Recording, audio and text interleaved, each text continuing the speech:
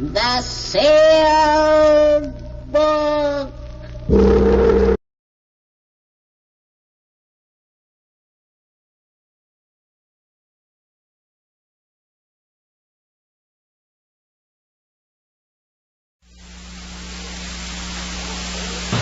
More? Oh, yes. You see, Miss Keaton, after Laura Winstead perfected her means of vocal communication with spirits, she continued her studies and experiments until she became able to bring about materialization. You mean... I mean, now we see the departed one with whom we commune. Oh. Well, I really didn't expect that. I thought possibly a few table wrappings. Oh, there'll be more than mere wrappings here tonight, Miss Keaton. Oh, here's Laura now. Laura, dear. Good evening. Or should I say good morning? It's after 2 a.m. Yes, Laura. We've been waiting for you. Really, I think you could be more prompt. Do you, Harvey? Or perhaps you should hold the seances instead of me. Now, Laura, there's really no reason for you to make a scene. Oh, no, of course not. We're not here for a scene. It's for a seance. Yes. Shall we begin, Laura? Yes. Harvey, if this is going to bore you, I suggest you go into the library until we've finished. No, I'll remain here. Then I must ask you to assume the right attitude. You know we always have difficulty getting good contact whenever a disbeliever is present. Oh, I'm sure Mr. Winstead believes, don't you, Harvey? I'd rather ask that same question of you, Frederica. We're finished here. Oh, don't worry about me, Mrs. Winstead. I'm quite open-minded. I'm sure you are, dear. Now, if we'll all gather around the table. Rogers, will you turn off the lights, please? Oh, yes. I missed my chair and bumped into hers. So sorry, Miss Keaton. Oh, I'm sorry, too. Please forgive me, but I was startled for a moment. There now. We're all settled. It was entirely my fault, Miss Keaton. I'm terribly sorry. It's quite all right, Mr. Rogers. Is everyone quite ready? Yes, Laura. All ready. Shall we begin any time now? Harvey, we will begin when the opportune time arrives.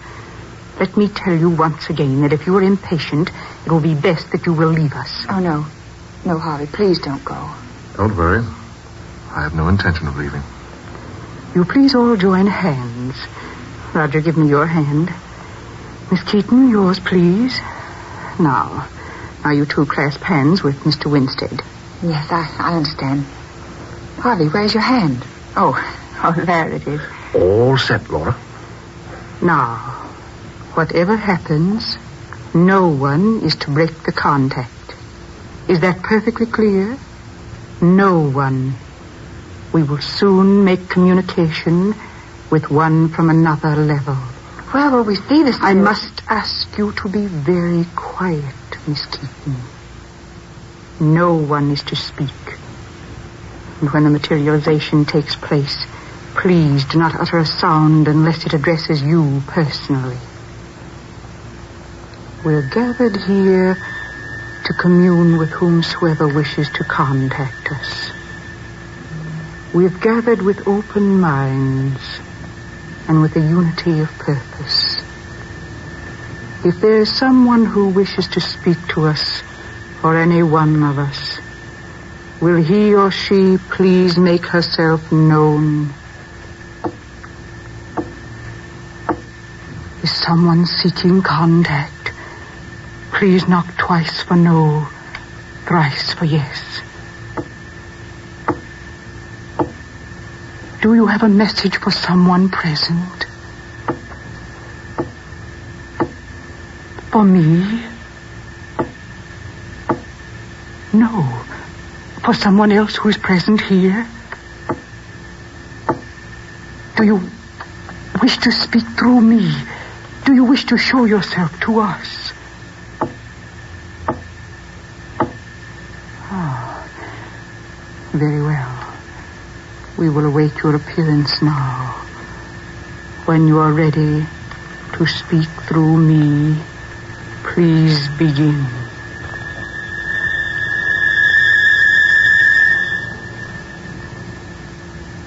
Frederica.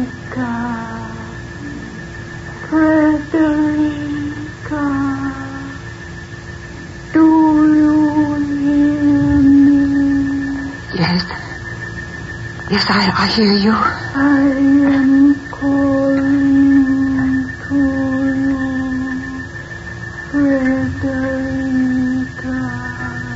I hear you. I am over here. Over here. Yes, I see you. Do you recognize me, Frederica? Yes. You are my mother. Yes, dear. I am your mother. Do not worry, Frederica. Do not worry about anything. Be good, my child. Be good and do not worry. Oh, no. No, don't go. Not yet. I want to talk to you. She's gone. Oh, I saw her so plainly. It was my mother. I know it was. Harvey, did you see her? Yes, I saw her. Will you turn up the lights, Roger? Yes, of course. Feeling all right, Laura? Yes, quite all right, thank you. Miss Keaton? Yes, I suppose so. I don't know what to make of this. It's all so wonderful. I'd take it with a grain of salt, my dear. And try not to think too much about it. Harvey, I'll not have you say such things. Miss Keaton, you've just seen and talked with your mother. You may do so again whenever you wish. And in case there's the slightest doubt in your mind, I can assure you that it was your mother. Oh, yes. Yes, I'm sure it was, Mrs. Winstead. And as I say, it's so wonderful. Tell me, why haven't I heard of your ability to do this before now? Because, Miss Keaton, I permit no one to speak of it. I do not wish to become a public figure. I give sittings for my friends. I don't wish the world at large to know about my power, so I swear every newcomer to complete and absolute secrecy. I'm asking you for your assurance now. You mean you don't want me to speak of this to anyone? Yes, that's what I mean. You must promise to speak to no one of what you have seen here tonight. Very well, Mrs. Winstead. As you wish. I shall expect you to keep that promise. Now, the seance is ended. I shall bid you all good night. Laura, dear, won't you stay and talk for a while? Thank you, no. I'm very tired, and it's almost 3:00. I'll see you to the stairs then, and then I must be going. Winston, old chap, I'll see you at the office tomorrow. Very well. Thank you, Roger. Good night, Miss Keaton. Good night, Mr. Rogers. Mrs. Winstead. Good night, my dear. Please come back again when you can. Oh, thank you, I will. Good night, Laura. I'll run Frederica home. I'll be along shortly. Yes, Harvey. Take your time, my dear. Now, whatever made me say that? I'm sure you will, anyway. Good night. Harvey, she's suspicious. That I'm in love with you? How could she have found out? I told her. You did? Yes. Made a clean breast of it to her. Told her it was no good, she and I trying to continue to make a go of it. It didn't do a bit of good. She refuses to give me a divorce. Oh. I'm really desperate, Frederica. I can't stand living with her another day. She's changed so. There's no love in her heart anymore. No warmth. She suddenly becomes such a different person. Nagging, sharp-tongued, overbearing. Oh, poor dear. You do need someone to look after you. She must neglect you terribly. She does. I minded a lot at first. Believe me, Frederica, I was always in love with Laura. Now she's so indifferent. Everything I try to do for her. But why has she become so indifferent to you? I stopped trying to explain that months ago. I don't care anymore. Now that I found you. Harvey. You do love me, don't you, Frederica? Oh, yes, dear. Of course I do. But we can't go on like this. With no solution in view. But there must be a solution. There must be some way. But there is no way. No way except the one Laura denies us. Just give me a little time, Frederica. It isn't hopeless yet. I promise you, Frederica, I'll find a way. I'll find a way somehow. My darling. Harvey, I'm still thinking about what Laura did here tonight. The apparition. The voice of my mother. Oh, nonsense, Frederica. Darling, what do you mean? Here, I'll show you what I mean. Here, I want you to see this, Frederica.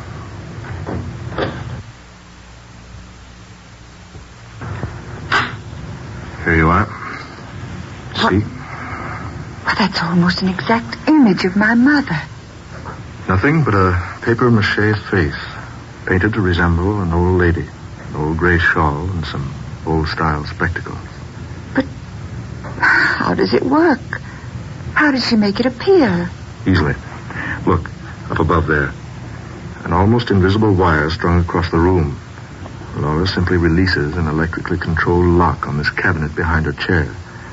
Since the invisible wire is placed at a single angle, the so-called spirit slips slowly out in front of those sitting at the table. Here, like this. There. Then Laura says whatever she wants to. Changing her voice. When it's all over, she simply manipulates this cord on a pulley inside the cabinet. The image is returned to the cabinet. Simple. Oh. Well, then she merely tricked us.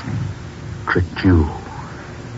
I've known for years that Laura's nothing but a fraud. You might have kept what you know to yourself, Harvey. Oh, Mrs. Winstead. Laura, I asked her not to come here. She insisted that since you extended the invitation, she was obliged to. I felt it only fair to show her that she'd been the victim of a hoax. Oh, Harvey, Never mind, Miss Keaton. I'm not in the least embarrassed. The apparition was a trick, yes. But I assure you, my dear, the voice was not. Oh, of course it was, Laura. You know it. Indeed. Harvey, my dear, there are many things between earth and heaven that none of us know. There are many things that you don't know. Yes, I have used tricks at our meetings. I admit that. But not everything that has happened here has been trickery. You'll have to convince me, Laura. Harvey, I have a feeling that someday, somehow I will convince you. And that when I do, you'll never be able to scoff at me again.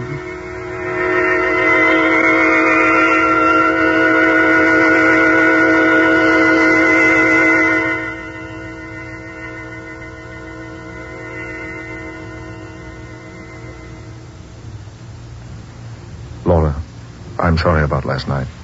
But we simply must settle this thing once and for all. I can't see that there's anything to settle. You haven't the right to hold me like this, Laura. You don't love me. Why don't you give me my freedom? Simple, Harvey. Because no woman likes to see another take her place. And besides, it's so convenient being married to your income. You're the most selfish, the most self-centered woman I've ever met. Am I, darling? You certainly are. Laura, all I ask is a divorce. I'll see to it that you're well cared for financially. No, Harvey. You're wasting your breath. I told you no yesterday. I say no again today. And I'll keep on saying no as long as I live. As long as you live. Yes. Just so.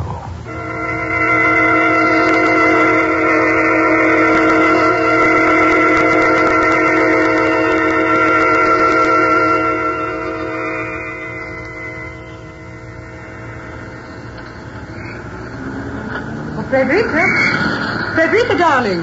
Yes? Oh, Laura. How are you? Excellent, Frederica. I'm driving out to Cliff Point. Won't you ride along with me? We'll be back by noon. Oh, why, thank you so much. I would like the fresh air. Then come along, Frederica. I need some company, and besides, I want to have a little talk with you. Frederica! Laura, stop! Stop the car, for heaven's sakes! Laura! Good heavens, Frederica! She'll be killed!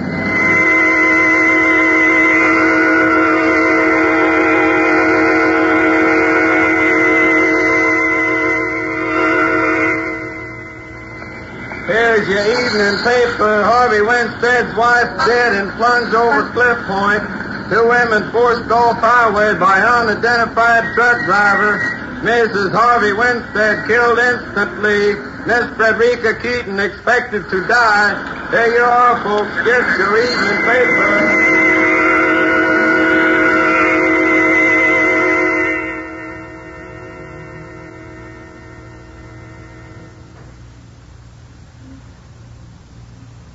How is she, Doctor? How is Miss Keaton? She's slightly improved, Mr. Winston. Thank heaven. But she's still in a very serious condition. She regained consciousness early this morning after a 10 days coma. She seems to recognize people, but something is wrong with Miss Keaton's nerve centers. For one thing, she can't use her voice. An operation, perhaps? Yes, a very serious one. To require, quite an expense. I say, Winstead, do you really think that this girl will ever recover? I don't know. It's been months since the accident. She hasn't been able to speak one word to me. Oh, look here, it's none of my affair, really, but I know things have been going very badly for you lately. Losing your wife and all. But you need some money, old man. Oh, no. No, thanks. Thanks a lot, Rogers. My money's not completely gone yet. Good news. Good news, Winston. Yes, Doctor? The operation was a success. Believe me, I never dreamed it would require 3 operations to make Miss Keaton able to speak again. She can talk? Yes, after almost 6 months of silence. Oh, that's splendid. When can I see her, Doctor? Why, now, if you wish. Here, this way.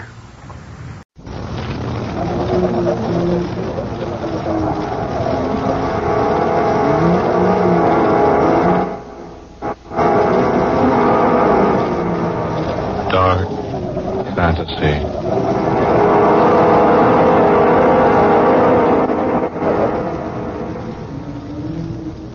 I am the man who came back.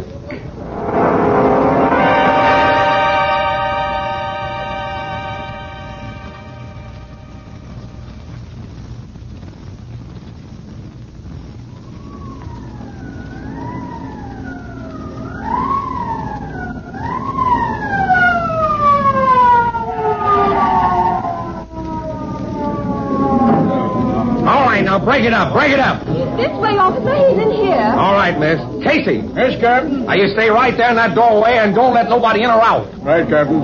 All right, now. All right, you heard him. Oh, but we had nothing to do with this. Okay, sister. If you didn't, you ain't got nothing to be scared of. Hey, you. Where do you think you're going? I thought I might get a little air, if you don't mind. Well, I do mind. Now, back in the house with you. What's the big idea of you wearing that mask? As you might have observed, my friend, this is a masquerade party. Oh, is it now? Well, according to Emily Post, it's masks off at midnight. And we got this call to come out here just as the clock in Washington Circle was striking the hour. The call was placed by a most hysterical woman.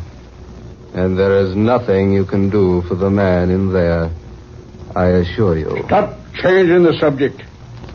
What I want to know is, why ain't you unmasked like the others? I prefer, sir, to wear my mask. Take it off, Don Juan.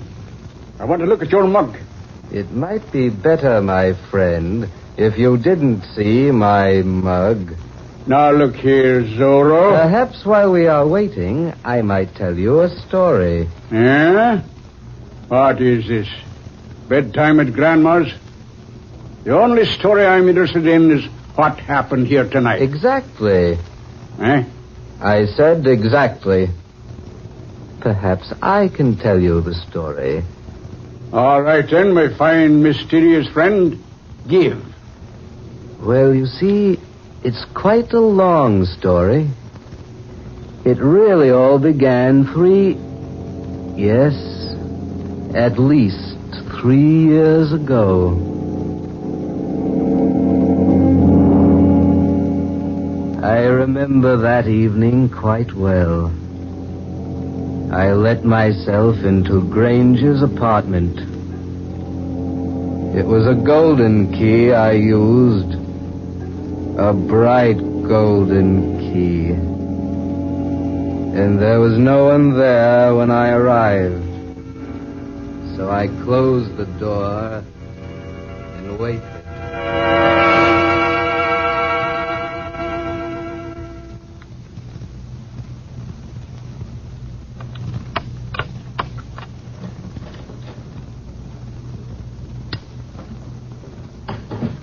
Well, Grange, imagine seeing me here. Huh?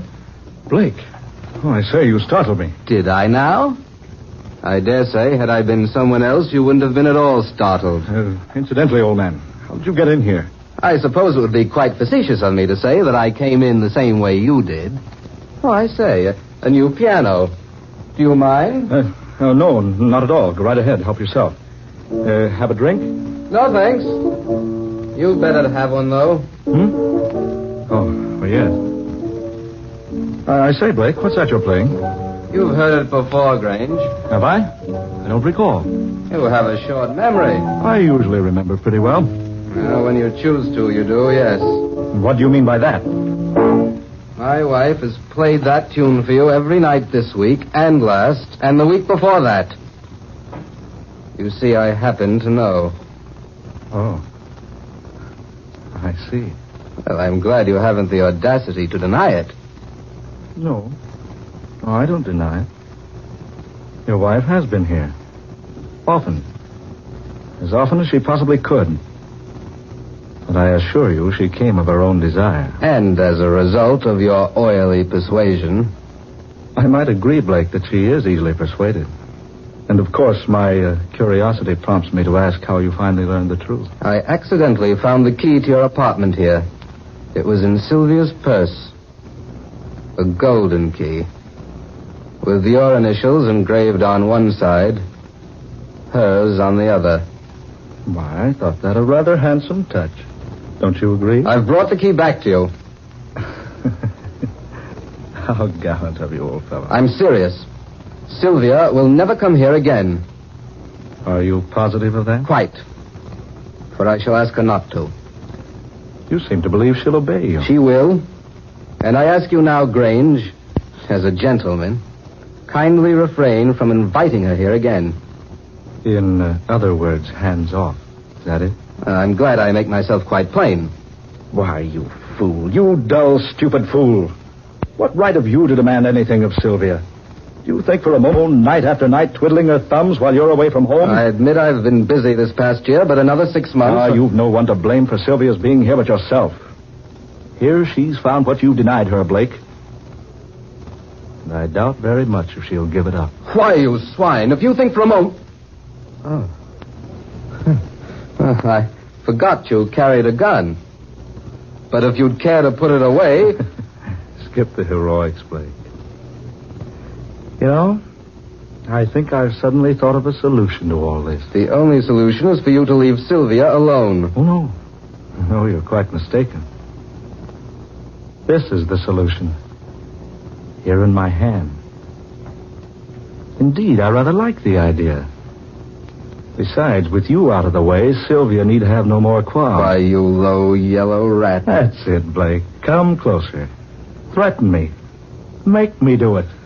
Make me do it, Blake. If you think killing me is the way out, Grange, you're very badly mistaken. It's the only way out. If you kill me, Grange, I'll come back and avenge myself. One shot and that'd be all. I can prove self-defense. Sylvia will help. She'll swear you came here and tried to kill me. I'll come back, Grange. Just one shot directly between the eyes. I'll haunt you, Grange, because by God in heaven, I'll come back. It's a perfect scheme, yes. I like it. I'll pierce the veil, Grange, because I'll come back if I have to fight all the demons of hell to do it. Prepare, Blake. This is a chance of a lifetime. It's the way out. Yes, it's the way out. Grange!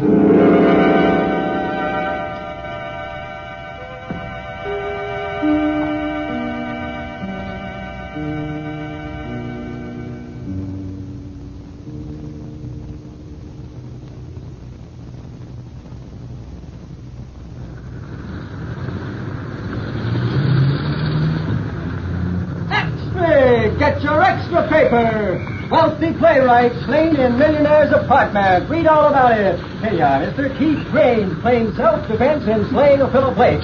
Here it is, folks. Get your extra paper. Read the headline news about the killing. It's all here in your extra paper.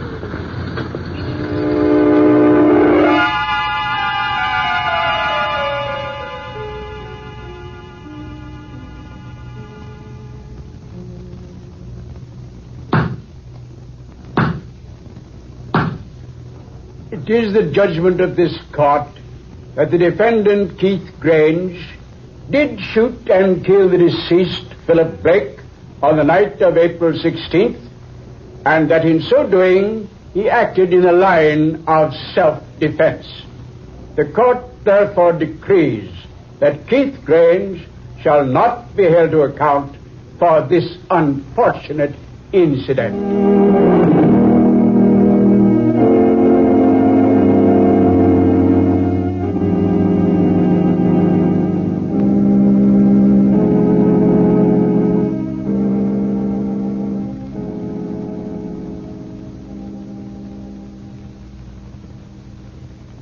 Well, my dear? I suppose there's nothing to worry about now. Not the slightest thing. I told you from the very beginning, Sylvia, that I acted rightly in doing what I did. Oh, I still can't resign myself to it. But you must. It's all over. Philip is dead.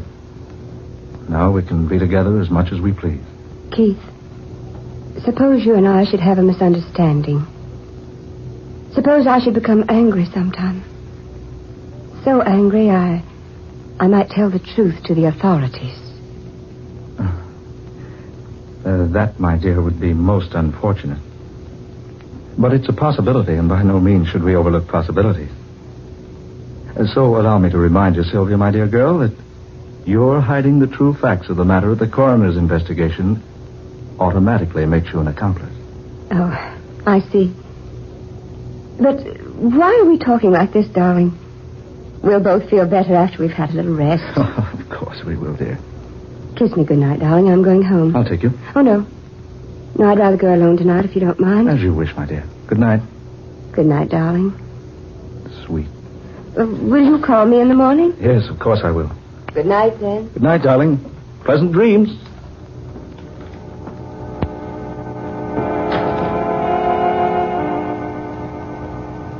That's strange. Very strange. Just a moment ago, there were only Sylvia and I here. Now she's gone. Yet I feel that I'm not alone. You're not alone, Grange. What? What was that?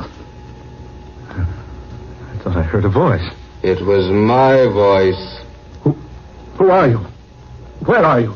I told you I'd come back. No, it's just my imagination.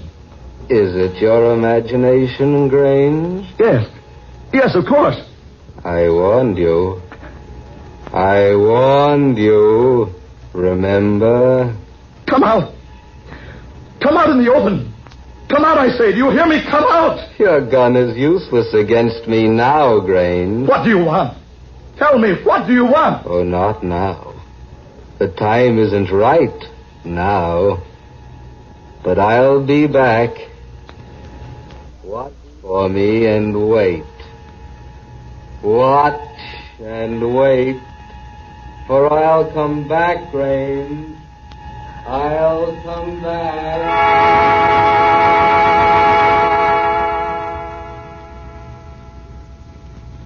No, I'm sure of it. It was no one. No one at all. I just imagined it, that's all. Yes, just my imagination.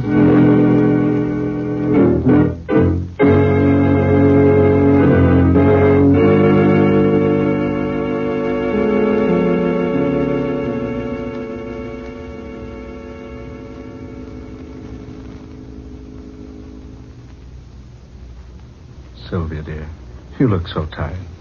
Here, perhaps this will wake you up. Present for you. A present? Yes, something I picked up today. I thought you'd like it. How sweet of you, darling. I think I can guess just by looking at the box. It's a ring. Oh, aren't you clever? Go ahead, open it. All right, darling, but don't hurry me. Oh. Why, Sylvia, that isn't the ring I bought for you. Keith, look at this ring. The initials. P.B. Keith, this is his ring. Sylvia, what are you saying? It's his ring. I gave it to him. But Sylvia... Keith, I swear to you, Philip Blake was buried with that ring on his finger.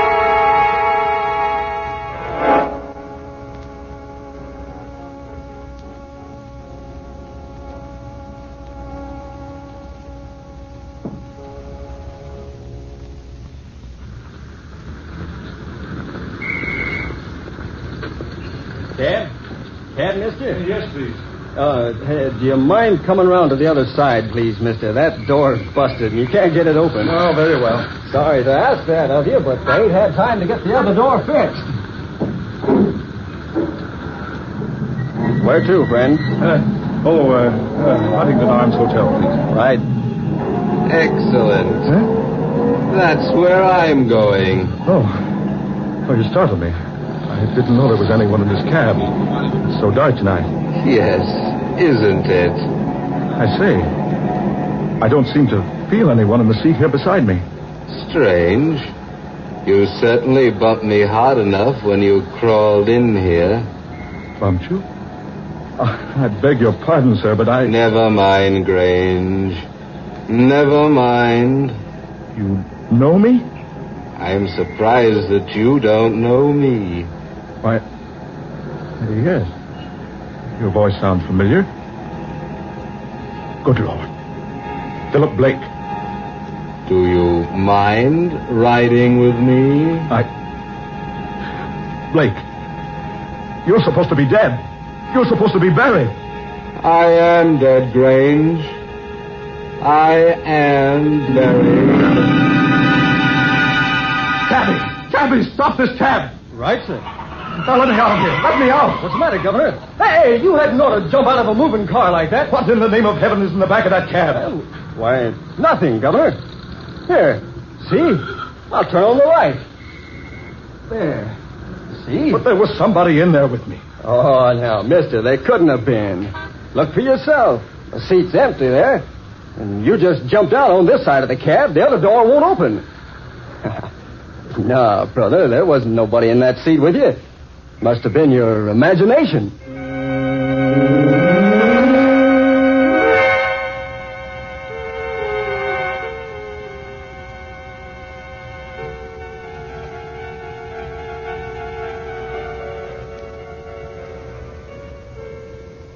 Hello?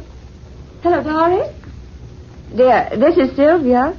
I just wanted to remind you about the masquerade ball at Keith's new home tonight. You'll be there? Fine. Now remember, masks and costumes for everybody. All right, dear. Bye.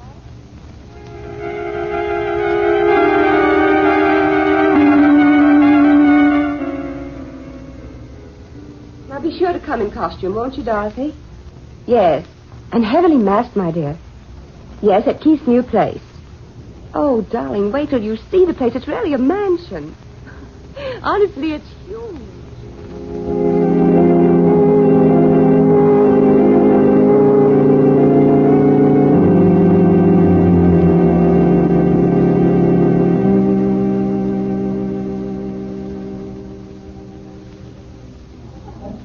Mr. Grange, I believe. Sylvia, darling. So you penetrated my disguise. Silly. I heard you order it from the costumers yesterday. Darling, the music will start soon. Is the first dance ours? Sylvia, my dear, every dance is ours tonight. Are you happy I bought this place? Oh, it's lovely. Absolutely lovely, Keith. Darling, what's the matter? That man in black. I've been watching him all evening. He's been watching me. Do you know who he is? No. He just stands and stares at me. Everywhere I go, he's always just a short distance away. Look, Keith. He's going into your study. Well, he hasn't any business in there. That's strange. I locked that door this evening so the guest wouldn't go into your study and disturb things. Well, he just walked right in. And, dear, I'll go see who he is and what he wants. You mingle with the guests, and I'll join you later. Very well, dear. But don't be long. I'll be waiting for you. All right, Sylvia. Yeah. It's odd. This door is locked.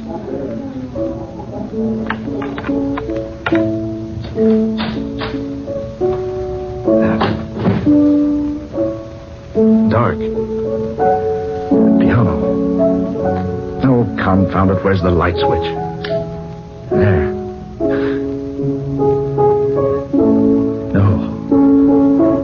No, it can't be.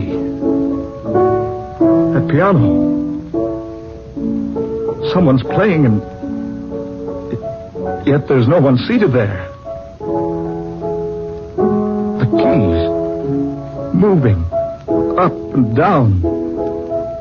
Playing the music. But there are no hands on them. That melody.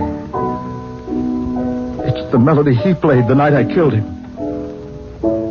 He's playing it now. And yet he's not there. I'm here, Grange. I'm here. Play. Look closer, Grange. Here I am. You see? Yes. I see you now. I brought you a little gift for your masquerade party. What? You'll find it lying on your desk. Turn around and see for yourself. That's right. There.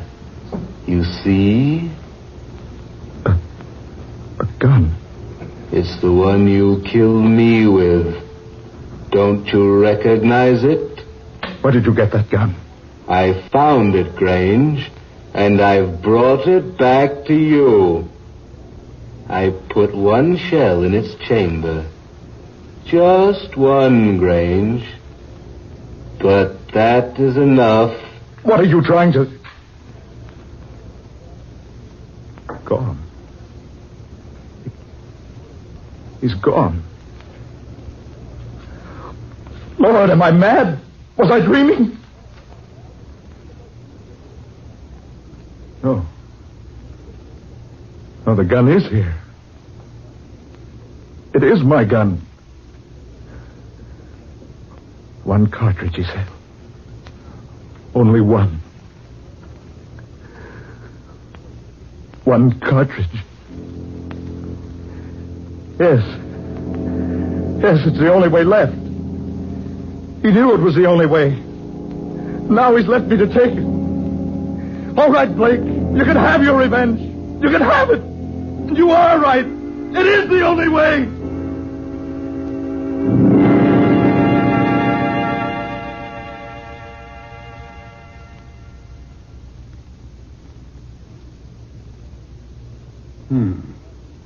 So he shot himself, eh? The evidence in there will indicate that he did, yes. Say, that's quite a yarn you spun, Zorro. It is nothing but the truth. Come on now, come on, my friend. Let's take off your mask and have a look at you. One moment. Keith Grange shot Philip Blake squarely between the eyes. Yeah? So what? That doesn't make a very pretty sight. Well, I don't see what that's got to do with... here comes the captain. He'll take that mask off you. Captain Sullivan, come here a minute, will you? Yes, Casey, what is it? Well, there's a mug here who won't take off his mask. He's been spinning me the most fantastic yarn I ever heard in all my... Where'd he go? Huh? Where'd who go? Say, did you let somebody get out of this house, Casey? No, Sir Cap. No, I didn't. But he was standing here just a minute ago. He wouldn't take off his mask. He told me the darndest story about a murdered man coming back from the grave. Casey, have you been near the punch bowl? Well, there's no one here now. Wait a minute. What's this stain here on the floor? Blood. A little pool of it. There on the floor. Right in the exact spot where the man in black was standing.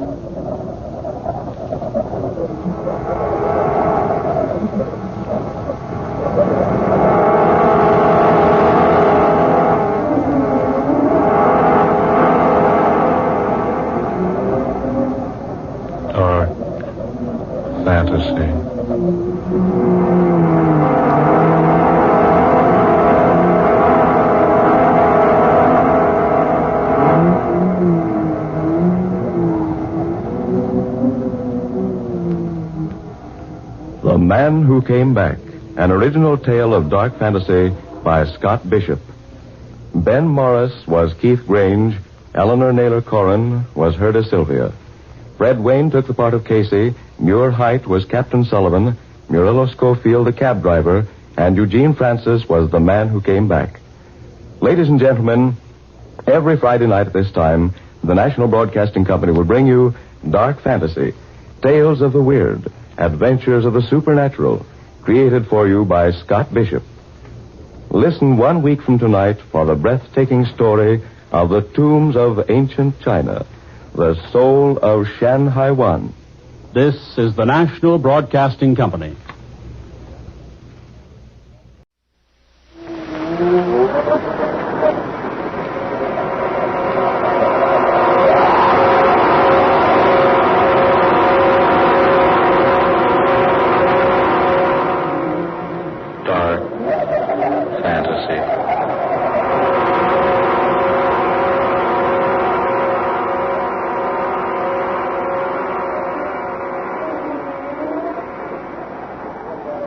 I am the thing from the sea.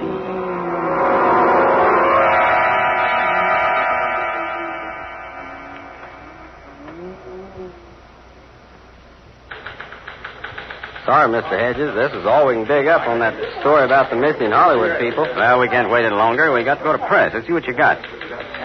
Story from the film Capital. More than a week ago, November 20th to be exact, Philip Hayward, young cinema star of Yesterday's Bread, and the popular actress Judith Johnson set sail for New Zealand aboard Hayward's private yacht. As chaperone, Miss Johnson's movie director father accompanied the pair, and it's reported that Johnson Sr. is taking advantage of the sea voyage to complete his original cinema yarn, a story of the strange creatures who live beneath the surface of the sea. That was more than a week ago. Word's been received from New Zealand that the Hayward yacht's more than 2 days overdue. A careful check gives evidence that there have been no disturbances on the Pacific throughout the time the party's been aboard. Special searching parties failed to discover the whereabouts of the boat. The question in Hollywood tonight, the question everywhere, is what's happened to the trio aboard the Dolphin? Where are they?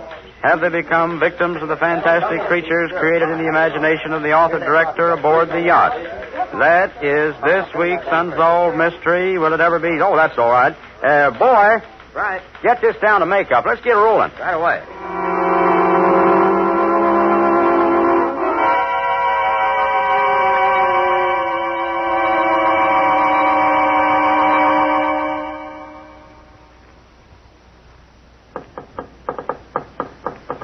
Confound it, Hayward. Stop that fool noise, will you? Oh, take it easy, Johnson. No reason to start shouting at each other, you know. Now, look here.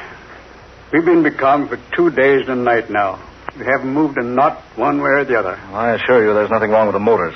I've been over them myself. The some fantastic reason, they just refuse to start again. Why? Why won't they start? I don't know. Why did they stop in the first place? Oh, it's weird. It's like some strange spirit has descended upon the boat. Oh, nonsense. Is it nonsense? There are many terrifying legends about sea spirits, fantastic adventures that have happened to sailors at sea. No, just a lot of myths. Who knows what strange creatures lurk beneath the sea's surface? Who can tell what might come up out of the depths at any moment? Oh, stop it. You're talking like a superstitious old fool. You made too many goofy movies. Just because you won an Academy Award is no sign I'm going to swallow the tripe you dish out in those 8 real clam bakes of yours. No. Judy. You can't. Hey, what's the matter with you? You can't. No. I won't let you. Daughter, hey, wake up. No, you can't do it. No. No, I said. No. Judy. Judy, darling. What in the name of heaven? Judy. Are you all right? Oh, I was asleep. Dreaming. Oh, it was horrible. I'd say it was a nightmare. I dreamed I was talking to a young girl. Yet, she didn't seem like a girl at all. She looked more like a mermaid. A what? She was like a nymph from the sea. I thought she stood looking at me. She told me she'd been dead for centuries, and yet not really dead. I couldn't understand what she meant. She said something about her body being dead, but her mind being free to wander about the world. Fantastic. Oh, Dad, it was ghastly. She kept trying to convince me that I should let her mind enter my body. Well, what did she say she wanted to do? She said the entire civilization of the earth depended upon the task she had to perform. Oh, Phil, she seemed to be actually trying to force me out of my body so she could enter it. Judy, what did this creature look like? Oh, she was awful looking, Dad. She had long hair. Green and slimy like seaweed. Her teeth were brilliant red. They were long and pointed. She kept staring at me with her little beady eyes. They were horrible, for there were no eyelids. She never blinked once. She just stared and stared. Yes? What else, Judy? Well, it was horrible when she touched me. She had long, narrow fingers with no nails on them, and they were covered with fish-like scales. That's positively the most amazing thing I've ever heard of. Mr. Hayward. Oh, yes, Ned. What is it? Oh, I say, look at the lad. Why, what's wrong, boy? You're pale as a ghost. Mr. Hayward, the dolphin, she's moving. The boat's moving. Good. The men got the motor started. No, sir. That's just it. The motors aren't running, and there's no wind.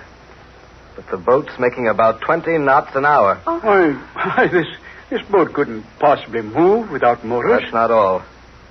There's a man at the helm steering the boat. And he's a man none of us have ever seen before. Ned, are you sure? Sure as I'm standing here, sir. And he's the strangest thing I've ever seen. Well, let's go have a look at him. Hey, come on. Judith, you'd best stay here. Oh, no. No, I'm not going to stay here by myself. All right, come along, all of you. Follow me.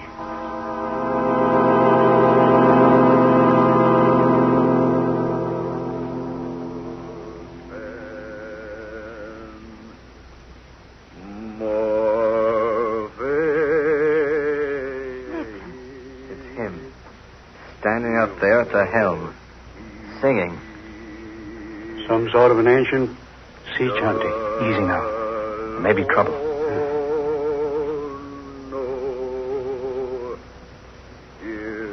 There he is, sir. You see, Mr. Hayward? Oh. Yeah. I say, Hayward, that's no man. It's some sort of a sea monster. Look at his hands, Mr. Hayward. The lad's right. Long, narrow fingers with webs between them. And no fingernails. Dad, Phil, they're like the hands of the girl in the dream. Oh, where's he taking us? Yes. I wonder. Behind us, sir. Oh, good Lord. A huge wall of water rising out of the sea. Get down those steps, everybody. Get down, everybody. Down the steps. Here, into the cabin. Hang on. Hurry.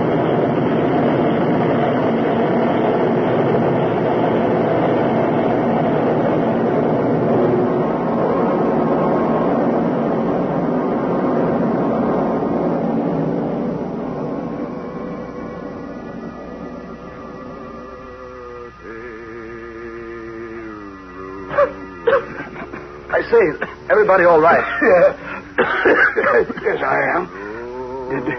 Did Judy get down in the cabin? Yes, she made it. Just managed to close the door before the wave hit. Are you all right? Yes, okay. You, Judy? Oh, what in the world caused that? Yeah, what? No wind. And a wave of water. Hundreds of feet high. It's a miracle we didn't capsize. Look, sir.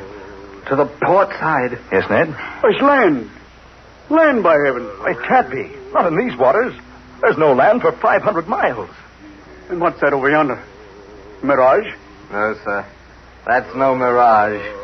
It's land. It certainly is. Long, low coast.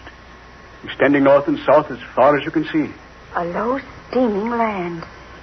Look. Look at the heavy vapors rising from it. You're right, Judy. It is steaming. That must explain the sultriness that's been round us these past 2 days. Why, I've been in these waters a dozen times. This has never been here before. It's an entire continent where there ought not to be anything but empty sea. A land from the sea. That explains the wave that swept over us. A wave that high could only have been caused by an undersea disturbance. Oh, nonsense, Johnston. You're trying to say an underwater convulsion forced this vast expanse of land up to the surface. Precisely. A land called Iban. Now, I'll have to have a better explanation than that.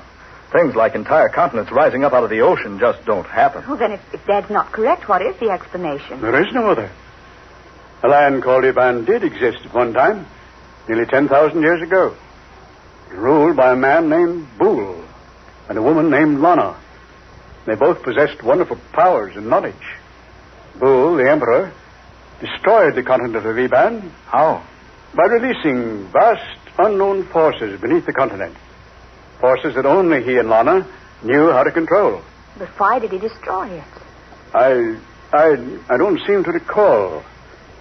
I read the legend once, doing research for one of my pictures. It seems that for some reason or other, Bull and the girl were to release their spirits from their bodies. And those spirits were to have the power someday of recalling the sunken land from the sea. Then if such a story is true, that must be the land of Iban we're approaching. Not at all impossible. And if it is true, couldn't that monstrous chanting thing at the helm be Bull himself? Oh, Dad. Taking us with him back to his long-lost kingdom. You don't actually believe that, do you, Johnston? Why not? Well, I certainly don't. Well, Phil, what else can we believe? That wave couldn't have swept us off our course enough to put us in sight of this land. Besides, look at it. Steaming. And that sultry, foul odor. Land covered with seaweed. There's no one at the helm, sir. That monster's disappeared. Oh, but look. There's someone lying on the deck beneath the wheel. It's a man. Yes. Yeah, maybe that thing's met with a bit of hard luck. Now, careful, Hayward. Right. He's breathing. Only slightly. I say, who is he? Not a member of the crew. Well, how'd he get on board? Why is he lying here on deck? What happened to him? Oh, he's conscious. He's trying to tell us something. Look here. Who are you? I... Stowaway. Hid in supply room. Went to sleep. I don't remember anything.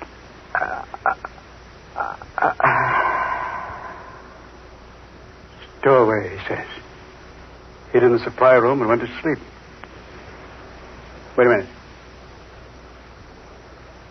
He's dead. Hayward, I'm going to have a look over here. Oh, Judy.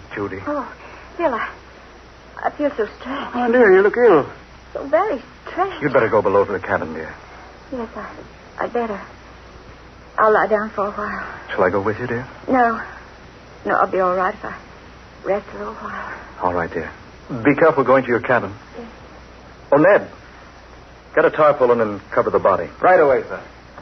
Hey, wait. Come over here a minute, will you? Yes, Johnson. What is it? There. Have a look. See? Someone's climbed down that rope ladder and gone ashore through the mud and slime. Whoever it was, he didn't sink in very deep. Seaweed's too thick. Kept him from sinking. I wonder who it was. I'm in favor of finding out. Oh, Ned. Yes, sir? We're going ashore. Watch out for Miss Blake, will you? Right, sir. And not a word of this to the rest of the crew, understand? Yes, sir. All right, Johnston. Down you go. Now, we'll follow those footprints and see where they lead us.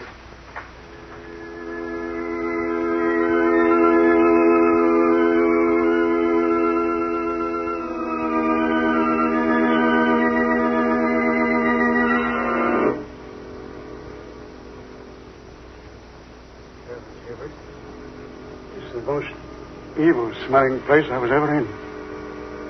Hold on. Look. Yeah. I see what you mean. A city up ahead there. A city. From the depths of the sea. I say, Johnston, isn't that Captain Webb going into that low-domed building over there? Eh? Oh, yes. Yes, it is. So that's our man. Ahoy, Captain! Captain Webb! Wait a minute, Captain. Hold up a bit. Hey, wait. He's turned around. That snarl on his face. He's got a gun in his hand. Hey, wait. It isn't Webb. It's that thing. What in the name of heaven? Stand back, the two of you. Stand back. What? You're not Captain Webb. I am Bool, Emperor of Eban, and I've returned to claim again my ancient kingdom. If you come one step nearer, I shall be compelled to slay you. You dare not, Bool. Lana! Judy! You seem surprised, Bool. Did you think I would forget? Lana! Judy, darling, what does this mean? Why do you speak so strangely? And why does this thing call you Lana? I am Lana, Philip Hayward. I have borrowed for a while the body of your beloved Judy. What? My mind, my spirit has entered her body. You see me as Judith Johnston, but now I am Lana, Empress of the Kingdom of Eban. I have returned to rule Eban. And I have returned to prevent. You cannot prevent it, Lana. Look here. This quarrel is none of my affair. I demand that you release whatever power you have over my fiancée. I have borrowed her body only for a little while, Philip Hayward. Just as Bool has borrowed the body of the captain of your craft. Yeah. The body I first borrowed was a weak one. A sick stowaway. The captain's is a sturdy body. Now it is mine. But you must return it to him, Bool. It is the law. You must return his body unharmed, just as I must return the body of Judith Johnston. It shall be so. I am about to enter the temple now to regain my Ebanite body. You cannot open the burial chamber unless I accompany you. I realize that full well. I enter the temple now. I shall await you, Lana, beside the sepulchre. Look here, Lana. Oh, whoever you are, well, this is some horrible nightmare. Philip Hayward, we must act quickly. I will try to explain. When Bool destroyed Eban 10,000 years ago, we sealed our Ebanite bodies in a vacuum chamber inside this temple. And our spirits left our bodies to roam the universe until Eban should be restored. Now Bool intends to re-enter his body and build a new Eban. Once he does reclaim his ancient body, all is lost. For no one save me can destroy him. And if I slay him, I too must die. But what can you do? I have a plan. Come with me into the temple where Boole awaits.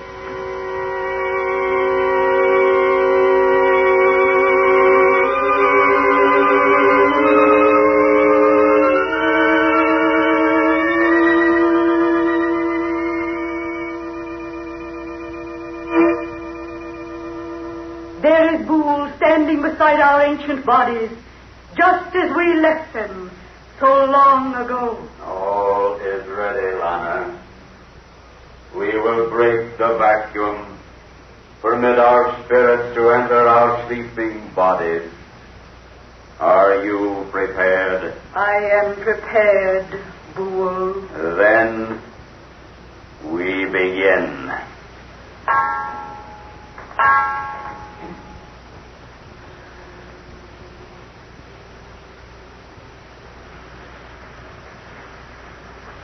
Howard, look. Those bodies in the glass vacuum. They're beginning to move. Yes. Slowly. Slowly. Look at them.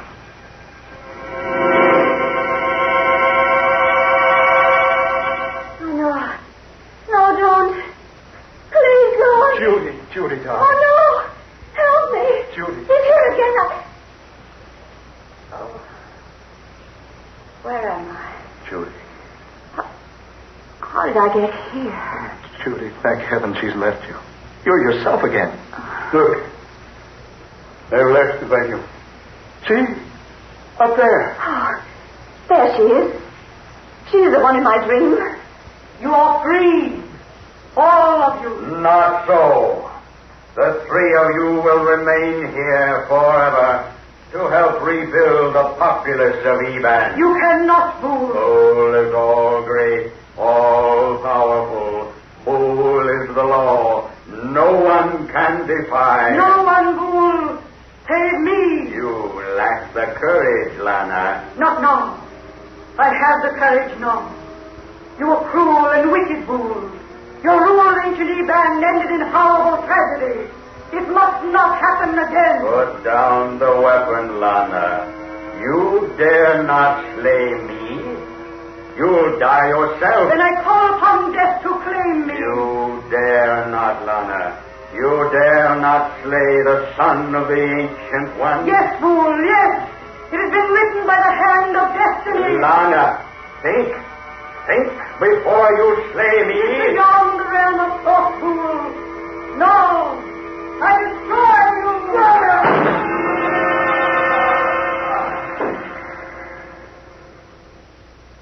She did it. She did it. That is the end. All is finished now. No, you must go. Can you come with us, Lana? No. For soon I perish also. You must hurry now. Leave Eban quickly. Go while yet you have time. Hasten. Before it is too late.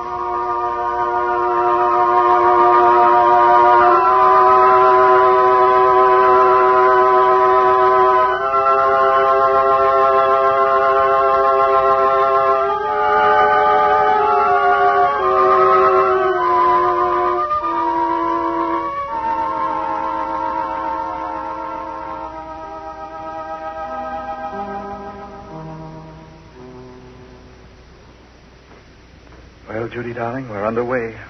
Full speed ahead. No trouble starting the motors, dear? None at all. Your father and Ned are down with the crew. The men don't even suspect what has happened to us. Well, just as well. They'd never believe it. Well, take a last look, Judy. You'll soon be out of sight of the land. Yes. Oh, I'm so glad it's all over, Phil. But poor Alana. She gave her life to save ours, Phil. Yes, darling. She did. What's that? Look. Flames from the mainland, like a volcano. Phil, the land's sinking. It's Lana. Judy. She's released the forces. She's destroyed ancient Eban once again.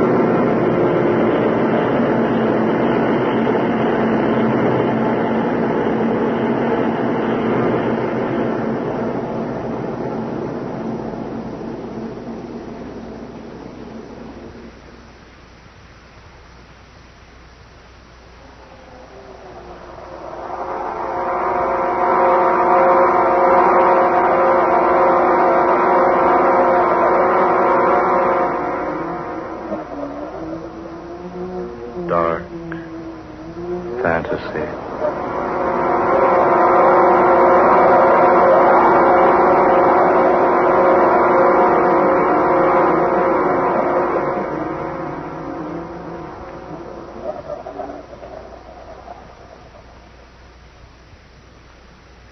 The Thing from the Sea, an original tale of dark fantasy by Scott Bishop. Eleanor Naylor Corrin was Judith Johnston. Ben Morris played Philip Hayward. Fred Wayne was heard as Johnston. Eugene Francis played Ned. Georgiana Cook was Lana. And Darrell McAllister was Boole, the Thing from the Sea.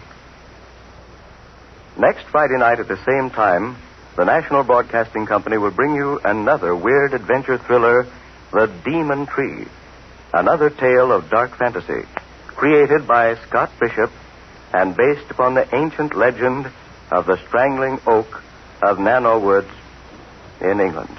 So, listen for The Demon Tree next Friday night. Dark fantasy originates in the studios of station WKY, Oklahoma City. Keith Bainton speaking. This is the National Broadcasting Company.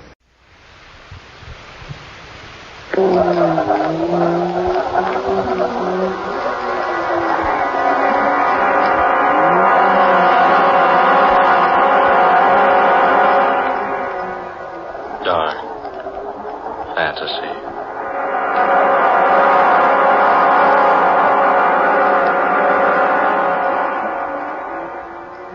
I am the spirit of the demon tree.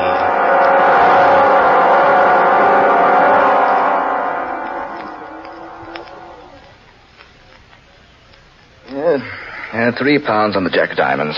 You should tear your money up, Humphreys. It would last you longer. Perhaps you're right, Crane. But this way I get a sense of honest toil. I say, isn't anyone else betting? Oh, let's quit. I'm tired of losing. Oh, look here, old girl. Could I loan you a few pounds? No, thank you, Crane. I have enough to get me back to London. If we ever do get back. Now, why do you say that, Clara? It's only a matter of a stage getting through here to the resort and taking us out of this beastly place. Beastly place is right. Why people come here for a rest is more than I can determine. Honestly, I've never spent such an uncomfortable week in all my life. Well, think of me. I've been here 3. So have you, Humphreys. Oh, look here, you two. It's 3 o'clock. They're expecting the stage around 8 tonight. What do you say the 3 of us go for a bit of a walk through the forest? I say, why not? Oh, here comes Danvers. Perhaps he'll join us. Anything to get away from this place. Good afternoon, Danvers. Greetings, good people. I take it you're no happier than when I left you a while ago. The place is as gloomy as a morgue. We've just agreed to take a walk in the forest back of the inn. You're invited to come along if you like. Sounds like a good enough way to pass the time. Oh, good. And we all go together. Besides, I'm quite interested in that forest out there. You remember, of course, the story the night clerk told us last evening? Yes, I don't like him. He talks through his nose. People should talk through their mouths. No. I mean, what he told us about the forest. What about the forest? I didn't hear it, Humphreys. Well, the clerk said it was a gorgeous place. Lots of beautiful foliage, vivid colors, clear water lakes. But nobody goes there. It's so beautiful. That's just it, Clara. You see, people have gone there and never come back. Rubbish. A lot of nonsense. Why, the clerk is just superstitious, that's all. I am inclined to agree with you, Danvers.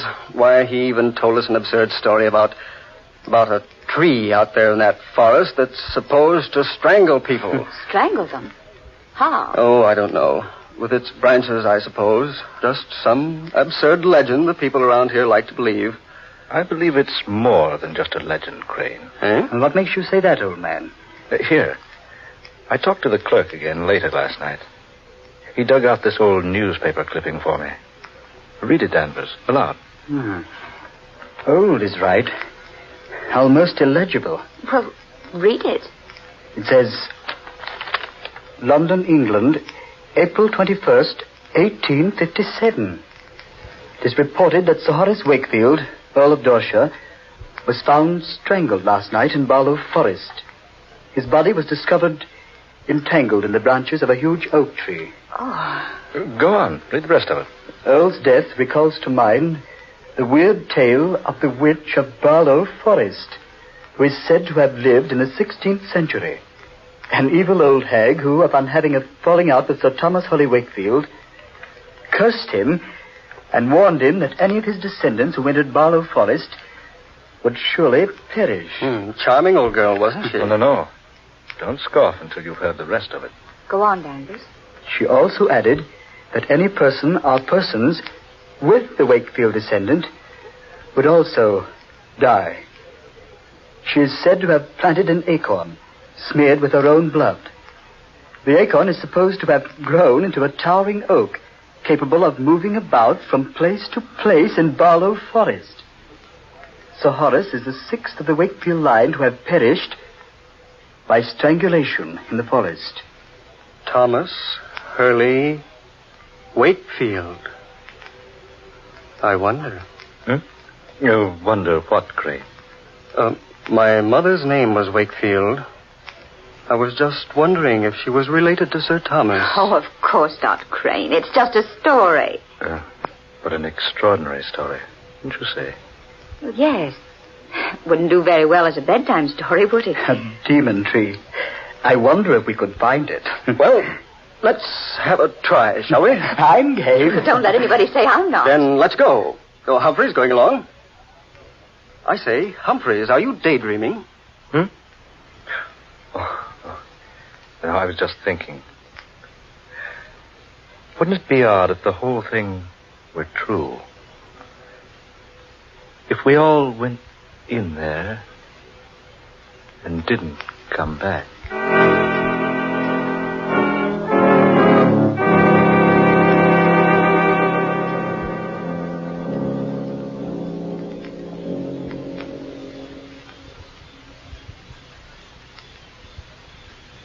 Well, do you gentlemen see any way we can get into that forest? It's as dense as Father Time's beard.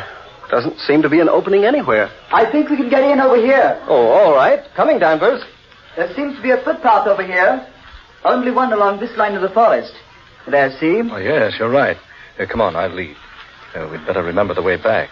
It would be hard to get out of here if we didn't know where this opening is. Don't worry, I'll remember it. I'm good at landmarks. Go ahead, Clara. I'm right behind you. I say, do any of you feel that? Feel what, Danvers? The chill. I feel like it's 20 degrees colder in this place. I feel that way, too. So do I. It's naturally cooler in the woods where the sun doesn't shine. But not this much cooler. I don't like this place. I'm for going back to the inn. Oh, let's get on ahead a little ways. I say, it is pretty in here. Pretty or not, it gives me the creeps. It isn't the kind of cold caused by climatic changes. What was that, Denver? I said it's a different kind of cold.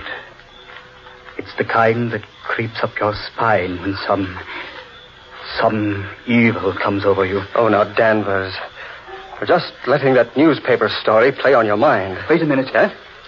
Look! That tree there in front of us. It looks like a human giant. Jove! You're right, Danvers. I could swear it moved just a moment ago. It did move. I saw it, too. That's the strangest looking tree I ever saw. Look at that bark. I wonder if... Crane! What's wrong, man? I just touched the bark of that tree and it didn't feel like bark at all. What? No, it felt like human skin. Here, let me feel it. By heaven, it's true. It does feel like skin. Warm and smooth and soft. Yes. It feels that way to me, too. Here. Humphreys, you touch it. No, thanks. Go ahead, Humphreys. Feel it. I have no desire to. You see, I'm sure you're right. What's that? I feel that this is the demon tree of Barlow Forest. I think we've seen enough of this place, haven't we? Let's get back to the inn. Yes, let's. All right. Come on. I say, wait a minute. Have you noticed how dark it is? All of a sudden. The sun's behind a cloud, probably. It's impossible to see the sky through this foliage. It is darker. I can hardly see where I'm walking. Are you quite sure this is the right way? I don't remember this clearing. I don't either. Wait a minute. By heaven, this isn't the way. But it must be. We're on the path, aren't we? No. No, I don't think we are. It's so dark. Do any of you have a flash? I certainly don't remember this clearing. I think... What was that? What was what, Crane? You'll think this is foolish, but I swear I felt the branch of a tree brush across my face and shoulder. That's impossible. There's not a tree within 50 feet of us. But I felt it, I tell you. It rustled like a branch covered with leaves, and yet it felt warm and soft, like human flesh. Crane, are you sure? Yes, look, we're lost here. It's dark as night, right in the middle of the afternoon. And we've lost the path and that tree. Easy, Crane. Keep your head, man. I'm getting out of here. I'm not going to stay here and be murdered. Crane! Stay with us. No. I'm going to find the path and get out of here. Crane, stay here. We'll find a way back. I don't want to stay here and die. I want to get away from this place. Crane, don't be a fool. Crane!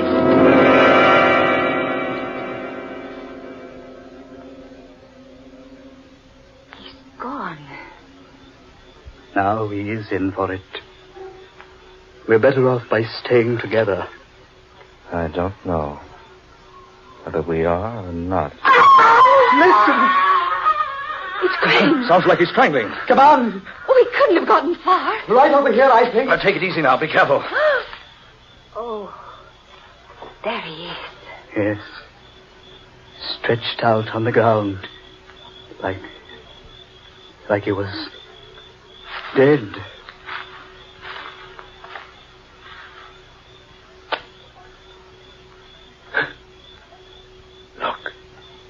Look at him.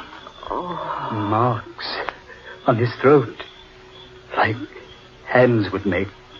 That wasn't done by hands. See? Stains on his skin. Green stains. Thomas Wakefield Crane. Oh, what a horrible way for him to die. Clara, that tree. This is where we first saw it. Now it's gone. Humphreys, you're right. This is where it was. I'm sure of it. Then what's happened to it? The important question is, what are we going to do with Crane? We'll have to leave him here till we can find a way out of this place. Poor Crane. It happened so quickly. One minute he was with us, and the next... We warned him not to leave us. Now, the three of us had better stay close together. Oh, yes, for heaven's sakes, let's not get separated. And do come on.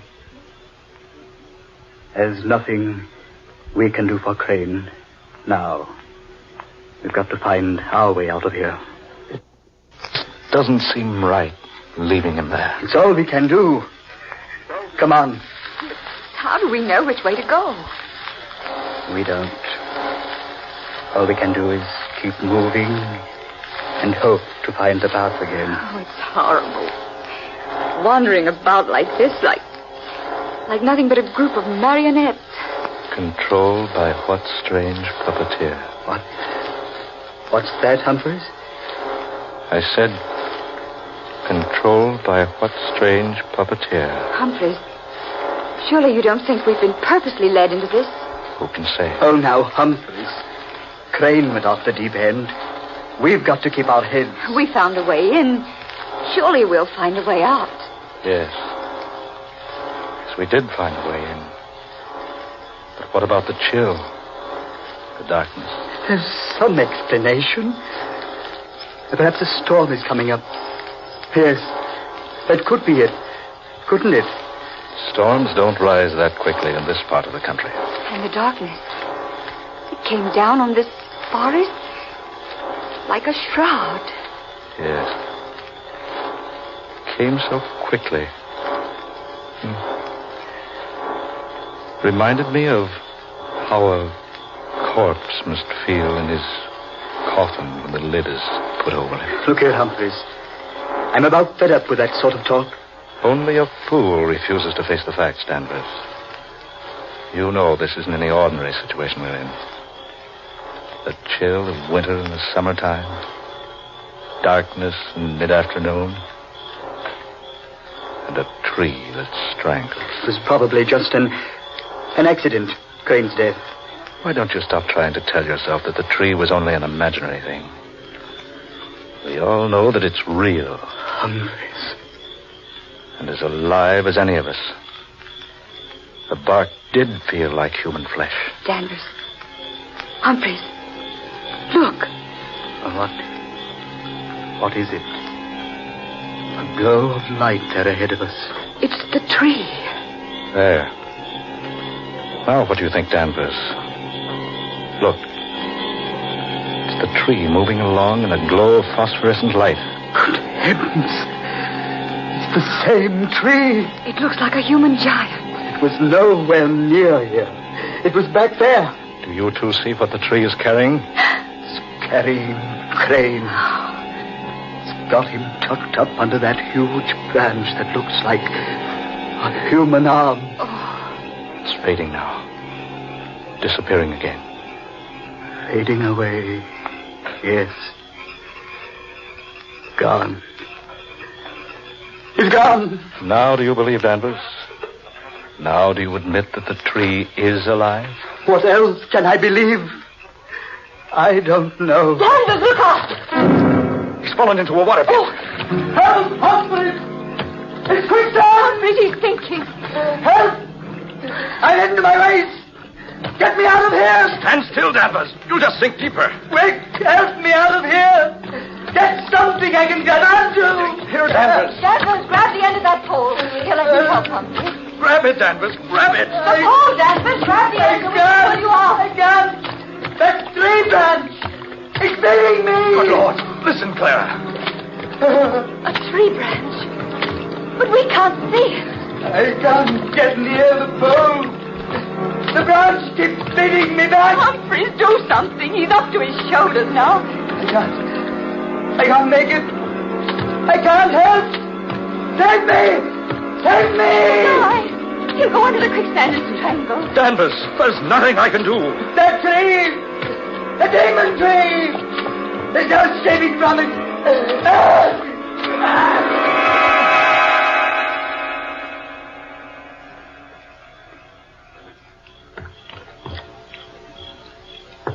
He's gone. Poor devil. Didn't have a chance. Humphreys, we've got to get out of here. We're all doomed. It's the Wakefield curse. Clara, stop it. It is the curse. We're helpless. There's nothing we can do to save ourselves. Clara, stop it. Humphreys. Now, we can't give up. We've got to find a way out of this place. Follow me. Be careful where you step. And whatever happens, keep your head, Clara, for heaven's sake.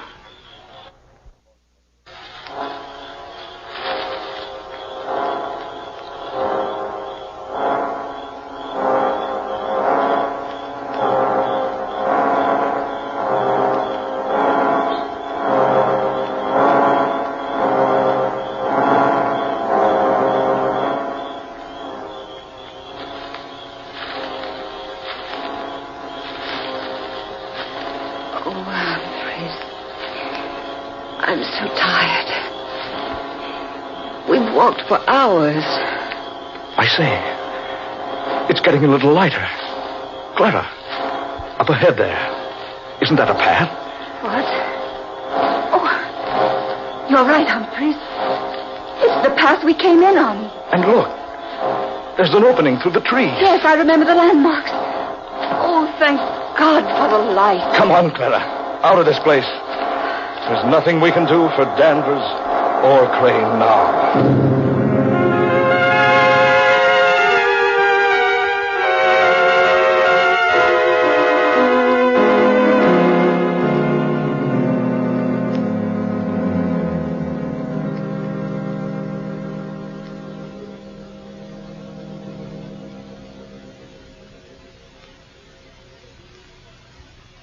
Clara. Yes? I wonder if you feel as I do. I thought we'd be safe back here in the hotel. I don't know how to describe it, but I have a feeling that this whole business isn't over yet. I know. I've had the same feeling. A feeling that we're not finished with the demon tree. Or that it's not finished with us. Yes, exactly. Yeah, my room. I'd better go in and have a drink, Clara. Heaven knows we need one. Yes, I certainly do. What's worrying me is how we're going to explain what happened to Craig and Danvers. Yeah, wait a minute. I'll get the light. There. Humphreys, on the bed there. Good Lord. The branch of a tree about 2 feet long. Humphreys, don't touch it. Look at it. Look at it. A fresh, living branch. Put it down. Oh, Humphreys, I'm getting out of here. Where are you going? Down to the lobby and wait for the stage. Oh, hold on. I'll go with you. Wait, Clara. Wait, it's 3 flights down. Let's take the elevator. All right. We can get the thing up here. It's automatic. Just push the button. It'll come up. Humphreys, look. Someone left the steel gate open. I say, that's dangerous. It certainly is. Humphreys, that branch is pushing me. Drop it. Humphreys!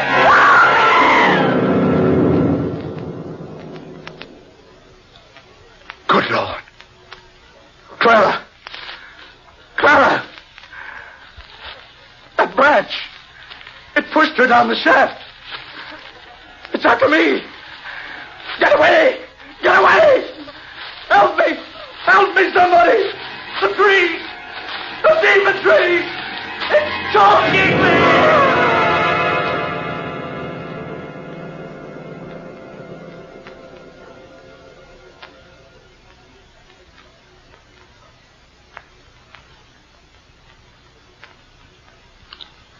Any descendant of Sir Thomas Hurley Wakefield who enters Barlow Forest is doomed to die, and all who enter the forest with him are likewise doomed.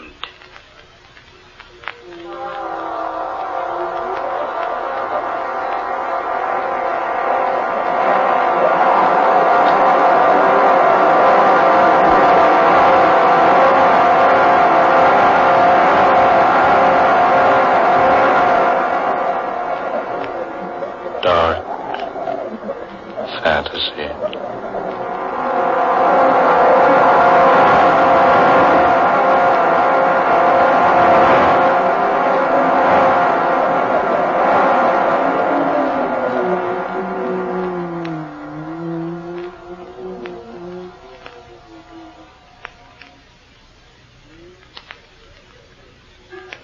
You have just heard The Demon Tree, an original tale of dark fantasy by Scott Bishop. Tonight's cast included Eleanor Naylor Corrin as Clara, Ben Morris, who was Humphreys, Garland Moss took the part of Danvers, and Murillo Schofield was heard as Crane. Next Friday night at this time, the National Broadcasting Company will bring you another unusual and fantastic adventure thriller, Men Call Me Mad, the story of another world and the people who inhabit it. An exciting and weird tale of dark fantasy created by Scott Bishop. Dark fantasy originates in the studios of station WKY, Oklahoma City.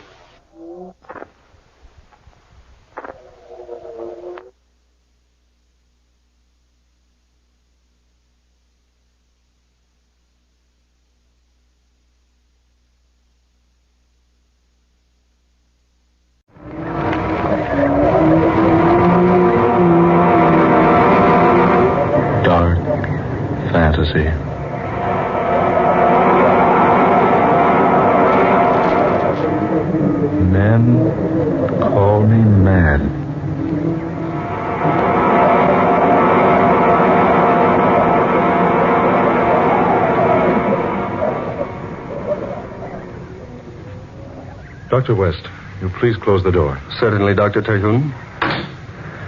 Now, gentlemen, I have summoned you, my two trusted and loyal friends, to divulge a secret that even I myself can hardly comprehend. You've made a new discovery, Charles? A discovery? Yes. I have found another world. Oh, what? Another world, you say? Exactly. Would you please snap off the lights, Doctor? That switch there. Yes, certainly. Now, by means of this special projection machine, I'm going to show you something which will astound you beyond words. I must ask you to remain perfectly still throughout this demonstration. As the picture I'm about to show you progresses, I will explain in detail just what I have done. Now, first of all, to start the machine. Now, observe this picture I've taken on color film. A picture of the new moon. Now, you will notice that the camera has picked up a single ray of the moon. It's focused up on a wall, whereon dances a single tiny moonbeam. The camera approaches the moonbeam. Closer. Closer. Still closer. And then the special film in my camera reaches the lens. The scene changes. Dr. Smith. Gentlemen, please. Now you see here my other world. My world within a moonbeam. Taken upon special color film of my own invention. Film that is constructed to pick up objects within the very atoms. Objects smaller, that is, than atoms themselves. And notice, please, the coloring of this other world within a moonbeam. See the hills, the plains with their red grass, their red-leaf trees. Notice that tiny stream at the left, a vivid orange. Notice the yellow of the tree trunks, the orange-colored sky, and the deep blue sun. Amazing. The film ends quickly now, but first a rare sight is in store for you. Now watch closely. There. A man. But what sort of creature is that he's riding? I don't know. You will notice the animal approaches the small stream, wades quickly through it, and vanishes from the camera's sight. And as he vanishes into the distance, the film ends. Amazing. Astounding. Unbelievable. The lights, if you please, Doctor. Oh, yes, of course. Look here, Terhune. Is this a camera trick? Absolutely not. I have shown you what actually exists within certain, or possibly all, moonbeams. Well, what's your theory, Doctor? That all creation consists of worlds within worlds. Who can say that our world is not contained within some still larger one? And that within another, and that still within another, and so on. The thought suddenly becomes overwhelming. Yes, doesn't it? To think that all around us, within even such tiny substances as the atoms themselves, under our feet, overhead, on all sides, are worlds of which we are unaware. Yes, if only there were some way to visit those other worlds. Ah, Dr. West. That is the point. We can. Good heavens, man. You mean you... Yes, just what do you mean? Gentlemen, I plan to enter that world in the moonbeam. Impossible. I don't like to say so, Charles, but aren't you overlooking the laws of dimension, the general medium, laws of nature that are so obvious? Not only that, Terhune, but aren't you appearing a little ridiculous on the face of things? I do not expect you to be convinced until you have seen. We in our profession are not inclined to take such things as we are speaking of for granted. Then let's not waste words, my friends. I propose to convince you beyond all possible doubt. Well, I have no objection to being convinced. Nor I. Though I really believe Terhune has let his imagination win the upper hand. Now, we shall see. Now, here, gentlemen, on this table, you see what looks like an Eskimo igloo, made of crystal clear glass with an opening at one side at the base, much like an entrance to an igloo or tent. Yes, it's about 10 inches high and about 8 inches in diameter. Now, when we extinguish the lights here in this room, and when that curtain is drawn from the window over there, the moonbeam in question will be centered directly through that little glass case. You want us to assist you? Exactly. But what do you intend to do? Well, I have here a number of small capsules filled with a potion whose base consists mostly of radium. What is this preparation? A substance which will cause animal matter to decrease itself many millions of times. In other words, you think it'll make you become smaller. Precisely. But small enough to enter the realm of a single atom? I hope so. Well, have you tried this concoction? Only on animals. First on rabbits and rats. And just yesterday, I sent a dog into the world of atoms. But granting such a feat is possible, don't you think your clothes would also shrink with you? Well, I have found that any object in contact with the animal matter, at the time the capsule is consumed, will be caused to shrink in proportion with the animal matter itself. I found that out yesterday when I failed to remove the dog's collar. But suppose you consume too great a quantity of the potion. I have an equalizer, another mixture which will counteract the first capsule. By taking particular amounts of it, I can stop the reaction of the capsule, and then, having stopped it by taking another dose of the stabilizer or equalizer, I can increase my size again. This is all very extraordinary. I plan to be gone quite some time. I'm asking you two to watch over this little glass case for a 4-day period. You can count on me, Daniel. And on me. Good. Now I shall take a capsule. I will begin to grow almost immediately. I've reached about 2 feet in height.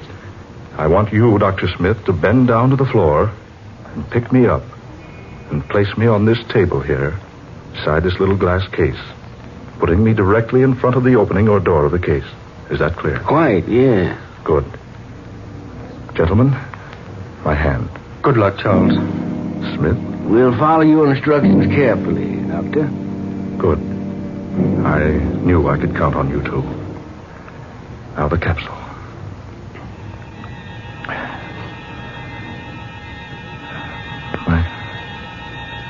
My head is whirring. My ears are ringing. Eyes are growing dim. I have a sensation of emptiness in the pit of my stomach. Do you notice any change in my appearance? Good heavens.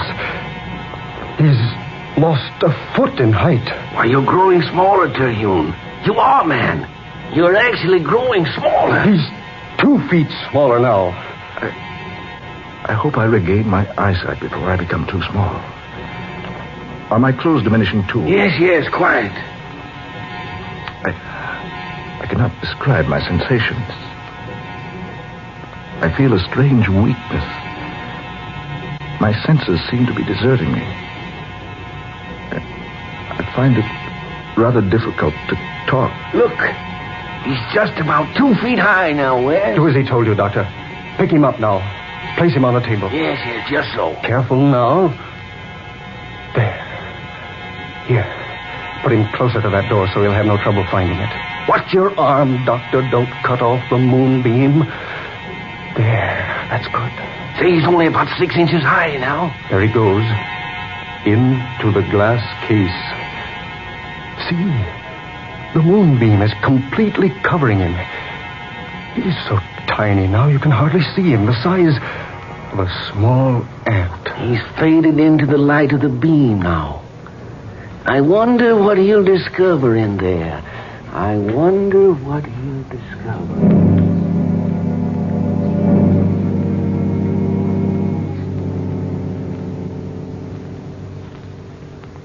At last, I'm here in another world. Such a strange place. Similar to the place I came from, yet different. Trees, yet with leaves of brilliant scarlet and yellow bark. The grass, also scarlet. An orange-colored sky overhead. A sun of dazzling blue. And the water in the little stream over there. Not blue, but orange. Yes, the colors, all different. But everything else correspondingly the same. Why do you speak so strangely? Oh, I beg your pardon. I thought I was alone. You must be a foreigner. Otherwise you'd know you're in the king's gardens, and they're quite private. I'm so sorry. Yes, I am a foreigner. If you'll forgive me, I'll leave at once. Oh, no, please. It is our custom to treat foreigners in a friendly manner, and so I bid you welcome. I am the Princess Elena. A princess? Yes. Daughter of King Londelier. Surely you've heard of me. No, Princess, I've not. But surely. My father rules the world with kindness and justice. And everyone knows him for his goodness. Princess, will it frighten you if I tell you something? Something most strange. I think not, sir. For you yourself are most strange.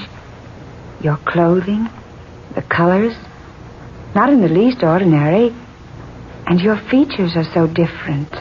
Princess Elena, my name is Charles Terhune. I'm a citizen of the United States of America. America? I know the world quite well, but never have I heard of America. That is why I fear I might frighten you, Your Highness. You see, America is not in this world. It is in another. You're from another world? Exactly. You see, I am a scientist in my own universe. I discovered your world here, so I found a way to come to visit you. Why, you don't seem at all surprised. No. Why should I be surprised? We've expected you for a long time. Me? Well, not you exactly, but someone. What do you mean? Our scientists have known for many years that other worlds besides ours exist. But they've never been able to discover a method of entering one of them. We've been hoping someone from beyond would find a way here. Amazing. That is why I asked if you were a foreigner. Since my father rules the entire world, naturally a foreigner could only be from another world. This absolutely astounds me. Princess, I must speak to your scientists. Well, this is so wonderful. The people of our world seem much alike, save in a few minor respects. We look alike, talk alike. We've often wondered how much we would be like the people from beyond. Take me to your scientists, Princess. I must see them. I will gladly take you to them. But first, I must warn you. You're in great danger. Danger? Our world is doomed. We're falling victims to a strange malady, which none of our doctors or learned men can overcome. It is slaying our people by the thousands. A plague? Yes. A mysterious disease. One we've never encountered before in all history. If you would save yourself, use whatever method you have and return to your own world before it's too late. One moment. Princess, will you take me to your father? I don't know why I say this, but perhaps I can help. Oh, no. No, save yourself. I beg of you. Do not remain here to perish. Please, Princess. At least allow me to try to help. You're either very brave or very foolish. Brave or foolish, take me to your father. Very well. But he will only warn you, as I have done.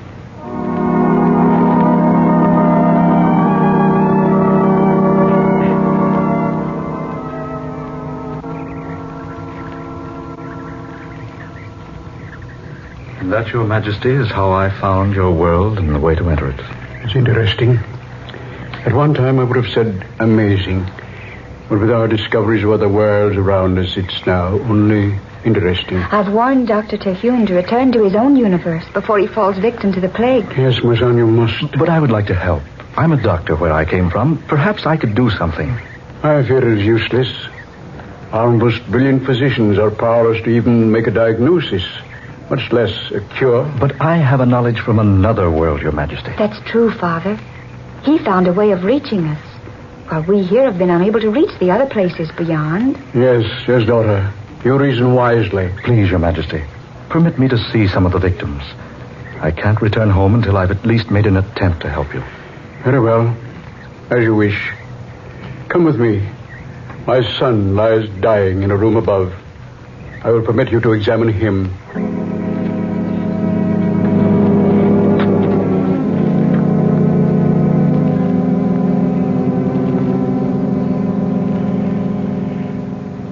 Well, Dr. Terhune? Your Majesty. Dr. Terhune. Heavens, man, this is typhoid. Typhoid? But what is typhoid? We have it on our Earth. Well, tell us, do you know the cure? Yes, Your Majesty, I do. Take me to your nearest medical laboratory. We must prepare a serum, huge quantities of it. We must send it to all parts of the world immediately if we're to save your people.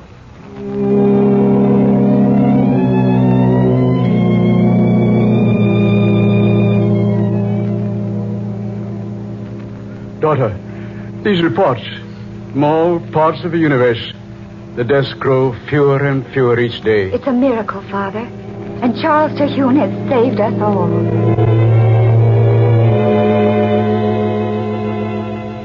There have been no typhoid deaths now for 3 days. I know. Our fight has been won. The people are clamoring for you, Dr. Terhune.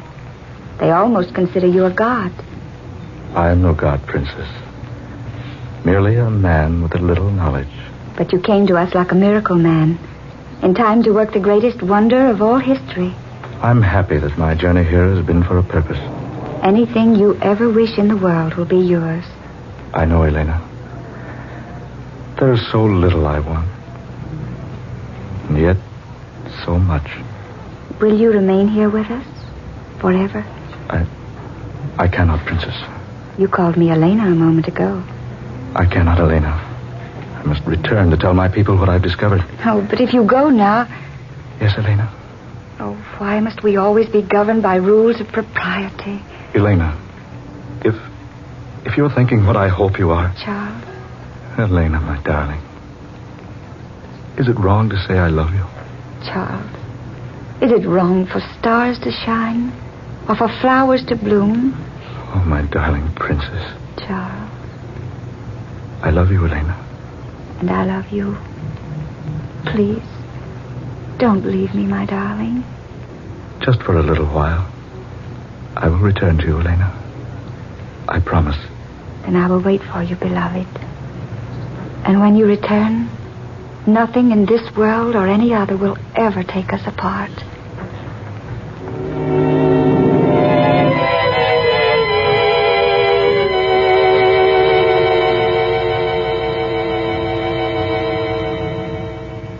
It's past his time, almost 4 days. Look, a moment there in the moonbeam, see? No, Yes, look. He is coming back. See, there, he's out of the glass case on the tabletop. He's growing rapidly, West.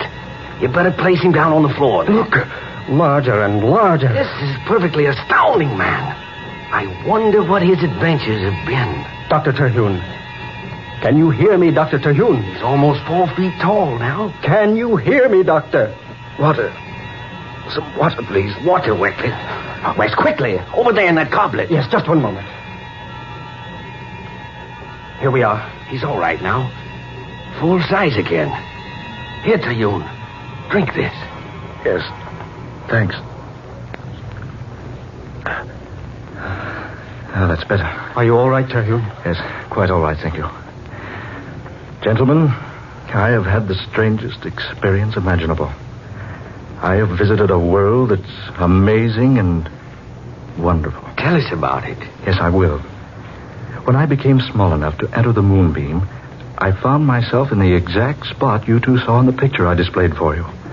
I did not know which way to go, naturally, but after a moment I heard someone speak to me.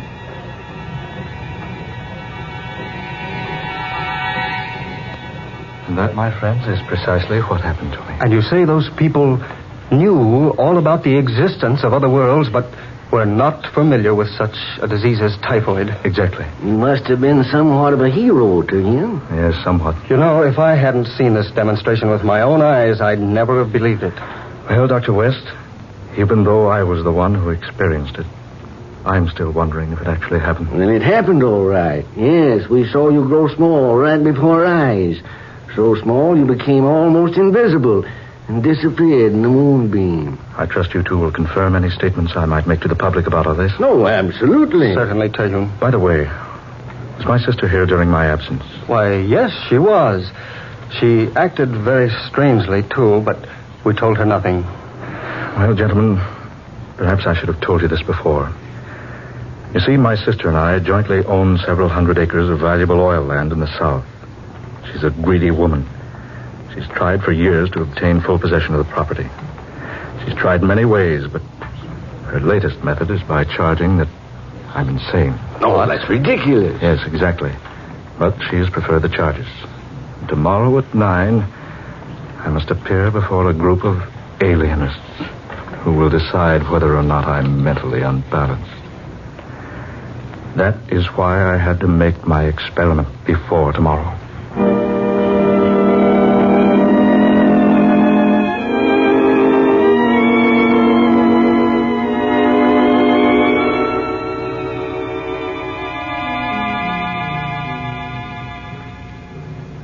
Dr. Terhune, you've been carefully examined by this impartial and experienced board of alienists at the request of your sister.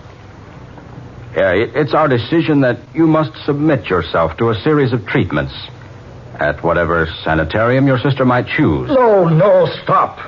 This has all been so irregular, so unfair. You think I'm mad?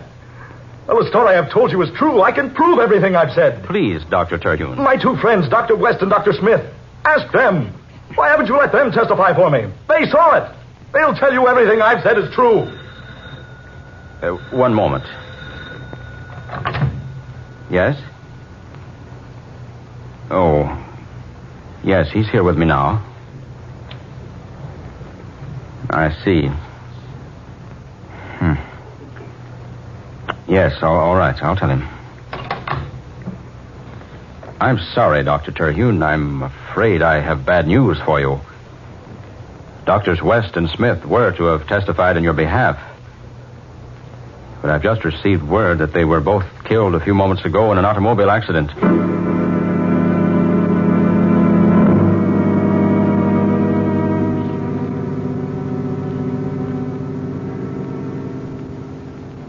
And that was the verdict. Now men call me mad. So they've locked me here in the cell till the time they can remove me to a sanitarium. Any moment now they'll come for me, whisk me off through the night. And my discovery will never be proved. People will laugh for a while, speak of the mad Dr. Terhune.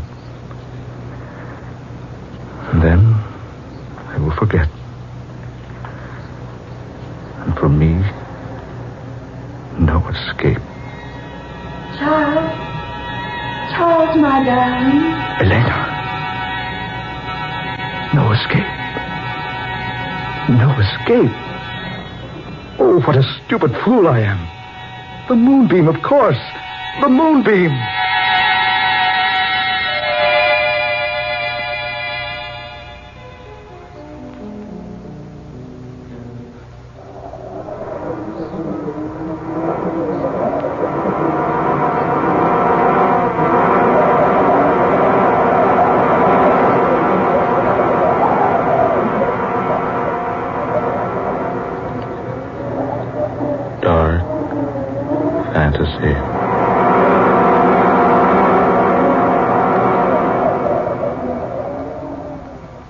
Men Call Me Mad, an original tale of dark fantasy by Scott Bishop.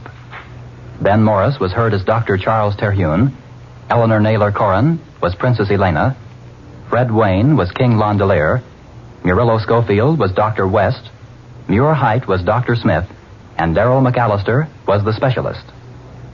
Next Friday night at the same time, the National Broadcasting Company will present another tale of dark fantasy, The House of Bread, a strange and compelling drama of Christmas 1941 and that first Christmas nearly 2,000 years ago, told to you by Scott Bishop. Dark fantasy originates in the studios of station WKY in Oklahoma City. This is the National Broadcasting Company.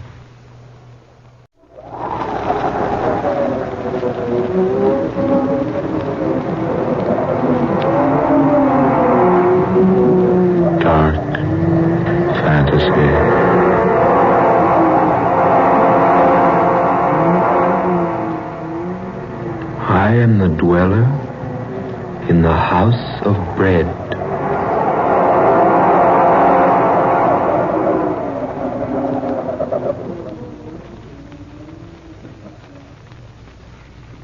I'm Scott Bishop. I create fantasies for the radio. I write weird stories for magazines. I write books on strange subjects. Authors who do these things sometimes attract odd happenings. I don't ask listeners to believe my stories. I do not expect you to believe what I'm going to tell you now. As I was sitting alone at my typewriter one evening, plotting in my mind an outline for a story, my room was quiet. There was a soft, spicy odor of incense being wafted in from some other portion of the house. An organ was playing softly somewhere in the distance. That was when I fell asleep.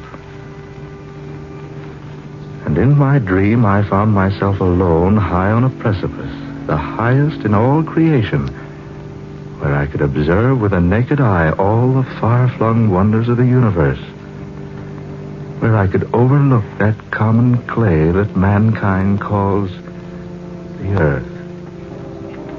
And as I watched high on that vantage point,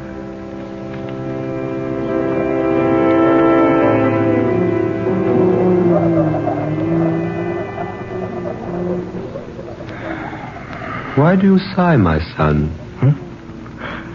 Oh, I thought I was alone. Are any of us ever alone? No, I suppose we're not. But it's so desolate up here, so far from anything else. And I seem to be searching for something. Could it be, my son, that the reason is you are searching for the truth? The truth. What is the truth? You ask that? Then asking, you surely must not know. The truth. Is it some vague, inconsequential thing? Some mythical nothingness? Some non-existent wishfulness? Truth, my son, is neither inconsequential, nor vague, nor mythical. If I could only believe that. You can believe it, if you will. Can one believe something he's never seen? Perhaps. You think me a cynic, don't you, sir? I haven't said I do. Nor have you denied it. My son, look upon me. What do you see? Why, a man. Like myself. A little older, perhaps. And perhaps wiser. I make no boast of any wisdom I might have. I am the way, and the truth, and the light. What was that? Merely words spoken by a man who was about to die. I know. The Bible. The Bible. The way, and the truth, and the light. If I could only find them. You will find them, if you look far enough. Who are you? I am just a man. What's your name? It is a very common name. You'll find it in any city directory or telephone book. Then why do you conceal it? I don't conceal it. My name is Word. I can't agree that it's such a common name. Nor could you agree that it is unusual. No. Names are such temporary things. You can say to me, my name is Bishop, and there is no way for me to know whether you are good or evil, religious or atheistic, learned or ignorant, an emperor or a beggar. But you've told me more about yourself than just your name. Have I? But haven't you? Just a moment ago you reminded me that your greater age has made you wiser than I. Well? If you're so much wiser, perhaps you can tell me where to find what I seek. Where to find the truth? The truth. The light, peace, happiness, contentment. All those things man wants so eagerly, yet seldom finds in sufficiency. He only fails to find them, my son, because he is blind to them. Then they are real? They do exist? I have said that they do. Then I beg of you to help me find them. I beg of you. That, my son, I cannot do. For it is given no one to help another find those things which you seek. You must search them out in your own way. You must exert your own efforts in discovering them. But can't you tell me anything? Anything at all? I would like nothing better than to disclose everything to you. The this much I can say, yes? If you are sincere in wishing to find the truth, if you really desire to know the way of light and happiness and peace, if you would know the road to all these majestic things, then seek you the house of bread. Remember the house of bread. Seek you the house of bread. But wait, I say. Come back. Don't leave me now. Where is that house? Where will I find it? Where will I find the house? Tell me, O wise one. Where will I find the house of bread?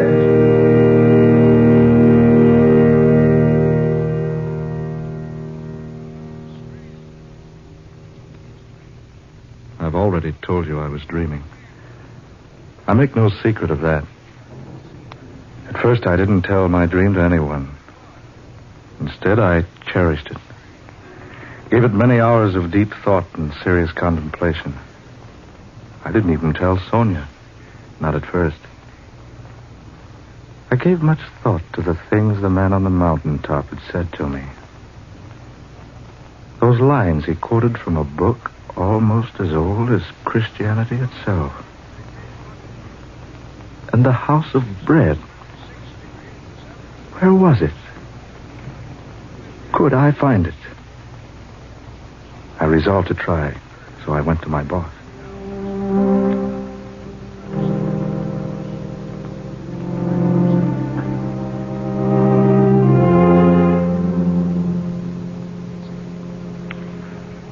Are you trying to tell me, Bishop, that you're leaving? Regretfully, yes.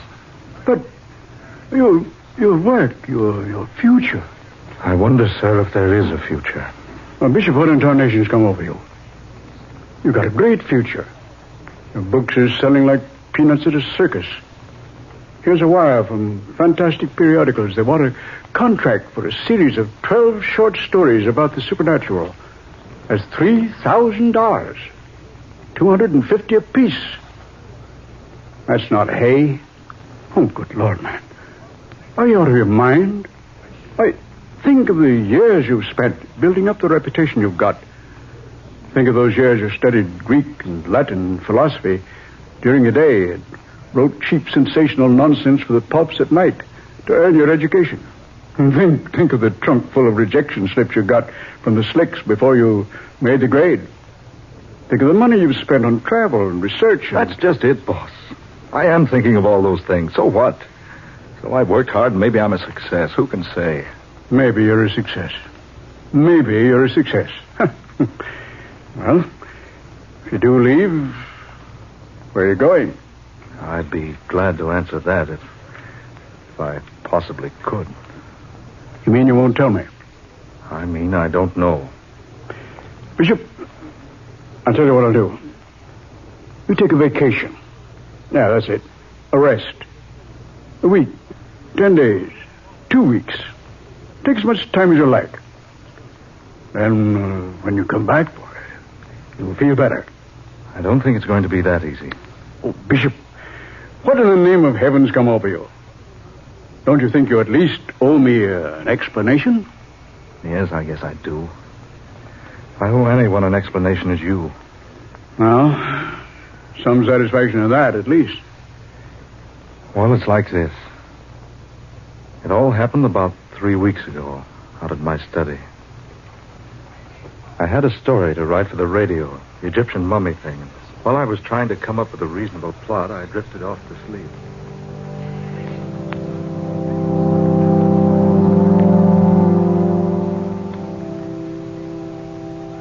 Telling Sonia was different.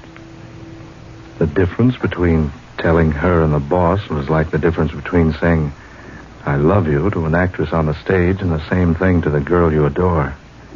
It was pleasant and soothing because Sonia understood. Sonia understands everything. She wouldn't be Sonia if she didn't.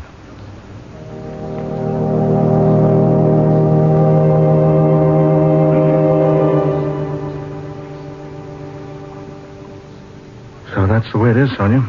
Well, my darling, when are we leaving California? You look so strange. Didn't you think I'd want to go along? But, Sonia, you want to seek it too? What better thing could I do? Yes, I might have known you'd wish to go along. Do you mind so much? Mind? Well, no, of course not. But the journey may be a long one. I love long journeys. And a difficult one. I've always been used to difficulties. It may take us to far-off places. But I adore far-off places. And it may end only in disappointment. Haven't we shared many a disappointment, Scott? Yes, indeed we have. I can think of no one I'd rather make the journey with. Thank you, darling. When do we leave? Well, whenever the house trailer's been remodeled and the car cylinders have been ground. Where do we go first? I don't know for certain. It reminds me of Sir Galahad looking for the Holy Grail. Did he know where he was to begin his search? More or less, I suppose. Well, do you know where to start looking for the House of Bread? Darling, I haven't the slightest idea where to begin. Dearest, what do you suppose the man named Word meant by the House of Bread? Yeah, I've asked myself that time and time again. Surely not a real house. No, I think not. Sonia, that phrase symbolizes something. But what? Well, perhaps we shall find out someday.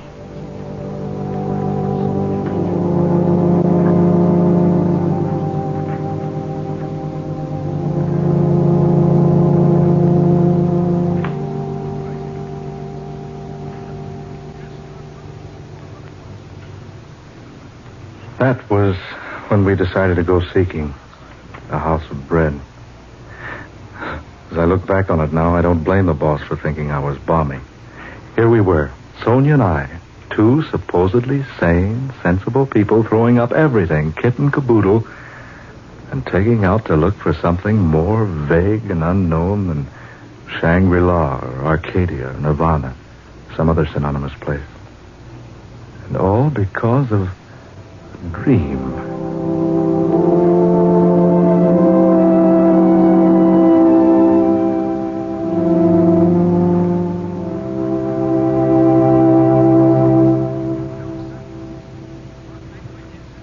So we had the house trailer remodeled and the automobile repaired, and we drew our money from the banks and started out. It was the 21st day of May, my birthday, about 6 o'clock in the morning. I gathered up the morning newspapers on the way out of the house, breathed in some of the fragrant California atmosphere. Sonia wanted to stop at the used bookshop on Pacific Avenue, so we drove through the spacious Long Beach streets until we came to the place opposite the post office. Sonia bought 7 travel books and a back issue of a magazine that contained one of my better stories. She said she wanted to drive around Rainbow Pier once, so we did.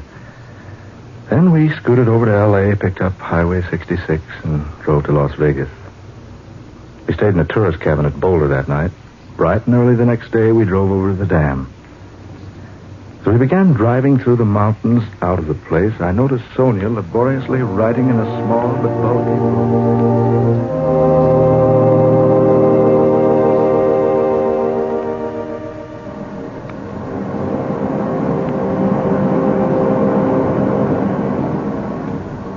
What's that, dear? A 5-year diary. I thought we should log our trip. Perhaps we'll assemble enough material for you to write another book. If we log our trip, my sweet, you'll have to do it. Me, I couldn't write an IOU with a pencil. Oh, I've already started to keep it, Scott. Here, listen. May 21st. We left Long Beach at 7 a.m. and were out of Los Angeles by 10:30.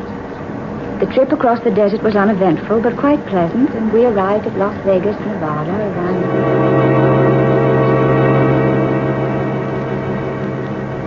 May 22nd, Flagstaff, Gallup, Albuquerque.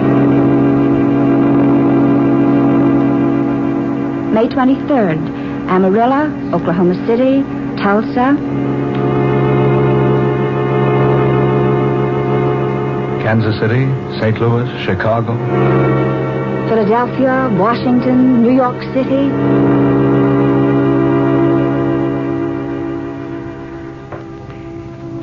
May 30th. We sailed today from Pier 17 for London aboard the SS America.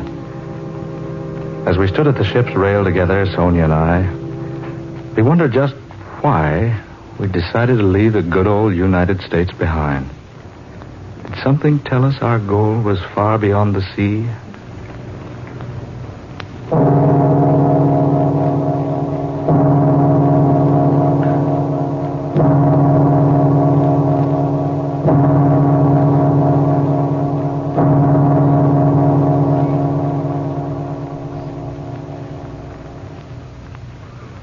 We have spent the past few days in London.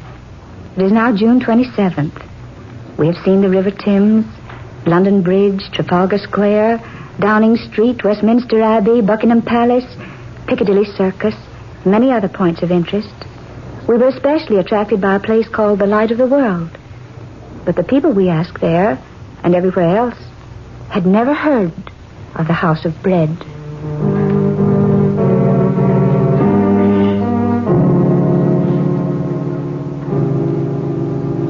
July 16th. We're about to leave Paris for Madrid. Sonia and I sought diligently in this city of pleasure for the place the man called Word named to me. We searched everywhere. The magnificent Bois de Boulogne, boulevards, everywhere we could go. We did Eiffel Tower and the Louvre and Cardinal Richelieu's Palais Royal, the Cathedral of Notre Dame, Grand Opera House, the Arc of Triumph. Then we were attracted to the Place de la Concorde, which is called the Place of Peace. And we thrilled for a moment because we thought our search was ended. But when we asked about the House of Bread, folks only laughed at us.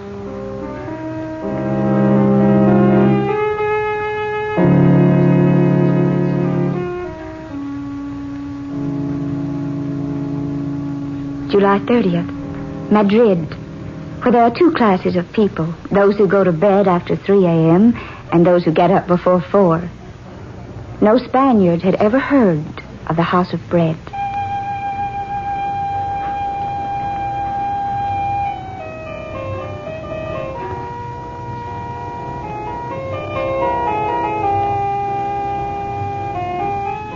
Morocco, August 20th. Mingling with the Moors and Arabs, wandering up narrow, crooked, dirty streets, through shabby buildings and unkept markets, all with a general aspect of dilapidation and extreme neglect.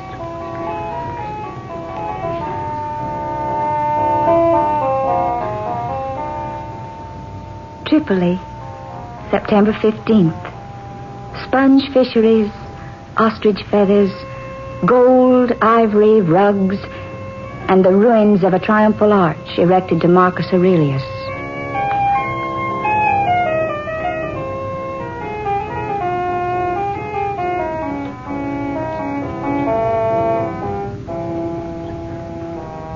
Cairo, Egyptians, Arabs, Nubians, and Turks in a city of mosques. High stone houses, barred windows, stately turrets and domes, rising above the surrounding dirt and squalor. And the temple where tradition has it that God talked with Moses. No encouragement here either. The house the man Word spoke of is unknown. It is late October.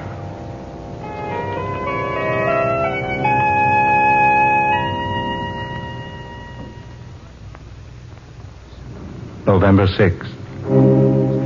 November 16th. November 26th. December 5th. December 15th. December 25th. Jerusalem. The hill of Calvary, not far from the city gates, where once a humble man bearing a cross of misunderstanding and hate, far heavier than mere beams of wood, drank the last drop in the cup of human bitterness. The city of God. City of David, Solomon, Cyrus, the Persian king. Nebuchadnezzar, the Babylonian, Alexander the Great, Constantine the Great, Pontius Pilate.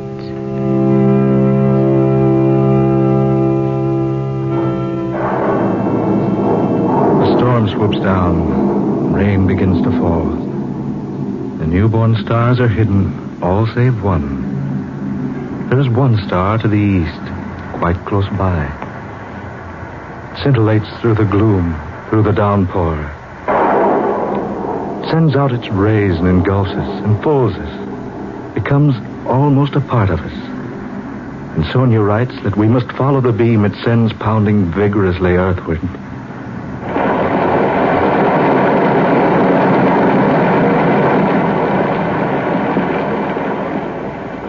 Sonia, let's go back. Or at least find shelter. Oh, Scott, you're tired.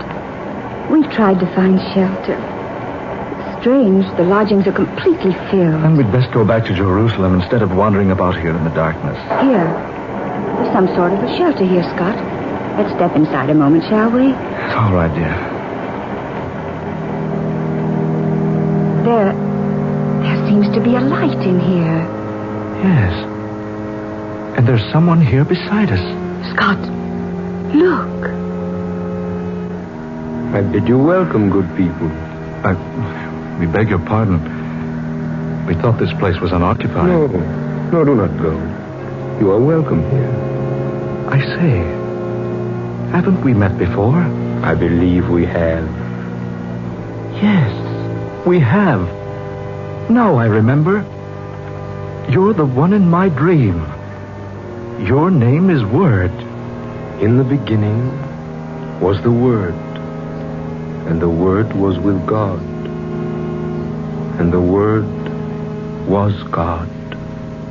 The way and the truth and the light. I am come, a light into the world, that whosoever believeth in me shall not abide in darkness. And the way and the truth and the light.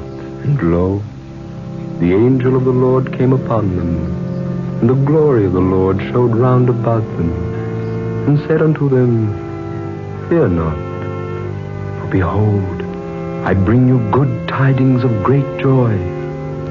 For to you is born this day a Savior, which is Christ the Lord. Be not afraid. Have you not been told, Seek ye the Lord, and he will not be scornful unto thee?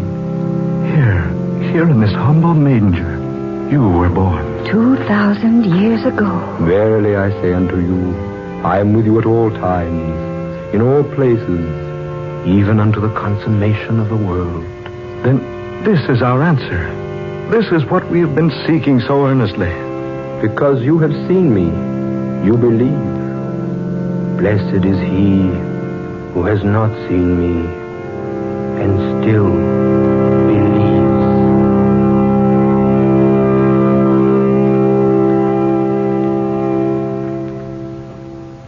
And that is my story.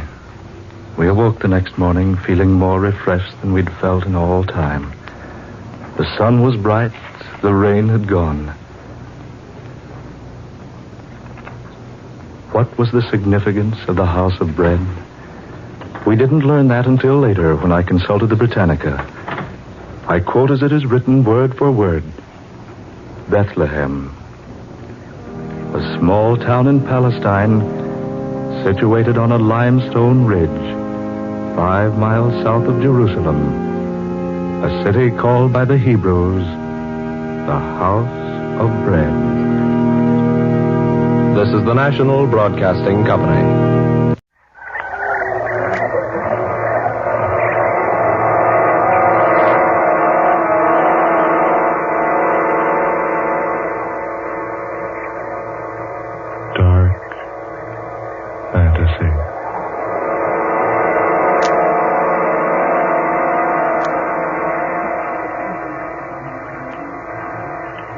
Resolution 1841.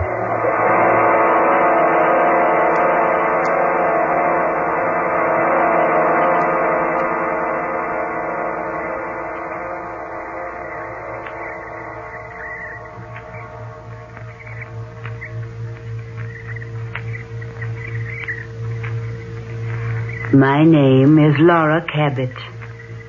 It is January 2nd, 1942, the second day of a new year. As I speak these words, even I myself can't believe that what has happened is true. It began only a few short hours ago. Less than 48 to be exact. And yet, it has changed everything for me. Even life itself. I must tell someone. And so, I'm telling you. It all began night before last, New Year's Eve. A number of us had braved the deep snow and cold north wind to go out to the old Cabot place, north of Quincy, to see the new year in. There were 4 of us. Ed and Helen Richards, who had just been married a year, and a business friend of Ed's named Duke Toback. We had to leave Ed's car down at the road and walk up the narrow, unused lane leading to the big brick house.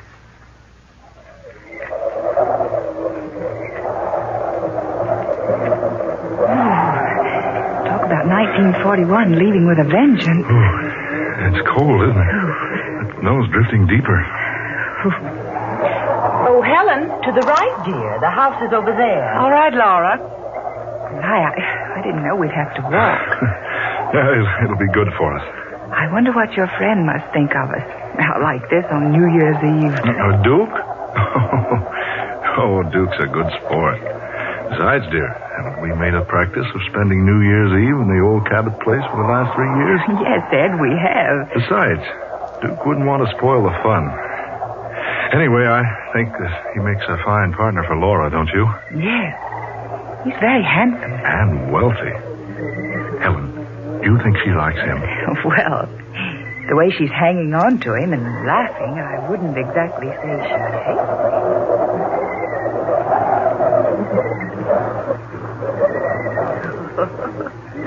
Oh, Mr. Toback, you certainly must think that we're idiots. I wish you'd call me Duke. I've been calling you Laura all evening. Well, I guess it's because I'm so fascinated by your last name that I used it. Tell me, how do you spell it? Just like it sounds. Tobac. Duke. Yes, Laura? Spell your last name backwards. Toback, spelled backwards, is Cabot, my name. I say, you're right. Well, that's the most unusual thing I've ever heard of. Well, I'm an unusual person. Are you? Don't you think so, Laura?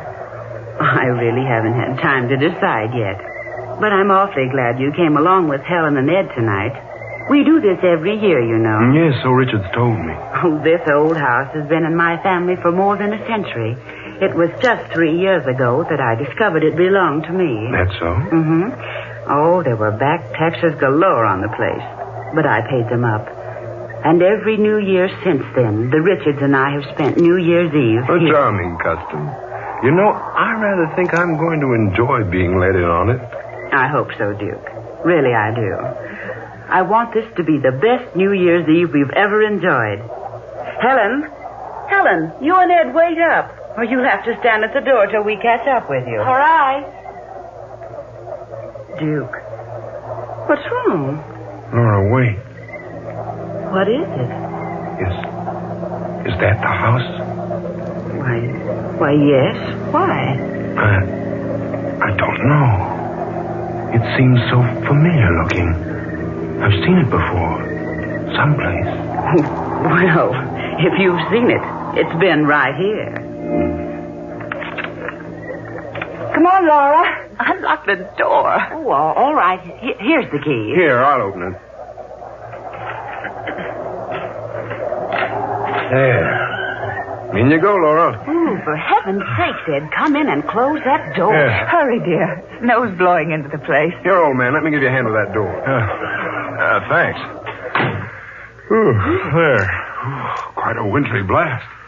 Here, stomp off the rug on this rag, the snow on this rag rug. That's what it's for. Good to know. Boy. Oh, it's nice and warm in here. Yes, I'm surprised. You been out here earlier today? No. Oh, Mr. Johnson owns the farm across the way. He always comes over on the last day of December and builds a fire for us. You see, he expects us. The place seems so strange tonight. Strange? What do you mean, Laura? I don't know. Does it really feel warm to you folks? Well, it certainly does. Of course it does, dear. Yeah, it's fine. Boy, it sure makes it handy to come here and have the place all heated for us. Yes, but it doesn't seem the same in here as it always has before. Well, personally, I think it's very homey. Well, so do I. It's a pity no one lives here. It's such a nice place. I've tried to convince Laura she should stay here instead of renting in town. I've had this feeling before. It's so strange. Almost weird. Weird? Why, this place is far from being weird. Oh, of course. Oh, I'm just being silly. Come on, Helen. Let's take our coats into the other room and see what condition the kitchen's in. All right. Ed, you'd better throw a log on the fire. How about some refreshments all around, huh? Oh, you just leave that to us, gentlemen. There are plenty of refreshments in the kitchen. Yes, indeed. Laura and I had them sent out yesterday.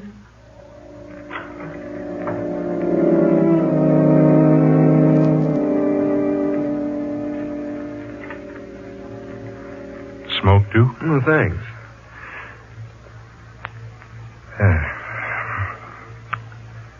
Well, how do you like her? Laura? Mm-hmm. Charming.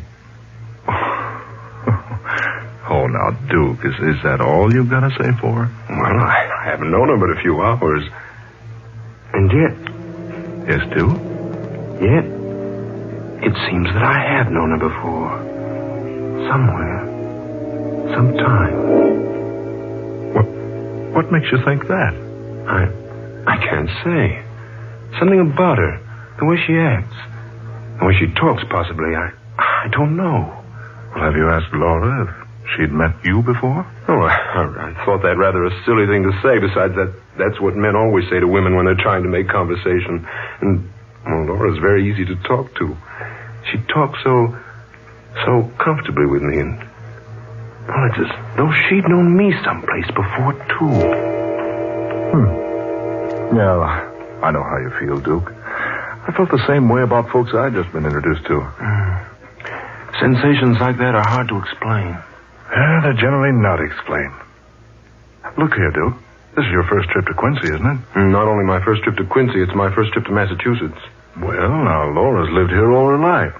She's been away a summer or two on vacation, though. Possibly you met her then. Yes, that could be the answer. But it does seem we've been acquainted before. And the strangest part of it all is, it seems that we were once very close to each other. Very close.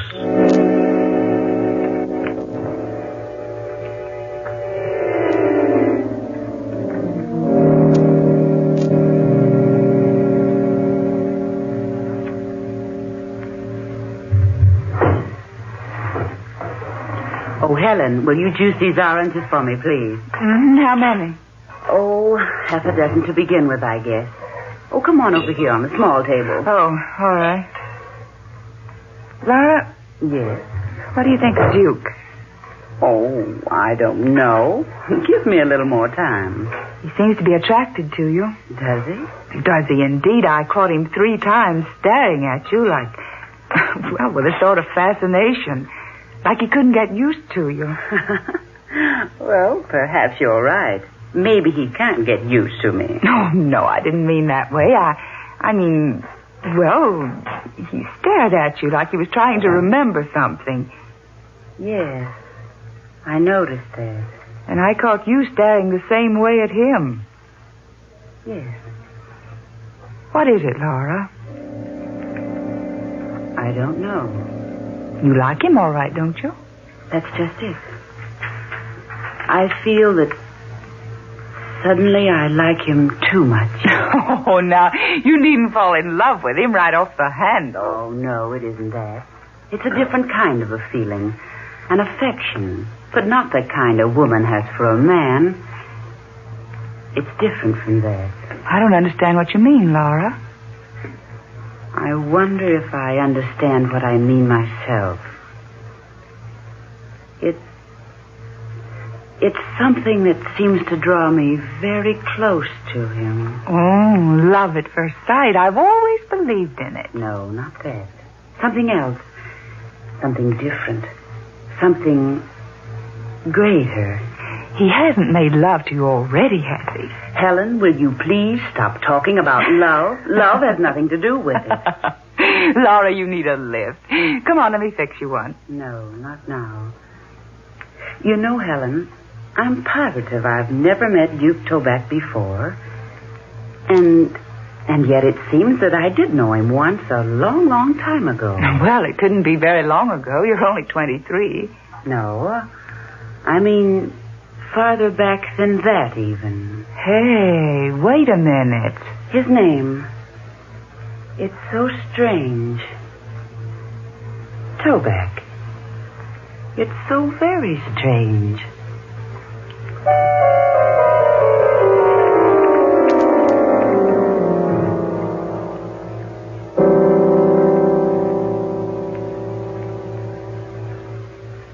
$11:30. No, just 30 more minutes, then it's goodbye 1941. I can't wait. I've had enough of the past 365 days. I want a brand new year to start out everything with a clean slate. Now you're talking, Laura. Here's to 1942. Yes, here's to the new year. Well, hey, I'm in on that. May all our troubles disappear like bubbles of champagne. Especially as quickly as the bubbles in any champagne that might be left around our place. Would you pardon me now? I want to go upstairs for a moment. I'll go with you. Oh, no, dear. It's cold up there, and besides, I won't be but a moment. Helen, you've got work to do in the kitchen. Laura'll be right back. Yes, I'll only be a moment. Make yourselves at home. She seems strange tonight, doesn't she, Ed? Yeah. You know, she was right enough when we left town. You know, the minute she stepped into this house tonight, something came over her. I think she's quite attractive. Duke, had you ever met her before tonight? I know, at least I don't think I have. Well, that's what she said about you. She did? Yes. She acted so strangely, too. She said that you attracted her in a strange sort of way. Now, that's a pretty compliment. Oh, Ed. What I mean, Duke, is Laura told me she seems to have known you before somewhere. You know, that's odd. Duke just said the same thing about Laura, not more than 30 minutes ago. Duke, you mean that... Yes. It's so strange. I'm trying hard to remember. Well, now, I wouldn't worry about it. You know, I've had the same thing happen to me. Just some trick in nature. You meet a person, for a moment you'd swear you'd met him before. But isn't it strange that Laura should have the same feeling about Duke? Yes, I was about to forget the whole affair, but now... Well, I wonder. Well, now, my advice is that you two get together a little more. Talk over the places you've visited, places you've been. Now, I'll wager one of my Christmas ties you met at the seashore. Or at Santa Anita, or maybe on some dude ranch. Possibly, Ed. But it doesn't seem that way. You know, I haven't said this before, but even this old house seems familiar to me. It does? Yes. When I first saw it outside, I stopped dead in my tracks. Something seemed to stop me, and... Well, I'd have sworn I'd walked up that same lane out there dozens and dozens of times. Well, that's incredible. This room, with its high ceiling and huge fireplace. These pine walls, the heavy oak floors, the decorations. They all seem so vaguely familiar. But why should they? You've never been here before. No, I haven't. Don't you two think it's getting chilly in here? Yes, a little. Oh, there are no more logs. I guess I'd better go fetch a couple. No, Ed, I'll do it. Now, there's no reason for both of you to go out in the cold. Ed, you go. Isn't that just like a wife? No, Ed, you stay here. I know exactly where the logs are. I saw them when I came in. I'll be right back with a couple. Better put a coat on, old man. No, it won't be out long enough. The wood's just around the corner of the house.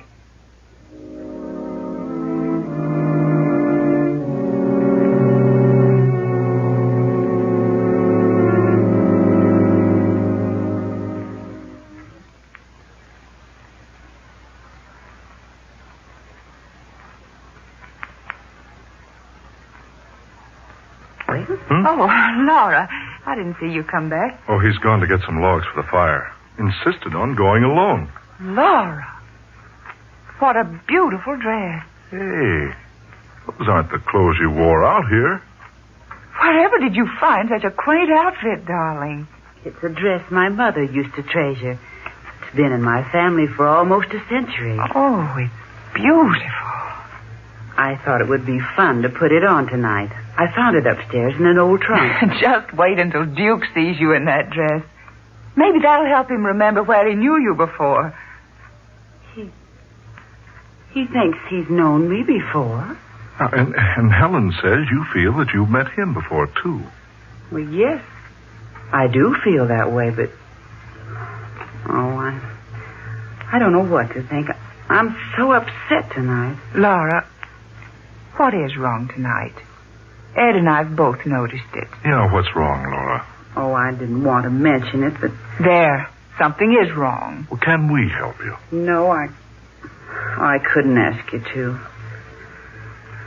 Well, you two know how very fond I've grown of this old house and the property. Yeah. You certainly spent a lot of money putting it into shape. I still don't see why you don't live here. Oh, it's the memories and more than anything. And the fact that my grandmother and her grandmother and hers lived here for so many years. Oh, Laura, you don't mean you're going to lose the place? I'm afraid so. Oh. You see, it's heavily mortgaged. I'm in debt more than $3,000. I can't meet that debt. Well, that's a little more money than we've got right now. Yes, quite a bit more. Oh. What's that? Duke. Oh, Ed, see what's wrong. For heaven's sake, don't just stand there. Hurry.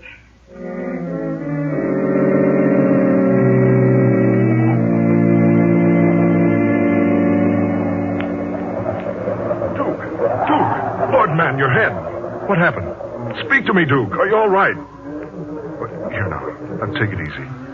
I'll carry you into the house. Come on now. Arm around my neck.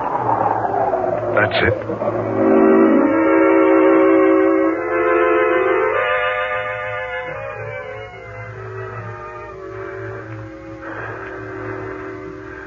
Is he all right, do you think? Yeah.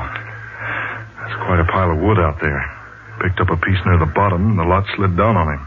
Just knocked him out, that's all. Oh, he looks so pale. Here, loosen his collar. There. You better take his tie. That's it. Oh. Duke? Oh. Duke? Are you all right? Feeling better now, old man? What? Is something wrong? You had an accident, Duke. Do you feel all right now? Lauren. Yes, Duke? Lauren. Why'd you call me that, Lauren? Who are these people? Duke, why, you'll be all right. Who are these people? Why am I lying here? Where's your mother, Lauren? You'll be all right now. Just lie still. Why do you speak like that? Why do you look at me like that, daughter? Daughter? What's the trouble here? Suddenly you're so strange. It's you who are strange. What? You call your father strange? You call me, Jeremiah Cabot, strange? Jeremiah Cabot? Of course, Jeremiah Cabot. Don't tell me I have to remind you who I am. But Jeremiah Cabot was my mother's great-great-grandfather. Duke, for heaven's sakes, what's the matter with you? This is so strange. I'm afraid I don't know your friends, Lauren, and you, young lady, or you, sir. Oh, now, Duke, cut the kidding. Just a moment, Ed. I think I'm beginning to understand. Oh. For a moment, child, I thought you were my daughter. Now I know the truth. Yes, that must be it. What, Laura? What on earth? Just a moment, Helen. Jeremiah Cabot. He built this house. His daughter was named Laurelyn. The name has been in the family for a century. Laurelyn. She looked so much like you. I still don't get this. Ed, wait, I think I can explain, at least partially. There's an old legend in our family that one New Year's Eve, Jeremiah Cabot was asked by his family to join them in making New Year's resolutions. In the spirit of jest, Jeremiah resolved one thing: to return to this earth 100 years from the night he made the resolution. That's it. Yes, of course. The resolution. The brick in the fireplace. The brick. What does he mean? I remember now. Here, I'll show you. This brick. This one behind the others. See? It's loose. You can remove it. But what are you trying to tell us? Here. You see? A hiding place behind the brick. This is where the papers are hidden. And the money. Will somebody please tell me what's going on around here? Ed. That's real money. $10,000. You see? It has been hidden here for years. And here, pictures in the original deed to the Cabot property. What? This is most amazing. And this is what I was looking for. Here, Laurelyn, read this. Go ahead, child. Read it. What does it say, Laura? Do you want me to read it? No. Just a moment. It's quite faded. The ink is almost gone. It says, I, Jeremiah Cabot, being in my right and sane mind, do solemnly resolve this night to return to earth again. Exactly 100 years from now, if it be within the realm of power. Signed, Jeremiah Cabot, December 31st, 1841.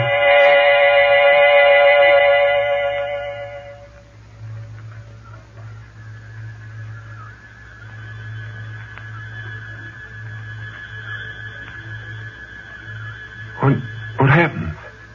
Is something wrong? What am I doing here? Oh, my head. Duke. Why are you all looking at me like that? Oh, I remember now, the logs. Ooh, cold in here. Duke, where are you going? No, Ed, you stay here. I know exactly where the logs are. Saw them when we came in. I'll be right back.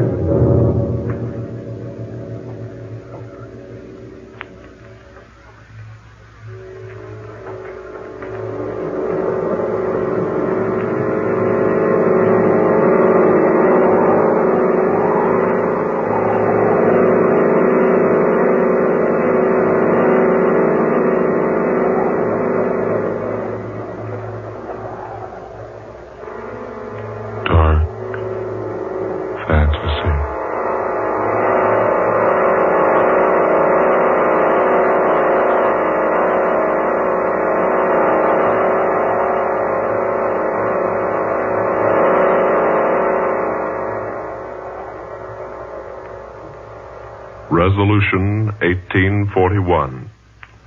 Tonight's tale of dark fantasy, written by Scott Bishop. Charles Carshon played Duke Toback. Manny Jo Curtis was Laura Cabot. Eleanor Naylor Corrin was Helen Richards. And Ben Morris played Ed Richards. Next Friday night at this same time, the National Broadcasting Company will bring you the 8th in this series of stories of the supernatural and the unusual. created for you by Scott Bishop. Listen for the weird and haunting The Curse of the Neanderthal, the story of a grave 40,000 years old, and the awesome secret that it contained. Dark Fantasy originates each Friday night in the studios of WKY, Oklahoma City. Tom Paxton speaking. This is the National Broadcast.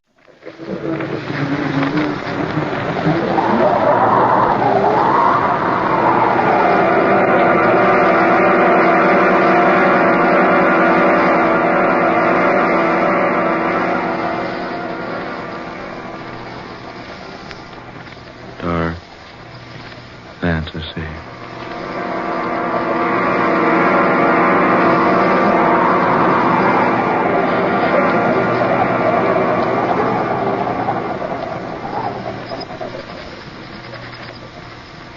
I am the Neanderthal man.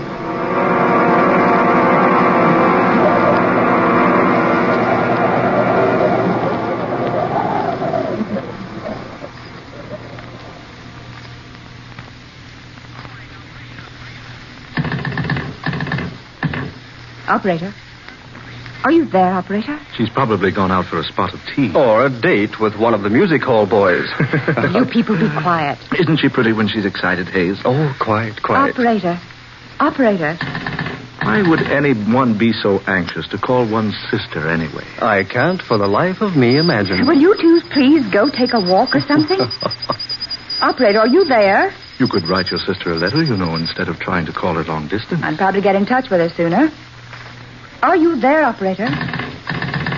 Oh, I had her on the line just a moment ago. Now, if it were her young man she were calling, I'd know why she's so very anxious. I say, old man, it so happens I am the lady's young man. Oh, well, I'll have nothing to do with either of you if you don't stop teasing me. My dear girl, do you really want to get that call through to your sister? Oh, no, I'm just standing here jiggling this receiver for the exercise. Ajax says it's good for the arm muscles. Operator, will you please answer? Here, old girl, let me have a try. Reggie, go away. Don't bother me. Permit me, milady, to assist you. No, Reggie. One side now, one side. Reggie, this call's important. Just why I'm so anxious to help you. Now, look here, operator. We've been trying... Huh? What's that? Oh, operator. Yes, into a telephone transmitter, but if... I say now, look here, my girl, if you want... Give me that receiver. But, Mandy... Are you there, operator? Yes, I wish to place a call. We were disconnected. This is Amanda Loveland. Yes, at Lookout Point. That's right, the artist colony. I wish to speak to Miss Grace Loveland, number 12, Garrett Street, London. Yes, that's right. How soon can you get through to London, please? Very well. Will you call me back?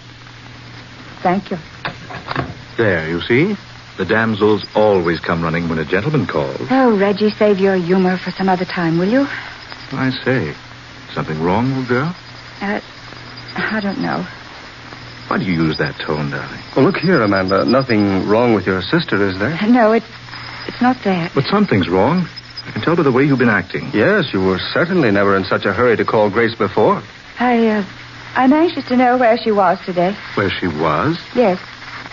She was supposed to be attending a tea party in London, but... Well, I've reason to think she wasn't there. Well, so suppose she wasn't. Why should that upset you? Perhaps if I tell you, you'll understand. Yes. Something's wrong. I certainly want to know about it. Yes, Amanda, by all means. Tell us what's troubling you. Yes. Yes, I must tell somebody. Reggie, will you please close the door? Why, certainly, darling. Now, Amanda, sit here. No, I'd rather not sit down. Say, you are upset. Yes. I had the strangest experience this afternoon. You did? Where? In Nanow Canyon. So that's where you were today. No wonder we couldn't find you. Reggie and I wanted you to go up to the falls with us. I went into the canyon to paint. Well, we gathered you were off somewhere working. I noticed your equipment wasn't around any place. You've been there, haven't you, in the canyon? Oh, not I. I've been planning to go there, though. Oh, I've been a couple of times. Why didn't you tell me you were going into Nanow? I'd have gone along.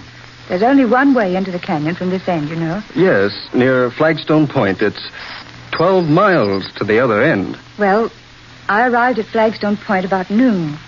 So I climbed down the path and picked out a shady spot in the canyon to eat the lunch I'd taken along. Yes?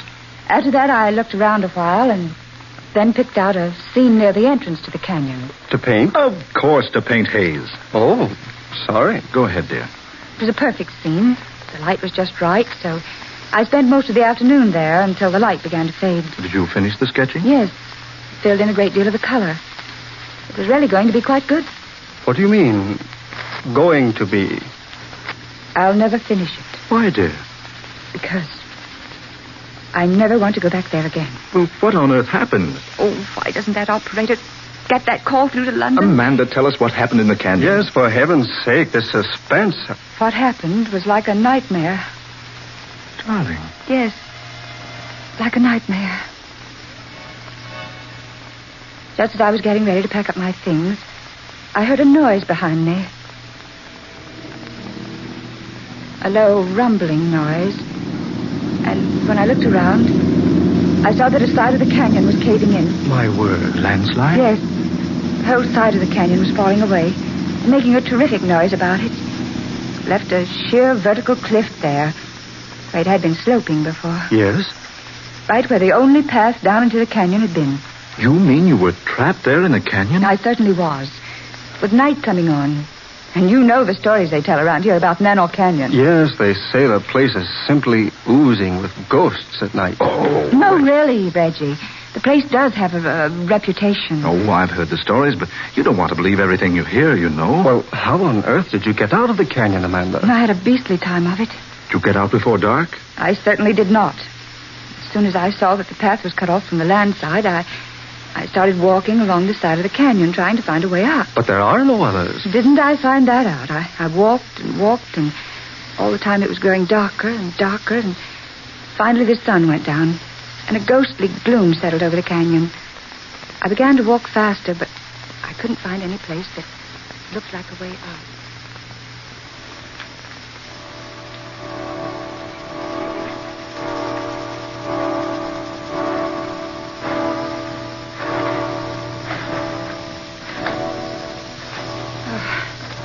I've walked for miles.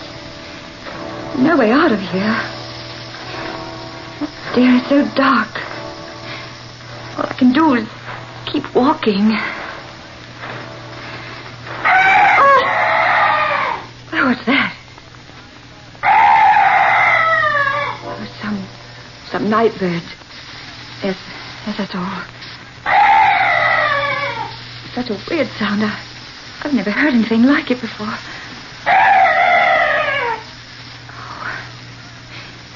Kevin, it's gone. That's strange. That bird was the only noise I've heard in this place. No other night noises at all. Good heavens.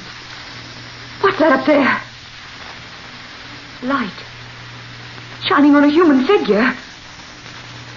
Am I losing my mind?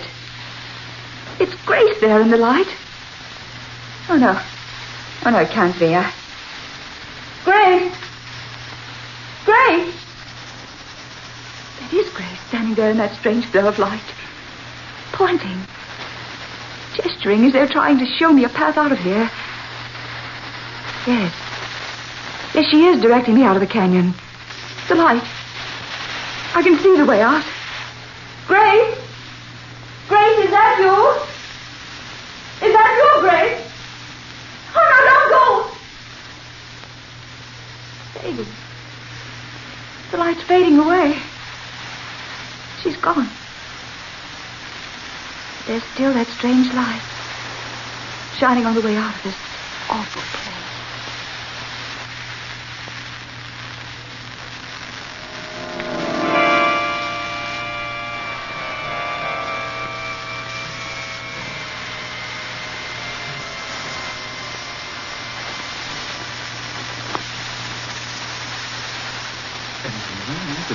There actually was a path leading up out of that canyon. How else do you suppose I got back here? Amazing. That strange light continued to glow until I found the path and managed to climb up. When I looked back, it was pitch dark in the canyon again. Amanda, are you certain you didn't dream all of that? Oh, for heaven's sakes, Reg. No, I don't think it was a dream. Well, what makes you say that? Oh, well, it must be London. Are you there? Yes? Yes, this is Amanda Loveland. Yes, ready for my call to London, thank you. Are you there, Grace? Oh, darling, this is Amanda. Oh, fine, thank you. Darling, have you been in London all day? Oh. Oh, no, nothing's wrong. Oh, no, don't worry, dear. Everything's all right. Yes. I may be coming to London soon. All right, darling. Take care of yourself. Goodbye, dear. Grace has been in London all day. Surely. There in the canyon in that strange light, I saw her as plainly as I see you now. But the voice wasn't hers. Then how are we going to account for what happened? There is only one way to account for it. You mean... Hey, you think you know what happened to me? I think so. You were guided out of that canyon by a swarf. A what? A swarf. It's a name commonly applied to a supernatural spirit with the power of impersonating some earthly being. Impersonating, you say? Yes, there's no explanation. Except that swarfs have often been seen in these parts. Now, this particular spirit took the earthly shape of your sister and helped you find a way out of your temporary prison. No, I don't believe such things happen, Hayes. Well, you'd certainly believe it if you'd experienced it like I did. Yes, Reggie, you're wrong. Those things do happen. Swarfs do appear in this vicinity. But that's weird. Well, it certainly is.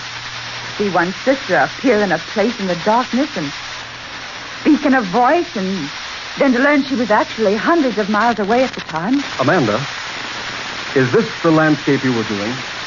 Oh, yes. Mind if I have removed the cover and have a look? Oh, no, go right ahead. Just as I left off, I was packing up. Here, Hayes. You better let me give you a hand. If you spoil one of Amanda's paints, she'll... I say, look. Amanda, have you seen this since you left the canyon? No. No, I told you I haven't.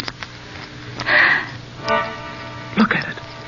There in the right-hand corner. A strange, monstrous-looking creature lurking in the shadows. Amanda, were you conscious of the fact you were painting that fantastic creature into the picture? No. No, I wasn't. I hadn't even noticed it. That's very strange. Yes. Isn't it? If your perspective is correct, Amanda, that creature is about 8 feet tall. A huge, fiendish thing. But how did it ever become a part of my painting? Yes. How? Well, we'll find out. What do you mean, Hayes? We'll go down into the canyon and have a look. No, not me. Oh, I mean tomorrow, of course. When it's daylight.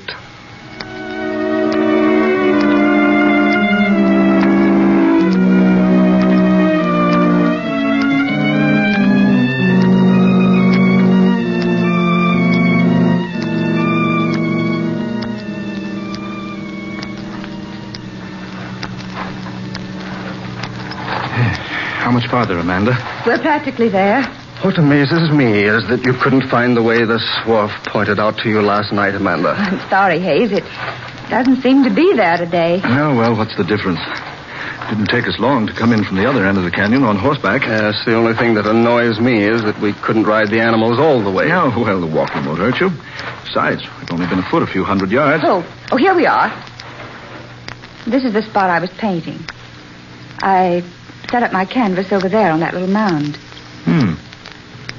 Then, according to the sketch you made, that fearful creature was lurking about here. Reggie, look here.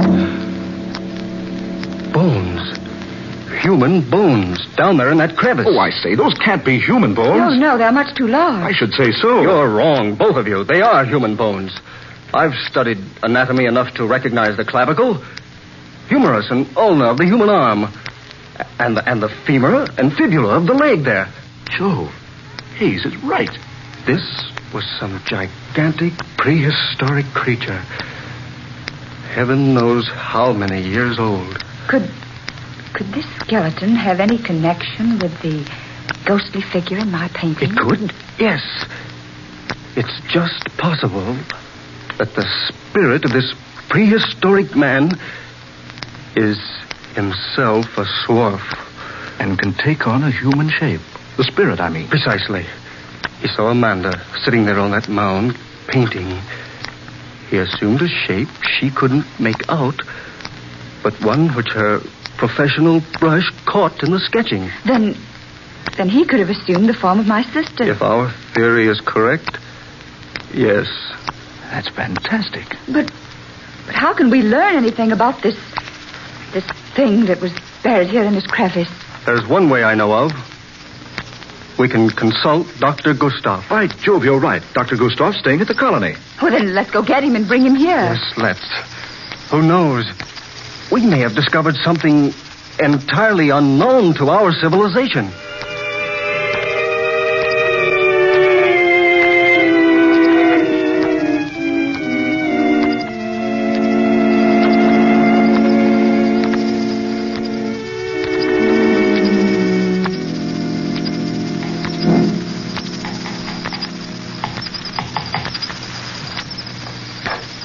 Well, Dr. Gustav?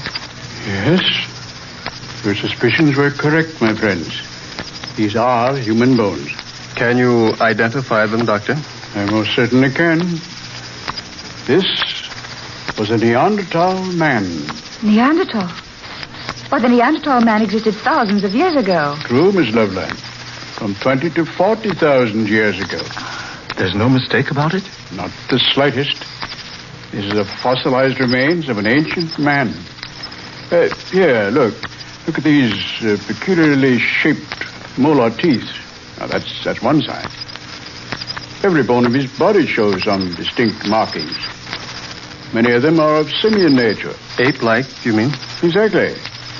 Eyebrow ridges were like those of the gorilla. The roof of the skull was low like theirs.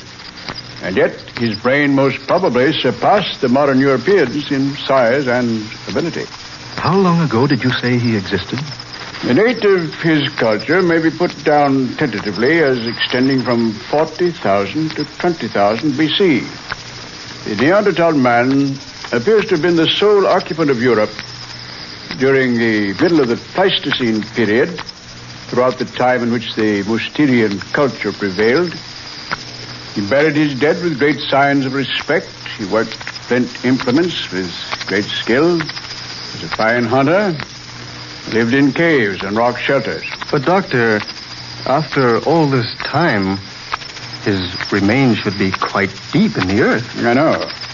And he undoubtedly has been buried deeply through the centuries. But some subterranean disturbance must have caused this crevice and exposed his burial place. Look. Did you men see this? What, dear? A stone tablet. There's some sort of strange pictures on it. Let me see, please. Yes, just so. What is it, Dr. Gustav? Why, this is the final proof. This is the picture writing of the Neanderthal man. Can you decipher it? I can, indeed. And now, let's see, this portion here, my left, that's indiscernible, but the rest of it reads, "Who moves my bones will surely die as I have died." A curse. Well, then, let's take his advice and leave him alone. Oh, not on your life, sir. Why, this is one of the most amazing finds of the century. These bones must be removed to the museum and reconstructed. But the warning on the stone tablet. Oh, nonsense, Miss Loveland, nonsense. Do you think a curse can continue to exist through 40,000 years? 400 centuries? Oh, no.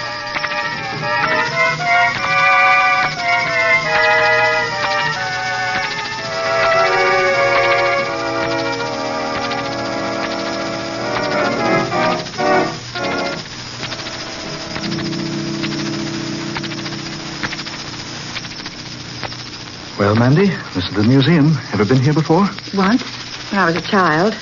Uncle Reginald brought me. How long has it been since the Neanderthal man was brought here?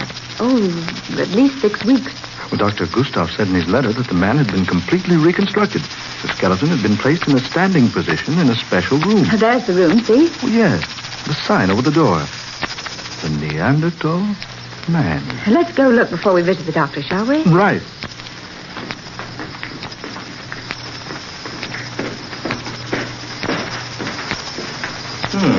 Hey, here we are. The door was open. Why? But this room is empty. Yes. But there's a stone base over there. Their thing might have been built up on it.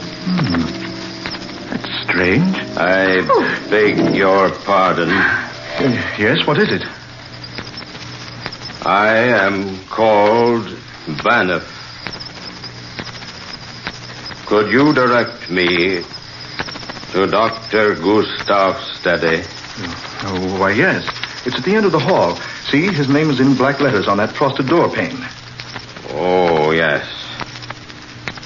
I thank you so very much. Pardon me for having disturbed you. Reggie. Amanda, that man, Joe, what a giant. At least 8 feet tall. Those bushy eyebrows and low forehead looked like an ape. And what was wrong with his neck? He held his head crooked over to one side. One shoulder humped up in a terribly grotesque position.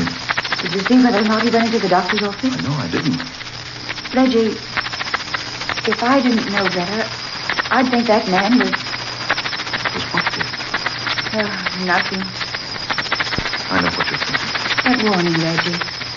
Who moves my bones will die as I have died. Amanda, look. What? There in the room, on the stone base, the skeleton of a prehistoric man. But it wasn't there just a few moments ago. Good Lord, come on, into the doctor's office.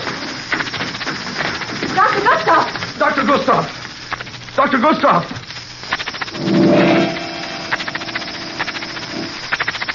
Good heavens. Oh, Reggie. What's happened to him? He's dead. Broken neck. He was sitting at his desk, writing.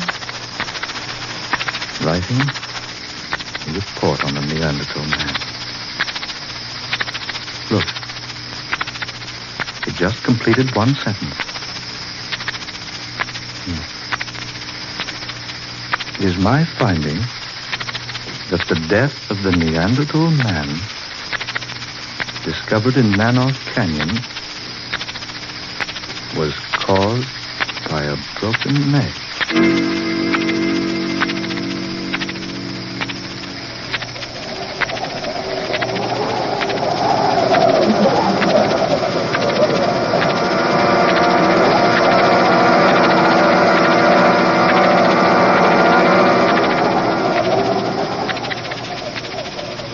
Dark fantasy.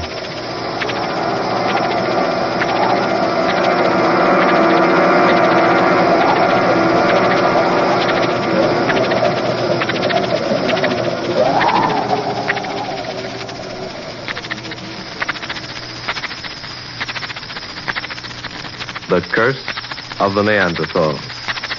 Another original tale of dark fantasy, written by Scott Bishop. Ben Morris was heard as Reggie, Eleanor Naylor Corrin was Amanda, Murillo Schofield was Hayes, Fred Wayne played Dr. Gustav, and Darrell McAllister was Banner.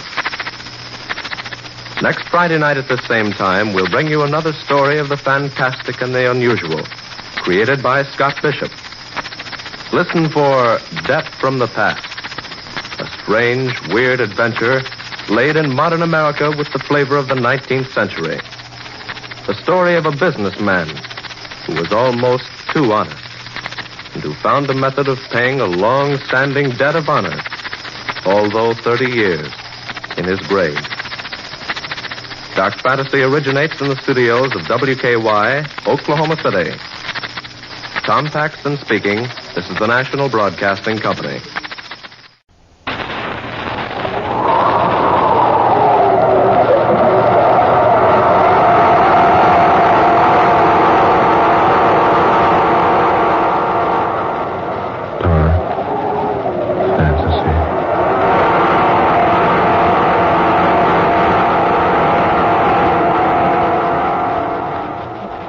Death from the Past, starring Jane Wyatt.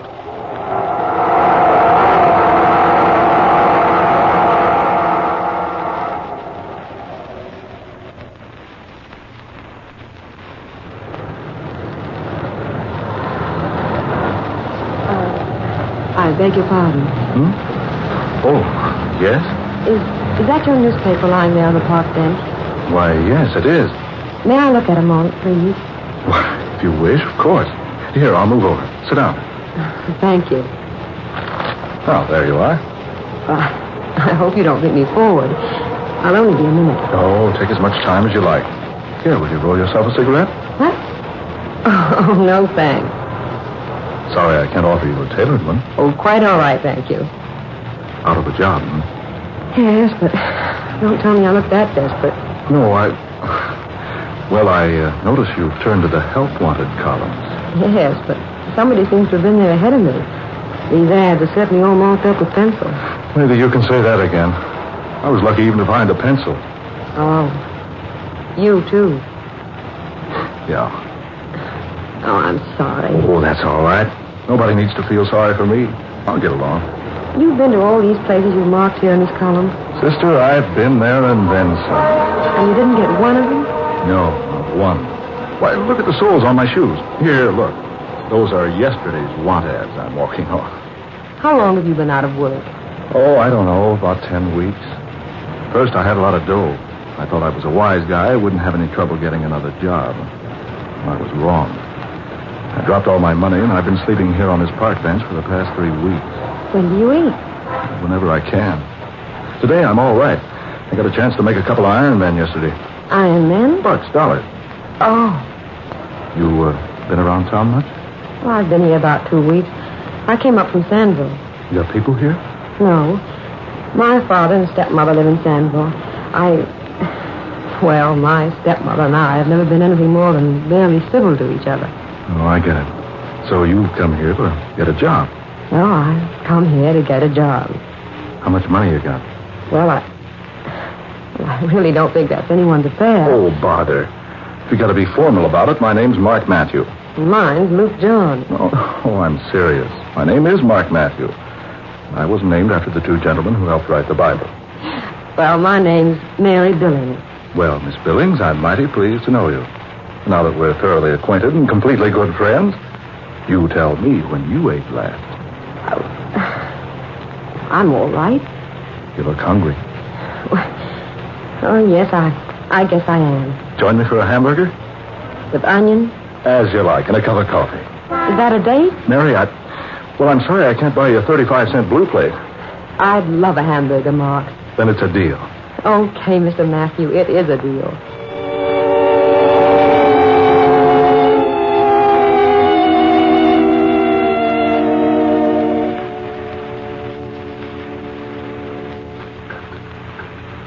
Want another hamburger, Mary? No, thanks. Two's plenty. You shouldn't have made me eat that second one. I'm sure you can't afford it. Oh, I know where I can make $1 or so tomorrow. I'll buy some cigarettes if you don't think you can roll No, one. thanks, no. And don't buy any. I really don't smoke much. Say, you're a nice girl to know. Inexpensive. I really don't know why I'm letting you do this for me. I'm not in the habit of... Oh, I know. Neither am I. But my Irish mother taught me never to ignore a pretty young woman who is hungry. Say, you are pretty, you know. I thought you were going to be different. Yeah, I'm different. I say I'm going to feed you hamburgers, and I feed you hamburgers. Oh, and good ones, too. Don't I know they're good? I've been eating them for weeks. Ma, I think I'll answer this ad. Say, did you drag that old beaten-up newspaper in here with you? Well, certainly I did. I'm still looking for a job, even if my hunger has been temporarily satisfied. Well, if you can find a job out of that bunch, you're a better job hunter than I am. Well, you haven't tried this one. Someone's looking for a woman. Sound good? Very. Listen. Wanted. Stenographer. If you are an ambitious, talented, and reasonably attractive young woman who can use the typewriter, the adding machine, and can write shorthand, apply in person to see Mr. Gibson, Friday night after midnight, room 1313, Temple Building. Do you think you can fill the bill? Are you ambitious? I can use the typewriter. Are you talented? I can operate an adding machine. And are you reasonably attractive? You told me you thought I am pretty, remember? Besides, I also know how to write shorthand. Then apply for the job by all means. I think I will. But well, I don't like this apply after midnight angle. Yeah, it is very unusual. Why at that time of night? Well, maybe it's a night job. Anyway, I'm going to have a try at it. Room 1313, Temple Building. Where's the Temple Building? On the other side of town. How far, Mark? Oh, about 10 or 12 miles. Oh. Hey, you need car fare. Here, take this $50. Oh, Mark, well, I'm not going to argue about it. I'll take it. And I'll return the money tomorrow night. I get a small check from my father tomorrow morning. That's all right, Mary. I'll meet you... Well, let me see. I'll meet you here in the park at the same bench, and I'll let you know how I come out about the job in the Temple Building.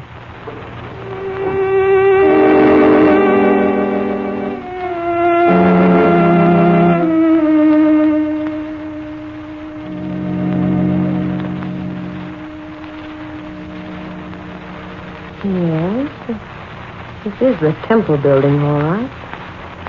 Awfully quiet in here. Dimly lighted. Nobody around. Not even a whole quarter. This is a very strange place. Here's the building directory. Now, let's see, what is the man's name? Oh, yes, Gibson. Gibson.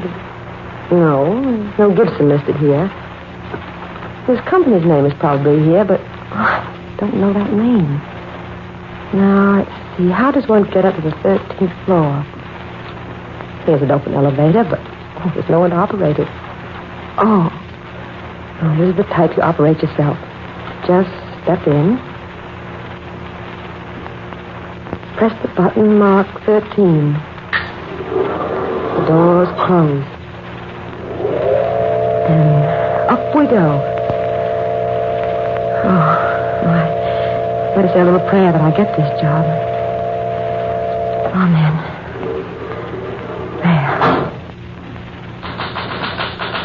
Here we are.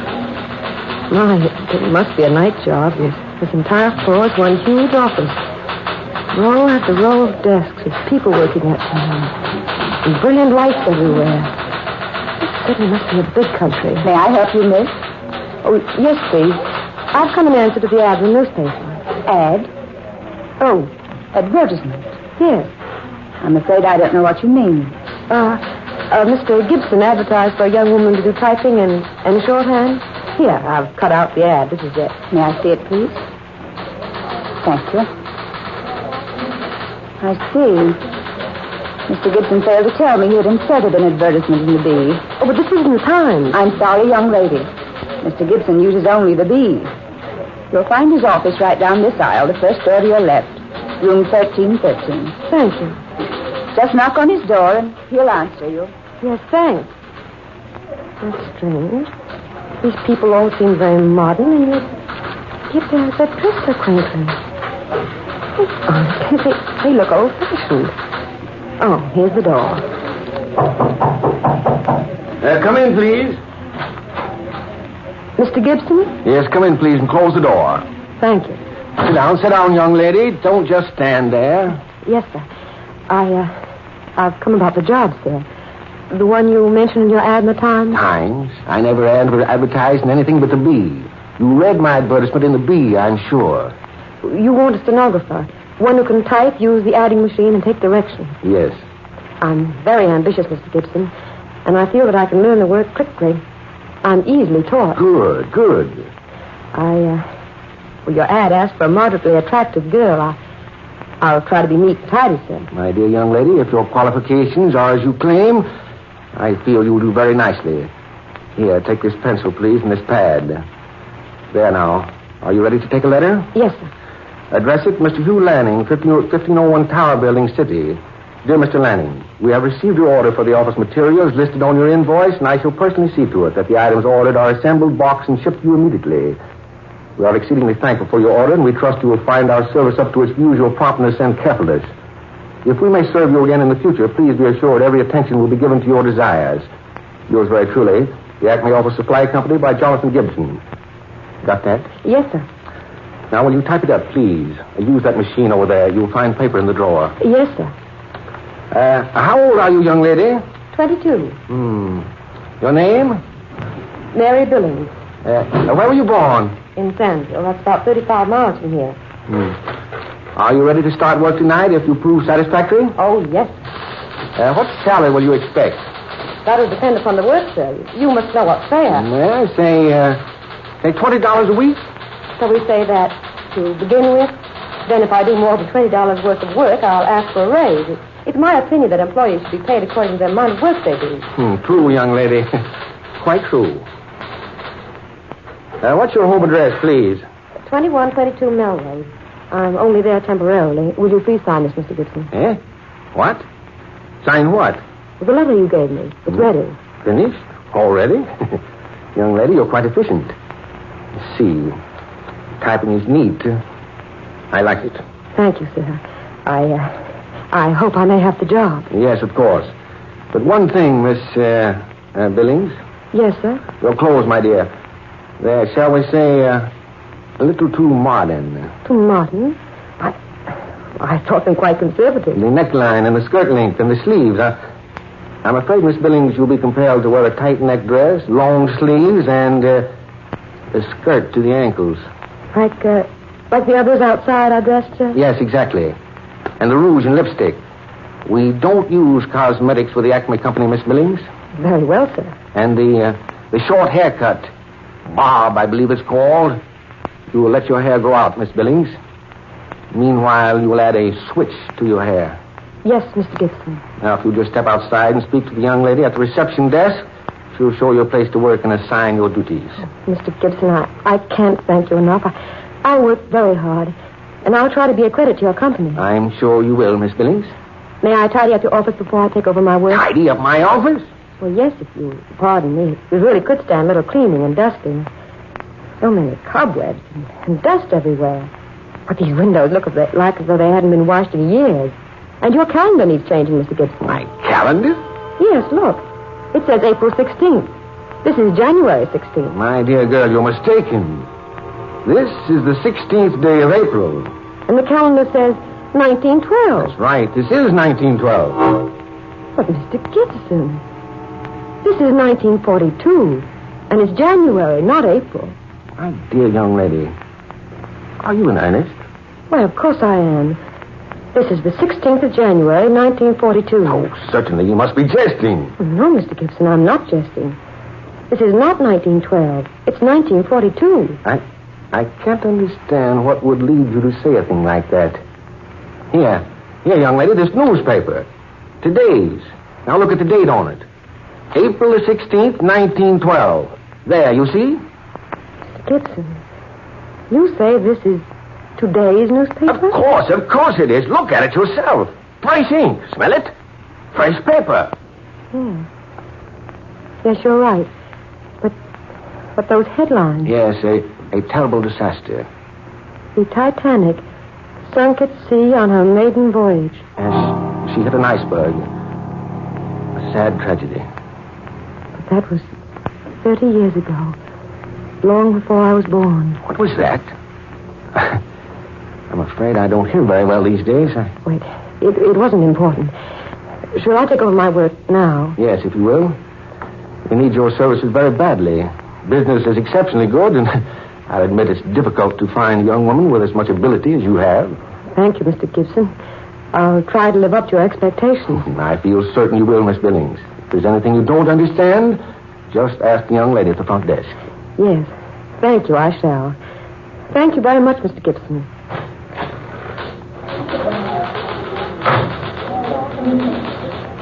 Mr. Gibson said to see you about the work I'm to do here? Yes. You'll use desk number 27. That's over there, the one with the rosebud in the vase. Yes, I see it. I believe I'll let you work on the first of the month invoices. Here, use these invoice blanks. The books are on that metal table by your desk. Yes, thank you. How do you want the invoices dated? May 1st, 1912. May 1st, 1912. That's right. That'll reach our customers the first day of May. And, Did Mr. Gibson mention about your clothes? Oh, yes, he did. But he said I was to go to work now and take care of changing later. Very well. You'll find paper, pencils, and erasers in your desk. Thank you. I filled out this form for you. Tell me if it's correct. Name, Mary Billings. Born at Stanville, age 22. Let's see, you were born in 1890 then, weren't you? That would be 22 years ago, wouldn't it? Your hours will be from midnight until 8 a.m. You may take time out at 4 o'clock for refreshment. 1 hour. If you have any questions about your work, please don't hesitate to ask me.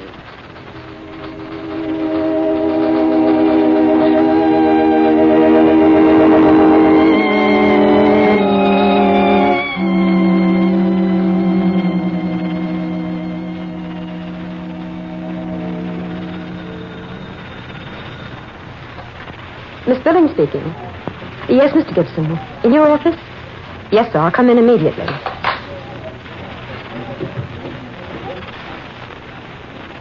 Yes, Mr. Gibson, you sent for me? Yes. Sit down, Miss Billings. The dawn will be here soon, Miss Billings. I don't have a watch. And there are no clocks in the office. You noticed? Yes. Yes. The dawn will soon be here. And all too soon. I haven't been here long, Mr. Gibson, but I enjoy the work I've done so far. Yes, Miss Johnson reports you give all your attention to your work. She reports that you're extremely efficient. Oh, I'm glad, sir.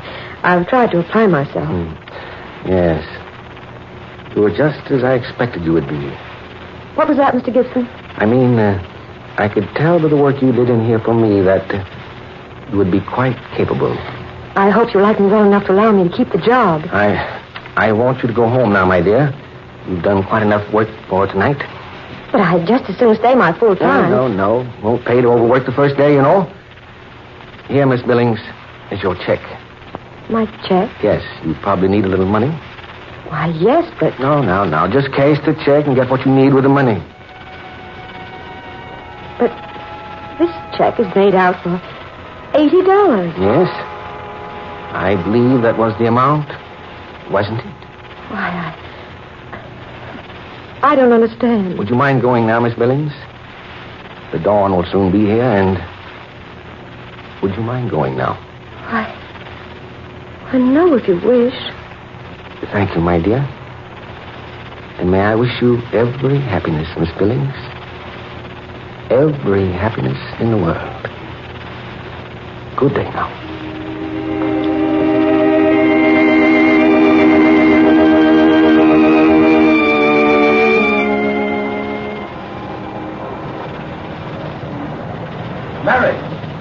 Mary, wait for me. Oh, Mark, I've been waiting so long. I thought you weren't coming. Oh, Mary. Oh, boy, am I glad to see you. I can hardly wait all day to hurry here and tell you the news. News? Yes, I've got a job, and a good one. $55 a week. Oh, Mark, I'm so happy for you. Yeah, and I got some swell ideas.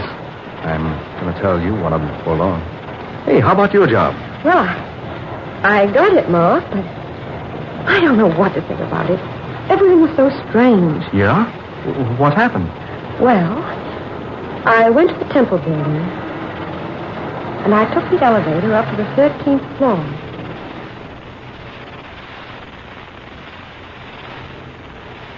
And so I took the check and left the building, just as the dawn was beginning to break. That's odd. Very. Look, Mary, you have to go to work at midnight, you say. Do you mind if I go along? I know. I suppose it'll be all right. Good. I want to get a look at the kind of a businessman who'd have a 1912 calendar on his office wall.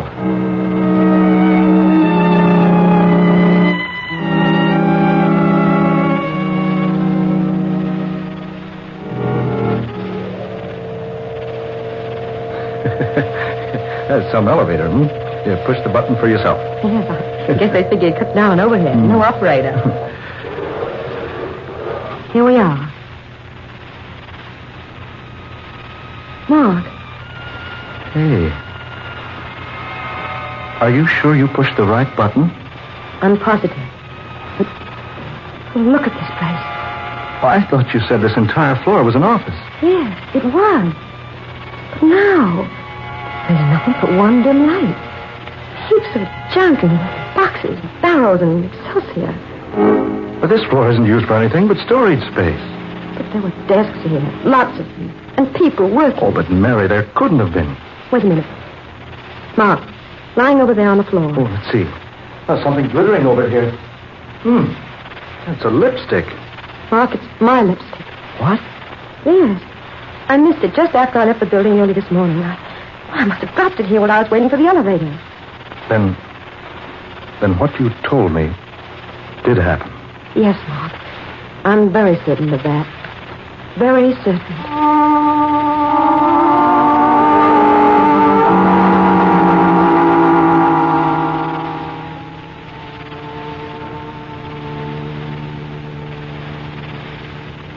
Come inside a minute, Mark, will you? I want you to see the check the little man named Gibson made out to me. Yeah, I want to see it. There's something else I want you to look at. Something I brought with me from home. Come in. You said this fellow Gibson had a City B newspaper on his desk. Yes. Dated April 16th, 1912. Well, you might not know it, but the B went out of business in this town 20 years ago. But the ink was fresh. And the paper. Any newspaper printed 30 years ago would have been yellow and faded. Yeah, that's true. Oh, is that the check? Yes. Here. For $80. Wait a minute. Do you notice this, Mary? The check's made out to Margaret Billings. Yes. I noticed that this morning, but I thought Mr. Gibson had just made a mistake. Now, I think I know the answer. You do? Say, what are these things in this little box? Your souvenirs? Yes, more or less. Here, this lace handkerchief. Oh, it's lovely. It belonged to my mother. Her name was Margaret. Oh, I see. And this is a portion of the diary she kept up to a year after I was born. Let's see, 1912. 10, 11. Here's 1912. What are you looking for, Mary? I'm not sure, Mark. February, March, April. Here, April. April 16th. Here we are. Well, Mary? Mark, listen. Here's what my mother wrote in her diary on April 16th, 1912. Today, the Acme Office Supply Company on the 13th floor of the Temple Building declared bankruptcy. 42 employees were left without work. And with a month's pay due each of us, I went to Mr. Gibson, the owner, and asked for at least a portion of the money he owed me. But he said he was unable to pay a cent. He promised, however, to pay me the $80 he owed me just as soon as possible. This was bad news for me, indeed. Almost as bad as the news the headlines carried in today's paper. The Titanic was sunk at sea on her maiden voyage.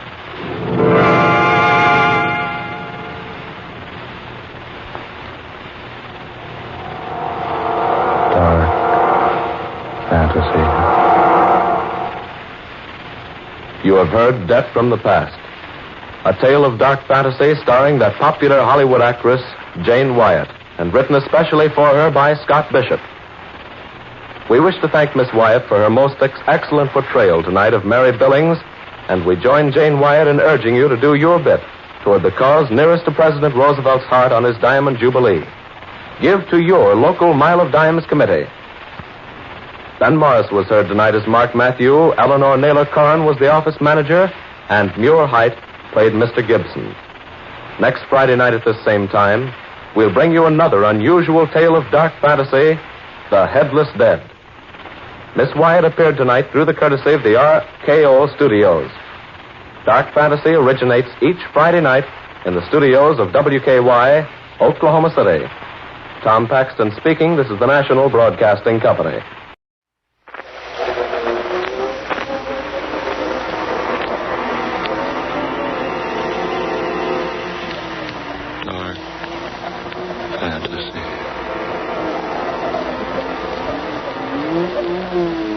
I am the master of the headless dead.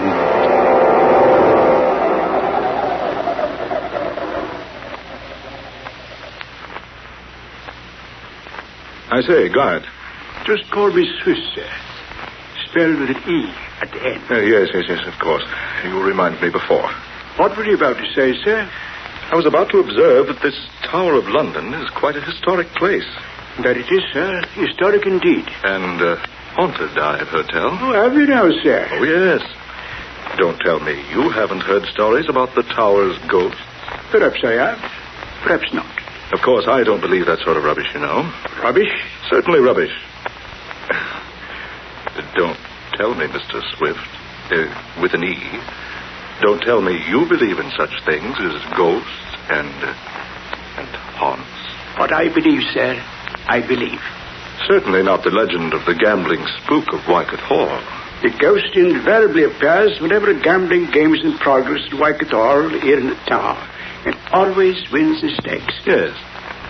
Don't tell me you believe such a fantastic yarn as that.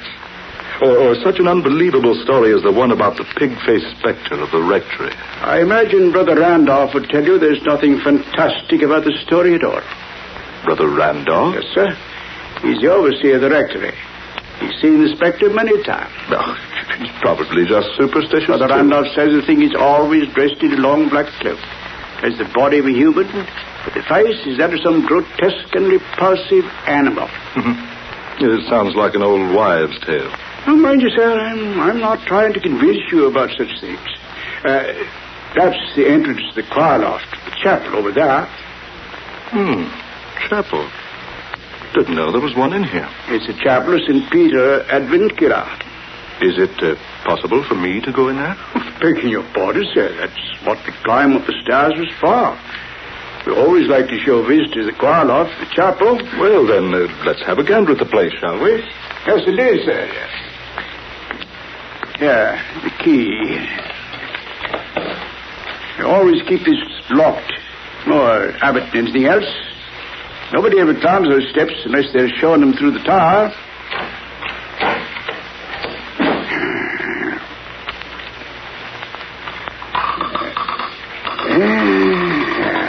Here we are, sir.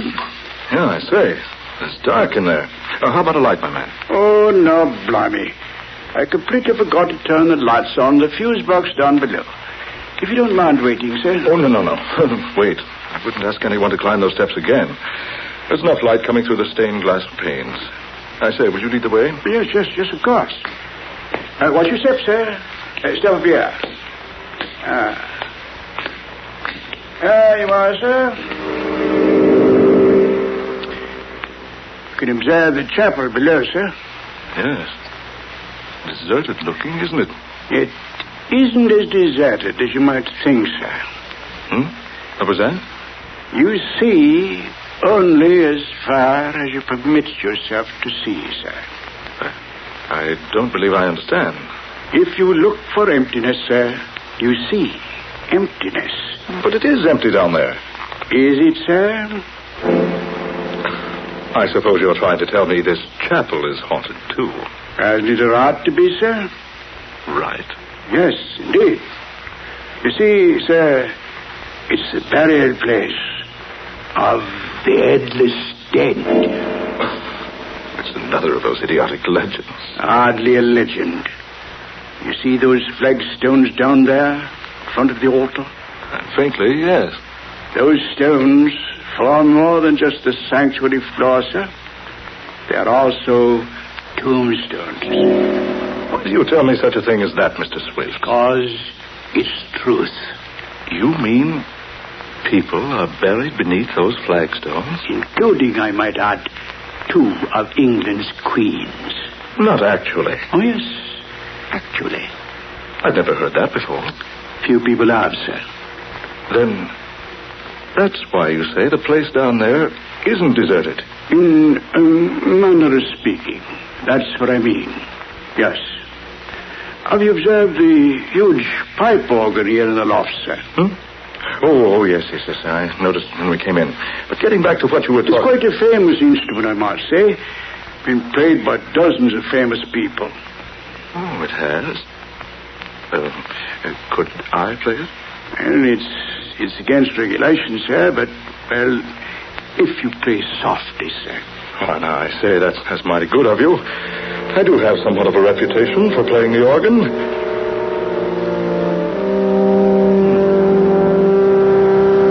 You play well, sir. Quite well.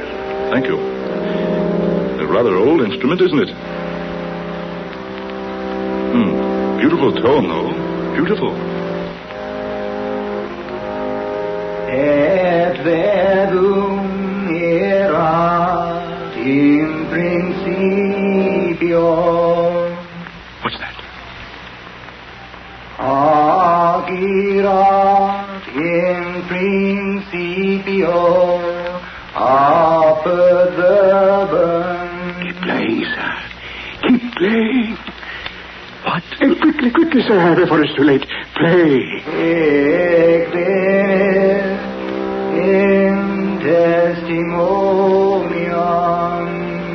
That voice. What is it? No one knows. He always speaks like that in Latin.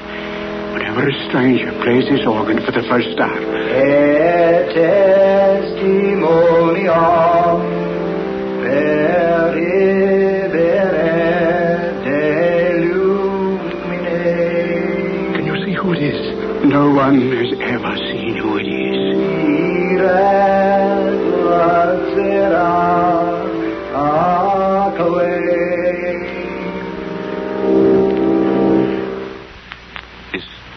Is he gone? Yes. You'll hear no more of him today. But what's the explanation? Who is it? Why does he do that? There is no explanation. I must admit, sir, I've often heard of the ghost of St. Peter's Chapel, but this is the first time I've actually heard him. He always does that? Whenever a stranger plays his organ for the first time. Will he return if I play again? No. He always speaks just once. Then he's never heard again until another organist plays for the first time. Amazing. Absolutely incredible. I say, sir, it's about closing time. Do you mind if I leave you now? Why, no, of course not. You recall your way out of the tower, I trust. Look around a while longer if you wish. And I'll return later to lock this car loft. But I don't know whether I want to remain here. Oh, don't worry, sir. You're quite all right. Besides, you don't believe in such rubbish as ghosts. Yes, but I'm happy to show you around, sir. By the way, what did you say your name is? Holman. Frederick J. Holman. Oh, then I'm very happy to have known you, Mr. Holman. Who knows? Perhaps your visit here will make you a changed man. Now, whatever did he mean by that? I say, what's come over me? I feel so sleepy. Yes, sleepy.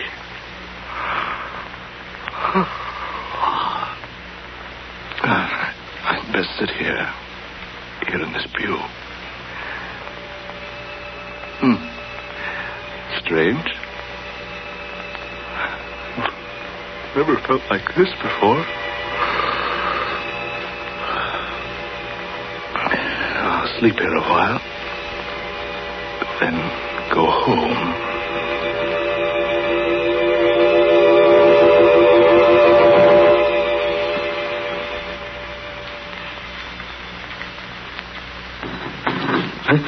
What's that?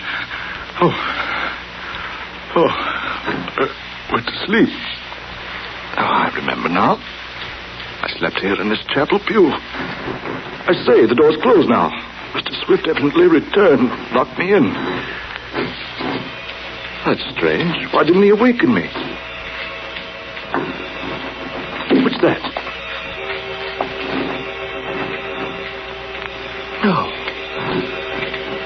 No, it can't be. Those stones at the foot of the altar. They're being pushed up by someone underneath. Hands. And arms. Long, bony arms. Pushing up the flagstones. And over to the right. 2 ghostly figures rising out of the tombs in the floor. No, it's not possible. It can't be. Figures. Dozens of them now. Leaving their tombs. Forming a procession down the middle aisle of the chapel. And each of them is headless and carrying his head before him in his hands. Look at them. Marching in a slow procession down the center aisle. Marching.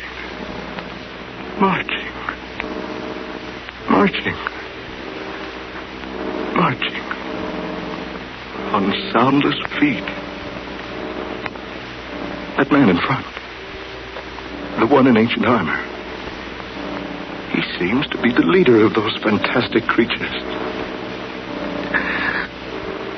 Oh, is this a dream? Is this a nightmare? No. It is not a dream. How did you get up here? Just a moment ago, you were down below, leading the procession. It is not our custom to hold our rights while an intruder is present. But I was locked in here. I didn't intend to be here. Now that you are here, you must make the most of it. What do you mean? You are now as one of us. It was you who prayed when I played the organ earlier today. Yes. I always pray when a stranger sits at the console. You see, it was I who first played this organ when it was installed. Don't you think I play well? But why do you return when others play it? Because no one could ever play it as well as I. Therefore, I pray for them. You're dead. And yet...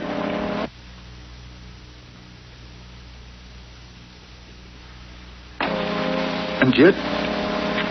You're playing the instrument now. Yes.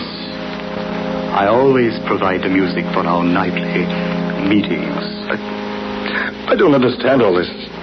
Those others down there, they're ghastly creatures. Headless. Yes. They were less fortunate than I. You see, I managed to keep my head. They were executed? How else would they have come to be headless? You see, we will become quite uncomfortable lying in our graves beneath the flagstone floor if we didn't arise occasionally and stretch ourselves. Good heavens. Look you, down below there. Will it amaze you for me to tell you that in that procession are some of history's most famous people? Surely this isn't happening. Indeed. Believe me, you're quite mistaken. Didn't you know that here in the chapel of St. Peter ad Ventula are buried such famous people as Sir Thomas More, Henry VIII's queens, Anne Boleyn and Catherine Howard?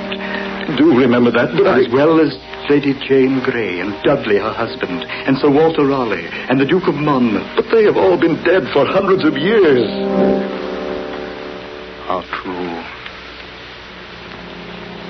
How very true. Rick Holman, you will join us. What? I said you will join in the procession with us. No, not I. It must be so. No one can look upon the procession of the headless dead unless he joins them to save himself. Save myself? What do you mean? You will discover what I mean if you refuse to take part in the ceremony. But not now. Not tonight. Perhaps later. Yes, some other time. It will be more satisfactory for you to join us tonight. I can't tonight. Can't we make it some other night? Honestly, I fell asleep here. It's later than I thought. It's exactly midnight. I must return home. My family will be frantic. I'll tell you what I'll do. I'll return to join you tomorrow at midnight. What? Tomorrow at midnight. you will return to join in the procession. Yes. Yes, that's fine. You can count on it. Raise your right hand. My right hand? Yes, raise it. Now, repeat after me. I solemnly swear. I solemnly swear. By the souls of the sacred dead. By the souls of the sacred dead. To return to this chapel tomorrow at midnight. To return to this chapel tomorrow at midnight. So help me, heaven. So help me, heaven. Now, can we go? Yes, but the door to the choir loft is locked. It is locked, but you will have no trouble going out through it. And remember, Frederick Holman, tomorrow night at midnight.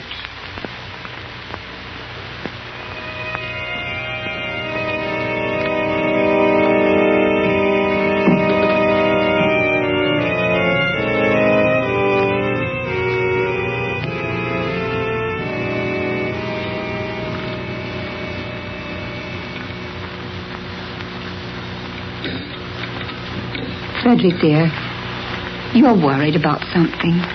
I know you are. It was 1 o'clock when you came home last night. You've never done that before. No, I know, Laura, my dear, I know.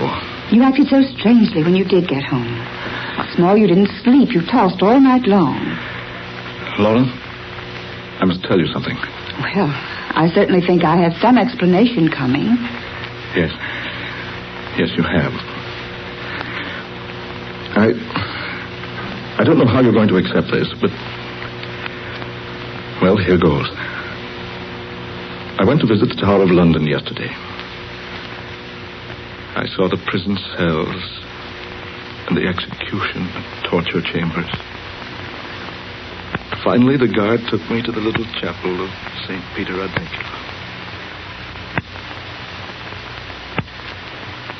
So I promised to return to the chapel tonight at midnight. They permitted me to leave the chapel. Frederick, surely you were dreaming. No, I'm sure it was no dream. It was all too realistic. I saw those people and heard them. Oh, but things like that don't happen. I'm very positive this happened, Laura. Oh, nonsense. You were just affected by those ghost stories that guide told you about the tower. Oh, dear, you're wrong. I've never believed in such things before. No. Well. But surely you don't intend to go back there tonight. Do you? I don't know, Laura. I don't know.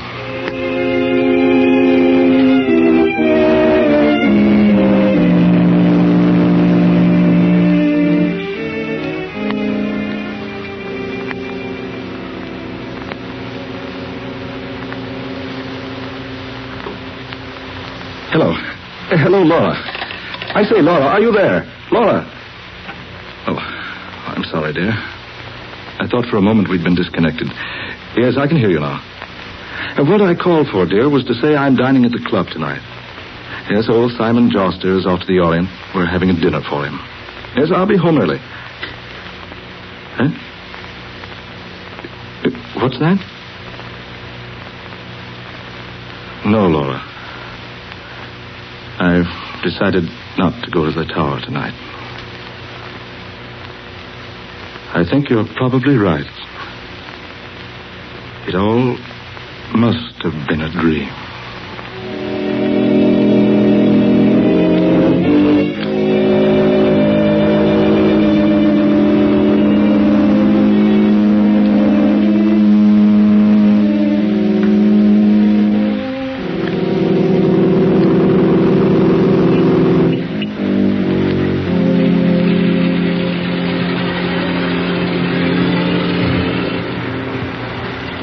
Good evening, Mr. Holman. Your car, sir. Oh, thank you, Henry. Shall I drive you to the tower, sir? Tower? What? Of course not, Henry. Drive me straight home. Whatever made you think I'd want to go to the tower, at this time of night? I don't rightly know, sir. Begging your pardon, Mr. Holman, I don't know what made me ask you that. Really, I don't. Don't drive me home, Henry. Yes, sir.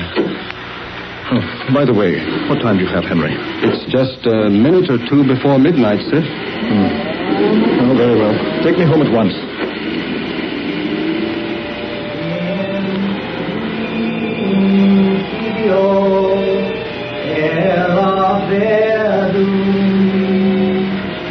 Did you say something, sir? Did you hear something, Henry? Hear something, sir?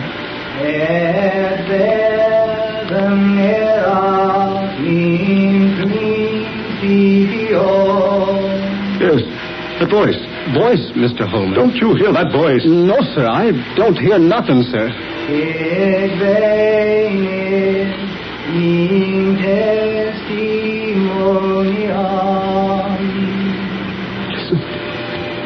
It's him. Listen to him. You must be tired, sir. There's nobody. That voice. Really, sir. Don't tell me you haven't heard of the gambling spook of Wycotor. In principio est verbum. No. No, it can't be. Or Brother Randolph's pig-faced spectre of the rectory. No one could ever play the organ as well as I.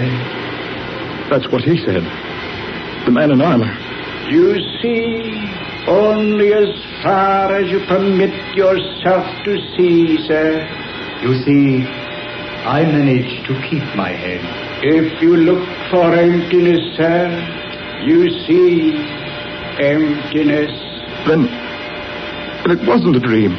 The flagstones of the sanctuary floor are also tombstones. It's true. It wasn't a dream. You must join our procession. Henry. The headless dead. Join our procession. The headless dead. Join our procession. The headless dead. Henry, in the name of heaven, man, look where you're driving. I can't stop, sir. Look out, you're going to hit that bus. Mr. Holmes! Henry, look out!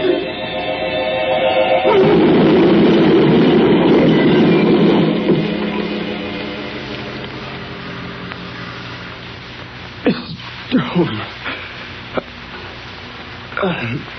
Mr. Holman, are you all right, sir? We hit that truck and... Mr. Holman, we hit that truck broadside and...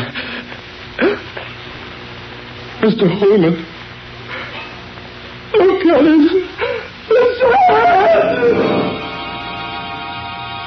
Greetings, Frederick Holman, and welcome. I am pleased that you have kept your appointment with us.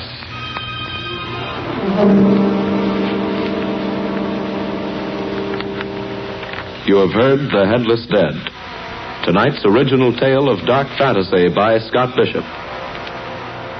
Ben Morris played Frederick Holman, Eleanor Naylor Corrin was Mrs. Holman, Fred Wayne was Swift, Garland Moss was the leader of The Headless Dead, and Murillo Schofield was heard as the chauffeur.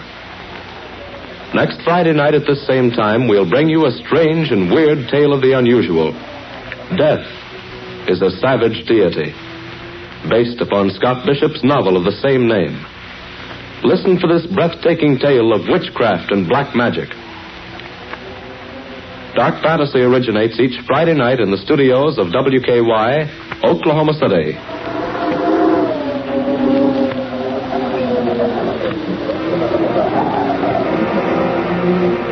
This is the National Broadcasting.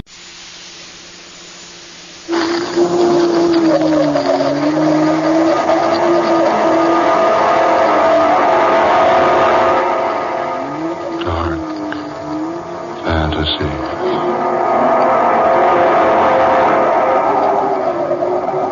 Death is a savage deity.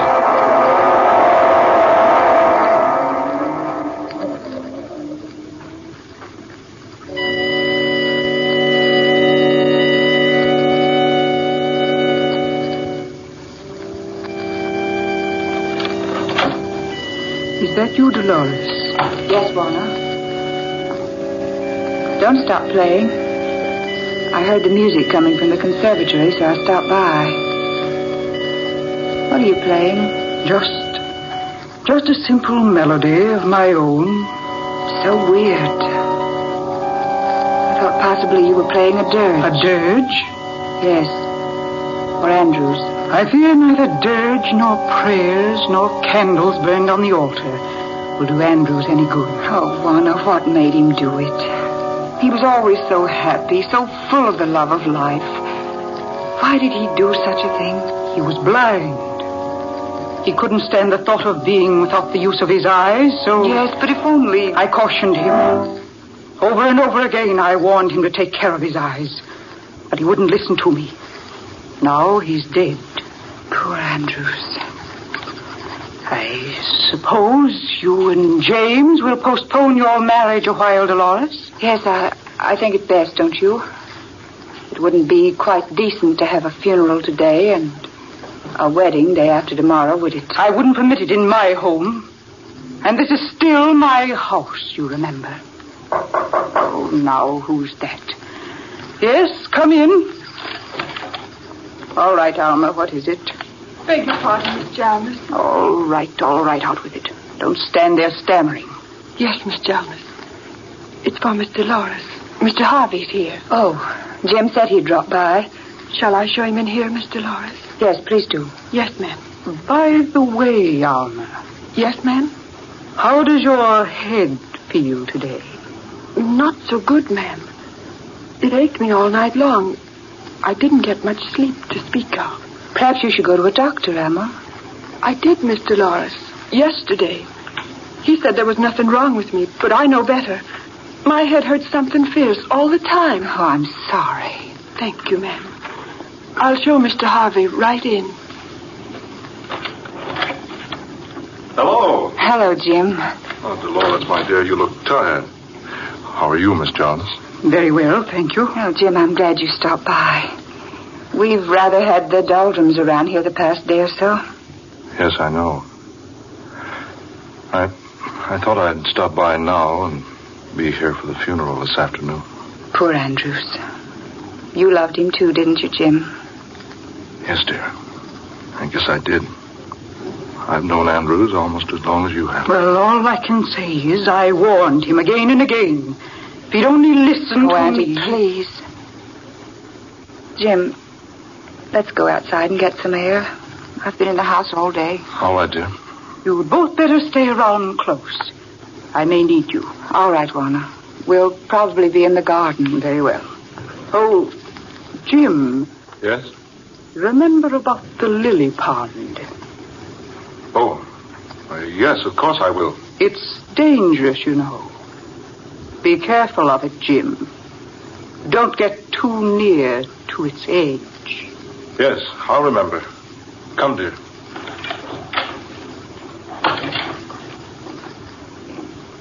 Jim. Yes, dear? What did she mean about the lily pond?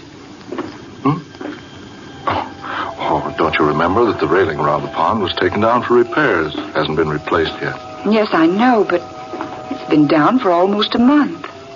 Here, let's walk on the grass, shall we? Why does she remind you about it now? Well, she probably doesn't want us to fall into it and soil our pretty clothes. But she seems so insistent. She said it's dangerous for you to be careful of it. For you not to go too near its edge. You, Jim, not me. Oh, she meant both of us, silly.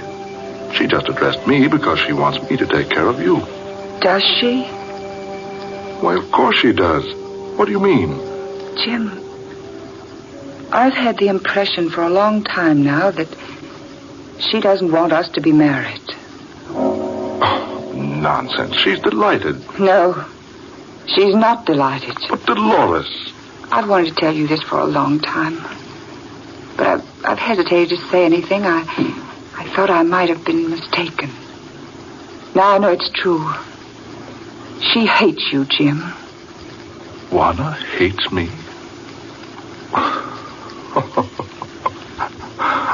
Why, of all the silly things I've ever heard of, Juana and I are great friends. Oh, darling, you're wrong. Juana has no love for you. I don't know why, but she'll be perfectly delighted if you and I never marry. Dolores. Jim, I want to be married just as soon as we possibly can. Then I want to go away from here. Away? Where, dear? I don't care where. Just so it's someplace else, anywhere but here. But, darling, I thought you loved this place. Love it. I despise it. Dolores. I do, Jim. Oh, darling, I'm so upset. There's something terrible going on around here. I don't know what it is. But it was responsible for Andrew's death. Darling, how can you say that? Because I know. You know what? There was nothing wrong with Andrew's eyes. What? No. Nothing at all wrong with them. But he went blind. The autopsy proved it. Well, that's why... I know. He died blind, yes. But I went with him to an optometrist about a week ago. Andrews had perfect vision in both eyes, and no sign of defect or weakness. But, Dolores, that's not possible. I know, but it happened. But how? How, dear? I can't answer that. Oh, Jim, look out. Good Lord. Oh, dearest, the lily pool. You almost walked right into it. Yeah, I thought it was over farther to the east end of the garden. I don't know why we should be so frightened of it. It's quite shallow. Even if one of us did accidentally fall in, we'd only get a bit wet. Is that all that would happen? Jim, what do you mean? I wonder. Come on, dear. We must be getting back to the house. I want to brush up a bit before the crowd begins to drift in.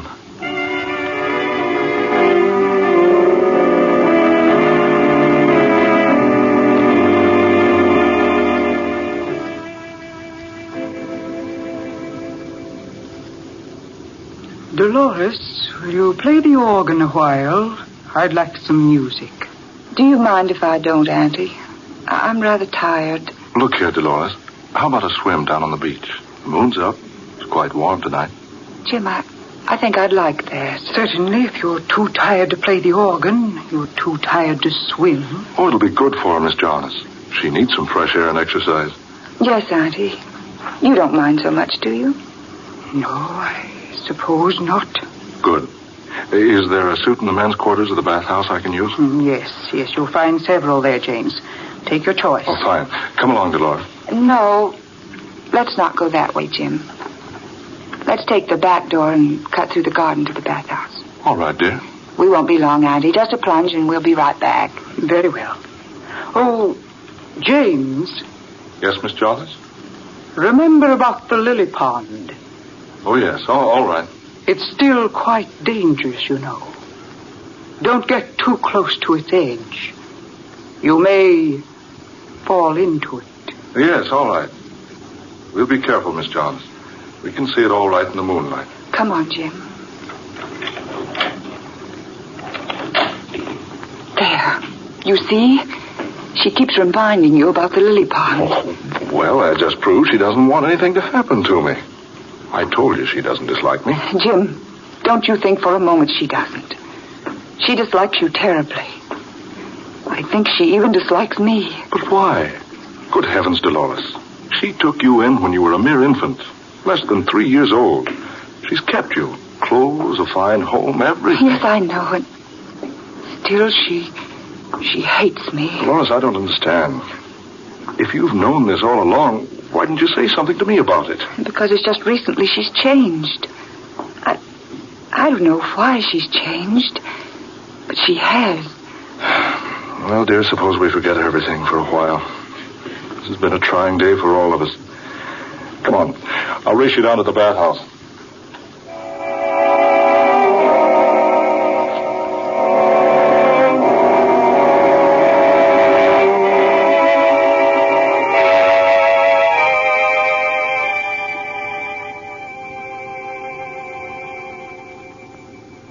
Well, Jim must not be dressed yet. It's odd. He had plenty of time. Jim? Jim, do you hear me? Are you in the bathhouse, Jim? Jim?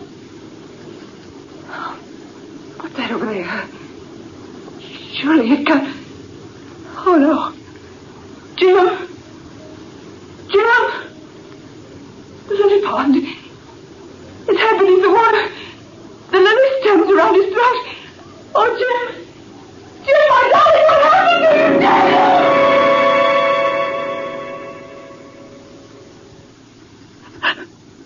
Please, try not to think about it. It's all over now, and there's nothing to be helped by thinking about it. But how did it ever happen to him? Dolores, you heard the coroner's verdict. Jim must have wandered over to the lily pond while waiting for you to finish dressing. He apparently stumbled and fell, striking his head on a rock, becoming unconscious. He fell with his head underwater, and it strangled him. Oh, it was so sudden. If I'd only been a little quicker dressing, I might have saved him. Don't think of that, dear. We can't help what's happened. Lie still, dear. I'll answer it. Hello? Yes, Mr. Evans? Yes? Very well. I'll come to your office right away. Yes, within the hour. Very well. Goodbye. Oh, Dolores, I'm sorry, but I'll have to leave you a while. That was my lawyer, and there's some very important papers I must attend to immediately. I'll be all right, Auntie. I'll send Almain to take care of you. But I'm afraid she won't be of much help. She's been complaining of headache constantly, night and day.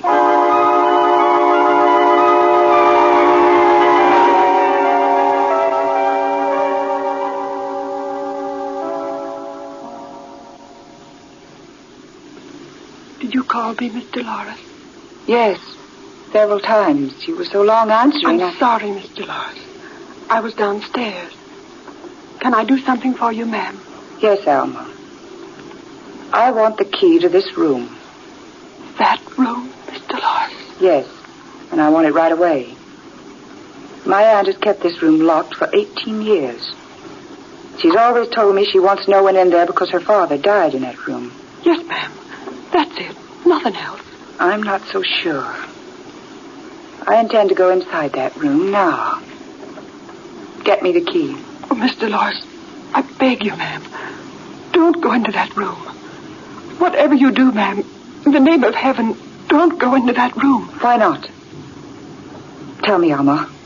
What's in there? It's frightful, ma'am. Please listen to me. My head's a splitting. I'm a sick woman. I'm almost a dead woman. But with the life that's left in me, I plead with you not to enter that room. Alma, stop this nonsense. It's not nonsense, miss. There's worse than the devil in there. Alma, do you have the key? Answer me. Do you have the key to that room? Yes, ma'am. That I have. I stole it from Miss Jarvis a month ago. Then let me have it. Give it to me. At once. I'll open the door.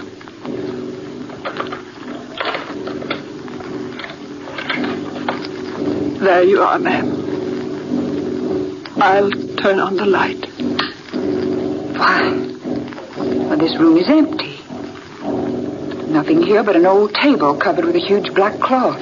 That's all, miss. Come now. Let's shut off the light and lock the door. No. Wait a minute. What's on that table? Please, Mr. Lawrence. Don't go near that table. I want to see. I ask you not to, Mr. Lawrence. Dolls. 4 little dolls. Each about 12 inches tall, lying here on the table. Please come away, Mr. Lawrence. Good heavens. This doll looks exactly like Andrew's. Look. Lying there on his back. With a common pin stuck squarely in the middle of each eye.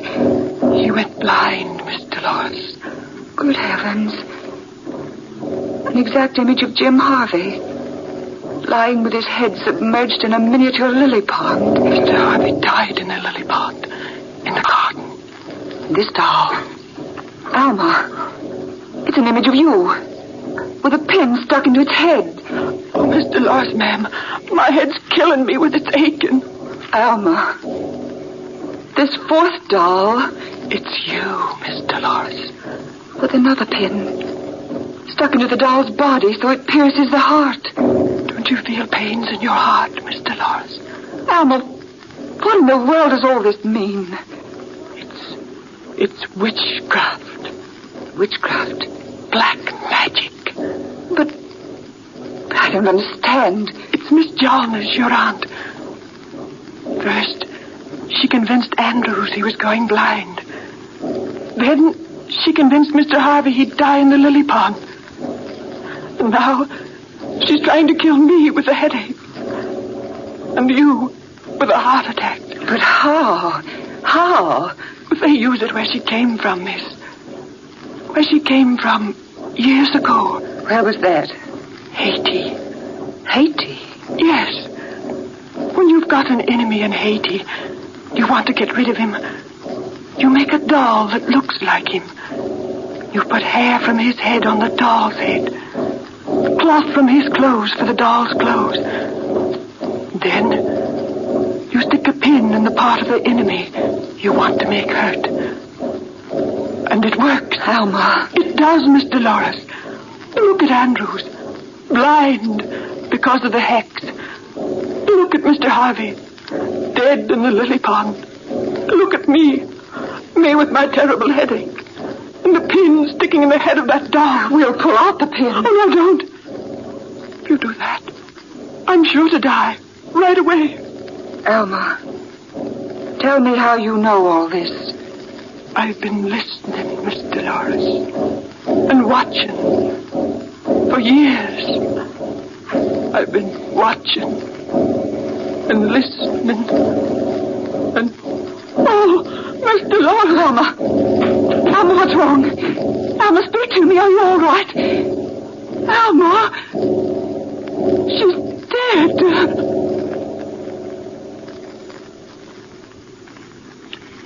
Mr. Dolores, you feeling better? Yes, much. How did I get here in my bed, Doctor?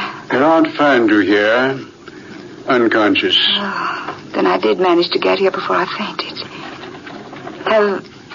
Have you found Alma? Yes, poor girl. Dead. Brain hemorrhage. Brain hemorrhage? Yes. Where did you find her, Doctor? In her room. She must have died in her sleep. No. No, she didn't die in her bed. My aunt must have placed her there. Dolores, you know the truth. Do you, Dr. Seabrook? I've known it for years. I've been watching Warner, your aunt, for years. When Andrews died, I became suspicious. When your fiancée perished in the lily pond, I was convinced. Convinced that Warner was using her ancient jungle powers. What? Let me tell you a story. She was married to a wealthy plantation owner in Haiti about 18 years ago. One day, she decided to rid herself of him. So, she fed him poison. When he realized what she had done to him, he went off into the jungle to die. But first, he made a will, leaving all his money and property to the baby daughter of his closest friend, a man who died of jungle fever and whose baby had been taken to America by friends. Warner's husband left his fortune to that baby girl. That girl, my dear, was you. Before the poisoned man died, he sought out a jungle witch doctor and had him make a charm. It was a doll-like image of the woman who had poisoned him. He took a lock of her hair from where he'd always carried it in a gold locket, and the hair became the doll's hair. Then he took a long needle, dipped it in the most potent poison, and plunged that needle again and again into the body of the doll image. The poison was one that brings about instant and complete paralysis of the human muscles. Paralysis? Yes. It's a poison well known in Haiti. He cast a spell upon her, just as she's been casting spells on us. Precisely. But her spells were effective. His wasn't. No spell is effective unless the victim is made aware of its existence. Just a few moments ago, I told your aunt the same story I've told you. You mean you told her about the spell that was cast upon her years ago? In an offhand manner. I passed it on to her as just a story I'd heard from a friend of mine in Haiti. I pretended I didn't know that she was involved. Where is she now? You feel like getting up? Yes, I'm all right. This door leads to your aunt's room, doesn't it? Yes, it's not locked. Here? Is she in here? Yes, she's in there. Oh, she's ill. And Juana, Doctor, look at her. The spell she cast upon you is broken now. Your aunt is dead. But look at her. Yes. She died instantly of complete paralysis.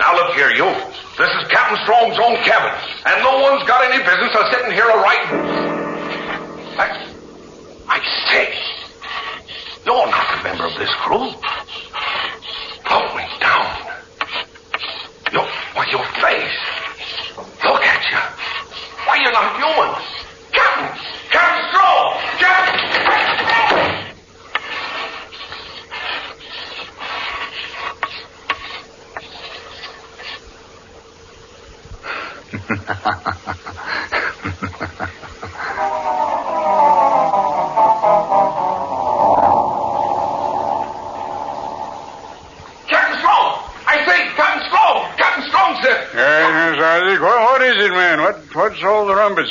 Begging your pardon, sir, but there's someone in your cabin, sir. Well, who is it? What's that, Isaac? There's someone in the captain's cabin, sir. Who is it? I don't rightly know, sir. Well, didn't you see who it was? Yes, Mr. Wilson, that I did, sir. But the captain always locks his cabin. Don't you, Captain Strong? I do, but I could have forgot. Well, it wasn't locked just now, Captain. You say you got a look at the man? Aye, sir. And full in the face, Captain. If you can rightly call it a face. What's that? What do you mean, Isaac? Yes, man. Speak up. What are you trying to tell us? I mean, sir, the man ain't human.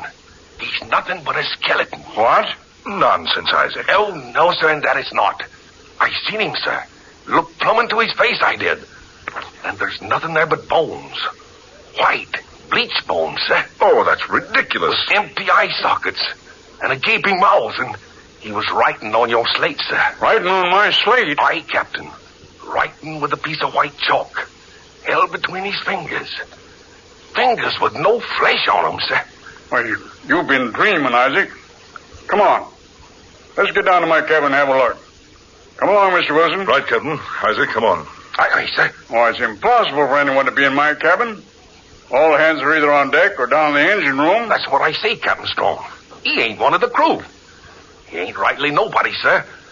Unless you want to call a spirit somebody. Isaac, stop that sort of talk. No, but it ain't no sort of talk, sir. Begging your pardon, Mr. Wilson. I seen him with my own eyes. Sitting there, dressed in some sort of getup I ain't never laid eyes on before. He had his back to the door, and he was writing on your slate with a chalk, Captain. I spoke to him, but he didn't pay me no mind. Just kept right on with his writing. Then I got closer to him, and he still didn't look up. So I stooped down and peered into his face, I did. And then I seen he wasn't nothing but a skeleton, sir. Well, if you were a drinking man, Isaac, I'd have you flogged and put in irons. I'm not so sure he hasn't been at the keg, Captain. Begging your pardon, sir. You'll see for yourself soon enough. Here's the hatch. You first, Captain.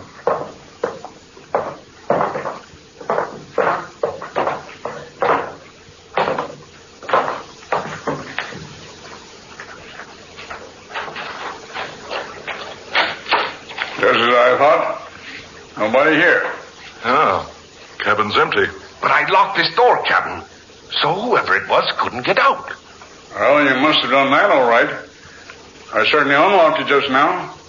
You deceive yourself, Isaac. There's no one in here. No, nobody. And no way out except through that door. I say, Captain, have a look. Yes, Mr. Wilson, what is it? Your slate. There is writing on it. Eh? What's that? Well, here, let me see. Here. There, Captain Strong. You see, sir? That's not your writing, is it? No. No, it isn't my writing. Then one of the men must have been in here and wrote that. No, I don't think so. Because this writing is a style and a type that was used more than 200 years ago. What? Now, let's see. Ah, I say. That is strange writing. It's English, all right. Such a peculiar spelling and phrasing. Blimey, I can't read it at all. Isaac. Aye, Captain. Now, seeing this, I can't help but believe that you saw somebody sitting here in my cabin writing on my slate.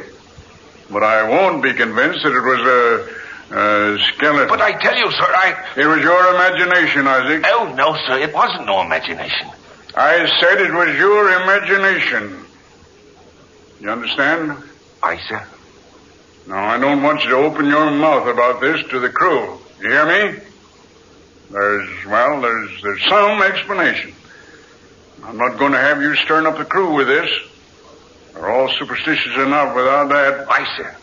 Those are orders, Isaac. I'll have you in irons if you breathe a word of this to the men. Aye, sir. That's all, Isaac. Aye, sir. Well, Captain Strong? What do you make of it, Wilson? Most extraordinary. I'm positive Isaac did see someone in this cabin. But surely not a fleshless creature. I don't know. Isaac is a sober, steady sort of person. But confounded man. He hasn't much imagination. Well, who ever heard of a skeleton aboard a ship, much less one that could write on a slate? Stranger things than that have happened at sea. You know that. Yeah, I do. But I can't convince myself that what Isaac saw was really some fleshless creature without a brain or heart or eyes. Can you make out the writing on the slate? Yeah, I think so.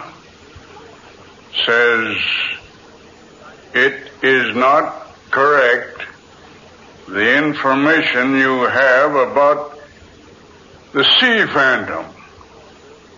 Change your course 6 degrees northeast to location 26 degrees 7 minutes longitude, 18 degrees 9 minutes latitude.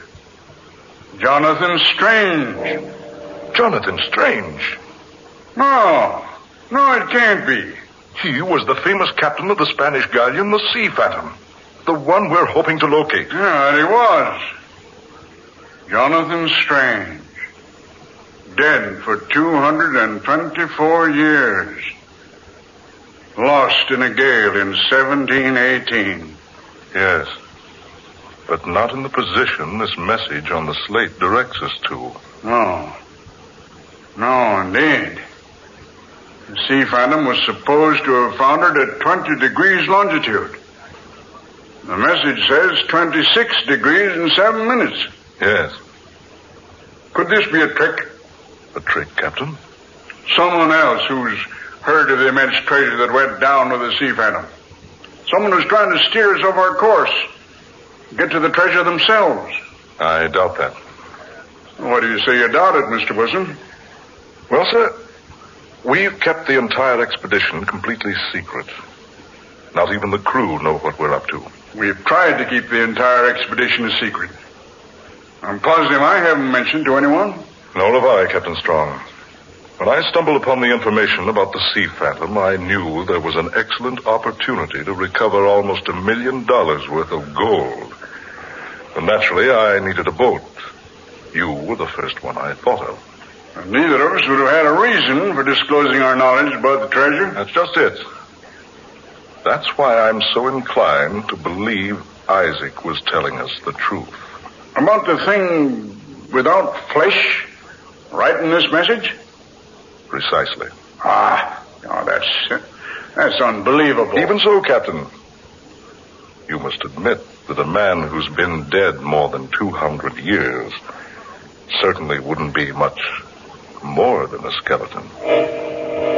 Isn't that right? You mean... good heavens. You mean this message was actually written by Jonathan Strange himself? I mean exactly that. I wonder. What about it, Captain? Do we change the course? I don't know. What's your advice? Normally, I'm not superstitious. But, well, what can we do? I've never believed in ghosts or spirits up to now. But that message on that slate certainly is convincing. Then you're in favor of following the instructions. Well, Mr. Wilson? Yes. Let's change the course and go to the spot the message mentions. If you're willing to take a chance, I certainly am.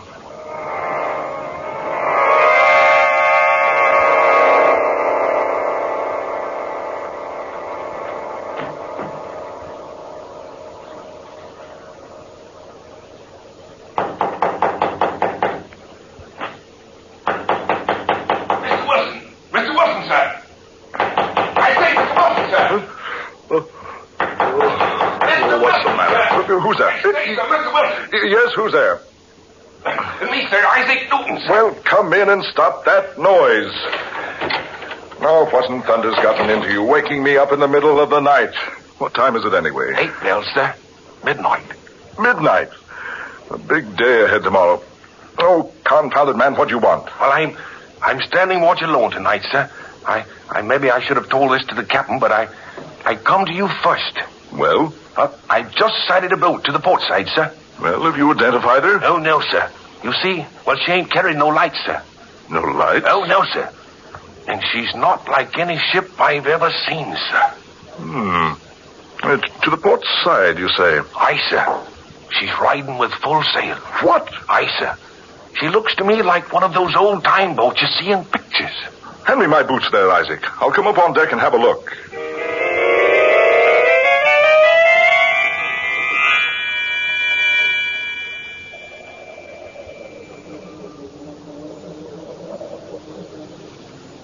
There she blows, sir. You see? Not a sign of life aboard her, sir. And the moon's full tonight. Look, man. Look. What, Mr. Wilson? That name on the bow. I can't see that far, sir. My eyes That name. The Sea Phantom. Sea Phantom, sir? Yes. No wonder she's carrying no lights. No wonder there's no one aboard. What do you mean, sir? Isaac, if you've never seen a ghost ship, take a look at that boat out there. Ghost ship? Yes. The Sea Phantom went down in these waters more than 200 years ago. Blow me down, sir. Are you having a joke with me, Mr. Wilson? No. No, this is no joke. That's a ghost ship, right enough. You watch. She'll be gone in a minute or two. I'm begging your pardon, sir. But that boat's real. Ghost ships always look real, Isaac. But look you, sir. She's close enough to see. She's within throwing distance, I do believe. Here. This belaying pin here, Mr. Wilson. I'll try to throw it aboard the Sea Phantom. Good. You watch. That pin will just go through thin air. We'll see, sir. Well, here goes.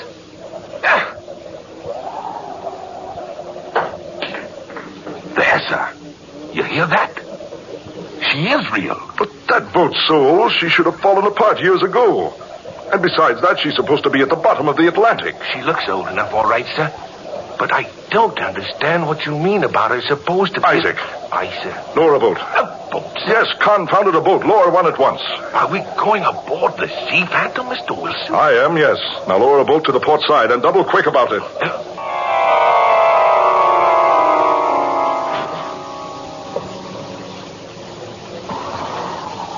Stop rowing now, Isaac. Ease up alongside. Aye, sir. Tie up to that rope hanging there. Right, sir. There. All set, sir. Right. Well, you stay here and watch, Isaac, while I go aboard. If I'm not back in a half hour, come aboard looking for me. Aye, sir. Half an hour, sir. If you're not back by then, sir, I'll come aboard after you. Keep a sharp lookout, Isaac. Let me know if you see anybody aboard. Aye, sir.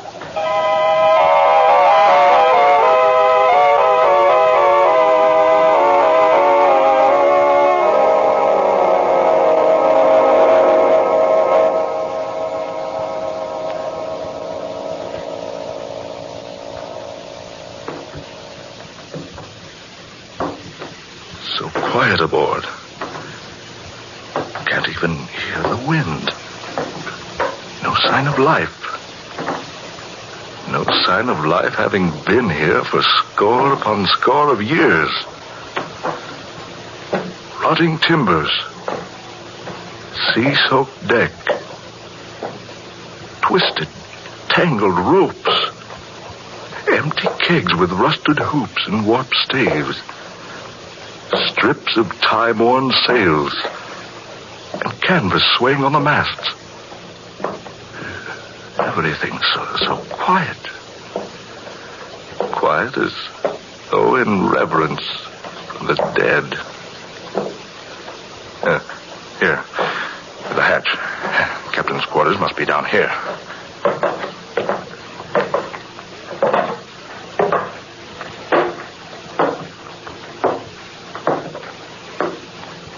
Yes. This must have been his hangout. Now, let's have a look. A light burning in here. Hey, say, what's that? Oh. Bones. An entire human skeleton slumped here in the corner of the cabin. As though a man had propped himself up there and died. Exactly, my friend. Who's that? Did someone speak? Certainly me. But where are you? Over here. But I don't see you. There's no one in this room but myself. Yourself and that gentleman slumped there in the corner. Who are you? My name is Jonathan Strange. Jonathan Strange? Why, you're the skipper of the Sea Phantom. That I am. Jonathan Strange, captain of the Sea Phantom. sailing with a cargo of gold for the Spanish ruler. But why, your boat went down in a gale 200 years ago. So history says, yes. But men do not know everything. I don't understand. The sea phantom was no victim of a storm at sea. Oh, no, my friend. She was the victim of a cruel and vicious man. I still don't understand. Look here. You see the rusted iron ring there on the floor by your feet? Yes. Take hold of it and pull. The trap door to my cabin. That's it. It may be difficult. Use your strength on it. A little more force now. Now, that's it. There. You see? Gold. Bar upon bar of solid gold. Yes, gold for the King of Spain. And chests of coins and jewels. One there for the Queen. But Jose would have them for his own. He intends to mutiny the crew and steal the treasures that have been entrusted to us. Who's this Jose? Jose Menel, a wicked and cold-hearted fiend. Even now, the crew is waiting for me to leave this cabin. They know they'll never enter here while life is in my body. But surely there's some escape. No, none. They think I remain here to starve to death. They're fools. They do not know that they're about to perish, like the rats they are. What do you mean? Don't you smell the smoke? Listen. You can hear the flames. Yes. Yes, I do. They cannot escape in the boats, because I foresaw this mutiny and put the lifeboats out of commission. But can't you escape? No, of course not. For you to escape, you must make haste, my friend. How? The same way you entered here, of course. Hurry now, my friend, and take this with you. What is it? What are you giving me? You'll see. Hurry now. There's no time to waste. Soon the ship will be one mass of roaring flames, and none of us will be left alive. Can't I take you with me? Can't you make yourself apparent so I can see you and take you along? No, it doesn't matter. But let me warn you. With my life, I protected the treasures of the King and Queen. Throughout all eternity, I'll guard those treasures. It will not be wise for any man to attempt to obtain them for his own. Yes, Jonathan Strange. I believe I understand exactly what you mean. That's why you brought me here. To show me. Exactly. I must hurry. Mr. Wilson, sir. Are you in there, Mr. Wilson? Isaac, is that you? Aye, sir. Blowing down, Mr. Wilson. This beastly boat's afire. If we don't get over here in a jiffy, we'll be paying a visit to Davy Jones' locker before we do it, sir.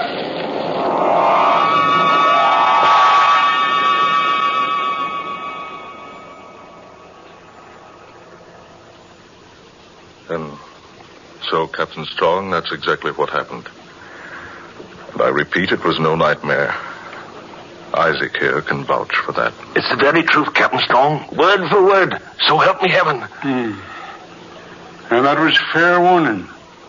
And whoever attempts to get the treasures of the Sea Phantom is doomed. Aye, sir. Just as those mutineers were doomed 200 years ago, sir. It's odd. Very odd. I'm amazed you or the others of the crew weren't awakened by the sound of the fire. No. None of us heard a sound. The men don't even know about it now. I wouldn't have known about it myself if you two hadn't told me your story. If I hadn't seen those bits of charred wood floating on the surface this morning. It was a huge treasure, Captain. I saw it in its hiding place, beneath the skipper's cabin. And you got none of it? Not a single bit. Oh, wait, I almost forgot. Just before I left the boat, this thing was handed to me. Handed to you? But I thought you said there was nothing in that cabin but a pile of bones. Yes. Yes, that is right. But this seemed to come, well, almost out of nowhere. And it was placed very firmly in my hands. He sure enough had it in his hands when I broke into the cabin, sir. Let's have a look. Why, this was the ship's log. The log? Yes. The complete log of the Sea Phantom's voyage. From the date of sailing, right on up through the mutiny. Look. This writing. It's the same hand. The writing on my slate and the writing on this paper are the very same. Curve for curve, angle for angle. Here, let me see. Oh, I say, Captain. Yes, Mr. Wilson. Look here. On this last page. It reads,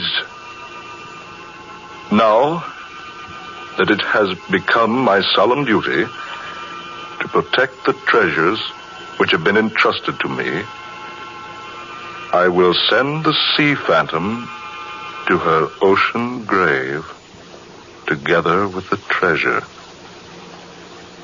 This is my course as I see it. God assist me. Jonathan Strange, May 29th, 1718.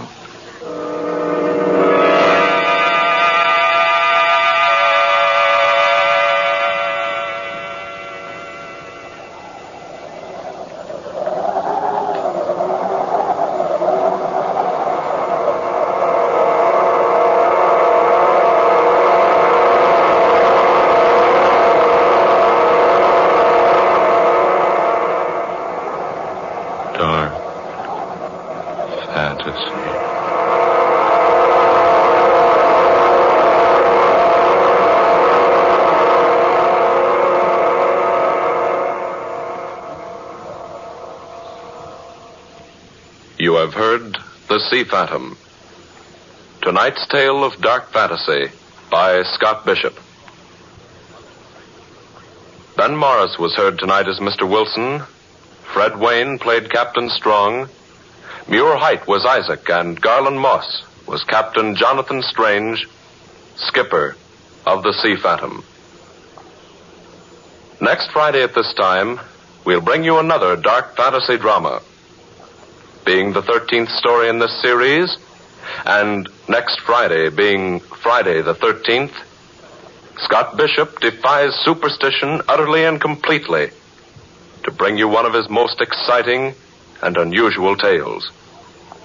Listen for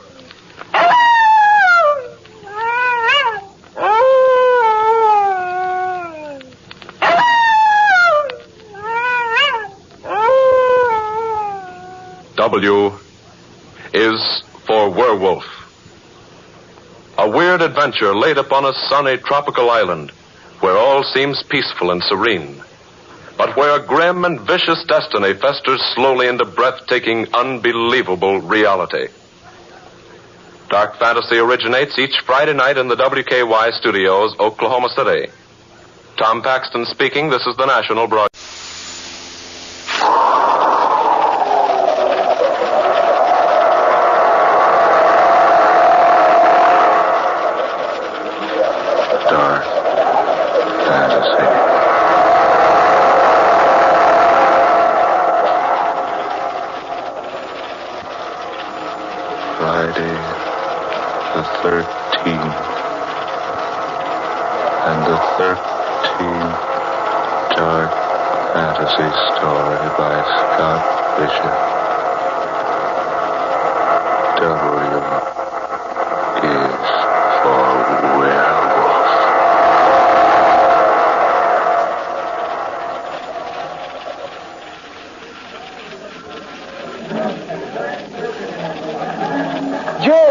Jim Howard, over this way. Bill Andrews, you old pill roller. Golly, am I glad to see you. Well, Jim Howard, welcome to Cape Howell. You're just the medicine the doctor ordered. And you're the doctor. How are you, Bill? Never better. Say, am I glad to shake hands with you again. You're the same old Jim. 5 years haven't changed you a single bit. Well, I'm sorry. I can't say the same thing about you. You look tired, almost sick. I say you aren't ill, are you? Ill? Oh, no. No, I've just been working hard. Not much sleep lately. Come on, I've got a wagon waiting right over here. Wagon? Sure, nothing fancy about us. We'll take the wagon to the boat landing, and then we'll row over to my island. Say, now, wait a minute, Bill. Are you trying to rib me? What do you mean, your island? Oh, didn't I tell you? I haven't lived in Cape Howe for 3 years. I find it more pleasant and comfortable out on the island. But what island? Folks around here have another name for it, but don't mind them if you hear it. I call it Échappé. Say that again, Bill. Échappé. Well, what's that, Scandinavian or Esperanto? French. Come on. Here's the wagon over here. Young John's waiting on the boat landing. Oh, I say, how is young John? Jim, I don't know. I'm worried about him. He's having trouble with his studies. Doesn't seem to like books and hates company. Well, I'd say he's more lonesome than anything else. It's more than lonesomeness, Bill. Ever since Bill Jr. died, he hasn't been the same. Angela and I were sorry to hear about Bill Jr. It's pretty sudden, wasn't it? Yes, pretty sudden. That's the way it is in this country, though. So much fever, so few conveniences. Oh, by the way, you say Angela and the child will be along in a few days? Oh, yes. You got my wire? Got it yesterday. I didn't know your sister lived at Lowston. Oh, yes, she has for years. Angela wants to visit about a week, and then she'll come on down here to Cape Howe by steamer. Oh, incidentally, old man, do you think this country's all right for the baby? Had her shots, has she? Oh, yes. Yes, I did everything you suggested in your letter. You know, that letter you wrote almost scared Angela out of coming. Oh. She said if it's that dangerous here, she doesn't think we should risk the child's life by bringing her here. Well, there's no danger at all if the child's been inoculated against the 3 diseases I mentioned. Oh, I took care of that all right. You're sure there's no other danger? I've taken care of any other danger there might be. What do you mean? Just that. There's nothing in the world for you or Angela to worry about. Please believe me, Jane. Well, all right, old man, all right. Angela and I are on the first vacation we've had since we've been married. And believe you me, we're here to make the best of it. Good, that's fine. Come on, the wagon's waiting, see? Right over there.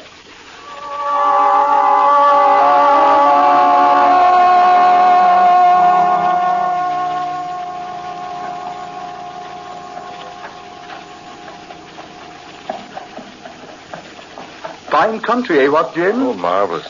We've enjoyed the whole trip so far. We didn't even get seasick on the way across.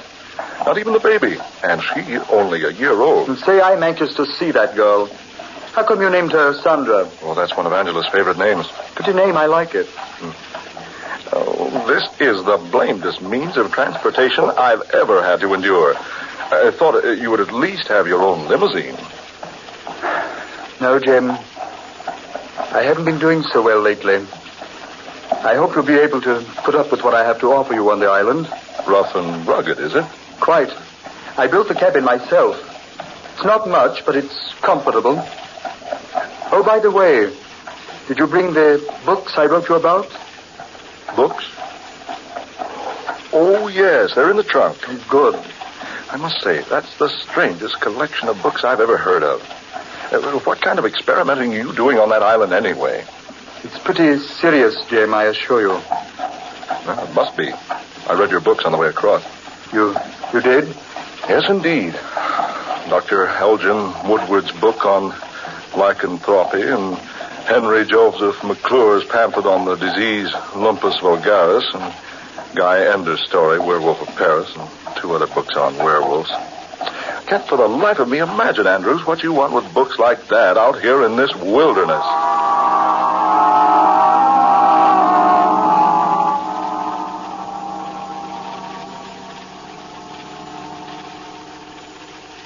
All right, Jim, here we are. Oh, John, here's Jim Howard. You remember Mr. Howard, don't you, Johnny? Well, sure he does.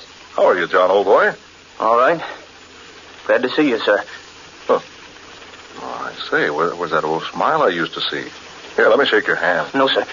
I don't want to shake hands. Oh, come on now. We're old friends, aren't we? No, Mr. Howard. Oh, I say now. Jim, just a minute. Let go, Mr. Howard. There. Jim. Oh, there now. Shake just like old friends. Let go. Let go my hands. Let go. Jim, please. I say. The boy's handbill. Come on, Jim. Into the boat with you. Come along, Johnny. Johnny. Get into the boat, son. Yes, sir. Come along, Jim. All right, I'm shoving off. All right, Johnny. You want to take the oars for the exercise, or you want me to row? Well, son? I told him not to shake my hand. I told him, didn't I? Johnny. Can I help it? Is it my fault if my hand's all... Johnny! You want to row or not? Yes, sir. I'll row. Okay, son. Hop to it. Johnny, Sonny, if I did something... Come on. Down to the other end of the boat, will you? Here. Sit here. I say, Andrews, that boy's hand. Quiet. He's upset enough. But, Bill, the palm of Johnny's hand. Good Lord, man. It's all covered with a thick growth of hair.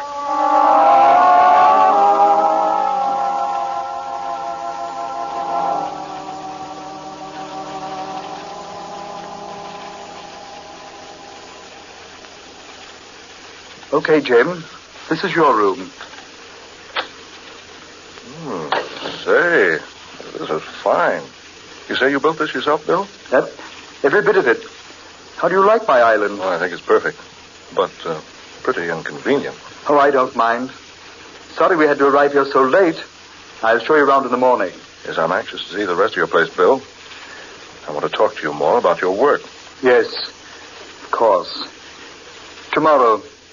It's pretty late now. Yes, it is late. No, I'm afraid I rather bored you, old man, with my chatter at the dinner table. Oh, Jim, you heathen. You've never bored me a minute in all the time I've known you.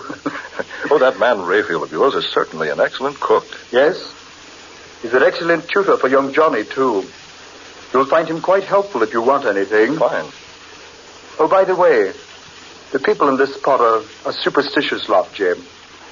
Don't let them bother you with any of their nonsense. Nonsense? Yeah, there's silly rot about, things in the night. What thing? Oh, there's nothing, of course. But they take all sorts of means to ward off, the evil spirits. Oh, I see. Here, I'll set this charm here on your desk. You won't be using the desk. Charm? What charm? Well, it's just a simple thing that the people hereabouts always insist on putting in the room in which a person sleeps. Here, these 3 bits of green twigs. 2 of them standing upright, like this. There we have it. Hey, what is this? 1 cross piece on the uprights, like this. Then a lakeshore pebble. This little bit of charred wood. There you are. Now you're fully protected. Protected against what? Why, those evil spirits I was telling you about. And now just forget about them, Jim. I just put the charm here in case Rayfield comes in. He's very superstitious, and he'll never rest until he's made a charm for you himself. Well, all right, but I still... Now, just forget all about it. Just a whim of Rayfield's. Good night, Jim. Night, old man. See you in the morning. Right. Bright and early. If you need a spare blanket, there's one in the closet there. Right, Bill. Good night. Pleasant dreams.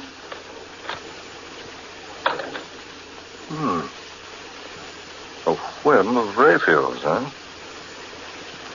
3 bits of green twig, lakeshore pebble, and a piece of charred wood. That's a strange combination. To ward off evil spirits, so Bill claims. But what evil spirit? Great horn toads, what's that? What in the world is that? Bill! Bill, I say, Bill, what's that howling? It is nothing, Mr. Huh? Oh, you, Rayfield. Nothing but a wild animal howling in the night. But that sounded like a wolf. Wolf, Mr. Yes. It couldn't have been a wolf. There are no such animals in this country, you know. I know that, but... There, you hear it? It will be all right, sir. Did Mr. Andrews give you the charm? Charm? Oh, yes, the charm. It will protect you, sir, from anything. Wait a minute, Rayfield. Don't go. Just what is this thing I'm being protected from? Oh, nothing. Nothing, sir. Nothing at all. People around these parts are curious about this all. Superstitious, you know, and all that sort of thing. So we humor them by always keeping it warm in the sleeping rooms of our homes. Yes, but I don't see why you should worry about humoring anybody. Way out here alone like this on this island. Well, sir, it is just the habit of Mr. Andrews, I reckon. But he said it was you he was satisfying by placing the charm in my bedroom. Yes, sir. That is, well, what I mean is, sir, I'll best be going. Young Johnny isn't feeling so well tonight. I hope you sleep good, Mr. Howard. And don't worry about the howling. Nothing will harm you. Don't worry about the howling, huh? That's strange. That howl's coming from the east wing of this cabin. Right over there. By George, I'm going to skirt this place and have a look. Quiet now. Not a sound. What? A light just went on in that room the sound's coming from. That window's heavily barred. And the window glass is frosted and curtained so no one can see inside. The howl is coming from inside that room. Here's the door to the place. Oh, Bill. Bill, are you in there? Bill. Some animal in there, all right. Bill. Andrews, are you in there? Whatever it is, it's trying to get out. Bill. Bill, are you all right? Are you in there, old man? Bill, are you in there? Bill. Yes, Jim. What is it? I just wondered if you were all right. I heard that animal howling, and I thought that... Animal? What animal, Jim? Don't tell me you didn't hear it. You weren't by any chance dreaming already, were you, old boy? But the howling came from inside that room. Say, you have been hearing things. I certainly have. Just before you opened the door, I heard an animal sniffing and whining and scratching at the door. Oh, now, Jim. A joke's a joke. But I'm not joking. Well, come on inside and look for yourself, then. Does anybody use this room? Certainly it's young Johnny's. He and Bill Jr. had the room together before we lost Bill Jr. Bill? I'd swear there was an animal in here a moment ago. Normally, Jim, I'd be a little confused by what you're saying. Well, the long trip, worry about your baby daughter. Look, there on the door. Long, deep scratches, like an animal's nails would make. Oh, those. Jim, those marks are ancient. The boys used to own a collie dog. We don't have him anymore. We used to shut him up in here sometimes, and he'd scratch on the door for someone to let him out. What's this? Bill, what is this? A long, heavy chain, securely fastened to the metal bedpost, and a huge leather collar on the other end. Yes, that was the collie's chain and collar. We've never removed it from the bed. We chain the dog here at night to protect the boy. But look here. Fresh blood stains on the collar, and little wisps of grayish fur. Jim, forget it. Those stains aren't fresh. That dog hair has probably been there for ages. Yeah. I suppose so. But why the bars on the windows, Andrews? Just a protection for the children. Well, come on in the living room, old man, and let me get you a drink. Call it a night, shall we? Yes. So I suppose we'd better. Maybe a little sleep will do everybody a lot of good.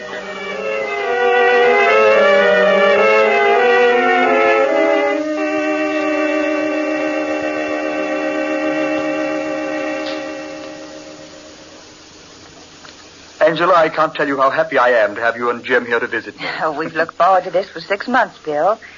I envy Jim for having a week's head start on me. Oh, we really like it here, Bill. Baby asleep, dear? Yes. And it's time we had some rest, too. And that's my hint to clear out. Oh, no. Oh, I forgot. I'm going over to the mainland. I'll be back by morning. Anything wrong, Bill? Oh, no, not a thing. Jim, may I ask a favor? Certainly. That watch charm you're wearing, solid silver, isn't it? Why, yes, it is. Do you think you could give it to me? Give it to you? Why, of course. I have a very special reason for wanting it. I wouldn't ask for it if I didn't have. Here you are. Thanks, old man. I hope I can return it to you. Well, good night. See you tomorrow. Good night, Bill. Jim, why does Bill act so strangely? I don't know, dear. I wonder why he wanted that silver watch charm. Odd. Oh, by the way, you said you had that wire for me. Oh, yes. It's here in my purse. I'll get it for you. Would you cover Sandra, dear? She's kicked her blanket off. Oh, sure. Here you are, darling. Thanks. I say, Angela. Yes, dear? Listen. In answer to your cable, I have been able to learn that the grandfather of William J. Andrews was shot in France almost half a century ago by an angered mob. His grave was recently opened, and instead of the remains of a man, investigators found the almost perfectly intact body of a strange beast, somewhat resembling a wolf. Jim, no. Just what I thought. Oh, Jim, what's that? Something's wrong. Come on, hurry. Oh, look. Look down the doorway of that room with the bars at the windows. Some animal running out there near the edge. Jim! I hit that creature 3 times. I couldn't have missed him. And yet the bullets didn't even slow him down. Jim. There's the doorway. It's Raphael. Look at him. Oh, his throat. Only an animal could have done a thing like that. Where's young Johnny? Look, Jim. That heavy chain hanging from the bedpost. The collar's gone. Chain snapped right in 2. Angela, you and I have a job to do. I hate to ask you to do this, but I think you've got the courage. To do what, dear? Come along with me. You will see.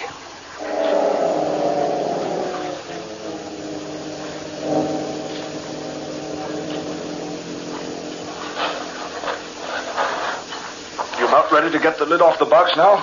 Oh. Steady, Angela. Steady. Oh, this thing's terrible. Desecrating Bill Jr.'s grave like this. Digging up the casket. If I'm wrong about this, well, we'll see. Hand me that bar. That's it. Now, hold the light over here now, Angela. Just another nail or 2.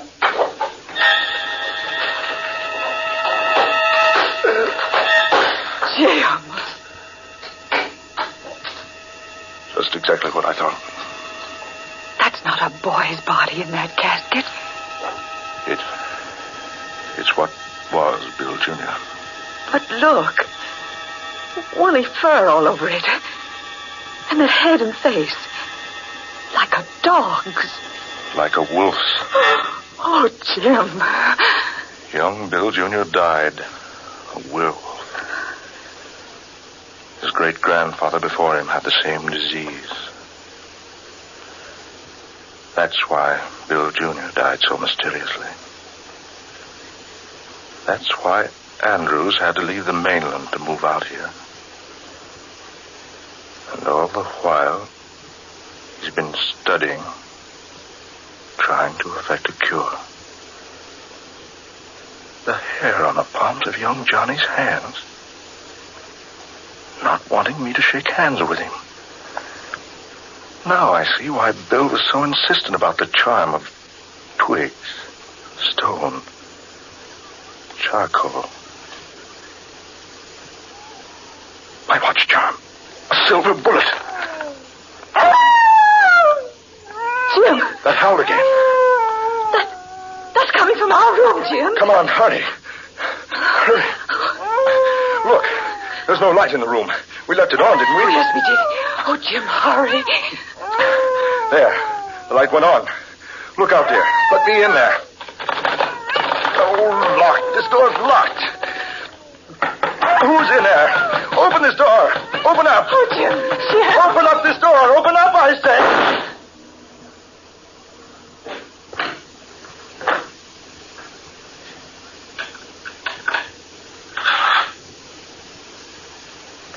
Everything's finished now. Young Johnny is dead.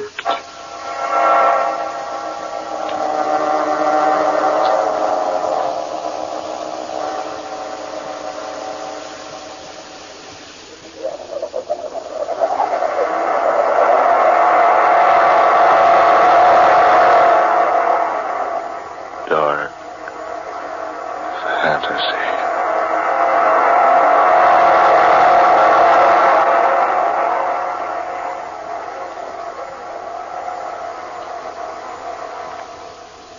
Friday the 13th.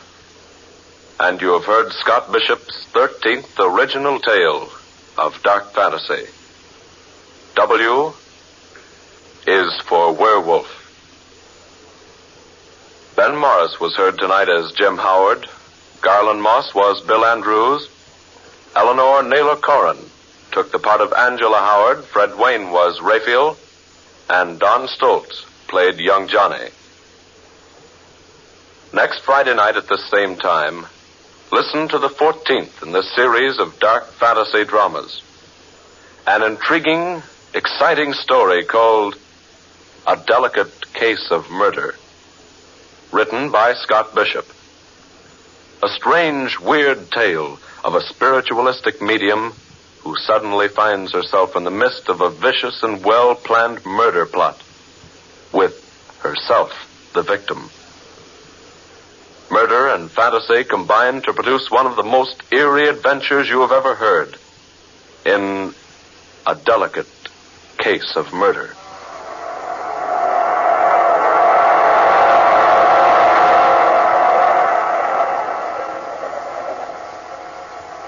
Tom Paxton speaking. Dark Fantasy comes to you each Friday night from WKY, Oklahoma City. This is the National Broadcast.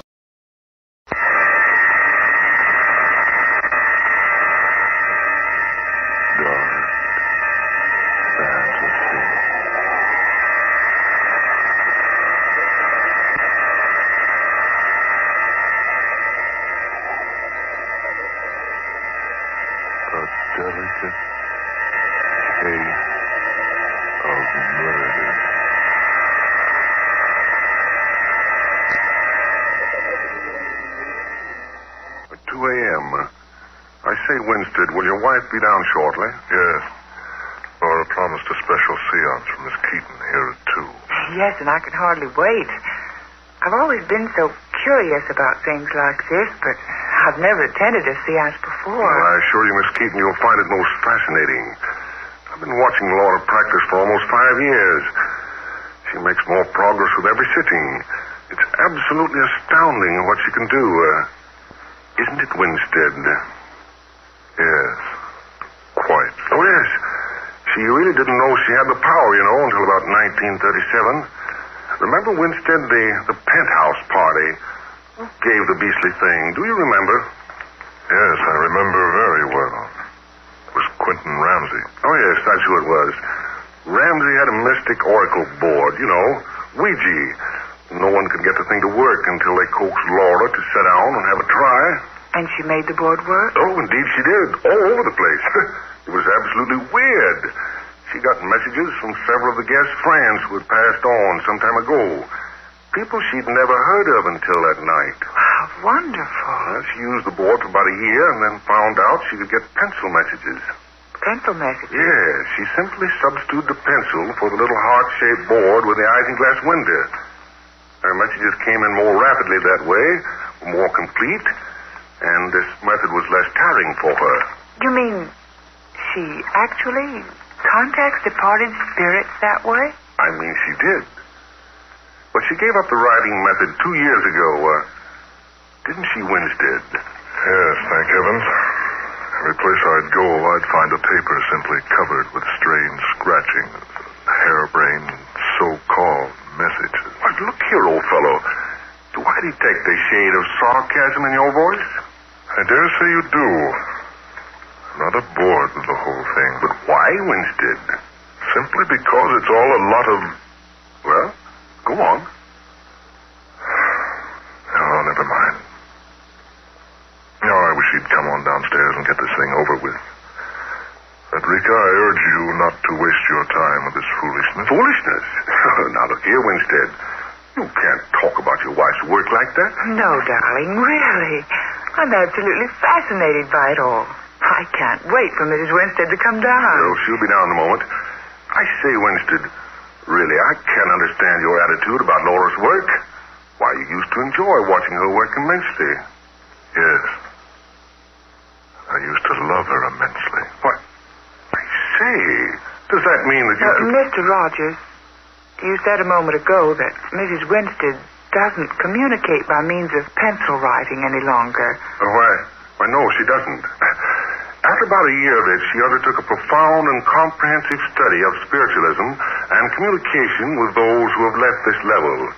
In her study, she learned that those departed ones can sometimes make contact with us through the use of a medium's voice.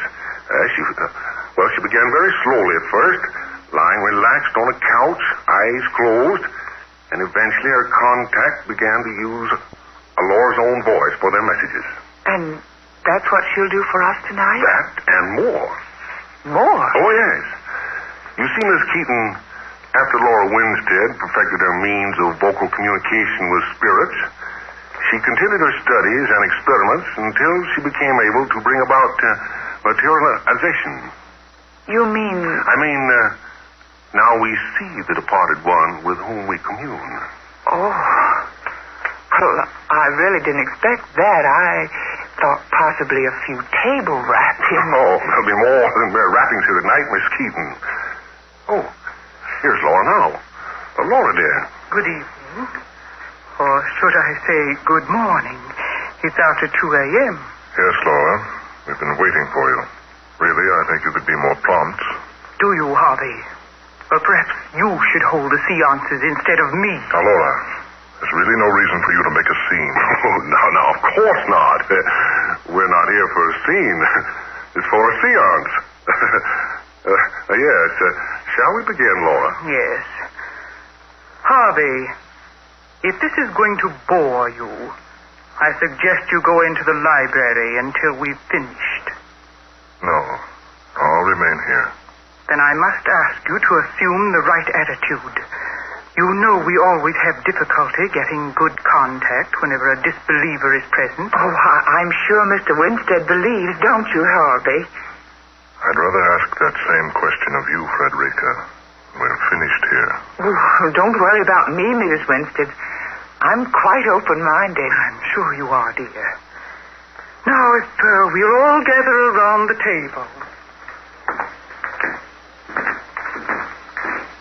Rogers, will you turn off the lights, please? Oh, yes, certainly.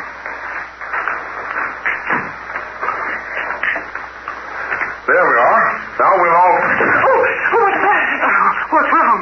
What's happened? Never mind, Laura. Frederica, are you all right? Oh, yes. Yes, of course she is. I really missed my chair and bumped into hers. So sorry, Miss Keaton. Oh, I'm sorry, too. Please forgive me, but I was startled for a moment.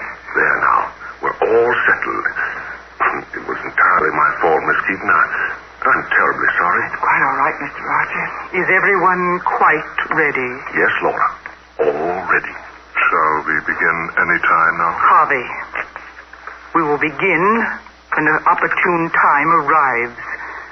Let me tell you once again that if you are impatient, it will be best that you will leave us. Oh, no. No, Harvey, please don't go.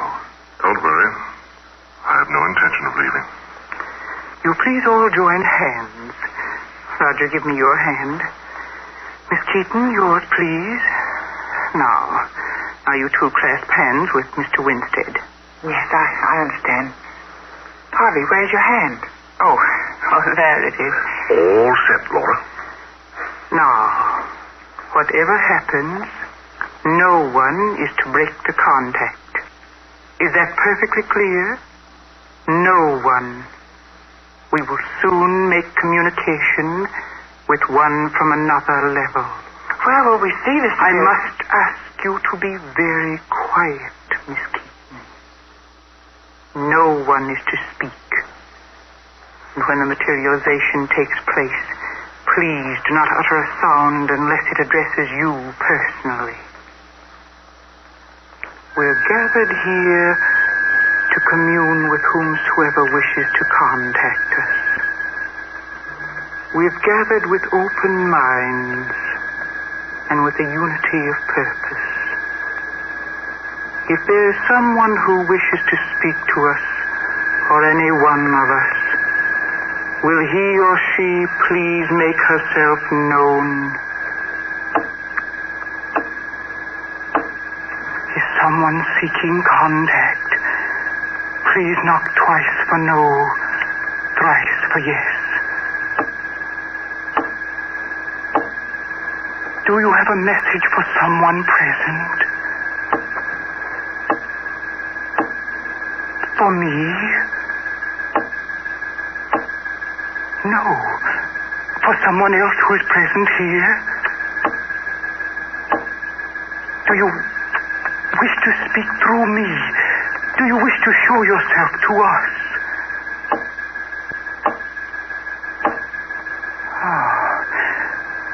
Very well. We will await your appearance now. When you are ready to speak through me, please begin.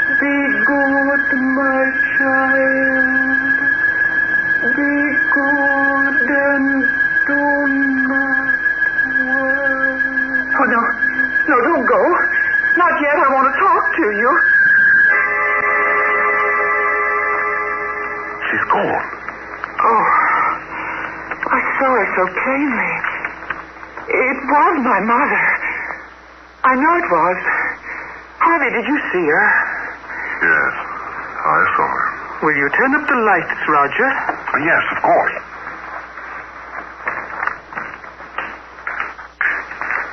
Feeling all right, Laura? Yes, quite all right, thank you. Miss Keaton? Yes, I suppose so. I don't know what to make of this.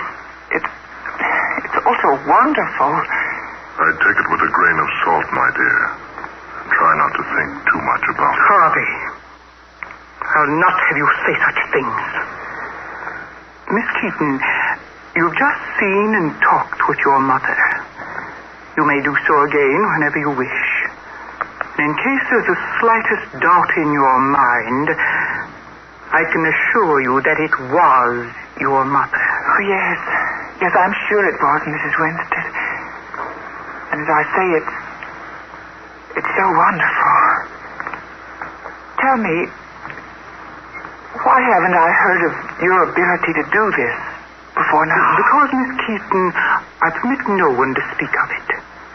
I do not wish to become a public figure. I give sittings for my friends. I don't wish the world at large to know about my power, so I swear every newcomer to complete and absolute secrecy. I'm asking you for your assurance now. You mean you don't want me to speak of this to anyone? Yes, that's what I mean. You must promise to speak to no one of what you have seen here tonight. Very well, Mrs. Winstead. As you wish. I shall expect you to keep that promise.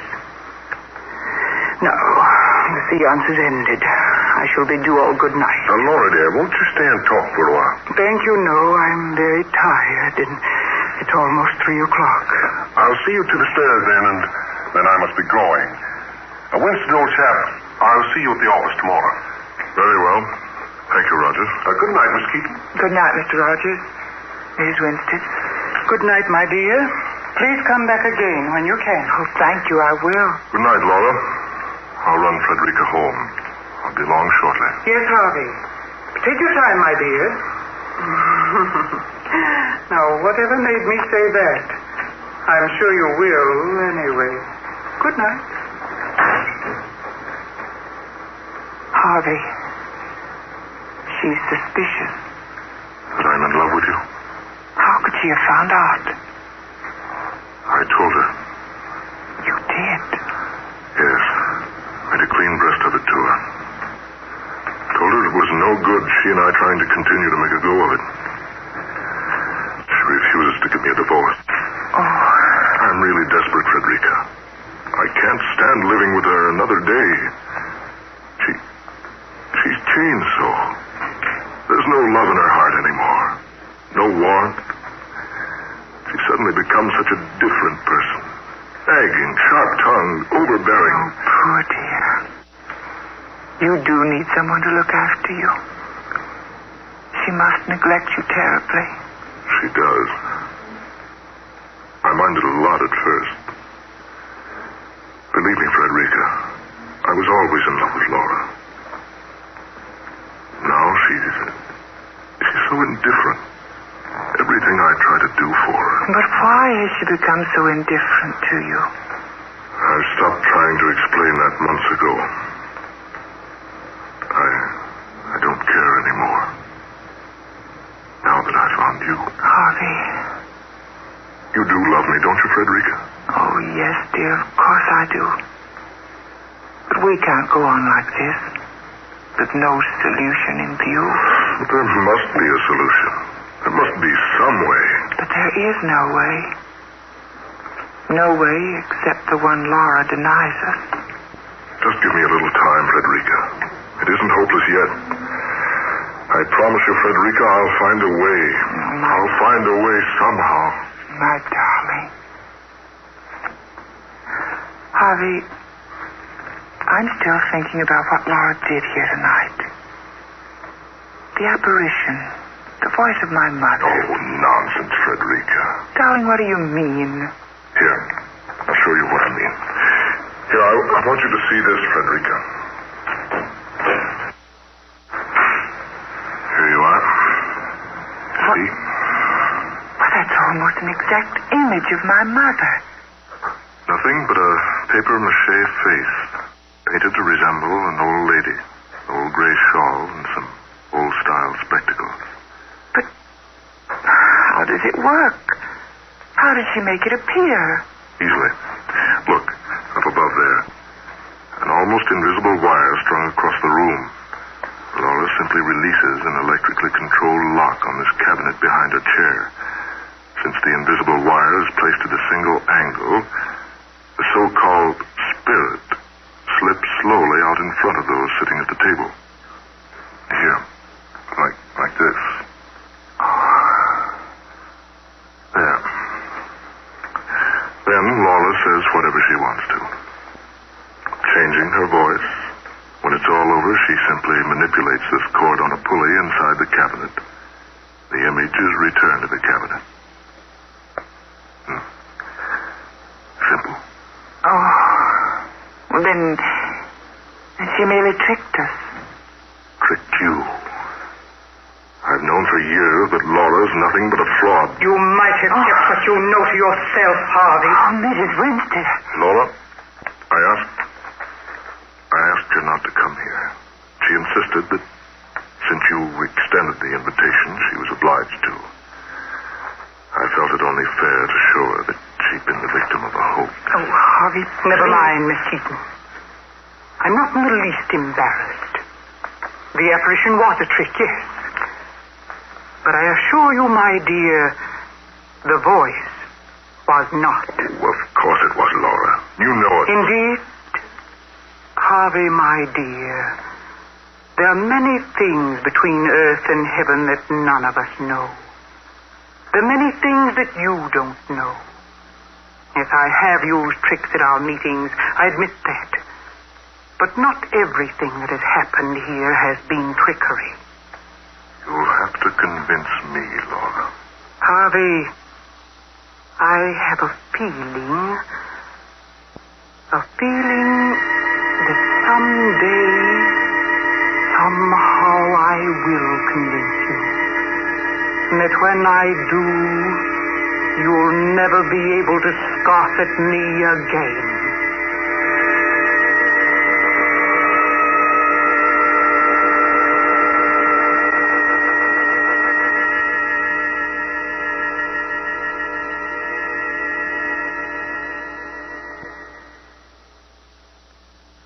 Laura, I'm sorry about last night. But we simply must settle this thing once and for all. I can't see if there's anything to settle. You haven't the right to hold me like this, Laura. You don't love me. Why don't you give me my freedom? Simple, Harvey. Because no woman likes to see another take her place. And besides, it's so convenient being married to your income. You're the most selfish, the most self-centered woman I've ever met. Am I, darling? You certainly are. Laura, all I ask is a divorce. I'll see to it that you're well cared for financially. No, Harvey. You're wasting your breath. I told you no yesterday. I say no again today. And I'll keep on saying no as long as I live. As long as you live. Yes. Just so, my dear. Just so.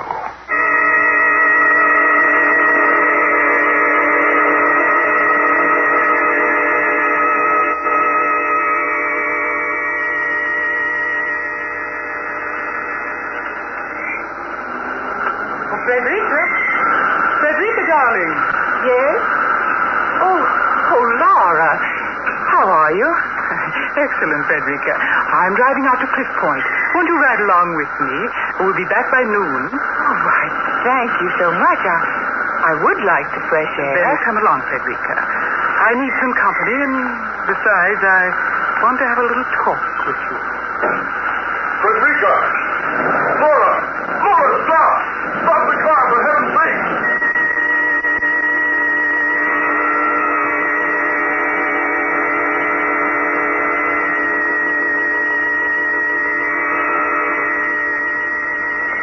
Here's your evening paper. Harvey Winstead's wife dead and plunged over Cliff Point. 2 women forced off highway by unidentified truck driver. Mrs. Harvey Winstead killed instantly. Miss Frederica Keaton expected to die. There you are, folks. Just your evening paper.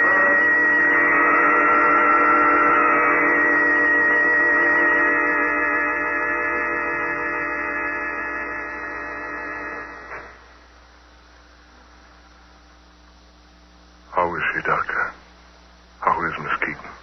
She's slightly improved, Mr. Winston. Thank heaven. But she's still in a very serious condition. She regained consciousness early this morning after a 10 days coma. She to recognize people, but something is wrong with Miss Keaton's nerve centers. For one thing, she can't use her voice. An operation, perhaps? Yes, a very serious one. To require, well, quite an expense. Oh, hang the expense. Get the best surgeon you know of. I'll pay all the bills, everything. Only Frederica Keaton must recover.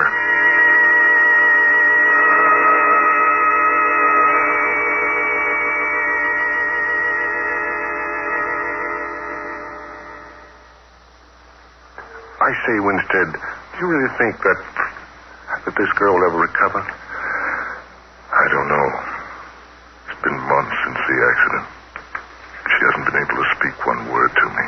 Now, look here, it's none of my affair, really, but I know things have been going very badly for you lately. Losing your wife and all. You need some money, old man. Oh, no. No, thanks. Thanks a lot, Rogers. My money's not completely gone yet. Good news. Good news, Winston. Yes, Doctor? The operation was a success.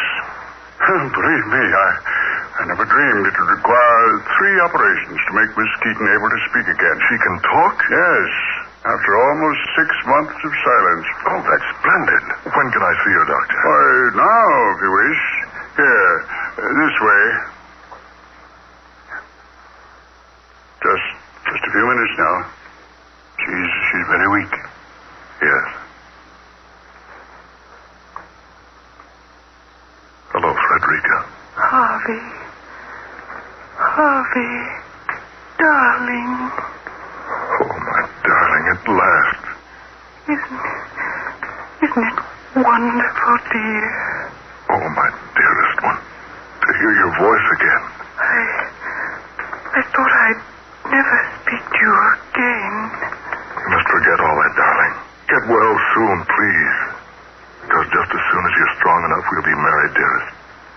Just as I've always told you we'd be.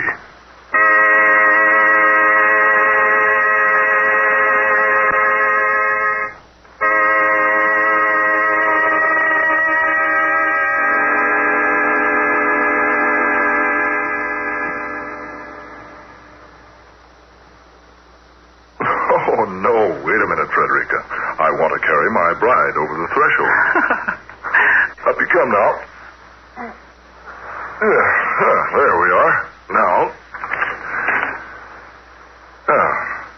There you are, Mrs. Winston, in your new home at last. Now, how about a kiss from Mr. Winstead's new bride? Harvey, you're always the fool, aren't you? Frederica, darling. Oh, stop it. Stop it. You're so annoying, Harvey. Frederica, whatever's come over you? You thought your problem was solved, didn't you? You thought sending me over the embankment to my death was the solution. I don't understand. Look at me. Whom do you see? Frederica Keaton, yes, of course you do. But whose voice do you hear? Laura. You've been so stupid, Harvey, you hadn't even noticed. It can't be. Are you a believer now? Laura, my wife.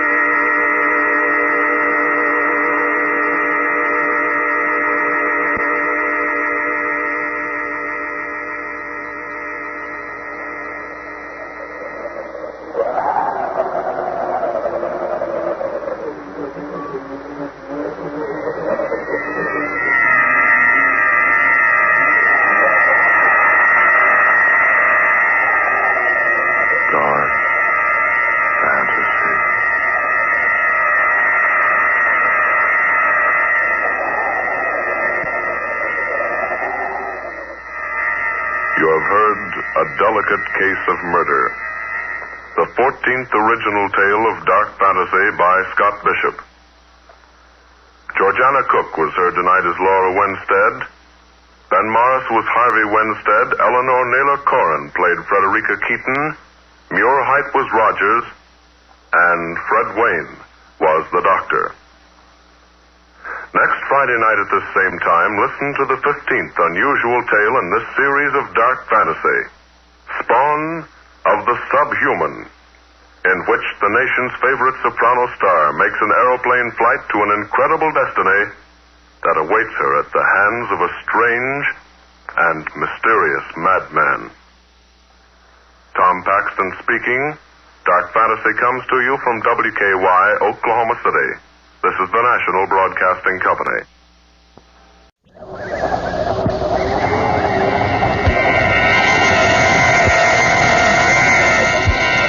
Dark Fantasy.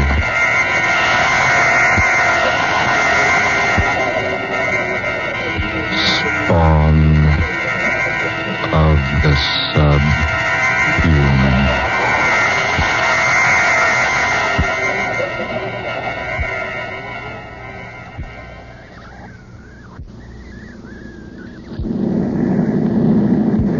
Beautiful takeoff. Yes, good pilot. But why did you charter such a large plane for just the two of us, Michael? Isn't this being just a bit too pretentious? Nothing but the best from now on, Adela. Besides, this was the only plane available. You can unloosen your safety belt now. I might as well confess that the real reason I was late was because I took so much time reading the notices in the paper this morning. Weren't they superb? Excellent. The audience was quite nice to me last night. Extremely appreciative, but I didn't expect such fine reports from the press. Didn't I tell you before the concert that you'd be a hit? Today, my dear, you're recognized as the outstanding soprano of the nation. You've had a lot of faith in me, haven't you, Michael? Well, offhand, I'd say I have, yes. You spent a lot of money to make me a success. Don't worry. I'll collect every cent of it back if we get as good houses as we had last night. Michael. Yes, darling? Do you feel, well, rather strange? Strange? No, dear. Why? I feel like something is going to happen. What makes you say that? I don't know. A feeling of impending danger just seemed to come over me all of a sudden. Danger? What possible danger could we be in? I don't know. But I've had this feeling before.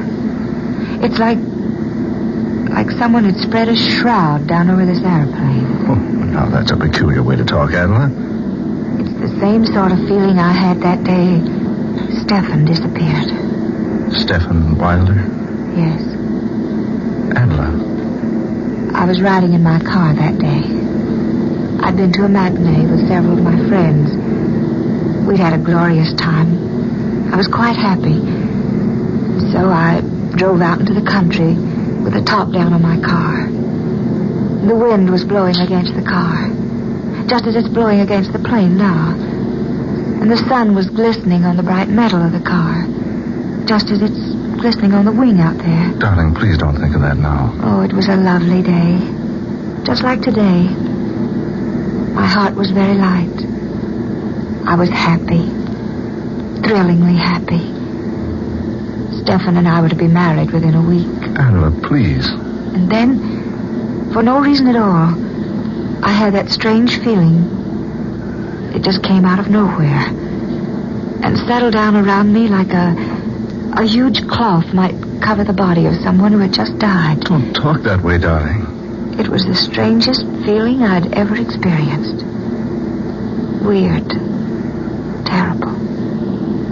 It gave me the feeling that 100,000 evil spirits were racing at a maddening pace behind my car, trying to catch up with me, clutch me in their bony, fiendish hands. That was so long ago. 5 years. So long ago. It seems like yesterday. Then, when I speeded up the car, something began to pound in my ears. It's pounding there now, Michael. It's pounding there now. Adela, please. The faster I drove, the more that evil shroud hung over me. I gave the car more gas. More. And then... When they found you in the wreckage, they thought you were dead. I couldn't make the curve. The motor had reached full speed. I could think of but one single danger. The invisible danger that raced there behind me, striving to catch me in its hold. But there was no one. Nothing. Oh, but there seemed to be. And what was so strange, all of a sudden that bright day vanished. Just vanished. Clouds came out of nowhere and hid the sun from sight. Darling, I'd better pull down this shade on the window. Oh, Michael, wait a minute. Look. Look outside. Clouds. We're flying below them. And they've completely blotted out the sun. The sun will be out in a minute. Oh, it's just like that day. Clouds hiding the sun. Just like they did that day. Oh, just a coincidence. Dark, dreary clouds. Followed by loud bursts of thunder. Listen. Oh, Michael. What does it mean? Nothing at all. Just a thunderstorm. Pilot will go up and fly above it. Why didn't he go up above the storm when he saw it? Oh, I don't know. Because he didn't see it, that's why. Certainly he did. No, it came up. Just like that day 5 years ago. Out of nowhere. It came up before the pilot was even aware of it. Oh, nonsense. It wasn't nonsense 5 years ago. First clouds, then the thunder, then it began to rain. Well, look for yourself. It's not raining now. It's nothing but an electrical storm. See, we're going above it. Oh, Michael, I'm frightened. There's nothing to be frightened about. There, look. There's the sun again. It was all so strange. That feeling. The clouds hiding behind the sun. The thunder. Sure, but no rain. Mr. Brown? Oh, Michael. Darling, just the pilot talking to us over the talkback system. Push that button right there so I can answer him. Mr. Brown, Miss Rhodes. Yes, pilot, what is it? Don't be alarmed about the storm. We're above it now. Oh, yes, thank you. Just an electrical storm, isn't it? No, sir. It's more than that. It's raining cats and dogs down there. Michael. Rain. Oh, Michael. We're up above the storm. Nothing can harm us here. You remember, don't you? I never saw Stephen Wilder again after that experience I had 5 years ago. Yes. Yes, I remember. No one ever saw him again. He just disappeared. Please, darling, don't think about it anymore today. You're tired. Perhaps a little rest would do you good. Oh, yes, you're right. I am tired. Just lie back and relax then. Honestly, sweet, there's nothing to be worried about. We just happened to run into a storm when you thought about that old experience of yours. I wonder, Michael. I wonder if we did just happen into the storm.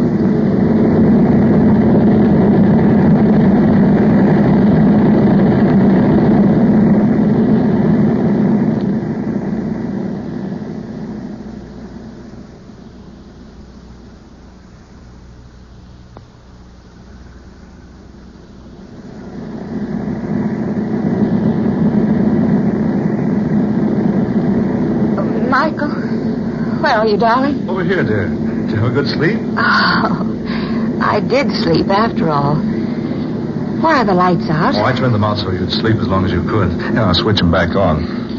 There. What time is it? 9:30. 9:30? Oh, Michael, I've been asleep more than 8 hours. I thought you'd never wake up. It's after dark, and you've had the lights off all this time just for me. Well, I guess I'd better admit I got a little sleep, too. Where are we now? Over Mexico. Hey, hungry, dear? Oh, I'm famished. You know, I can't imagine what made me sleep so long. We land at Centella. We can get food there. Have we landed at all since I retired? No, we're circling now. Well, that's Centella down there. Oh. You better pretty up a bit. This is a secluded part of the country, but you never know who you're going to run into.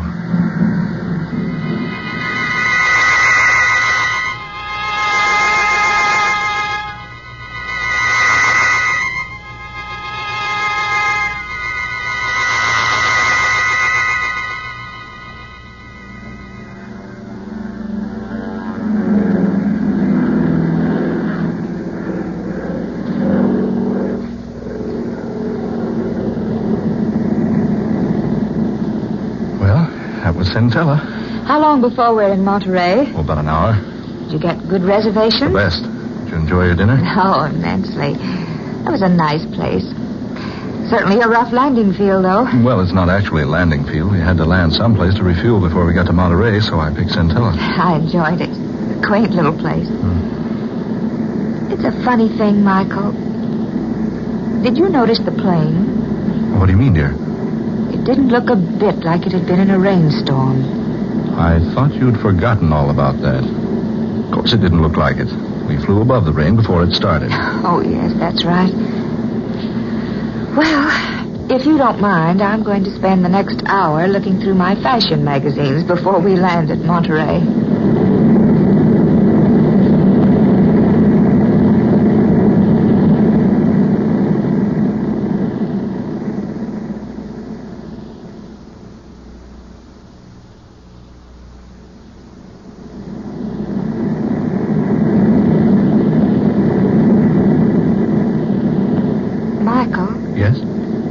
Should we be over water? Water?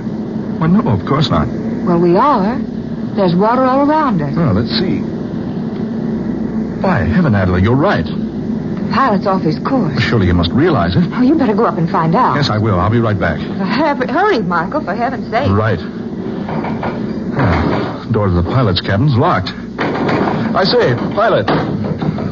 Pilot. What's wrong, Michael? Oh, the door to this cabin is locked. Curtain over the windows pulled down inside. Pilot, open up. Look, he's raising the curtain.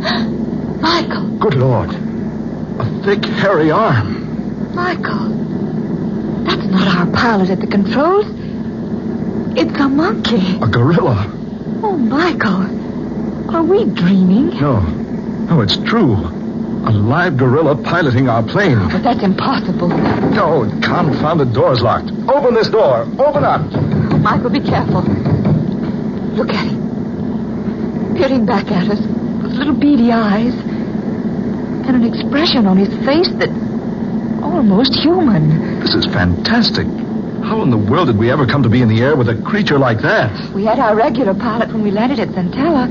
I saw him climb down out of the cabin. So did I. But I never did see him again before we took off. Naturally, his back was to me when I gave him the go-ahead signal. Oh, Michael. Michael, now what? Oh, we're over land. He's bringing the plane down. Oh, Michael.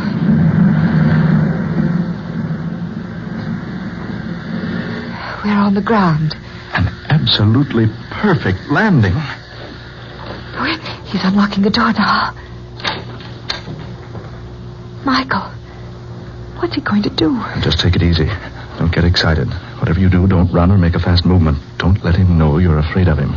Just standing there, looking at us. Whatever you do, don't let him know you're afraid of him. You don't have to be afraid of me. Michael. That creature talked. Of course I talk. Oh, we're a couple of fools, Adela. Just our pilot playing a trick on us, dressed up in a monkey suit. There is no trickery. I am not your original pilot. What? I joined you at Centella, where I came to meet you for Dr. Luther. Dr. Luther? Yes. He's waiting for you. Come, follow me. Steady, darling. Come on. We'd better follow him. Here's the doctor now. Well, Stephen, I see you brought our visitors. Yes, doctor. Yes, just as I directed you. Welcome, Adela Rhodes, and welcome to your lovely, lovely voice. I say, look here. And welcome to you, Mr. Brock. I'm so sorry that you will be of no assistance to me.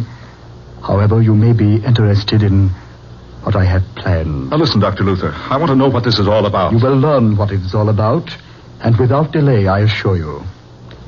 Come, Stephen. Don't be so inhospitable. Show our guest into the laboratory.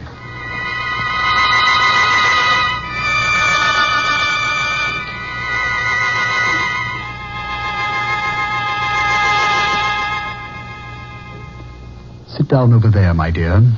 Over here, Mr. Brock. Michael. Dr. Luther, I demand an explanation. Where are we? Why have you brought us here? You're too full of questions, Mr. Brock. I've already told you I'm about to show you why I brought you here. Here, high in these mountains, secretly, I've been working for 5 years, experimenting, testing, trying to accomplish what everyone would have said was utterly impossible had I told them about it. But I didn't tell anyone. Instead, I came here and built this laboratory. You see, it's fully equipped and modern in every detail. Now, look here, Dr. Luther. During those 5 years, I trained Stephen here. I believe you will agree my training has been very successful. You now see an almost full-grown gorilla, behaving like a human, acting like a human, even talking like a human. I've been very kind to you, haven't I, Stephen? Yes, Dr. Luther. Of course you have been kind. Yes, just so. Scientists back there in your world, my dear Miss Rhodes, will tell you it's impossible to completely train a gorilla. That is the second point in which I've proved them wrong. Stephen, sing for us.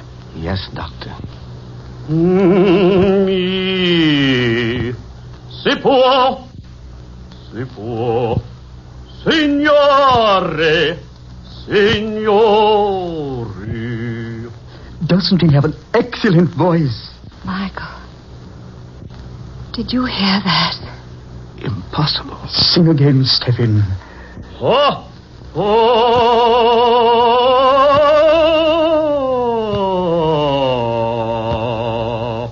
You see, soon he will be world famous. I shall travel with him, take him to the 4 corners of the earth, and show people how well my gorilla sings. Oh, Michael, I can't believe it. That's Stephen Wilder's voice. It can't be. Ah, but it is. Yes. Now I remember. Now I know who you are, Dr. Luther. Stephen Wilder had an appointment with you that day he disappeared 5 years ago. I'd forgotten all about it, but I just now remembered. So that's what happened to Stephen Wilder. You kidnapped him and brought him here and... You... Precisely. I brought him here to do what others said could never be done. When I chloroformed him 5 years ago and brought him here, I thought I was ready. But my gorilla wasn't. So I had to wait. 3 months ago, I performed the operation. Operation? I removed the vocal cords from the man and grafted them into the gorilla. Oh. This is ridiculous. A thing like that can't be done. Oh, surely you don't deny the proof I've just given you, Mr. Brock. Stephen, sing.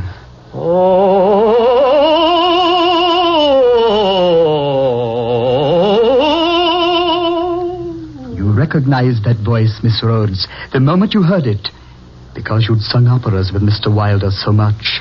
That was the way he sang, to exercise his voice. Don't you both realize what I have here? The secret of an untold wealth. Why, besides knowing how to train this ferocious and morose type of animal, besides knowing how to transfer human vocal cords successfully, I have something I can exhibit to the world to prove my knowledge. Think of the fortune I can amass, because people will pay immense sums to see and hear my singing gorilla. Stop it. Stop it, I say. Why have you brought me here? Surely you could have spared me this. I will tell you why, Miss Rhodes. If you and Mr. Brock will step over here... The only place we're going to step is out of this place. You will do as I ask. Stephen, these people are not to leave. Very well, Dr. Luther. Over here, if you please. Better do what he says, Adler. There. Go to this plate glass. Look into the next room. Another gorilla? Yes. Isn't it a fine specimen? Fine specimen? Yes, she. She? Oh, no. You're not planning.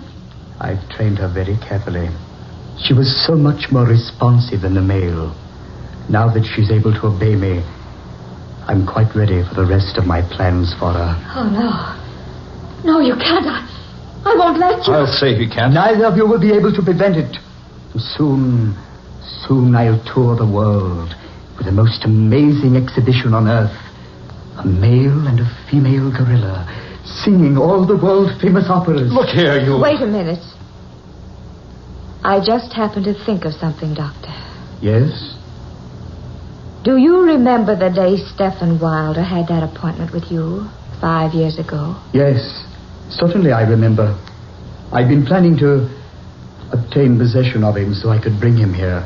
I was most pleased when he called and asked for an appointment. But did he tell you why he was calling upon you?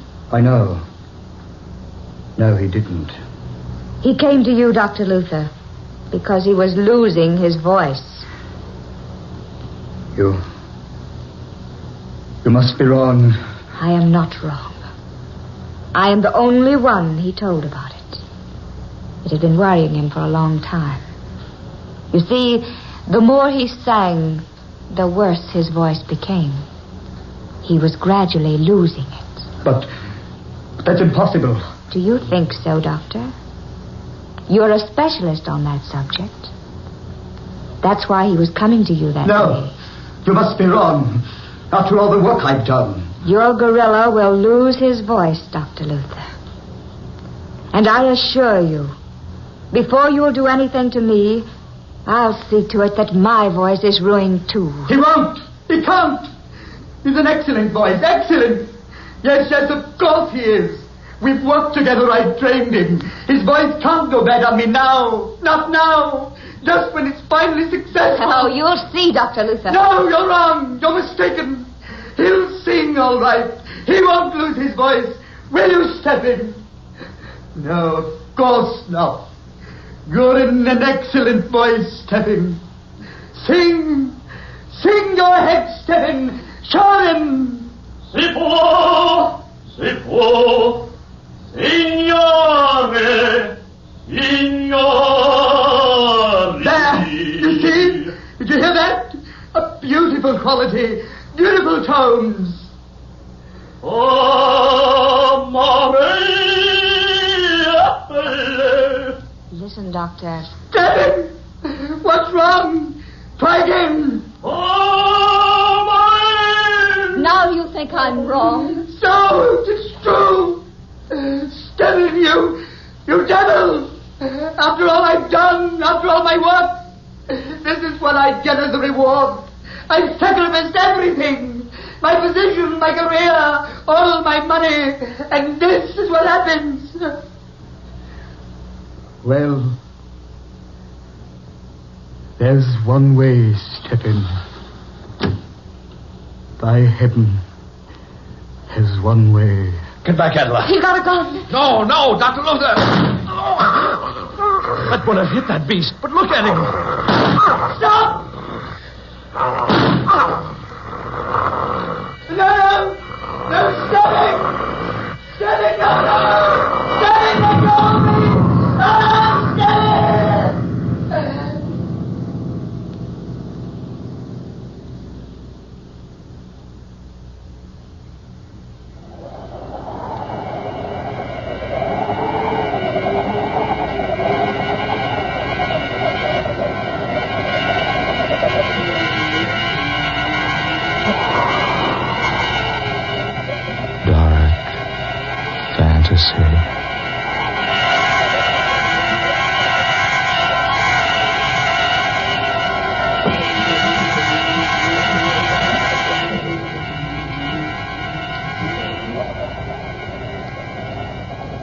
You have heard Spawn of the Subhuman, tonight's original tale of dark fantasy by Scott Bishop.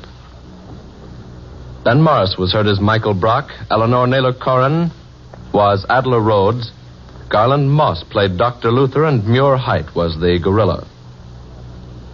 Next Friday night at this same time, listen to the 16th in this series of dark fantasy dramas created by Scott Bishop, The Man with the Scarlet Satchel.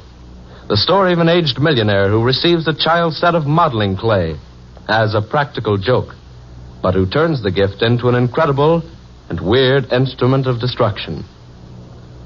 Don't miss this unusual story next Friday night, The Man with the Scarlet Satchel. Tom Paxton speaking. Dark Fantasy comes to you from WKY, Oklahoma City. This is the National Broadcasting Company.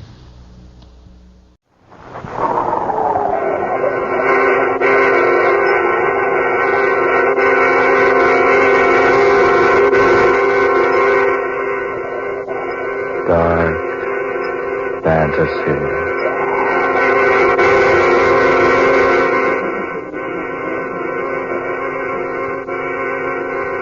I'd like to buy a satchel, if you please. There, that one in the corner will do. The scarlet one. You see, scarlet is my favorite color because it reminds me so very much of blood.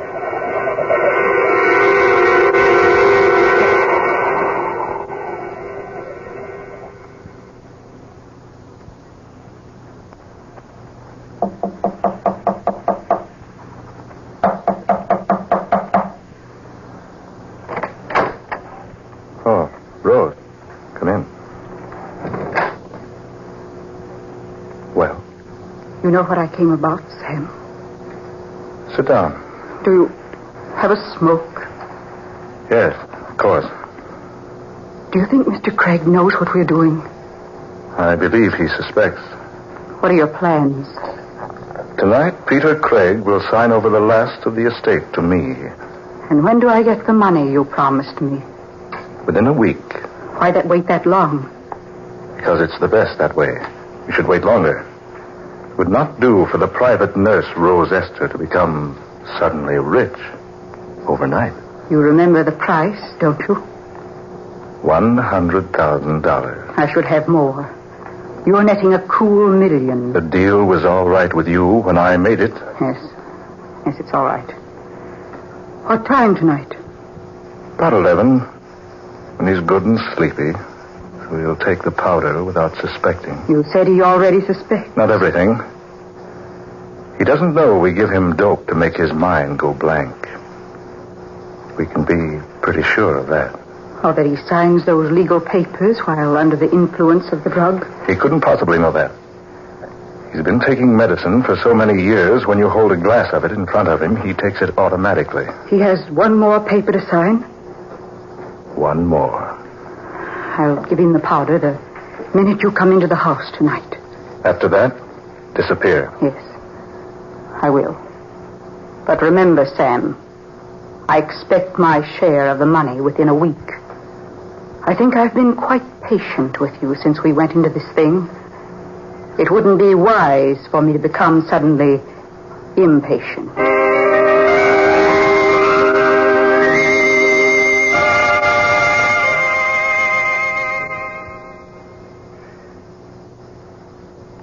All right, Mr. Willing. Sit down, sit down. Thank you, Mr. Craig.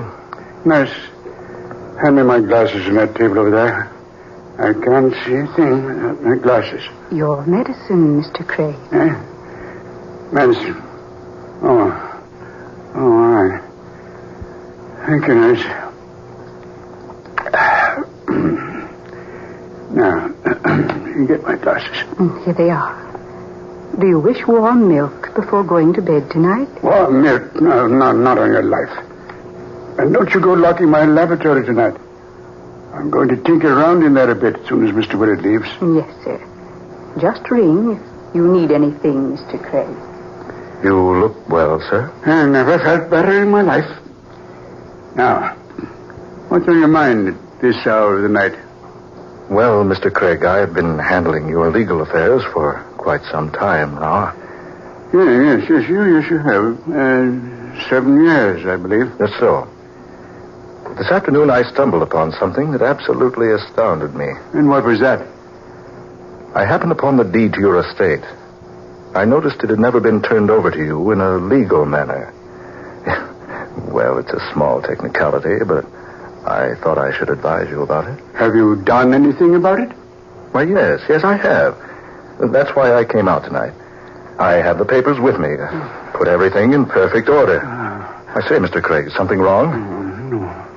No, I'm just sleepy. I better sign the paper now. Yes, sir. I think you'd better. Here, Mr. Craig. On this line right here. Yes. Here? That's right.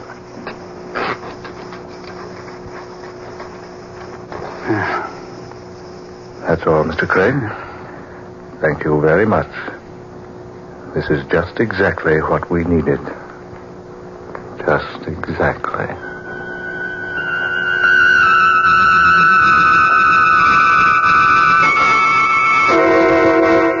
Nurse! Oh, no. They know better than to leave me here in darkness. Nurse! Nurse! Come here! Come here at once! She's not here. She's gone. She's gone. And left me when it's so dark, so still. Left me here to die. No, I can't stand darkness. No, I can't be left alone. And I know my heart.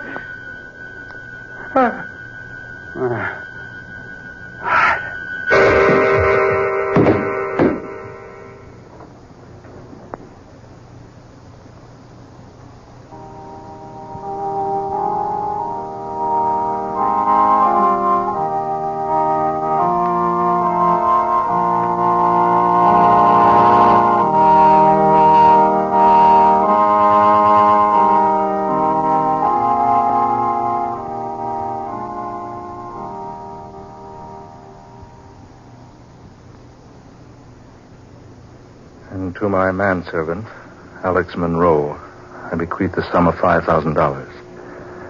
This is my will. All that remains, aside from the foregoing, is for Mr. Samuel Willard, my attorney, to carry out the duties I already have outlined to him. Herewith, attest my hand. Peter Craig. And that is Mr. Craig's will. I wish to assure you that the last portion, the portion concerning the duties involving myself, have been carried out. They have to do with the funeral itself and the preparations for the funeral.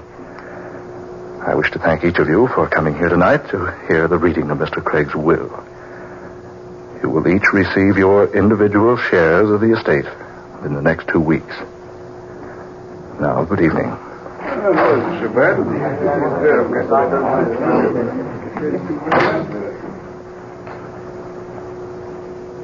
Well, Rose? They took it quite well. Why shouldn't they? After all, they were only his servants. He had no relatives.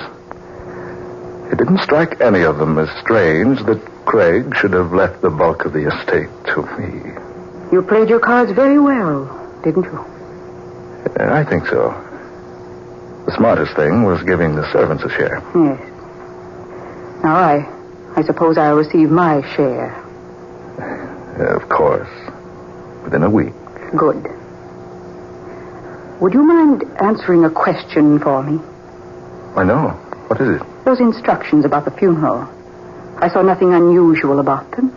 There wasn't anything unusual. But just what were the secret instructions Mr. Craig left for you in a sealed envelope marked to be read immediately following my passing? Oh, that.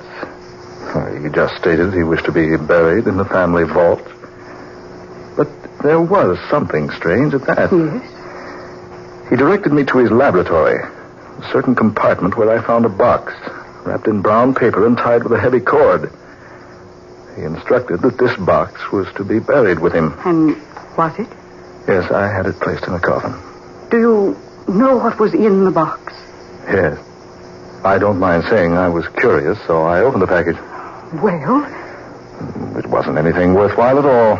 Just a couple of pounds of modeling clay. Modeling clay? Yes.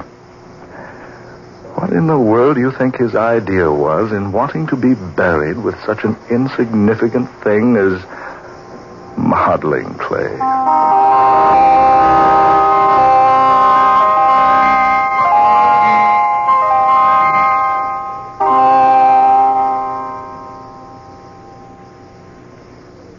This way, please, Professor White. Thanks, Mr. Willard. Peter Craig, as I've told you, was an old friend of mine. I certainly was surprised to arrive here and learn he'd passed on. Yes, we buried him last Thursday. Mr. Craig had no relatives. I didn't know the names of any of his friends, and that's why you weren't notified. I once worked with Mr. Craig at Oxford. He could have been a professor there, had he wished. Professor? Here, down these steps. Yes, he was quite an electrical engineer. Worked miracles almost with wires and tubes and batteries, condensers, all that sort of thing. Mm-hmm. Well, I knew he liked to fuss around in his laboratory. I've only been inside the place once. Didn't know he was a master at any particular science. Oh, yes, indeed. He was one in a million. Always experimenting. Always trying some new idea. Here we are. This is Mr. Craig's laboratory. I see. This wax on the door. Oh, that. The police sealed the place up when they were investigating the death of Peter Craig. Investigating? Yes. Mr. Craig died unattended. Heart attack. He fell and struck his head. At first, the police feared foul play. Oh, I see. Oh, I suppose it'll be quite all right to break the seal now. Oh, certainly. We've forgotten all about it. There we are. Now, I'll go first, Professor White. Light switch is very inconveniently placed. Okay, sir. This is what you wanted to see. Just as I thought. Table after table and shelf after shelf of electrical equipment. It seems pretty much of a mess to me. Poor old Peter Craig. He never was very tidy. I came in here the day the police were around, just before they sealed the room up.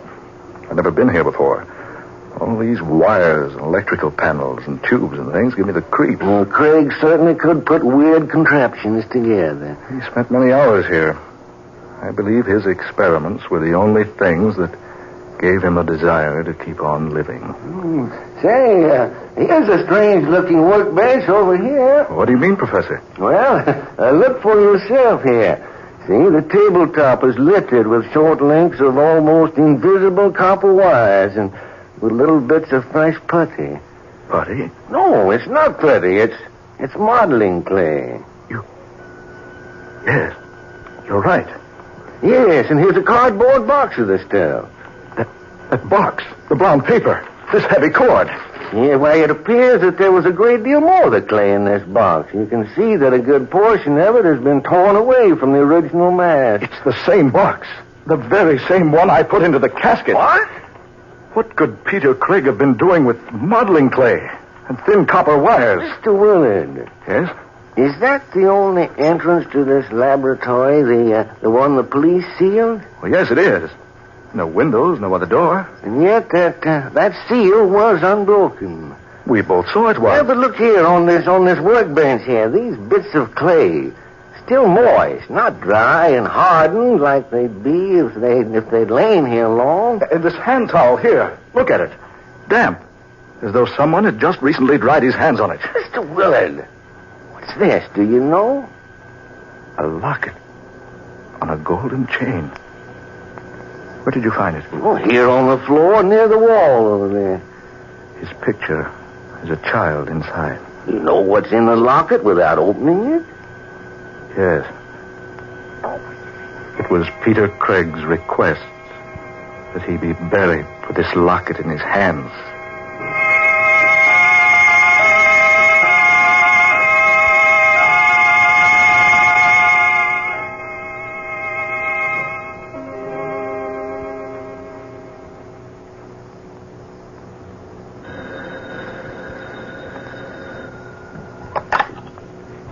Hello? Yes, this is Rosester. Who wishes to see me, clerk? Well, if he won't give his name, I certainly am not interested. He said to tell me he's the man with the scarlet satchel. The scarlet satchel. Oh. No, I don't wish to see him. Send him away, please. Tell him to go away. Tell him to go away.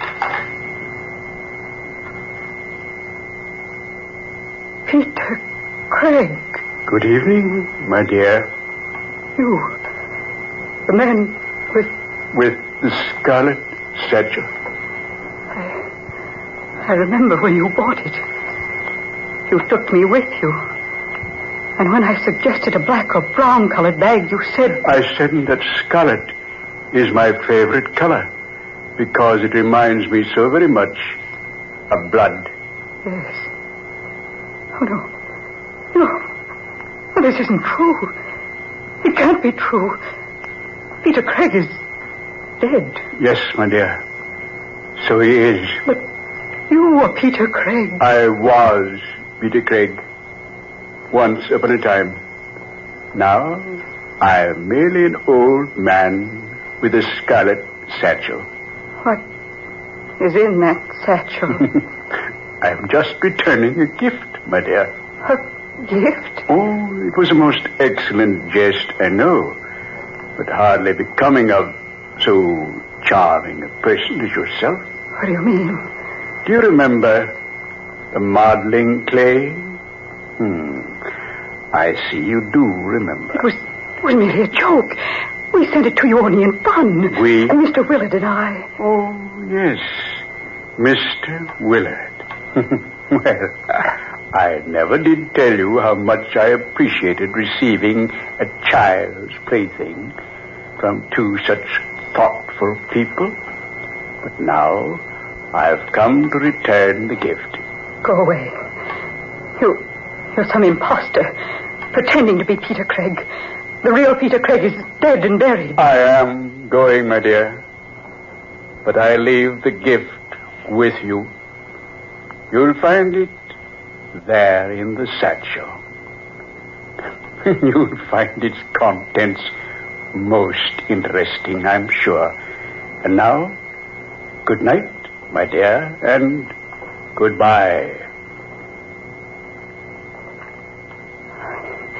He's gone. It isn't true. Peter Craig is dead. I saw him buried.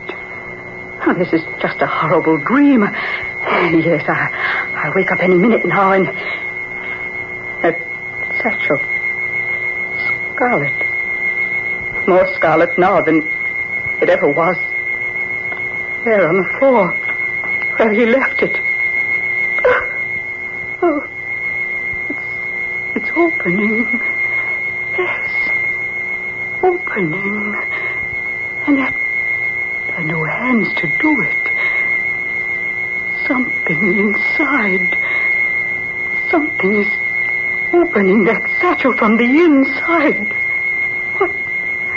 What in the name of heaven is that thing? Oh, no. No, stop. Stop, I tell you. Give away. Give away from me. No. No. No.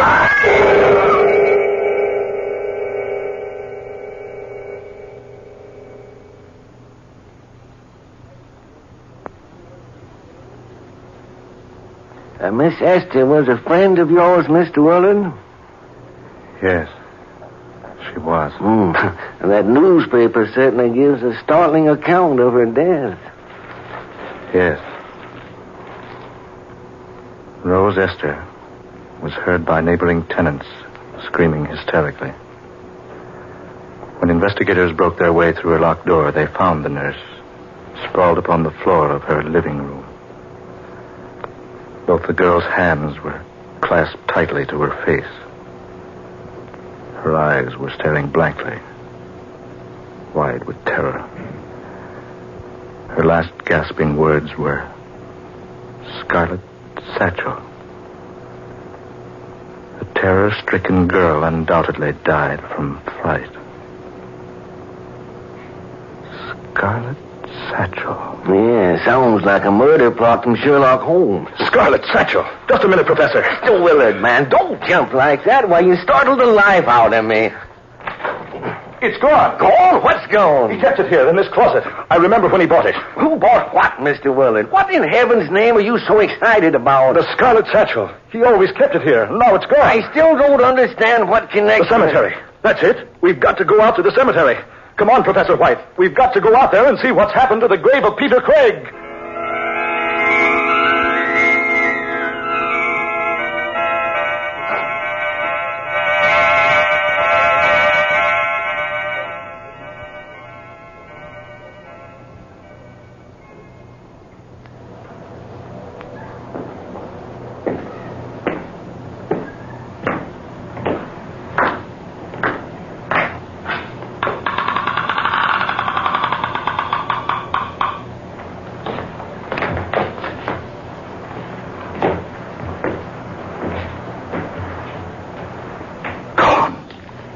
His body's gone. Peter Craig's vault has been opened.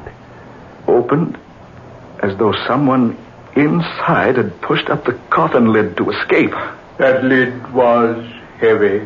Peter Craig! It was so difficult for an old man to push up so much weight. Peter, what on earth is the explanation of this? They told me you were dead and buried, man. Then for once, my good friend, they told the truth. Yes, he is dead. I saw him just after they found him. He'd been dead for hours. His heart had stopped. Rigor mortis had set in. Yes, I was a perfect corpse. Peter! He was taken to the funeral parlor, embalmed. He lay in his coffin a day and a night before we buried him. Mr. Willard, there's some explanation. I saw them close the coffin on him. Saw them bring it out here. Watched them put it into the vault and seal the door. And Rose Esther witnessed the same thing. That's why I startled her so. You killed her. You killed Rose Esther. No, not I. She was killed by the thing in the scarlet satchel. The scarlet satchel? Professor White, look, he's carrying it now. There is one plan in the entire scheme of things mortal man does not know.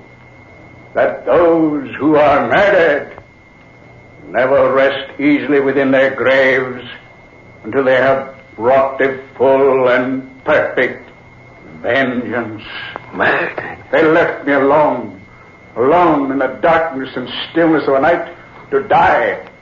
They knew that my heart couldn't stand the shock. It was as much murder as if they'd stopped my heart with a dagger thrust.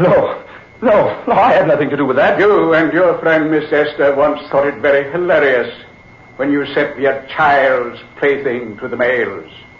At the time, I was not amused, Mr. Willard. Now I am.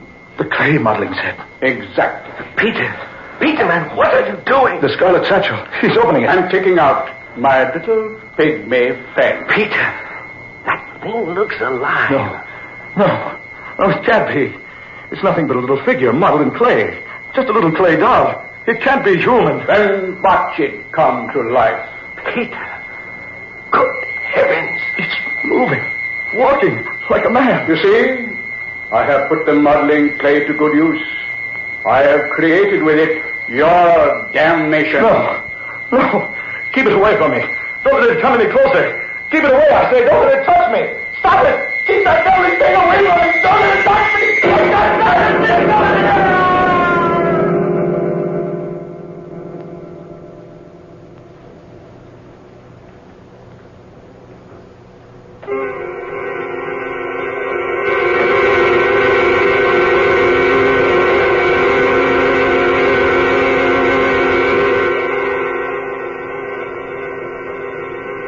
Dark fantasy.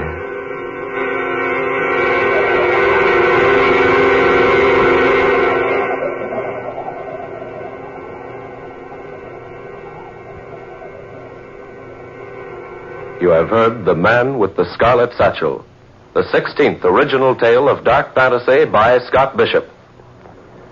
Ben Morris played Sam Willard, Fred Wayne was Peter Craig, Georgiana Cook took the part of Rose Esther, and Muir Height was heard as Professor White. Next Friday night at this time, listen to another startling and weird dark fantasy adventure. Superstition, Be Hanged, written by Scott Bishop. Tom Paxton speaking. Dark fantasy originates each Friday night in the studios of WKY, Oklahoma City. This is the National Broadcasting Company.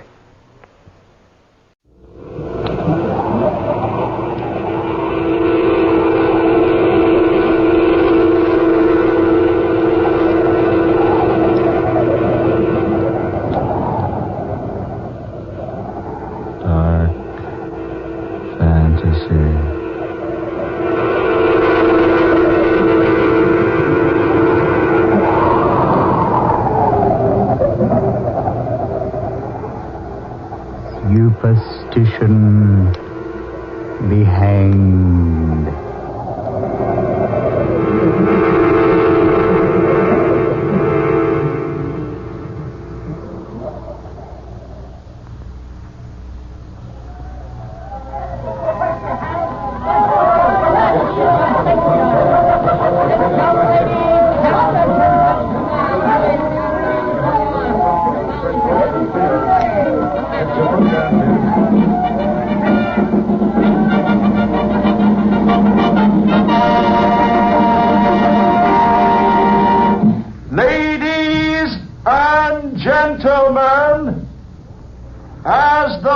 final, startling, and breathtaking performance on this afternoon's program.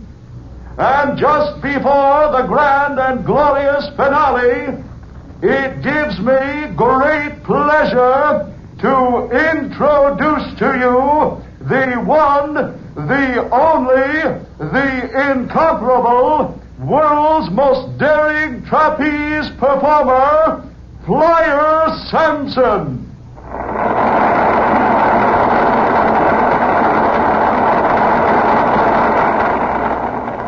Today, for the first time in history, Flyer Samson introducing his own original and sensational super trapeze stunt. The gigantic, colossal, giant swing flyaway. In addition to which, Flying Samson will perform 2 1/2 somersaults onto that lofty swinging trapeze.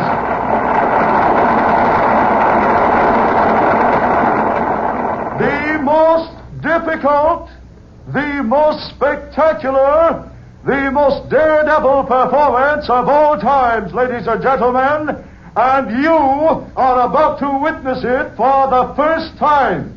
So all eyes attention. I give you, high in the tent top, that supreme artist who refuses to use a net, the better to entertain you, Flyer Samson.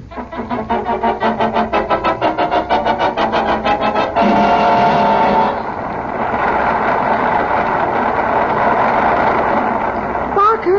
Oh, Barker. Yeah, Ruby? Do you think he'll make it? Flyer? You can't miss. He missed twice yesterday. Yeah, that was before he found his trouble. Did 8 in a row after he got the hang of it. Barker, don't say that. What, Ruby? The hang of it. Oh, You remember what Harajala said? yeah. Is Flyer wearing the white feather? I can't see. Well, he pins it at the belt, on the left side. Well, his left side's away from us. Anyway, his suit's so white we couldn't tell. Where's yours? Huh? Where's your feather? Yes. Inside my ring jacket. Here, see. Yeah, That was a clever stunt, keeping your feather in your hair. Yeah, it adds to my costume. Oh, he's getting ready. Oh, I hope he makes it. He will. He missed twice yesterday. Yeah, but he hadn't gotten the hang... hadn't gotten the idea yet. And he used a net yesterday. We should use a net till he's sure. He's sure. Now, ready now. Watch. You do the giant swing on that stationary bar. Let loose. Fly through the air in a 2 1/2 somersault. Catch that swinging trapeze bar at the other end of the tent. I know. I know. Haven't I watched him practice for weeks? Yeah, the trick is to catch that swinging trapeze at the other end of the tent. Oh, I hope he's wearing that feather. Here he goes. There's the giant swing. Once. Twice. 3. 4. 5. He's in the air. Grab that bar! Oh, Flyer! Good Lord, what's happened? Look at him! Look at him! I told him to wear the white feather with the spot of blood. Harajala. He is wearing the feather. And I told him to. Now look at him. Hanging there. Caught in the twisted trapeze rope. Hanging.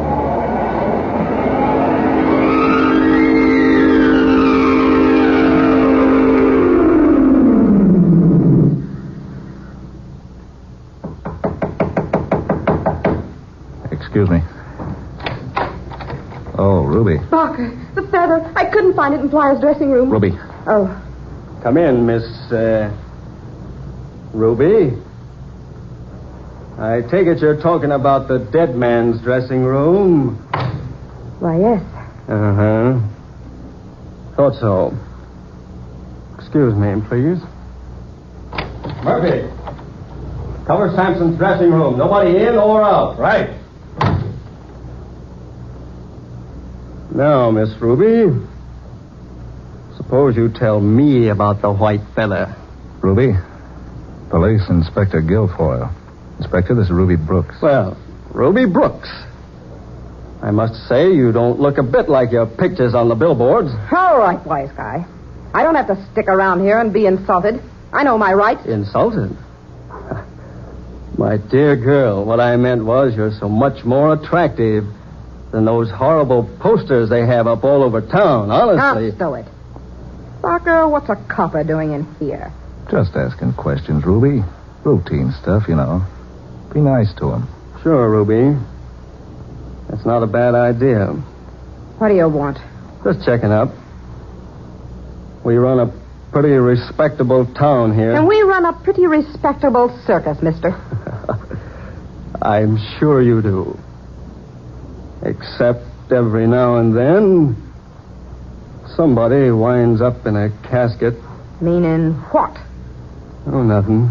You're trying to make something out of Flyer Sampson's death? Nothing more than it really is. Well, he died by accident, see? And if you want some witnesses, brother, just advertise for any one of those 1,100 people who saw him die.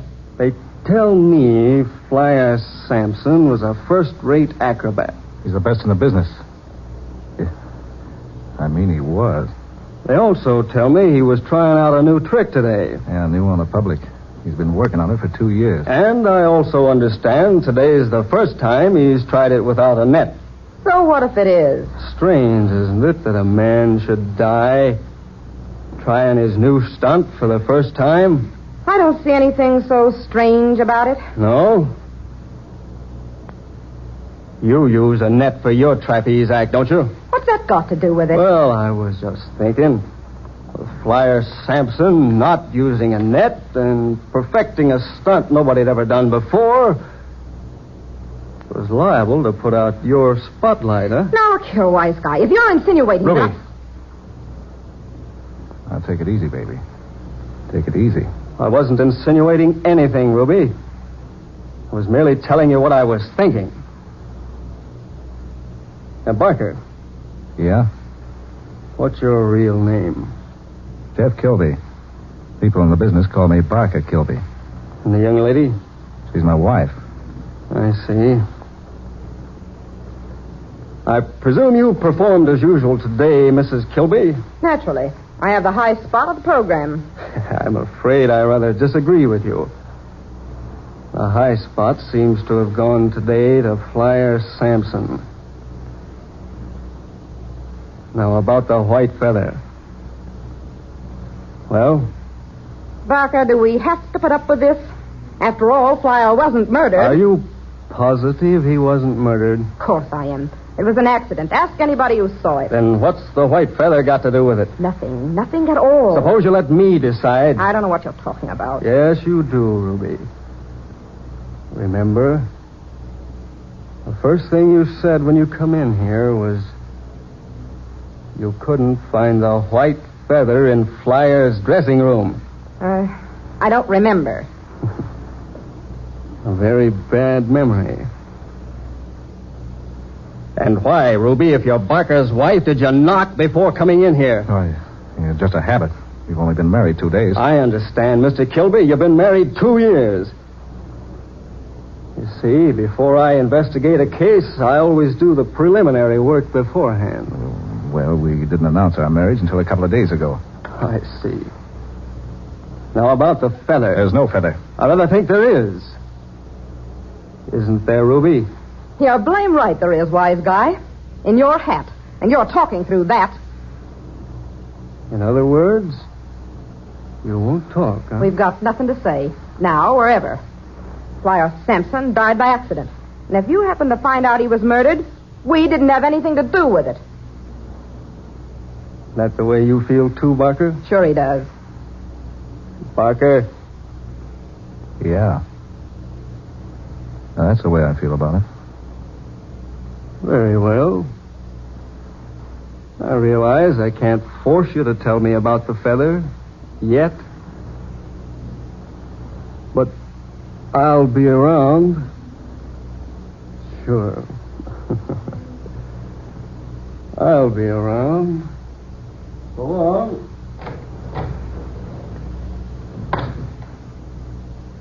Barker. Baby, you shouldn't have talked to him like that. It's gone. The feather isn't in Flyer's dressing room anyplace. Are you sure? I searched the whole place. It isn't in there. And it wasn't on Flyer when it happened. He couldn't have destroyed it. Oh, we both begged him not to, but he might have.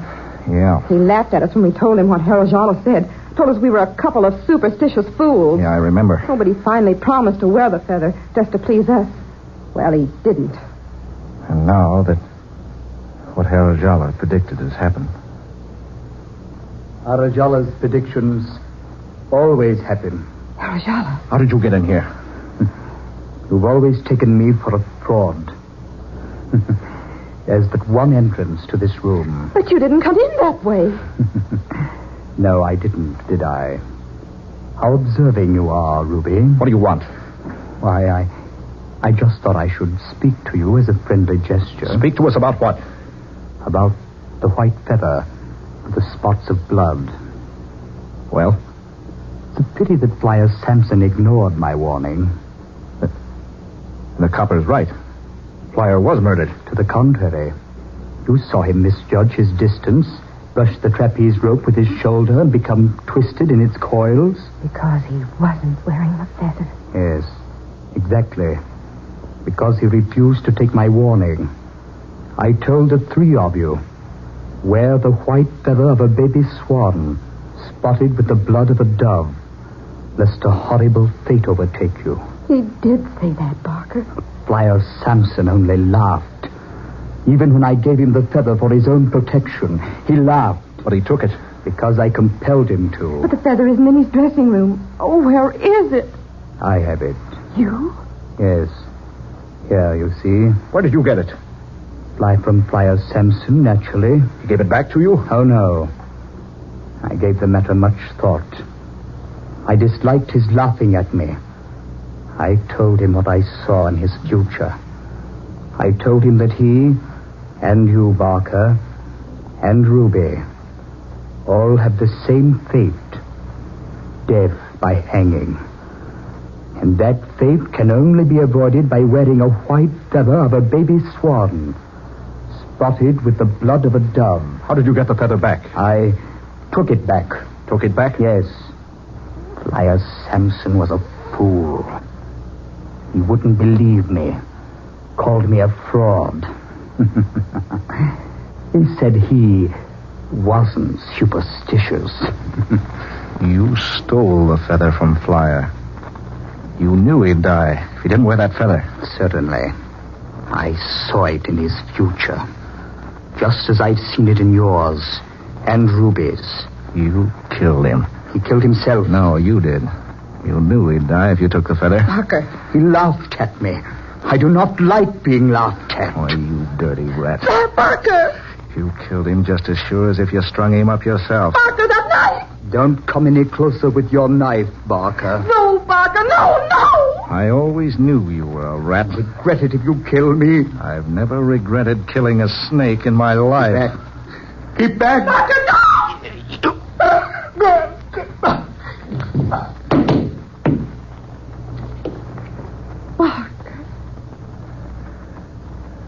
Yeah. So Flyer wasn't wearing his feather because he stole it from him. To revenge himself because Flyer wasn't superstitious. Barker, he did. Yeah, no loss. Oh, why did you do it? He had it coming. Flyer Sampson was the best man in the business. But that cop, he's still hanging around someplace. We gotta beat it. Where to? I don't know. Anywhere, but we gotta beat it. I'll go with you. Go pack your things. No time for that, Barker. That cop may be back any minute now. I guess I lost my head.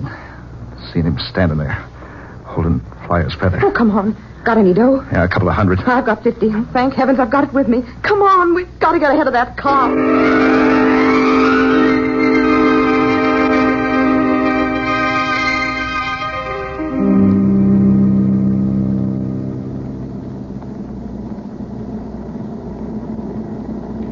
Oh, Barker, we shouldn't have taken this plane. Yeah, it's the fastest way to cover a long distance. I know, but so much money. You want to get away, don't you? Of course. What are we going to do when the cash runs out? Now we'll get a job. Walking tight wires and swinging from tent tops, I suppose. Now we'll go to Europe. Sure, on $300. Stop worrying, will you? You give me the willies. Oh, if you just use your head. I'll start that I told you so business, and so help me, I'll make you wish you'd kept your trap shut. All right. Right. Well, what are your plans when we get to Frisco? We'll hide out in a cheap room in a house. Keep indoors most of the time. I'm going to enjoy this. Well, you didn't have to come along. Well, maybe I'd be better off if I hadn't. Oh, now, baby, take it easy. I didn't mean it. I just never been on the lam before. Well, I have, and I don't like it. Yeah, there's the airport. Yeah, we're on the ground. Better hop a cab as soon as we can. Right. Here we are. Barker. What, baby? Look out this window. Careful, he'll see you. Who'll see me? Look for yourself. That cop, Guilfoyle. How did he get here ahead of us? Yeah. How? He's watching for us to get off the plane. Oh, what are we going to do? You'll never get me. Barker, think of something. Easy, baby. Pilot just stepped out of the cabin. What are you going to do? You just wait and see. All right, brother. This is a gun in your ribs. Now get back there at those controls and see how fast you can get this plane into the air again.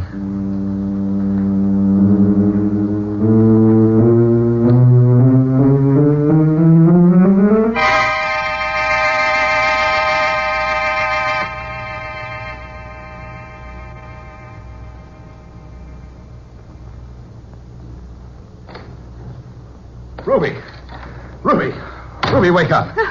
Oh, Barker, you frightened me. Quick, the fire escape. What? I saw him. Who? Guilfoyle, the cop. He see you? Yeah, I think so. Come on, leave everything. You got the dough? What's left? And come on, down the fire escape.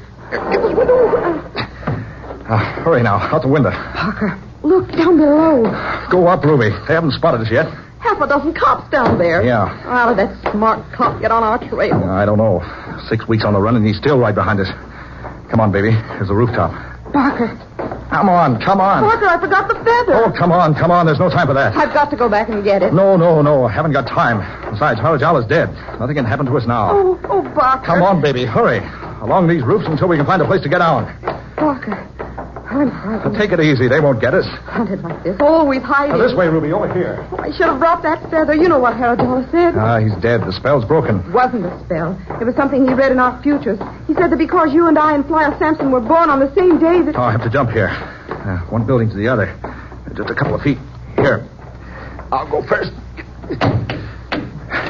There. Now, come on, Ruby. Just a couple of feet. All right. But it's so dark. Can you see me all right? Yes. Oh, Barker, maybe there's still time to get the feather. Nuts. Just because Flyer Sampson got his neck caught in that trapeze is no sign we're going to end up the same way. Come on now. All right. Now, just give a good jump. Yeah, that's it. Ruby!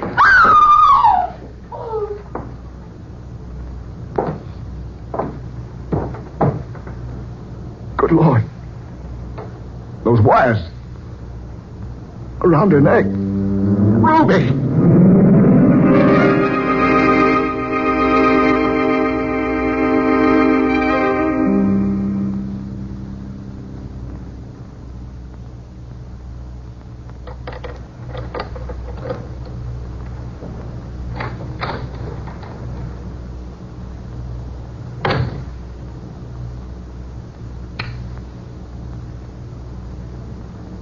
What's this? Someone been in my room. Someone searched it. That cop. Yeah, that filthy copper. He's tailing me. I gotta get out. Gotta get out of here. Hop a freight. Yeah, that's it. I gotta get out before it's too late.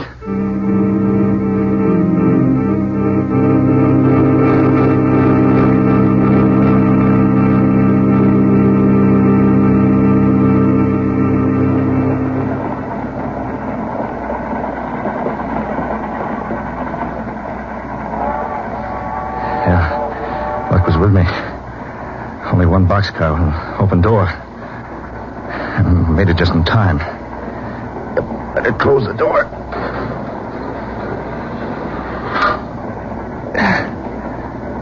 Yeah, it's safe now.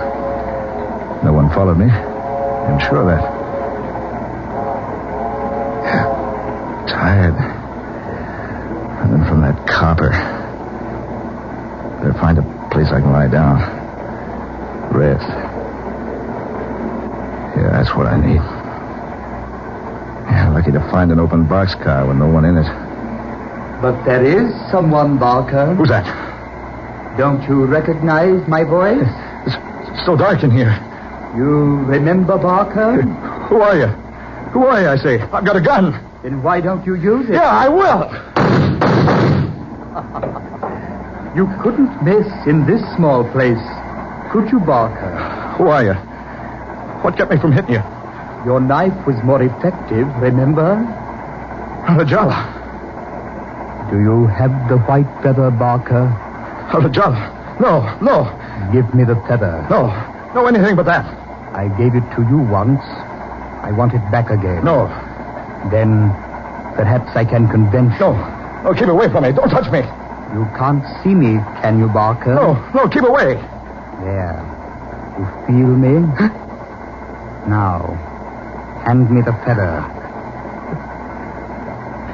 Here. Thank you, Barker. Now, I have all 3 of them. Let go of me. I'm getting out of here. Are you going to jump, Barker? Keep away. Keep away from me. We're picking up speed. Keep away. Don't touch me again. We'll soon be moving too fast for you to jump.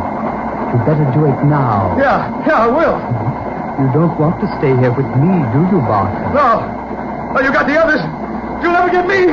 Ah!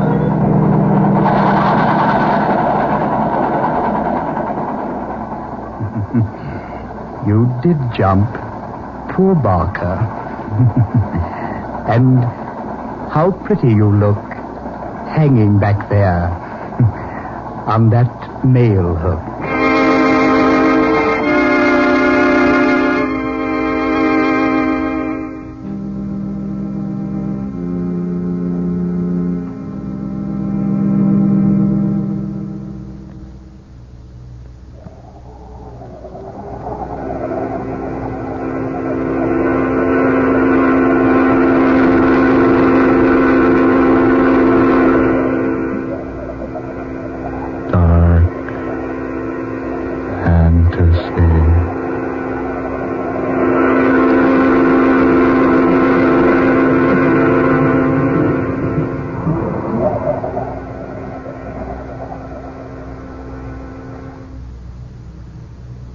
You have heard Superstition Be Hanged, the 17th tale of dark fantasy by Scott Bishop, originating in the studios of WKY. Ben Morris was heard tonight as Barker, Ermay Ray played Ruby, Garland Moss was the fortune teller, and Muriel Schofield was Detective Kurt Guilfoyle. Next Friday at this same time, listen to Scott Bishop's 18th story in this dark fantasy series, Pennsylvania Turnpike, the weird and exciting tale of an aged hitchhiker who, strangely enough, refused to accept a ride in any car which did not have a person with red hair as an occupant. Tom Paxton speaking. Dark Fantasy comes to you from Oklahoma City. This is the National Broadcasting Company.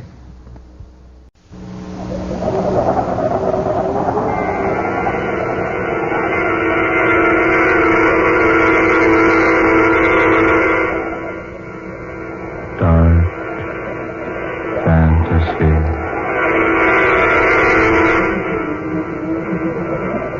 Pennsylvania Turnpike.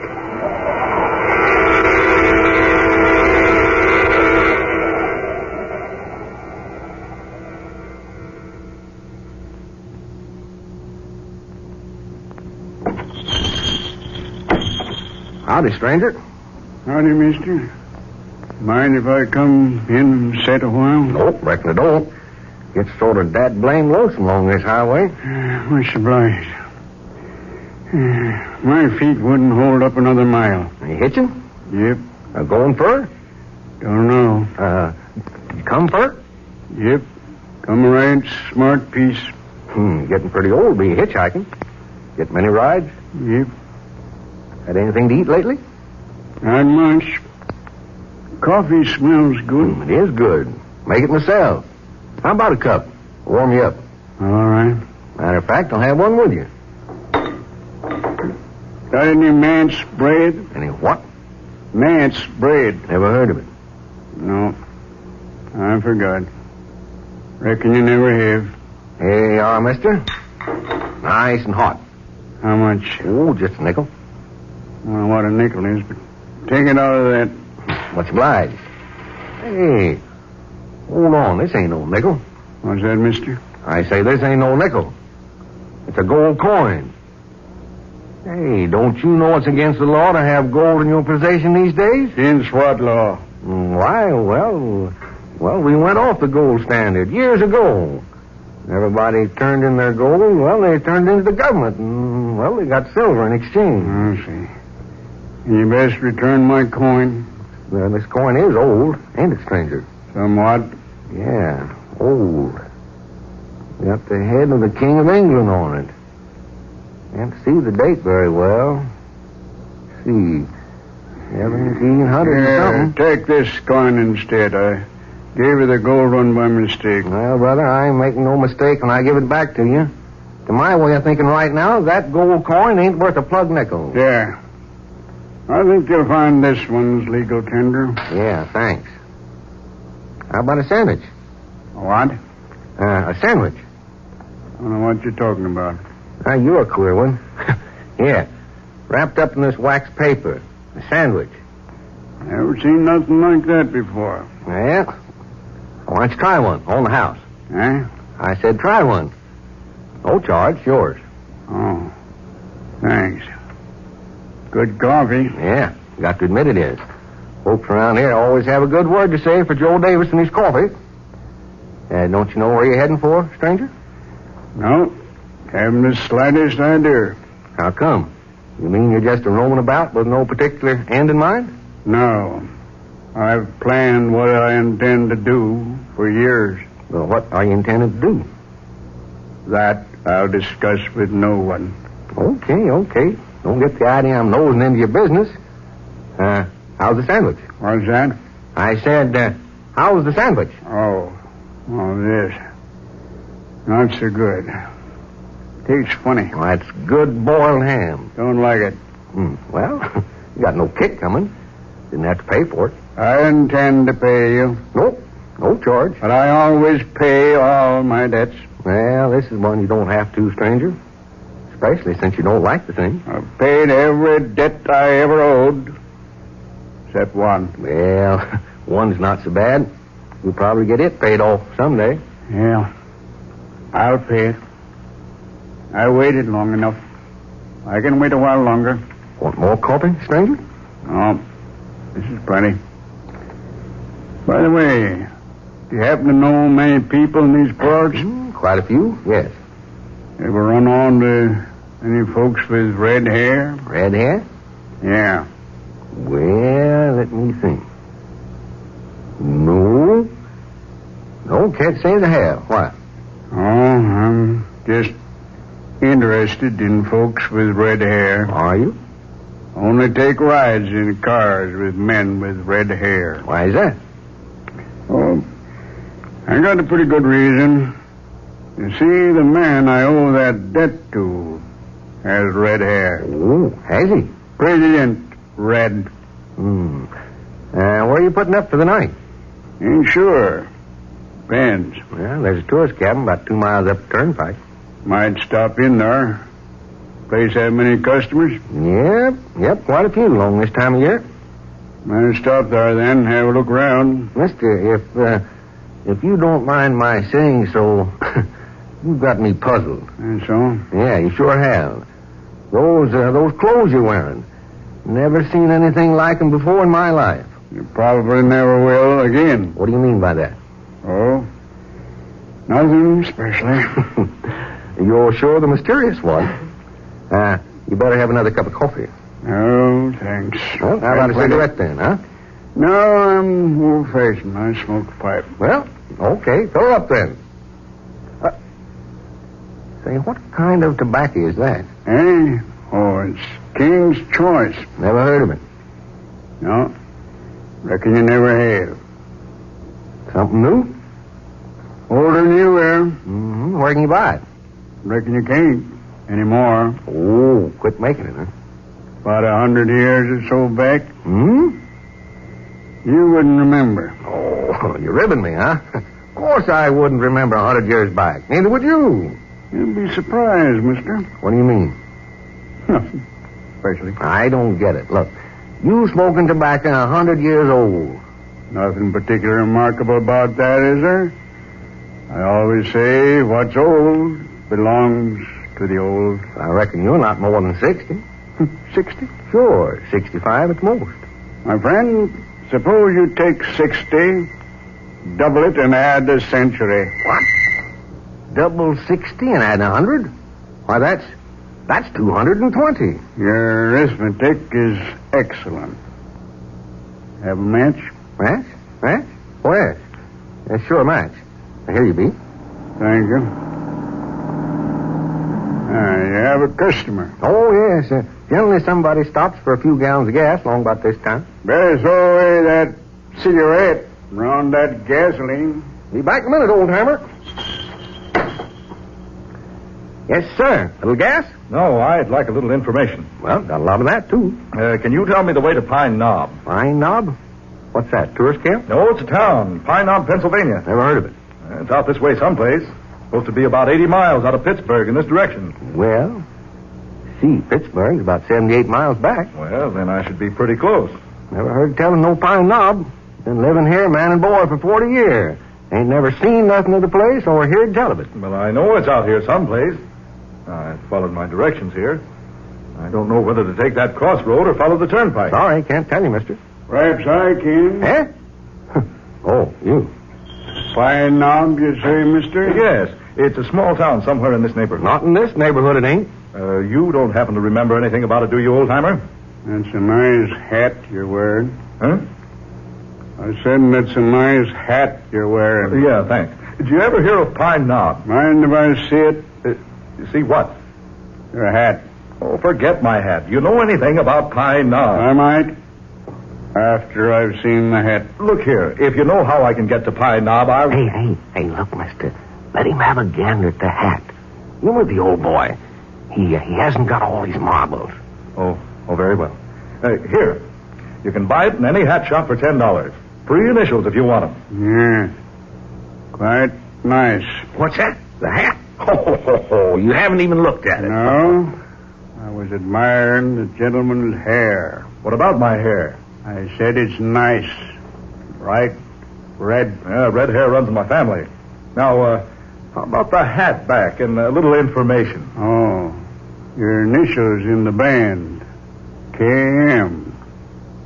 Could the last name be Minor? Yeah. Yeah, that's right. Oh, you saw my driver's license on the steering post. No. How'd you know? I just hoped I was right. Oh, hang it all. Do you or don't you know how I can get to Pine Knob? Yes, I know. Will you tell me then? No, I can't do that. Why not?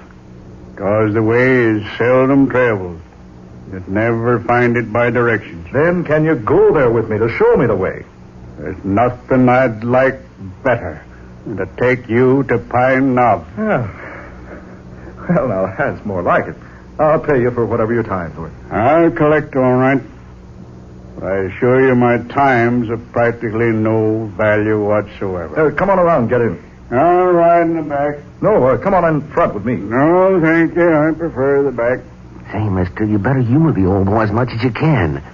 He ain't as bright as he probably used to be. Oh, all right. All right, old-timer, hop in. Oh, thanks a lot. Oh, you're welcome. Come back and see me.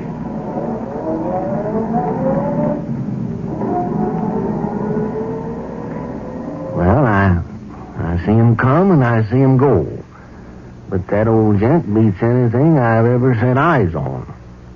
Oh, the old man dropped his bag of tobacco. Almost half full. King's Choice. The Smoker's Friend. Raymond Tobacco Company. Established 1756.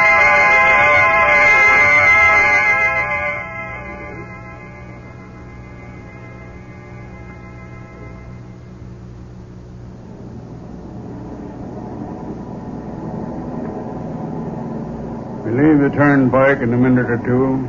Then how far? Not far. Is the road good? Not so good. I say, does my chatter bore you, old-timer? No, not especially. You give me the impression you don't want to talk. People talk too much nowadays. Me, I like to talk. Especially when I'm driving. Helps make the miles go faster. The turn up ahead. Yeah, where? Off to the right. There's no place to turn off. Yes, there is. You'll see it. There. See? Well, yes. But that road, it wasn't there a moment ago. It's been there for years. It's the road to take. This isn't any ordinary road. Right. It isn't. And no automobile tracks. Never been an automobile on this road. I don't understand. You will, presently. Nothing but wagon tracks. That's right. Wagons. And a stagecoach. Stagecoach? Yes. You can see the hoof marks in the soft earth. Oh, I was noticing. 6 coal-black horses, the pride of Pennsylvania. What's that? Nothing important. I see. Look behind. Behind? Yes. Look, where's the turnpike? We have left it. Far behind. Oh, not far. Less than a half a mile. We should be able to see it from here. No. It's nowhere in view. And the buildings along the turnpike, where are they? All of that is past. Past? Yes. There is no turnpike. There are no buildings. Nothing but open prairie land. Trees. Hills. Tall grass. No fences. No other roads except this one. It's the only road for miles round. But where does it take us? The Pine Knob. That's where you wanted to go? Well, yes, but You asked me to show you the way to Pine Knob. This is it. Well, everything's changed so. Suddenly.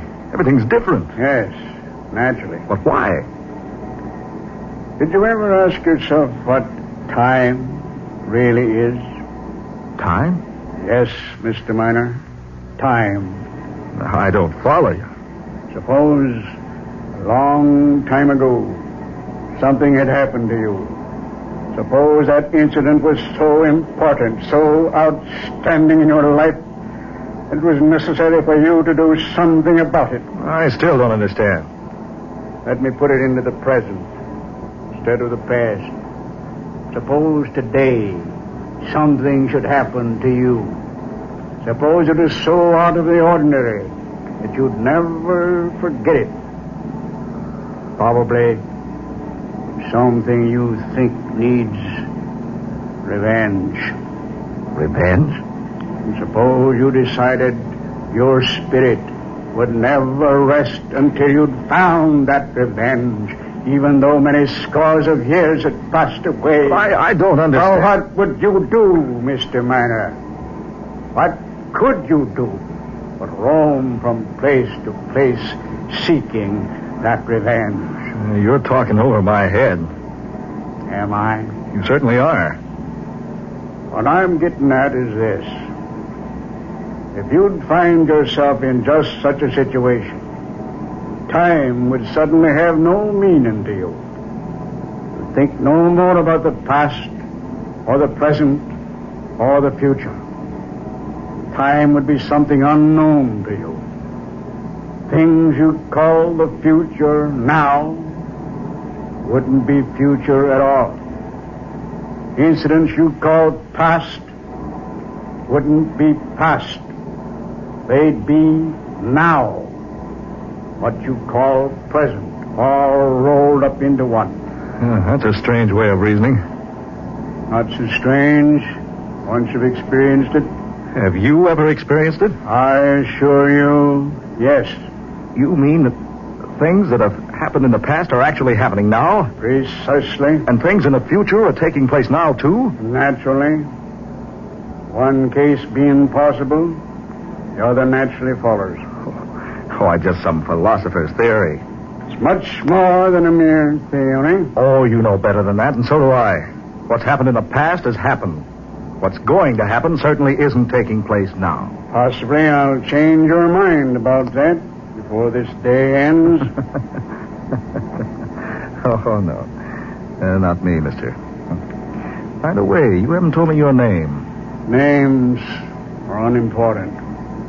Only incidents are important. Yeah. You haven't said how you knew my name. That was quite obvious. Your red hair. The initials in your hatband. I still don't see how you There's knew. Pine Knob. Ahead. Yeah. Down in the valley. Yes. Where did it get its name, Pine Knob?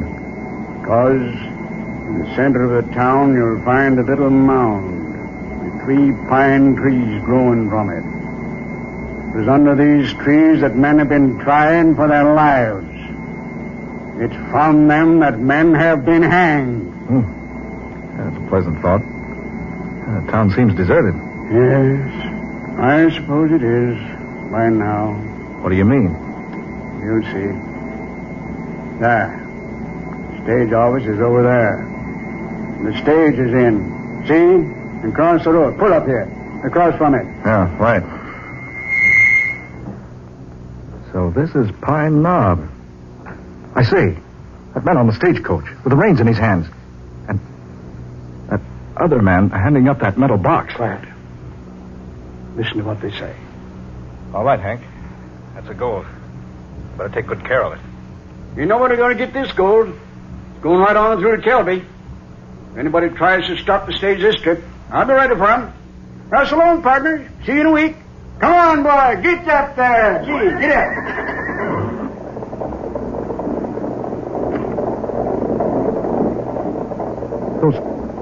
Those 2 men. The one on the stagecoach. Exactly. He looks and talks exactly like you, and the other one like me. You must follow that stage. Start the car. I don't understand all this. Start the car. Follow the stage. I'd take my oath that those 2 men are It's not time to talk. Follow the stage. Oh, what is this, a dream? No. I waited a long time for this day. What do you mean? Yes. 9 score years I waited. 9 score? More than 3 normal lifetimes. And finally the day is here.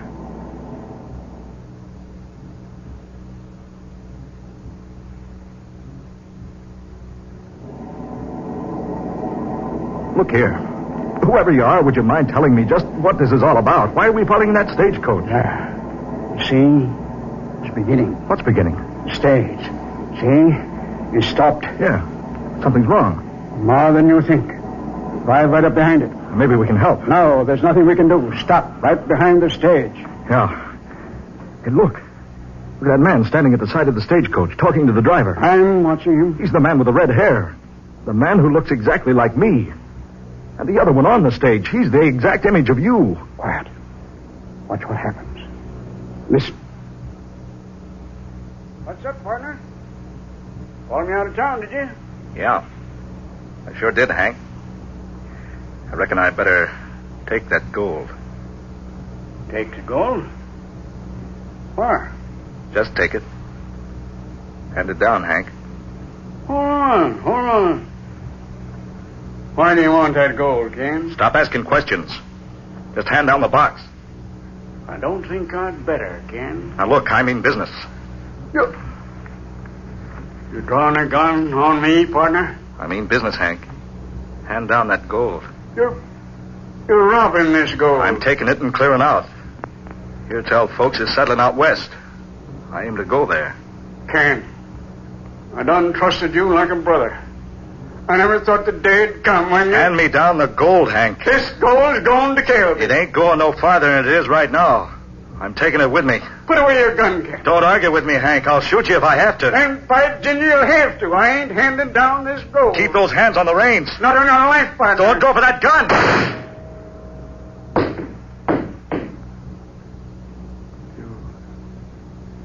You shot me. In cold blood? No. I didn't have a chance. You knew I didn't carry a gun. Just a rifle there on the seat. No. I didn't do that. I didn't shoot you. Wasn't going for no gun. You've murdered me. No. For heaven's sakes, this isn't real. I've never fired a gun in my life. You think it isn't real? No. Oh, it can't be. Now, you understand what I meant by no past, no future? That man on the stage, you. 180 years ago on this spot. But it can't be you. That man on the stage was shot. He fell. He's lying there on the ground now. You see? Turn around. See for yourself. Gone. Everything's gone. Everything but you and me.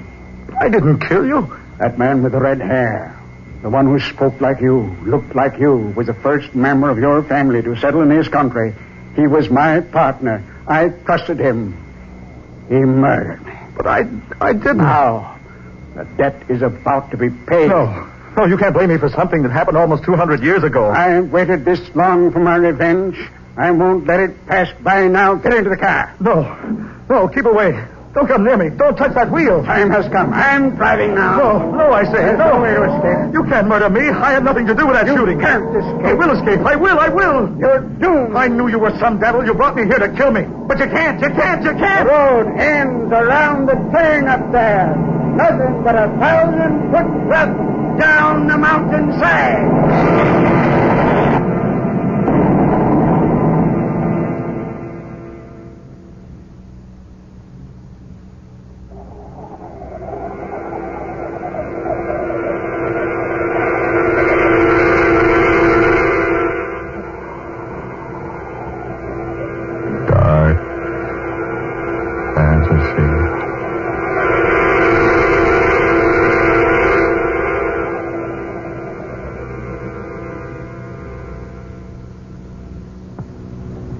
Pennsylvania Turnpike.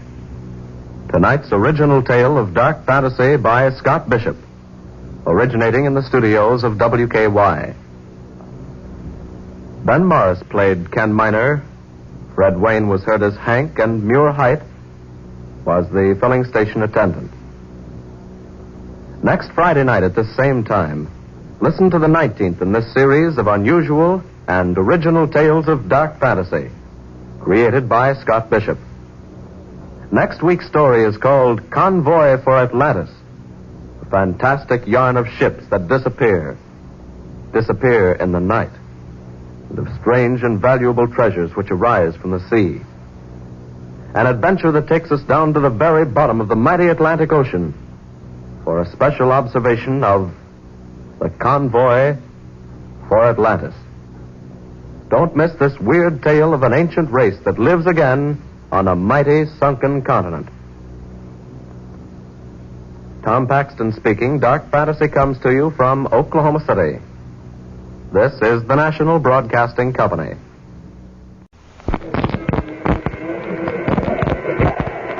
Dark Fantasy. Convoy.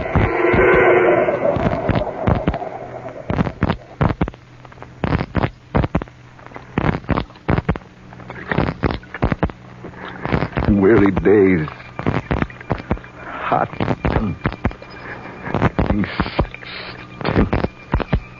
9 days. Not a sign of another boat, another human. Oh, look, minutes. 9 days, open boat. I can't believe yet that it's 1934. 9 days ago, I thought I'd get a scoop. How well I remember. I talked Winston Everly into going with me, using his private yacht far out into the Atlantic, where things were happening. Together, we defied precautions, offered ourselves as bait for some unseen devil beneath the waters of the Eastern Sea. And that was 9 days ago.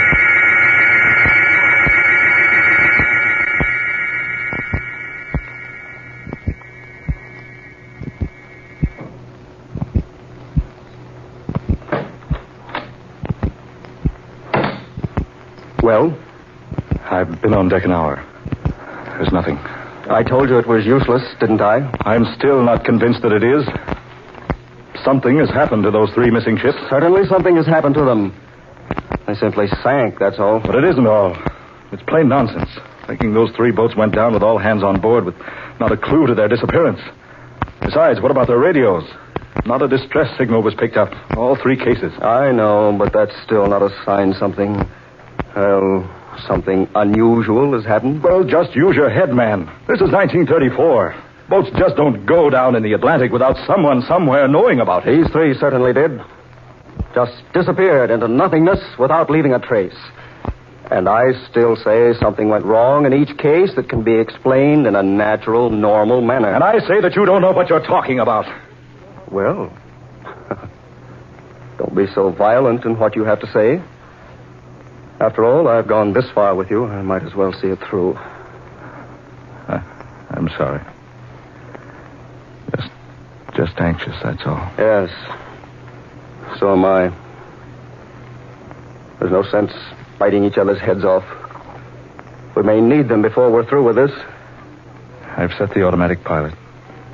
All's clear. Good. I'll go up on deck and have a turn at the wheel after a bit. Game of rummy? No, I don't think so, thanks. Poker? No, thanks. Got a cigarette? Yes, somewhere. That last ship, the SS Clara Anna, went down just about where we are now.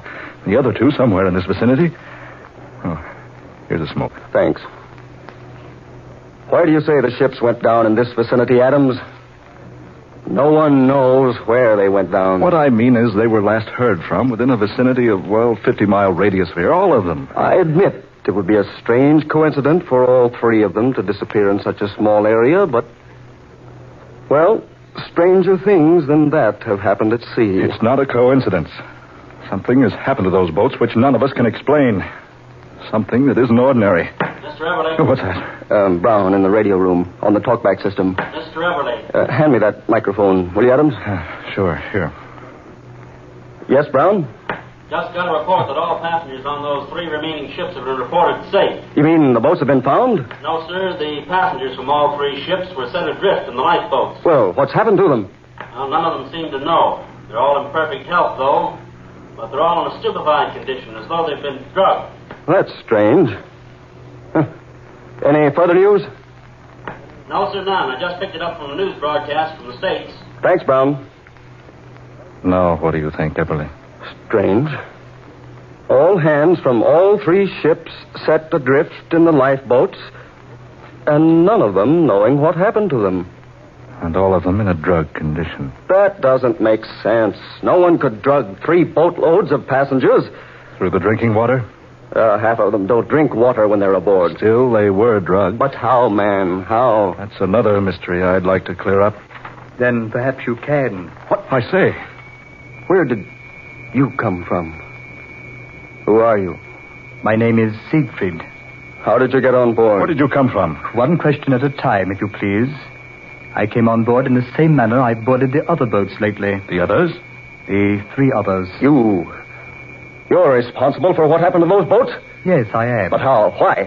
I needed them for my own purposes. You destroyed them? I sent them to the bottom of the Atlantic. I repeat, you destroyed them? Quite the contrary. I used them to a very good advantage. What do you mean? Would you like to know? I certainly would. Then I shall be glad to show you if you wish. It will entail a trip to the bottom of the sea. You're talking like a madman. Am I? I regret you think so. Because I assure you I am by no means demented in the slightest degree. Those people set adrift in the lifeboats, apparently drugged. What happened to them? It's naturally best that they do not know what happened to them.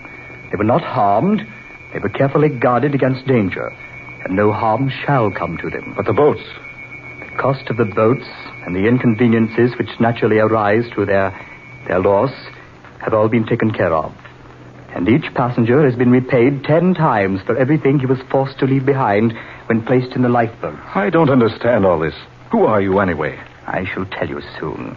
But now we must make haste. Time is most valuable. What are you going to do? You told me you wished to see what I did with the 3 boats. I'm ready to grant your wishes.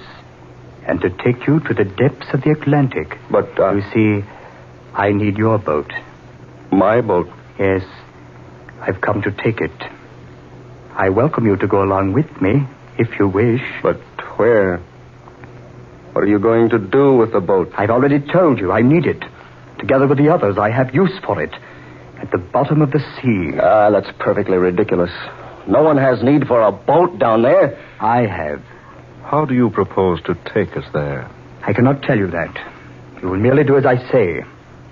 I will take you down beneath the surface safely, and I will return you safely. How can we be certain of that? I have given my word. You will find that the word of Siegfried always has been kept. Down through the ages, the centuries. Centuries? Hundreds of thousands of centuries. Do you mean that you're actually a creature from the bottom of the sea? I'm a man like you. I'm not a creature. Here, drink this. What's that? Merely what I gave the others. It's quite harmless. I don't want it. Take it away. I assure you that if you don't consume the potion of your own will, I have the means of seeing to it that you do. Better do what he says, Everly. Here. I'll take the first draft. You're a wise man, Mr. Adams. Oh, you know my name? I know everything. Now the potion. As agreed.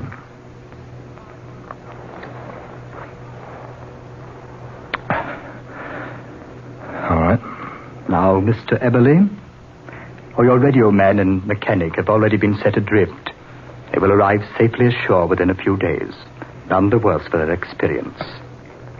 Mr. Eberly?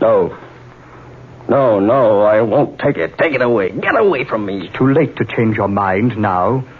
You will drink all of this. No, I don't want it. I give you one more opportunity. No, I refuse. I'm no fool. I won't take it. Very well, then, Mr. Eberly.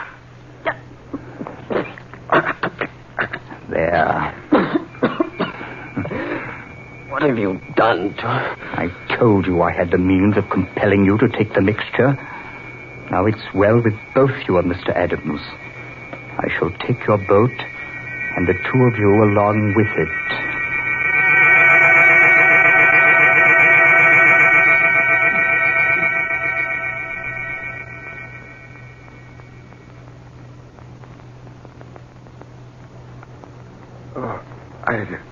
Are you quite all right now, Mr. Adams? Yes. Yes, I guess so. Where are we? Where I promised to take you. At the bottom of the Atlantic. It's so strange here. Light. Like the light above. This is almost like the place up there. Surely you're jesting. This is no spot beneath the sea. Oh, but I assure you it is, definitely. Your stubborn companion is about to rejoin us. What's happened? Oh, Adams. Are you all right? Yes, he's quite all right. And you, sir? What in the world did you do to us? I gave both of you an ancient formula, one which induces your spirit to leave your body momentarily. Then I brought you here and permitted your spirits to return again. But where are we? You are 50,000 leagues beneath the sea. Why, we can't be. So your companion thought, Mr. Heberly. You're both mistaken. There's no water, no seaweed, no sign of underwater creatures. No, indeed.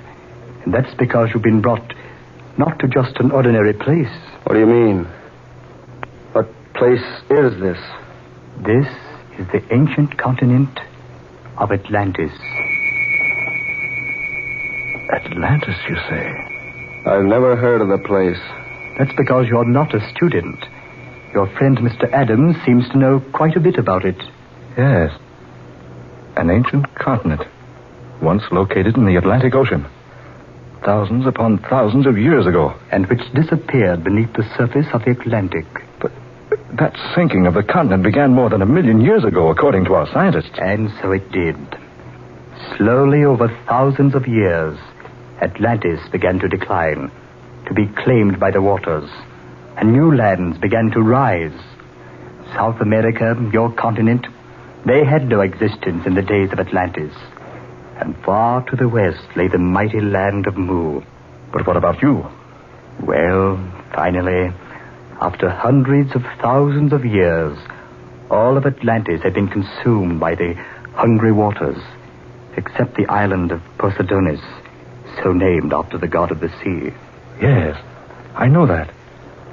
Poseidonis was destroyed by volcanic eruption. Not destroyed entirely, but the volcano's disturbance sent our land far beneath the sea, and that was 9,000 years before the death of Plato. 11,000 years ago. Yes, roughly speaking. But you say this land of yours wasn't actually destroyed. No. There were in our land wise men from Greece, and together with our wise ones, they foresaw the volcanic disturbance and the seeking of Poseidonis. Yes. This is the ancient island of Poseidonis. Last home of mighty Atlantis. Yes. And you have existed here all this time. There is no time here. No death. Only life. Amazing. Now we're fighting to preserve our life, our civilization. After these 11,000 years, our existence is threatened by the vicious waters. What do you mean?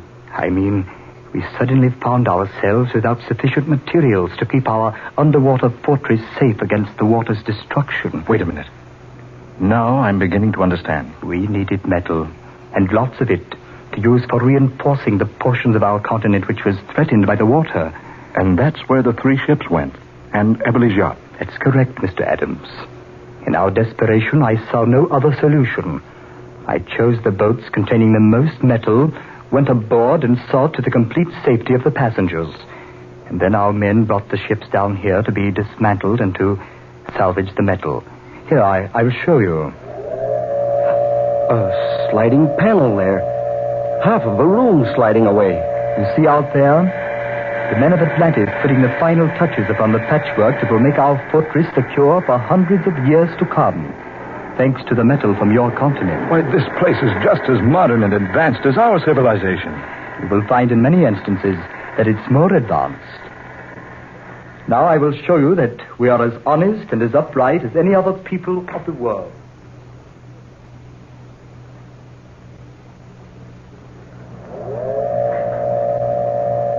This is the treasure room of Atlantis. Harvey, look. Jewels, gold and silver, treasures of every sort here. The room is completely filled with valuable treasures. Each passenger on those boats we confiscated received a portion from our treasure room, enough to more than repay him for whatever loss he suffered, and the boat owners were paid double the value of their vessels. When you return to the surface above, you will be given a portion likewise in payment for your yacht, Mr. Eberle. I've never seen quite so many valuables together in one place in all my life. Oh, come now. I've shown you the explanation of what has been happening. It's time we refresh ourselves, and time you were preparing for your return journey.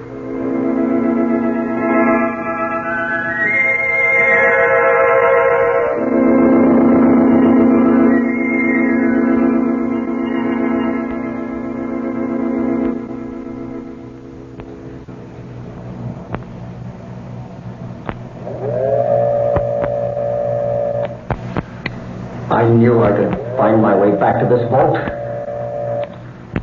Just look at the treasure hidden here. Chest upon chest of beautiful jewels. Necklaces of pearl. Beads of precious jade. Loose gems and some set in the finest gold. And over there, bar upon bar of gold and silver, and some strange metal here I've never seen before. Oh, 100,000 fortunes hidden here, where no one will ever use them. What's that? The door. The light. Emily, are you in there? Adams? Yeah, I've been looking for you. Is there any light in here? Yes, just a second. Close that door. What are you doing in this treasure room? That fellow who calls himself Siegfried says we'll leave here soon, and I'm taking some of this treasure with me. But he said you were to have a portion of it. Yes, and pay. Listen up with you. I'm taking some he won't know about. But you can't. It's not right. What difference does it make? No one will use this stuff. Might as well take some of it where it's as gentle as I can. I don't know I have the 11,000 years. He's about in his 11,000th childhood, I'd say. Here, hold these diamonds. But I don't want any part of this. I'll take care of getting them away from here. Eberly, I advise you not to do this. Listen. Came you. You could not conquer the worldly desire to steal our treasures. You will never use them. Nonetheless, they still belong to us. Why not let us take them where they'll do us some good? They're useless laying here. I had intended to give each of you enough of the treasure to make you wealthy me from doing so. Look here, Siegfried. Those are loves to Adams, known better than 10,000 years ago in vice. Till the same greed and sin and iniquities included all evil.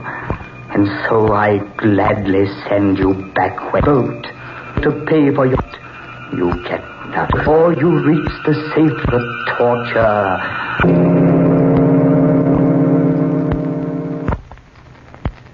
Days adrift, unweary days.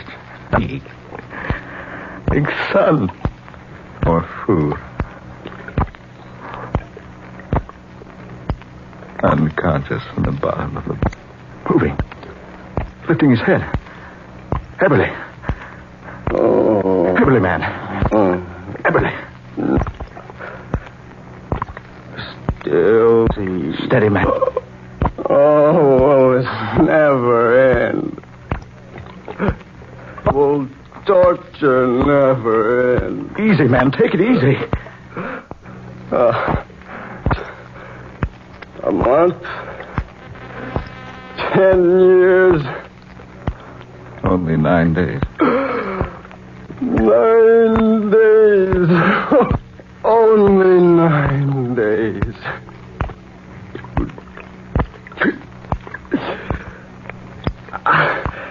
I can't stand it, Harvey.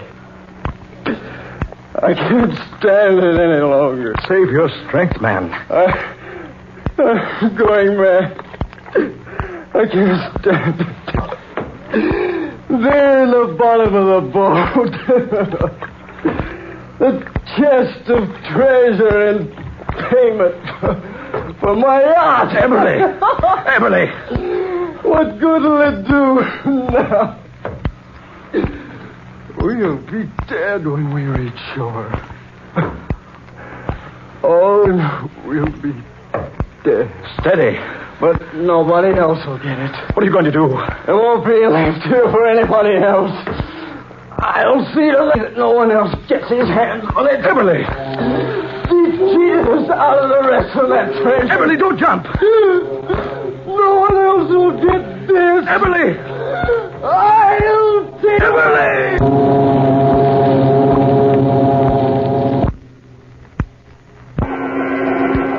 Dark fantasy. You have heard Convoy for Atlantis, tonight's original tale of dark fantasy by Scott Bishop, originating in the studios of WKY and based upon an idea suggested by Ken Wright. Ben Morris was Harvey Adams, Murilo Schofield took the part of Winston Eberly, and Garland Moss was Siegfried, ruler of Atlantis. Next Friday, Dark Fantasy will be heard over most of these stations 25 minutes earlier.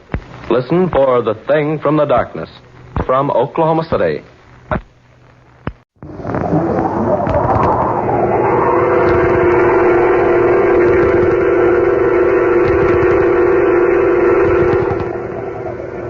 Dark fantasy.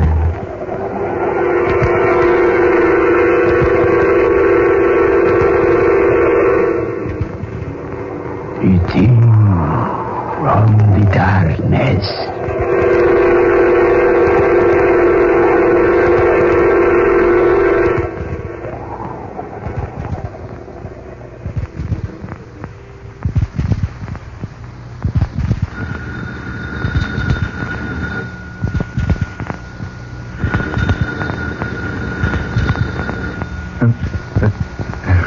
that? Oh, telephone. Confounded, the first chance a man gets sleep in this country, and that blame telephone has to wake me up. I should let it ring till doomsday. Yes? Yes, this is Sand Canyon Airport. Oh, this is Don Thurman speaking. Yeah, there's a plane here. Where? Mantella. Well, I don't care much for that trip across the desert, but if you need the plane, they're willing to pay me for flying it to you. They'll make it $600 and it's a deal. All right, I'll make the arrangements. Yeah, you can expect me in about 7 hours if everything goes all right. Yeah, fine. And have that 600 waiting for me. I'll need it at Mantella.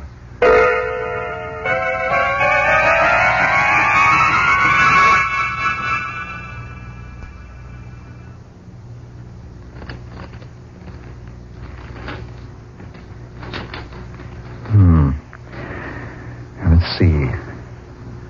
Northeast, 13 degrees. And Mantella lies in that direction. I'm going to buck a headwind most of the way, I'm afraid. And those mountains worry me. They're dangerous. Let's see now. Over this way, it's Santia. No, not that way for me. If I ever ended up in Santia, well, I wouldn't want to bet anything on my chances of getting to that place and coming out to tell about it.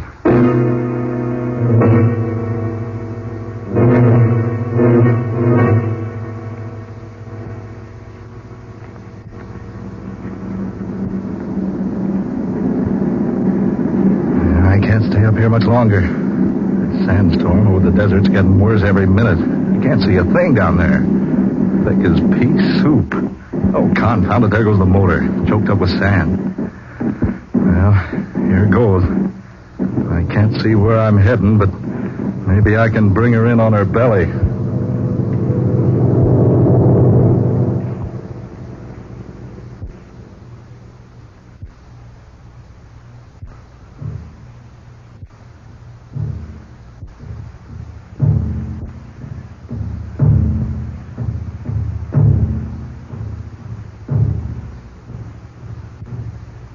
War drums.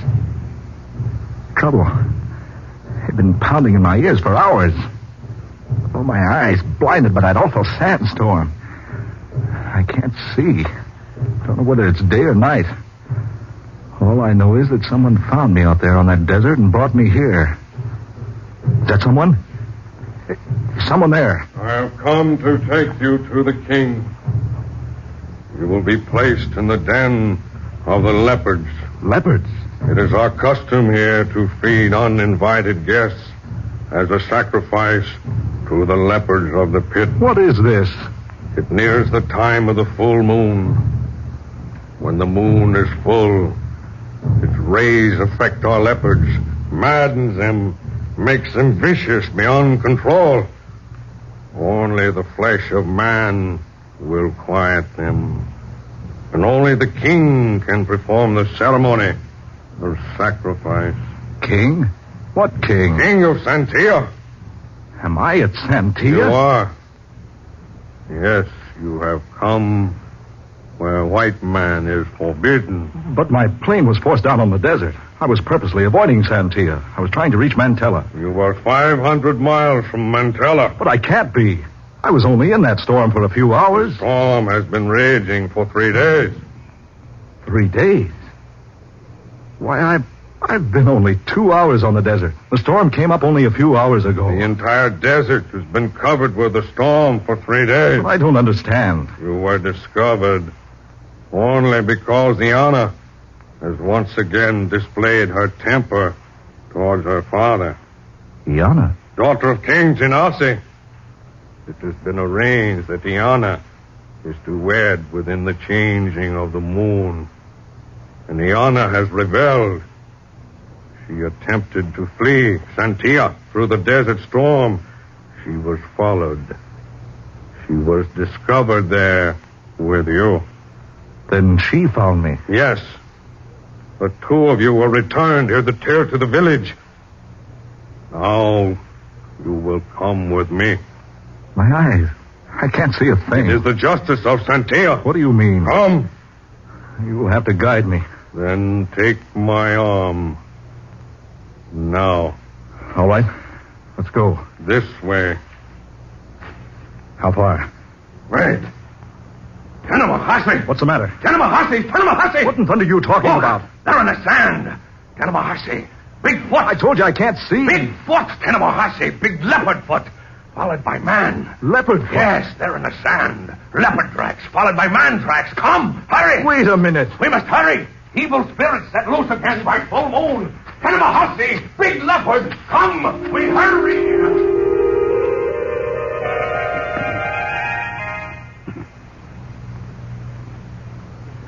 I have brought you the prisoner, wise one. Prisoner? Look here, what is this? You have come, Mr. Thurman, where you are not welcome. I tried to tell your flunky here that I didn't come to Santia purposely. I was headed for Mantella. You are not a very wise man, Mr. Thurman, to make such an unwise statement. Mantella is 1,000 miles from here. No, I got off my course. I ran into a sandstorm. My plane was forced down. It's a likely tale. But it's true. I was blinded by the sand. I'm still blind. If you have a doctor, You say you are blind? I am. I need medical attention right away. Blind. It is the justice of Santia. What are you talking about? It is a law that should a white man look upon the countenance of Princess Iana, his eyes shall be blinded. I don't know what you're talking about, Tanasi. I've never seen your princess. We found you with her on the desert. Well, I was unconscious when you found me. But she was with you. Then she found the same spot where I took refuge. We are not fools here, Mr. Thurman. Fools? I don't understand. It is so ridiculously evident. What's so evident? I have made complete arrangements for my daughter to wed. She has refused to marry as I wish her to. And last night, she fled from Santia. And when we found her, she was with you. But what you think isn't true. You had the rendezvous there with her. No. How many times you have met, I do not know. But each meeting has been in complete defiance of the laws of Santia. That no white man may look upon the countenance of the prince. I deny it. I don't know your princess. The evidence speaks for itself. You are blind. From the sandstorm. No. Because the gods are vengeful. I tell you, the sand blinded me. It's only temporary. It was written ages ago that whatever white man looks upon the countenance of Santia Princess will be doomed forever to eternal blindness. It's not eternal. It's sand blindness. It happens to lots of men who get caught in sandstorms. All I need is a doctor. No doctor can cure the blindness sent down by the gods. Give me a chance. I may be blind permanently if you don't let a doctor look at my eyes. King Tinasi, your daughter approaches. Come in, my daughter. My father, have you heard? Heard what, my child? Tanimahasi. Tanimahasi? Yes. He was in the camp again last night. Leopard footprints are near your house, followed by man feet. Tanimahasi. It's the evil spirit again in the full of the moon. I saw them too. Many tracks. Big. We must tell the wise ones they will work a charm to protect us. First, we must dispose of the prisoner. Look here. Silence. My daughter, come here. Yes, father? He's a white man. Look you at his face and tell me, where have you seen him before? Well, my child? I do not know him. I have never seen him before. But my king, I saw them together. Silence, Ivan. You are most wise, my daughter. You are most wise to deny your foreign lover. But I'm not her lover. I've never seen her. I can't even see her now. The American is blind, Diana. Blind? Because he has broken the law. Because he has looked upon the face of a princess of Santia. The gods have blinded him. It's not true. I've never seen her face. Ask her. She'll tell you it's not true. Take him back to the prison hut. And let him wait there until the body of wise ones sit in judgment of his crime.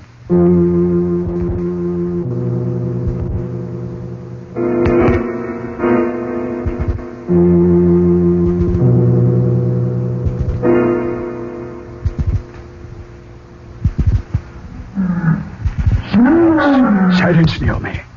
Silence, my two pretty ones.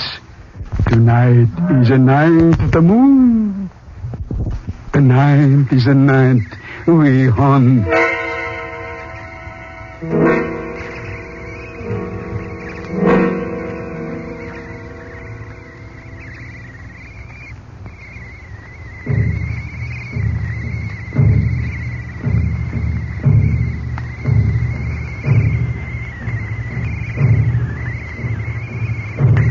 Drums. Still pounding. My eyes burning in my head. Well, if I could only find a little cool water. Yeah. I wonder where I am. The king told Ivan to take me to the prison hut, but instead he brought me here. Here? Where? Somewhere out in the open. Bushes, shrubbery all around it. Wait a minute. What's that? A light. Up there through the trees. A light. Why, it's a star. I can see again. One lonely, single little star in a sky of heavy clouds. And there, coming over the ridge, the full moon. What's that? Something there in those bushes. Is someone there? Be quiet, Americano. Who is it?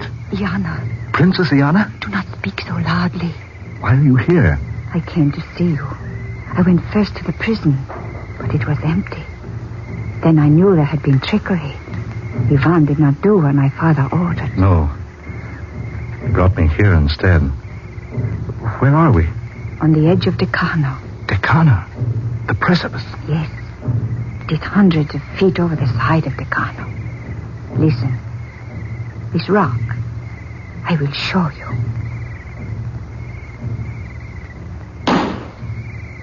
Ivan knew you were blind. He left you here alone, knowing you would eventually wander over the edge and be crushed on the jagged rocks down there. He could not wait for the sacrifice. Sacrifice? Yes. With each fullness of the moon, the leopards in the pit of Santia become madly enraged. The wise men say the moon rays affect them. They must be appeased by the flesh of a human. And the moon will soon be full again. Yes, Donaldo. A pleasant thought. But Ivan could not wait. He fears all Americanos. So he brought you here to be a victim of Decano. Oh, a nice fellow. I despise him. And my father says I must marry him. You mean... You don't mean you're supposed to marry him? Do you blame me for running away? I certainly don't. Even death on the desert would have been better than him. Princess, why have you come here? Because I would not have you die as Ivan wishes. How did you find me? I have ways. Tell me, Ivan said the storm on the desert had been blowing for 3 days. Is that true? Yes, it is true. But I was only an hour and a half journey from San Filidor. I ran into the storm suddenly. I cannot say about that. Donaldo, your eyes. You look upon me as though you see me. I do see you. My sight has come back. Oh, no. You're not glad I can see again? No. I mean, oh, yes, but Donaldo, to look upon my face. Oh, nonsense. That's all a lot of tripe. What's that? Tanimahasi. What? Tanimahasi, evil leopard spirit. Oh, look here. What is this evil spirit business? Tanimahasi, leopard. Wherever he goes, tracks always followed by those of man. They kill at the full of moon. A leopard man? Oh, do not say so. Why? Because he is a leopard man. Have you ever seen him? Oh, listen. Come on. That's right over here someplace. Oh, Donaldo, have care. It is an evil spirit, a spirit that kills. Do you have any kind of a weapon? Only a small dagger. Well, give it to me. Oh, no weapon will harm Tanemahasi. We'll see. Oh, wait. The clouds are... Oh, there he is. Over there. It's Ivan. Oh, look at him. He's been... He will die. We must take him back to the village. He's unconscious. Jungle. No. Do not touch him. Who's that? Father. Iana. Go at once to your hut and remain there. I fear the gods even now hide their faces from you. Oh, but Father, Ivan is badly hurt. Go at once. Now, Mr. Darman. This man needs attention. Put him down. What? I said put him down. But he's badly wounded. By the claws of an animal. Yes. We heard the animal screaming. The princess tells me it's a leopard man. It is true. Tanemahasi, the evil spirit. The spirit which takes possession of a man and changes him into a leopard. Yes, but what man? Who? We have not known up to now. Up to now? Look at your hands. Blood. Deep beneath your nails. But It is an evil disease, Mr. Thurman. To bring it here among us is still more evil. But I say, look here. Do you think I did this? I repeat. Look at your hands. Oh, no, you're wrong. It's Ivan's blood. So it is. But I got it on my hands when I tried to help him. Put him down. Mr. Thurman, do not try to escape. Ivan will be returned to the camp. Our medicine men will heal him. You will go with me. Now. Where? Your spirit must be destroyed.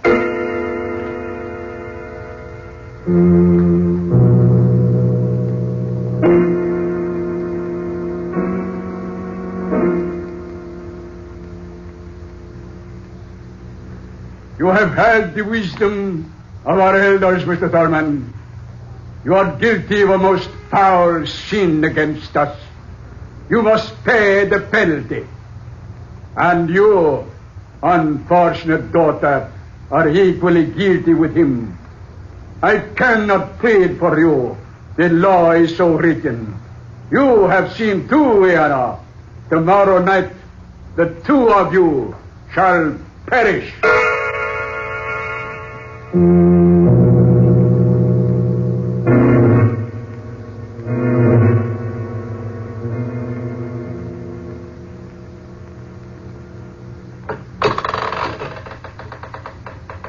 This stone stairway leads to the leopard pit.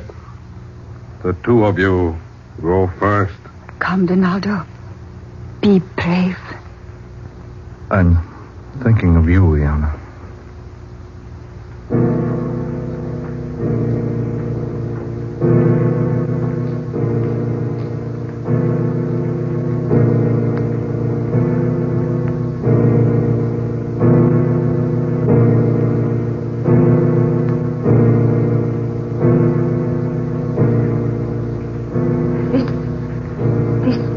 It is 100 feet into the earth. We are halfway down now. Look up above us. Good Lord. This pit is immense. Huge and round. Yes. And look up there. All the tribespeople of Santia perched around its ridge, peering down. To watch this sacrifice. But how can they see down here? It's pitch dark. We can hardly make our way in the blackness. Soon, the full moon will be directly above the pit. It is only when the moon is full that its rays reach here into the depths. And its beams madden the leopards. Iana, I see the beast now. Two of them. There's a man down there with them, petting them. Look, your father. No. He's a white man. I too am white. But I am not his daughter. He has been king of Santia for many years. He stole me when I was an infant at Mantela because he wanted a white princess. Iana, the moon. It's coming over the edge of the pit. The people up there can see us now. You see, The moon rays affect the beasts quickly. Move on. Down to the pit's bottom. Come, Donaldo.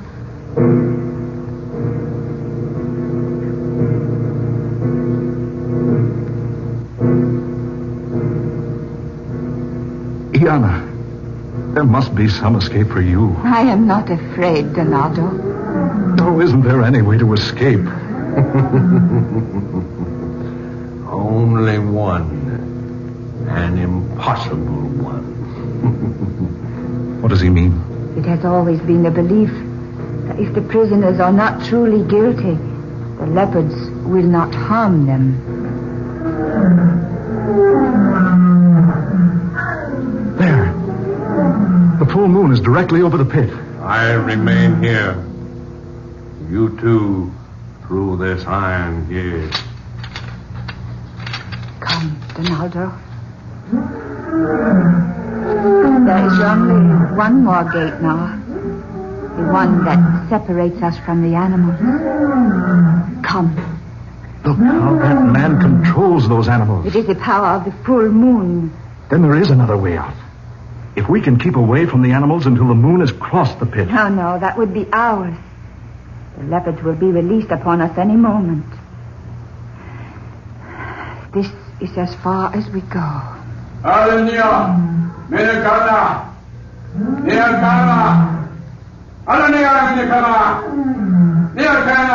Iana, if I could only save you. There is no way. Courage, Donaldo. No, I'm not afraid for myself. Now, you die. Now I offer you to the gods. Open the gate. No. Wait, Iana. Look, the moon. Donaldo. It is gone. Dark. Has the moon crossed the pit? Oh, no, it did not time. It's behind the cloud. Oh, Donaldo. The leopards. My father. They'll kill him. No, Chica. No. Diamo. Down. Down. Get back. Get away from me. No. No. No.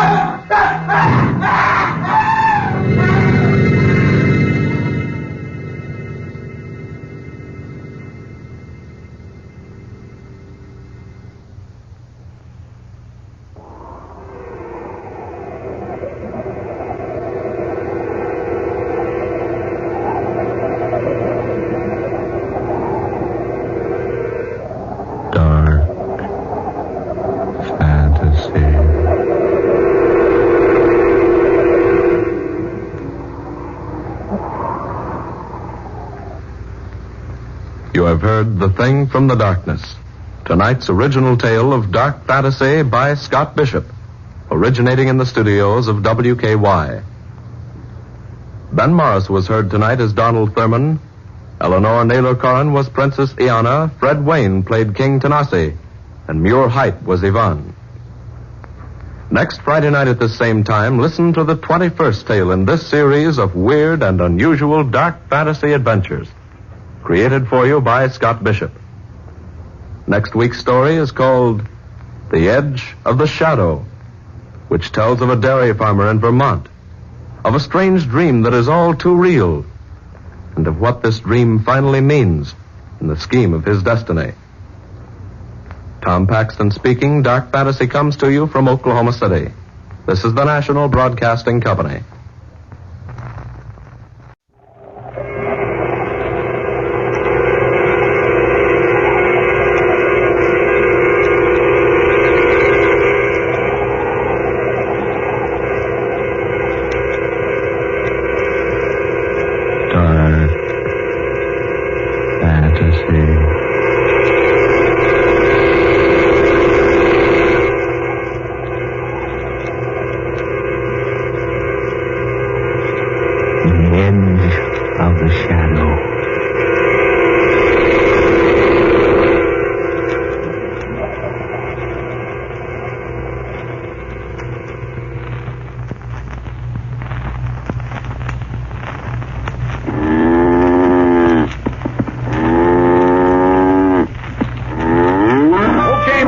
Cow's bedded down for the night. Yeah. Oh, Hank, come over here a minute, would you? Sure. Something wrong? Yeah. Cow here seems to have hurt herself. It's like a barbed wire cut. Let's have a look. Yeah, you're right. Does look like barbed wire.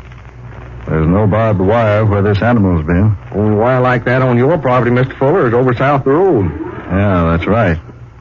This animal hasn't been in the south pastures for months.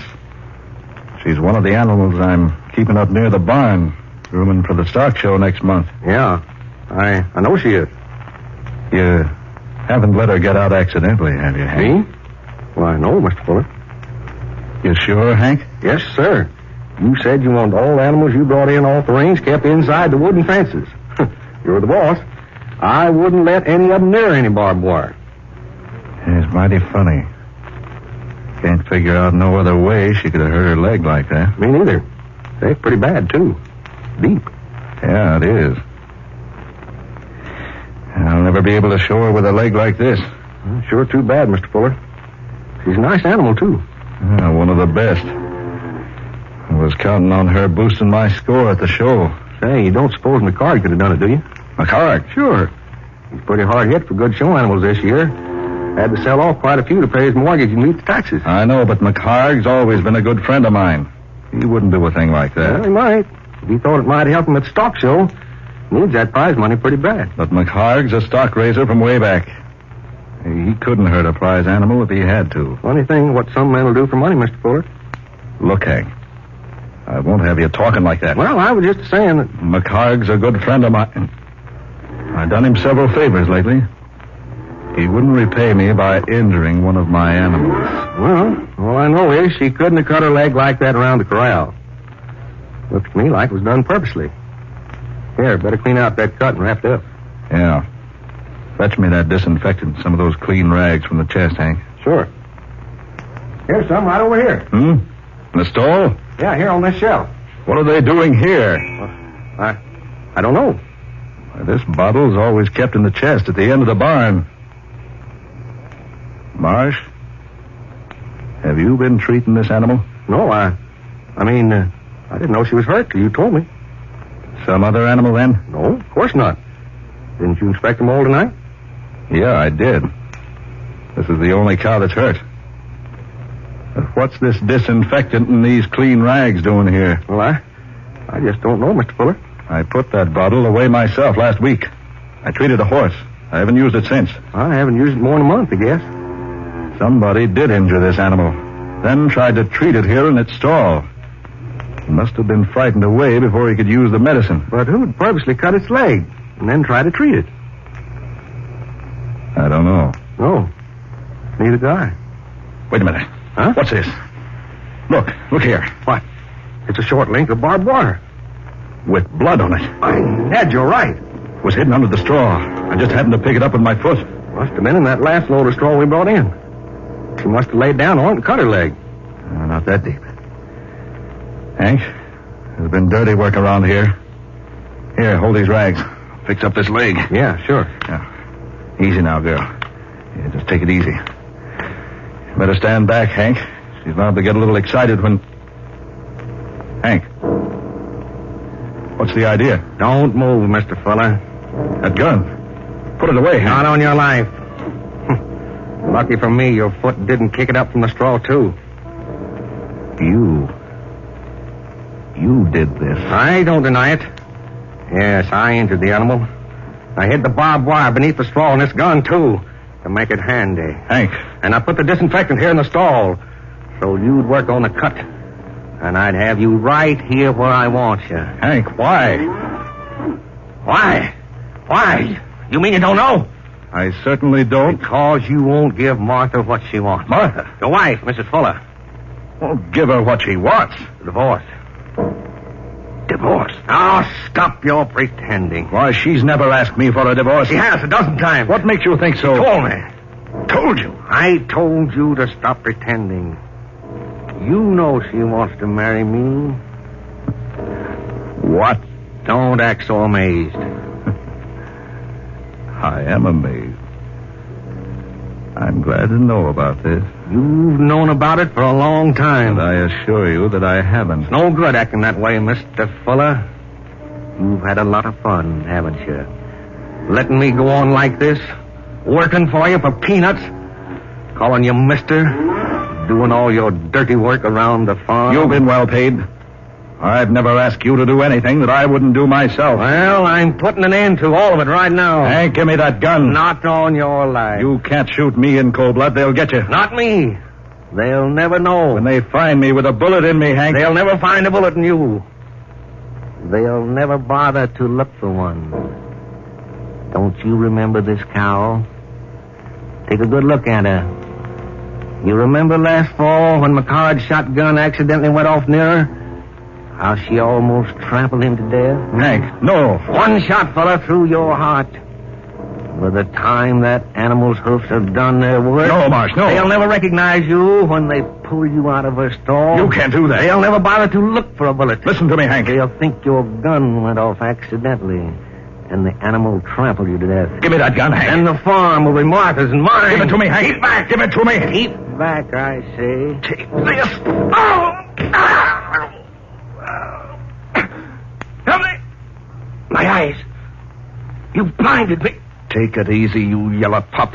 Your eyes will be all right. Water! Water, get me some water! My eyes are stinging. They'll be all right. Come on with me. I can't see. Here, this way. What are you going to do? I'm going to take you to the well and bathe your eyes. You're not going to kill me. Careful. Here's the barn door. I didn't know what I was doing, Mr. Fuller. Easy now. I didn't know what I was doing. I didn't want to kill you. You only missed killing me by a hair's breadth. Oh, I was out of my head. Oh, my eyes. We'll talk about that later. Where are we? Where are you taking me? Over to the well. Mr. Fuller, what in the name of heaven are you going to do to me? I'm going to wash out your eyes. Come on now. Yes. Water. Easy now. No, don't rub them. Keep your hands away from your filthy face. But I can't stand this pain. You'll be all right in a minute. I can't stand it. I tell you, I can't stand it. Marsh. Let go of me. You're taking me off to leave me someplace to die. Stop it. Stop it. Now you're trying to kill me. No, I'm not trying to kill you. You are. I know you are. Don't be a fool. I'm blind. Sure, this is your chance. Chance to get rid of me. Well, you're not going to do it. Hank, for the love of heaven, listen to me. No! I'm only taking you to the well. Throw me in, huh? You want to throw me in? I want to wash out those eyes. No. You don't care about me. All you want is a chance to do away with me. No, you rat. I'm only trying to help you. Let go my arm. Let go my arm. No, you're staying with me. I won't do it. I won't be led like an animal to the slaughter. Let go of me. Stop it. Let go of my arm. We're almost to the well now. Oh. My eyes. Water will fix them up. I'm not going near that well. That disinfectant will burn those eye tissues if you don't get it washed out of them. I won't. You're going to throw me in. I won't go near that well. Hank. I won't go near it. I don't go near it.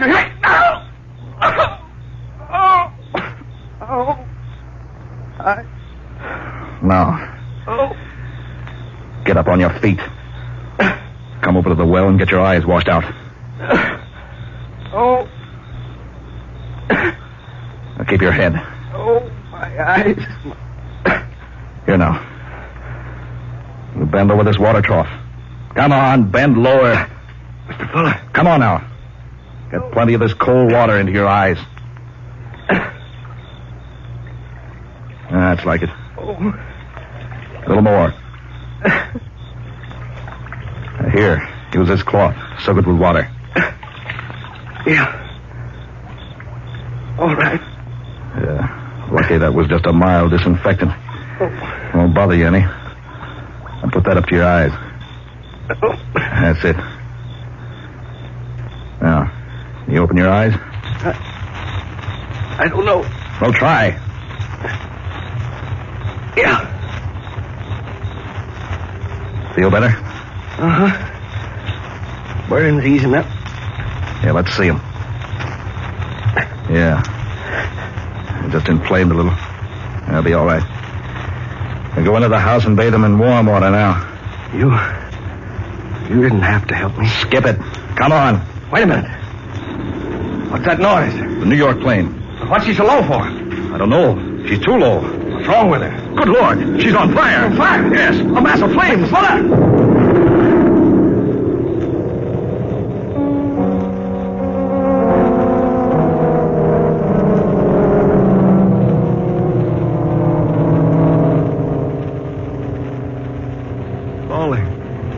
falling. Stephen. Falling. Stephen, Falling. wake up. Falling. She exploded in midair, and now she's falling. Stephen.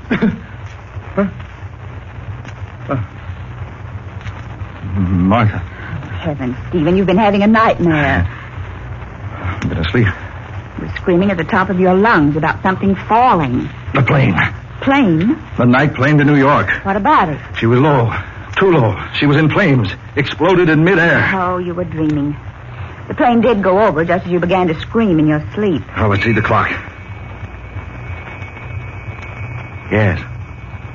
She goes over at the same time each night. And she was extra low tonight. The motors were awfully loud. Close. Yes. But there was no explosion. A dream. Yet so real. Oh, you better go back to sleep, dear. But that wasn't all of the dream. Oh, you can tell me all about it in the morning, Oh, dear. that wasn't all. Stephen, where are you going? To Hank's room. Why? Oh, where's that other slipper?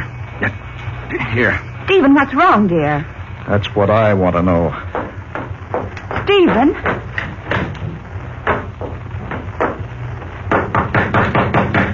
Hank. Hank, open up. Hank. He's not in here. The bed's not slept in. Stephen, what in the world's wrong with you? Hank's gone. Gone? Why, he hasn't been in his bed. No. Did he tell you he was going anyplace? No. That dream. It couldn't be true. Was it about him? Yeah. About him. We were together in the prize stock barn, bedding down the animals. One of the prize cows had cut her leg. We couldn't understand it because she hadn't been near any of the pastures with barbed wire. I was bringing Hank up here to bathe his eyes just as the plane was flying over. She was too low, and she caught fire. There was that awful explosion. Oh, but it was all a dream. Come on, we'll see. Stephen. I'm going out to the barn. Come along if you wish. Something tells me that it was more than just a dream.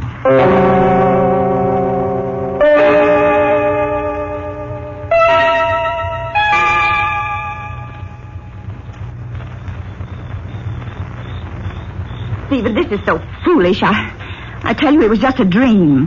Here. Do you hold this lantern? Oh, but you need your sleep, dear. Get this door. I'll take it now. All right. Come on.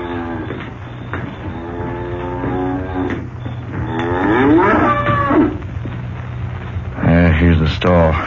You bring the flashlight? Here. Here, take the lantern. Confound it, what's wrong? The battery burned out? Oh, there. Martha, look. Stephen. There on her leg. A deep cut. Fresh cut. It needs attention. Martha, it's identical to the injury in my dream. Oh, Stephen, surely. It is, Martha. Oh, she just cut herself yesterday and you didn't know. Oh. I always examine the prize stock in their stalls every night. Martha, this animal was in perfect condition when we went to bed. Oh, but Stephen... Wait a minute. What in the world are you doing? I'm looking through this straw, but... By heavens, look! A short length of barbed wire. Bloody barbed wire. Stephen. Just like the dream. The very same. There should be something else.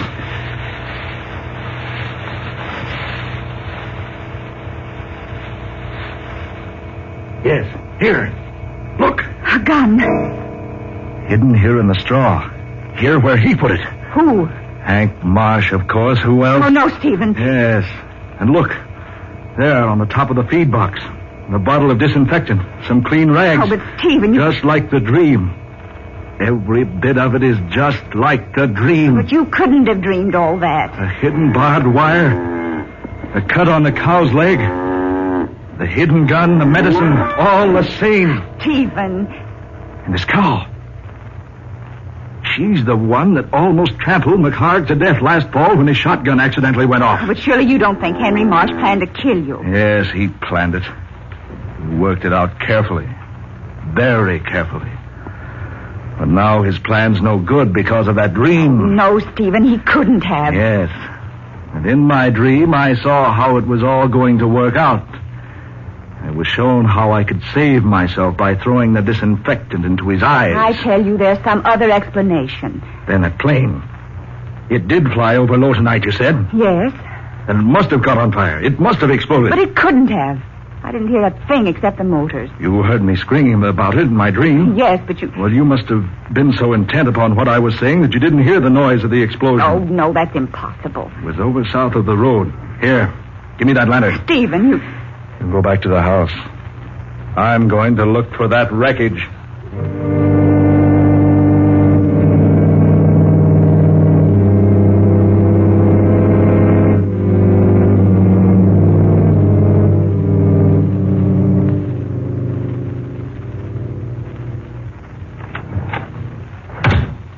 Stephen?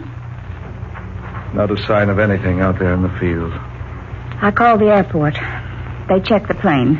It passed over Sheldon some time ago. That's miles from here toward New York. Safe? Yes. There couldn't be a mistake? No. The plane that passed over here while you were dreaming is almost in New York now. I can't understand it. All the rest of the dream was true. All but the part about the plane. No, just a dream. The other things. The injury to the cow, the wire, the gun. Didn't you say you lost your gun several months ago? Yes, I did. You must have dropped it in the straw when you stored it in the barn. It and the wire were thrown into the cow's stall purely by accident. But the injury. Stephen, both of us know how easily and mysteriously cows can injure their legs. And the disinfectant. Oh, you simply left it in there in the stall and forgot about it. No, I couldn't have.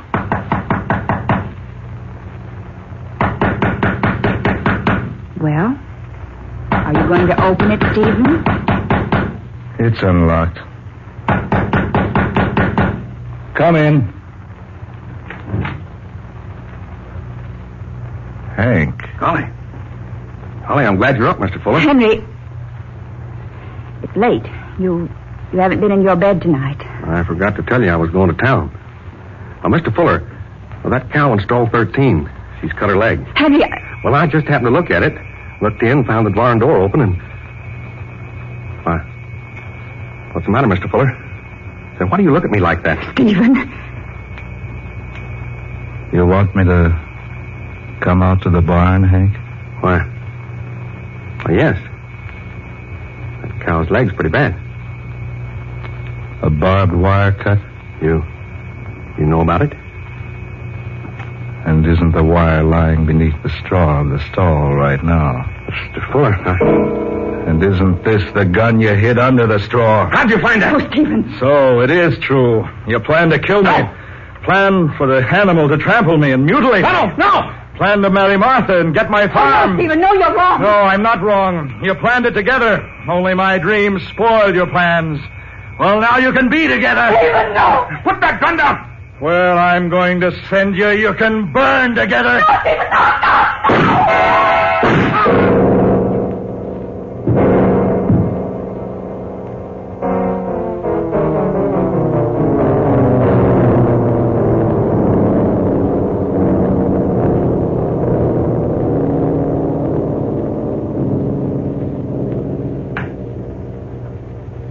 For New York, now leaving at gate 2, all passengers for New York, flight 7, all aboard at gate 2, all aboard at gate 2, flight 7, now leaving for New York, all aboard at gate 2. All clear. All right, shut the door.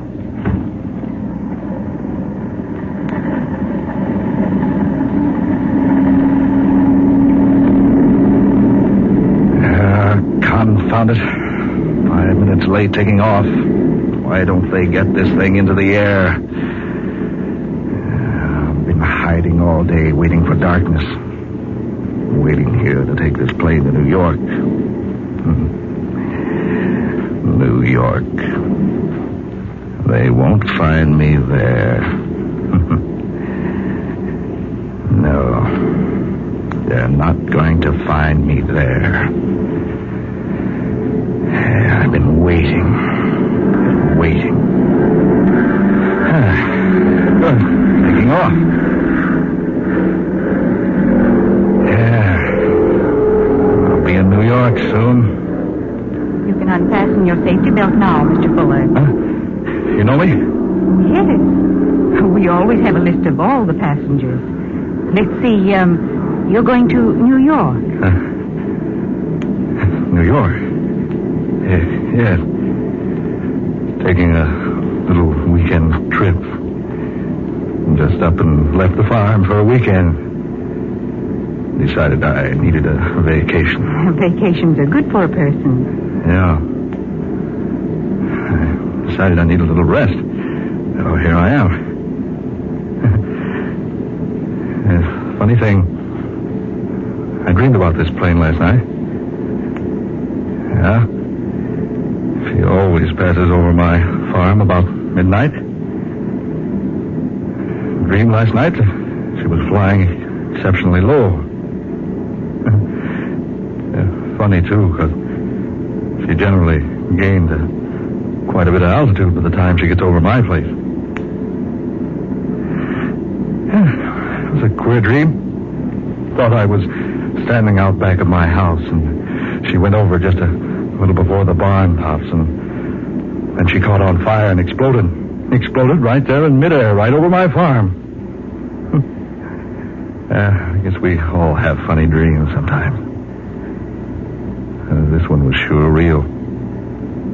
But look, there's my farm down there now. See? Had a red light put on my windmill so it could be seen at night. And look how close it seemed. How close? Too close. We're flying too low. I said we're flying too low. Look, just above the barn tops, just like the dream. Just like the dream. No, it can't be that. Look out the window. Flames. One of the motors on fire. One of the motors on fire. We're flying too low.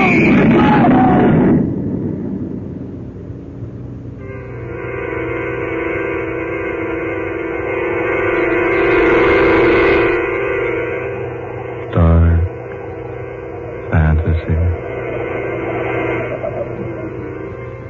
You have heard The Edge of the Shadow, tonight's original tale of dark fantasy by Scott Bishop, originating in the studios of WKY.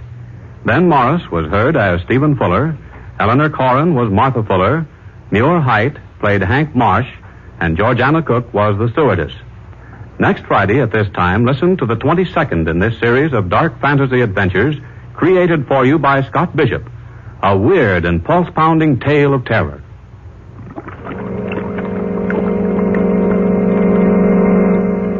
Harari, which relates how an angered witch doctor of the Ecuador jungle brews a bitter, deadly poison to use against a strange and heartless enemy. This program came to you from Oklahoma City. This is the National Broadcasting Company.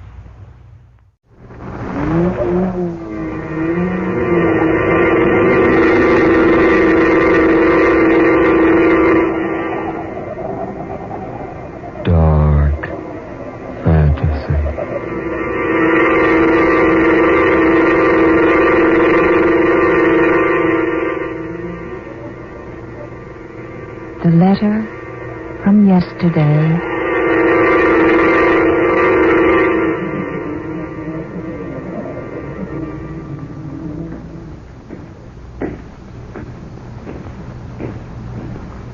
I beg pardon, miss, but do you happen to have any material at all dealing with the... If you please. Huh? What's that? Will you please lower your voice? But I... And then you might read the sign over there. Or shall I read it for you? Absolute quiet required in this library. My, but you read beautifully. But I wonder Will you please lower your voice? Oh, sure. I mean, sure. I'll be more than happy to help you. But you simply can't disturb the others here in the library. I see. Well, I'm terribly sorry. Excuse me, everyone. I didn't mean to disturb you, folks. You please be quiet. Well, good heavens, ma'am, I just wanted to apologize. That's quite unnecessary. Now, may I help you? Well, I hope you can. I'm looking for some literature on hydrokinetics. Don't suppose a hick library like this would have anything like that, though. You're a stranger in Jackson City, aren't you? That's right. How did you know? I know most of the people in town. And besides, folks who live here never refer to the town as having a hick library. Oh, now look. No offense intended. But after all, I don't expect too much from a 2x4 place that probably doesn't have much more to offer than the encyclopedia and a couple of copies of the Rover Boys. You said you wished to see something on hydrokinetics. That's right. Hydrokinetics is a branch of kinetics which relates to liquids. You see, kinetics is the branch of dynamics. Do you wish to read Kendall, Johnson, Abernathy, or Sandine on the subject? What? What's that? I said, which author do you wish to consult? Those four seem to be the authorities, but some engineers like Alexander and Bowen. Well, look here. Are you serious? Serious? About having books by Johnson and Kendall and Sandine and Abernathy on the theory of hydrokinetics. Will you follow me, please? Yes, certainly. Let me turn on that light if you wish. It's a little dark in here today. Yes, all right. I think you'll find these quite up to date. I'm sorry that one of the Alexander volumes is out, but it should be back tomorrow. Oh, quite all right. It's Kendall I'm really after. Here we are. This one. That was printed sometime last year, I believe. Yes, it was. Kendall is propounding a new theory on hydraulics. I read it when I was in New York. I'm glad you didn't have to go back into the city to find what you wanted. No, Oh, look here. I owe you another apology, don't I? No, please, don't bother. Oh, but it's no bother. You may use any of the tables over there. Yes, but I'd like You'll find the one by the window quite good.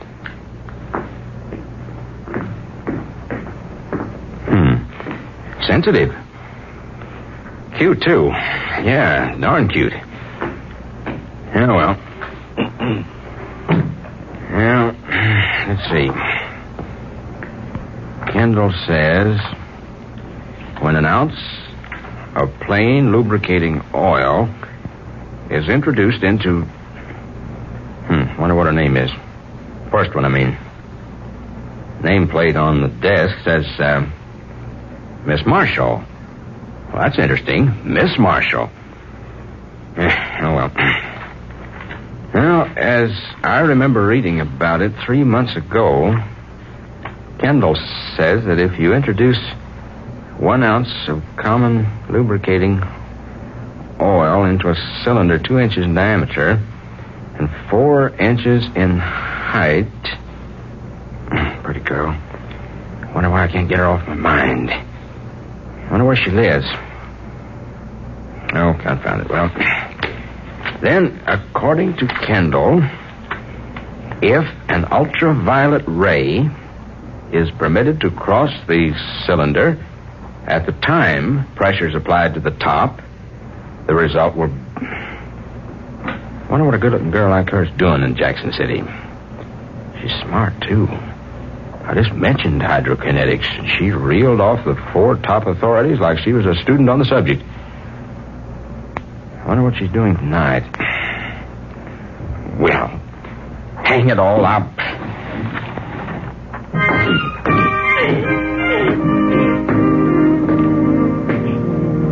I say, Miss Marshall. Oh, I say, Miss Marshall. Yes, what is it? Would it be possible for me to check this book out? I'm very sorry, but I'm afraid not. Well, it's really quite important. I'm an inventor, and I'm just on the verge of a very important discovery.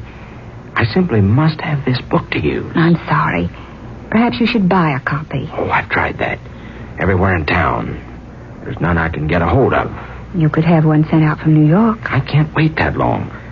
I have to work on this thing while it's running through my head. It's very important. I might lose the whole idea by the time a copy came out of New York. I'm sorry. It's quite against the rules to permit anyone to take out a book without a library card. Well, suppose I take a card. How much? Oh, there's no charge, but you must have a property owner sign your application. Property owner? Application? Yes. Someone who can pay for the book in the event that it's lost and who's willing to personally guarantee your honesty must sign your application. Then your card will be ready within 48 hours. Oh, now look. That's worse yet. I'm sorry.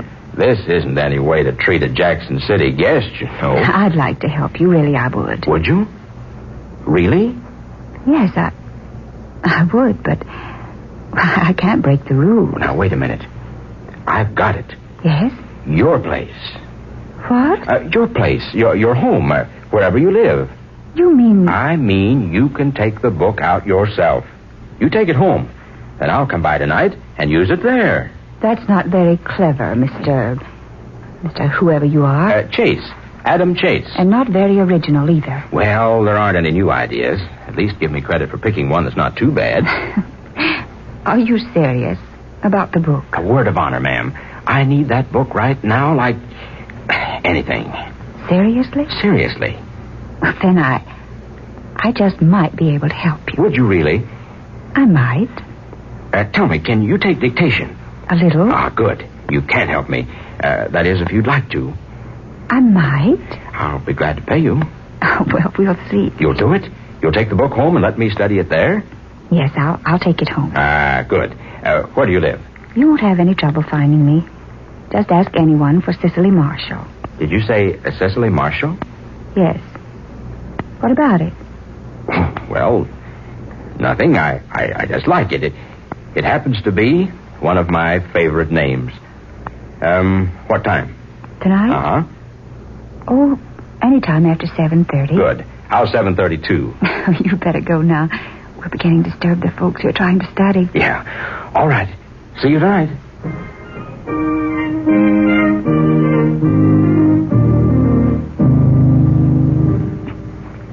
Now, just a minute. Yes? I've got to consult Kendall again. Hold on there a second. Do you really think this invention will prove itself? Well, I'm not exactly an expert, but the idea seems sound. Wait a minute now. Let's see. Oh, yes, here. Find it? Uh-huh. Now, will you take this down? Mm-hmm. Kendall, Volume 1, page 74. It has been my observation that hydraulic reaction often can be obtained through the use of a common water tumbler immersed in H2O. That's water. Oh, confound it. There I go again, treating you like a child. You probably know more about this entire subject than I do without my explaining chemical symbols. Don't you think we'd better call it a night? No, it's early. It's 1 a.m. No, it couldn't be. Well, it is, though, see? Oh, brother. I'll bet I'm popular around this place from now on. Oh, it's all right. I really enjoyed it. Mister, you were serious there in the library, weren't you? Yes, rather. I don't mind saying my complete future is probably tied up in this thing right now. If it's what I think it's going to be, I'm due to make a fortune out of it. I hope you do. Well, thanks. Why? Oh, I like to know people who are successful. Besides, my father was an inventor. Was he really? Yes. He was a brilliant man. He had an invention. I never did quite understand what it was. It was before he was married. Someone filed for the patents just a few hours before he did. And he lost out.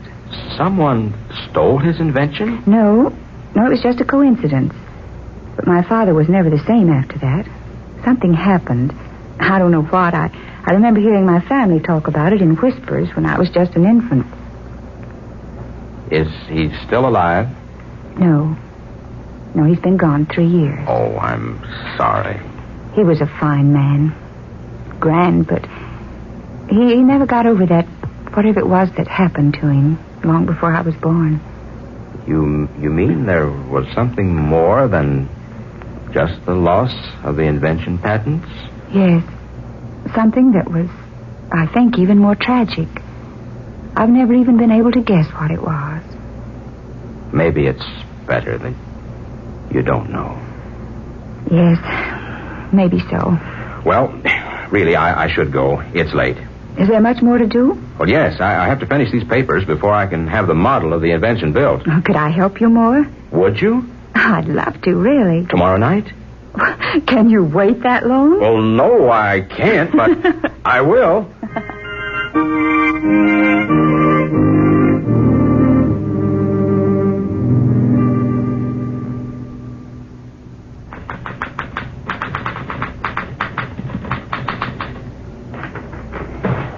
There we are.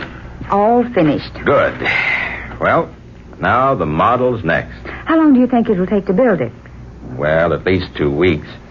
We've been on these papers longer than I thought we'd be. Almost 30 days. I really don't know what I've done without you. Oh, I've enjoyed it. Oh, we can relax now till the model's built. Then I'll have to go to Washington. What time is it? Oh, it's early, 9 o'clock. Oh, good. Time enough to catch the last show. That is, if you'd like to go out with me. Like to? Why, I can't think of anything I'd like better.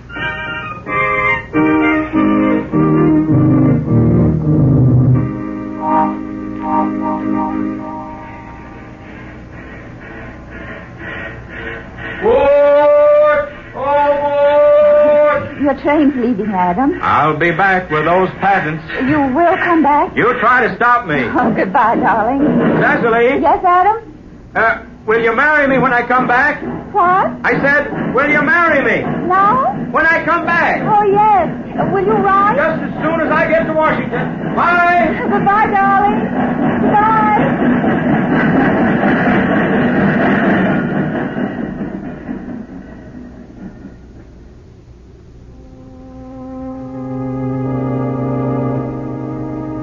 To my diary, January the 17th. It has been 5 days since Adam went to Washington. I'll never forget the unromantic but lovable way he asked me to marry him. Standing on the steps of the moving train, shouting the question at me above the noise of the engine. How I loved him at that moment. How I love him now. But why? Why, oh, why hasn't he written? 5 days, and not a word from Adam yet.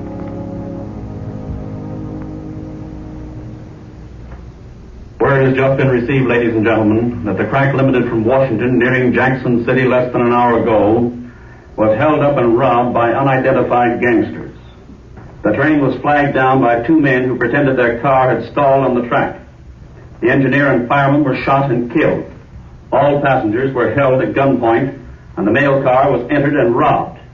This train robbery will remind old-timers of the historic and dramatic train robbery on almost the same spot, some 50 years ago. Well, to be exact, 53 years ago, January the 17th.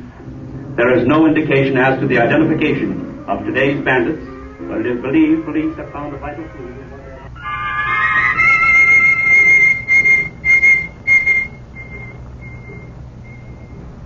I want to send this wire to Mr. Adam Chase, Esther Arms Hotel, Washington. Yes. Darling, have not heard from you. Worried. I love you. Cicely.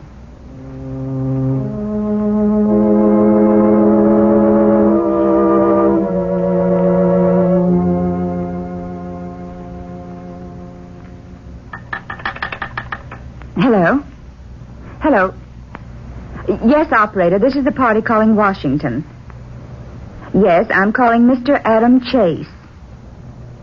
That's right, at the Esther Arms Hotel. Oh, you have a hotel? Hello? What's that? Checked out. 2 weeks ago. Oh. No, thank you. Just cancel the call.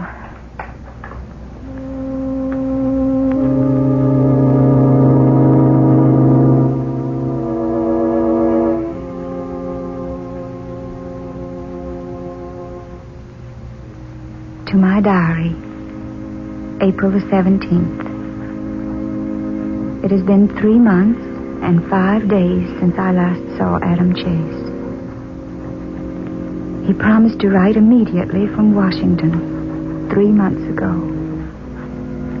He seems to have dropped out of the world. I can't locate him any place. I've just returned from 10 days in Washington.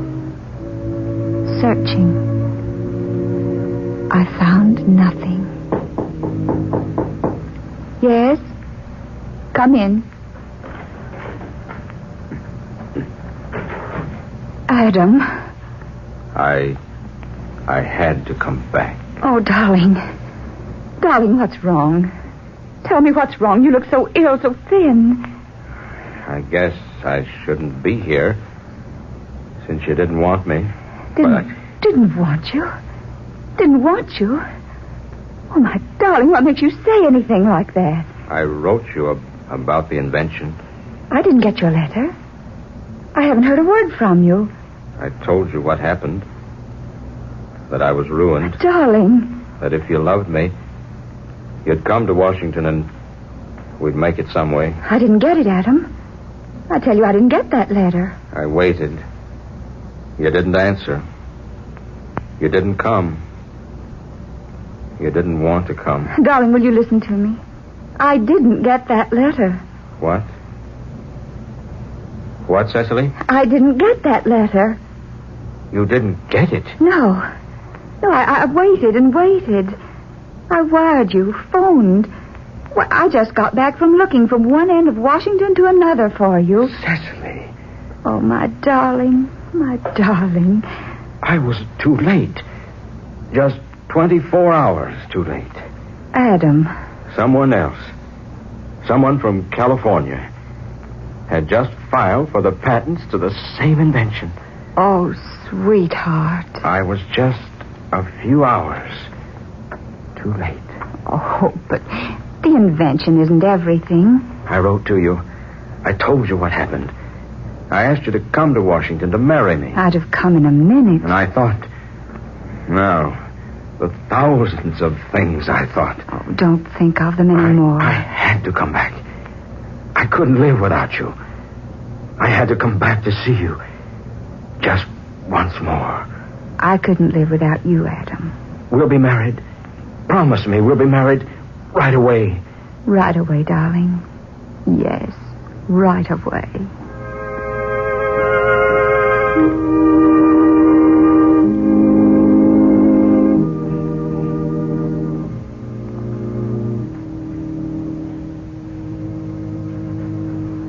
June 20th. Adam and I have been married 2 months today. We're very happy. Somehow, there's something more than just our love for one another that makes us so close to each other. I can't explain what it is. We've rented a large house, an old one, but it's adorable, and we're planning to... Cecily! Oh, darling! Yes, dear? Come on up here to the attic, will you? I've stumbled onto something. All right, Adam.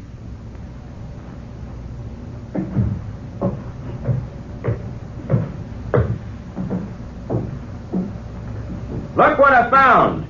Back among the rafters. What in the world is it? Well, it's an old mail sack full of mail. What? Yeah, look. Look here. These letters. None of them have ever been opened. Why, Adam. Dozens of letters, all sealed, all stamped and dated. Look. Look, Cecily. Postmarks. They're all the same. January 17, 1889. But how in the world did they get here in this attic? I don't know.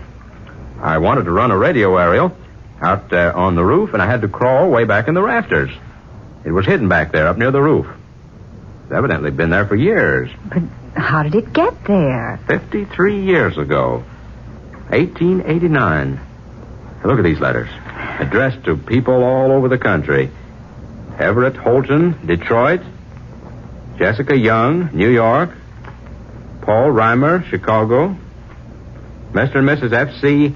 Halliday, Grady, Pennsylvania. And look, here's one addressed to President Benjamin Harrison from someone in Maine. Wait a minute, Adam. Oh, look. Huh? This letter. Addressed to Miss Cecily Drew of Youngstown. What? The return address, Mr. Aaron Marshall. My father.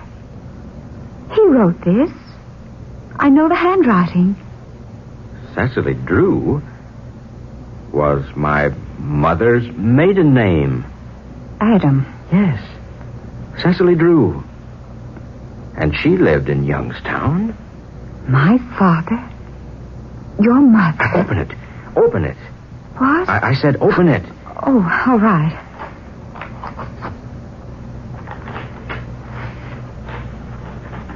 Oh.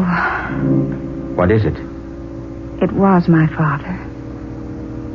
Listen. My darling Cecily, I have bad news. I have just learned that someone else has filed for the patent rights to my invention. By some queer trick of fate, another inventor had the same idea as I. Only he has been fortunate enough to get his application for patents into the Bureau ahead of me. I fear all my work has been in vain, all my sacrifice useless. I have nothing to offer you now, my dear, but my love. If you still love me, hurry here to marry me. I shall surely never exist if you don't. All my undying love, Aaron. He wrote that. Your father. To my mother. Adam. The train robbery. What? I remember hearing about it on the radio. The train your letter to me was on was robbed. The mail was stolen. And the same thing happened 53 years ago. To your mother and my father. Only she believed he failed to come back to her. And he died, never knowing she hadn't read his letter. And his letter has been here, hidden all these long years. Your mother and my father.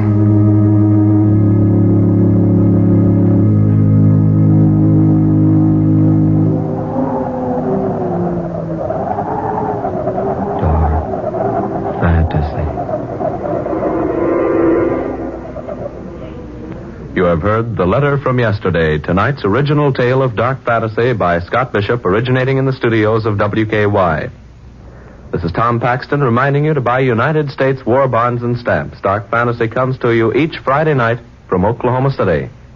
This is the National Broadcasting Company.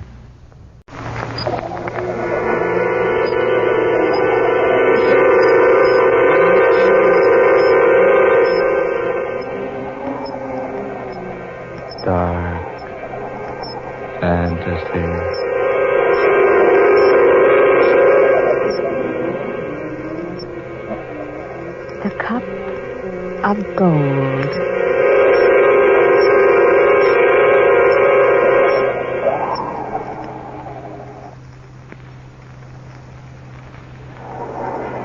This is the deciding shot of the tournament, ladies and gentlemen. Truman Davis, now champion, has just sunk his last putt on the last green to turn in the amazing score of 68. Jan Mason, the contender, is on the green with a 66, which in itself is even more amazing. Mason's ball lies at the very edge of the green. Looks like tough going. Should he sink the ball in one more stroke, turning a 67 as compared with a 68 by Davis, we'll have a brand new champion. Should Jan Mason require 2 strokes, he would tie up the match, and 3 strokes would defeat him.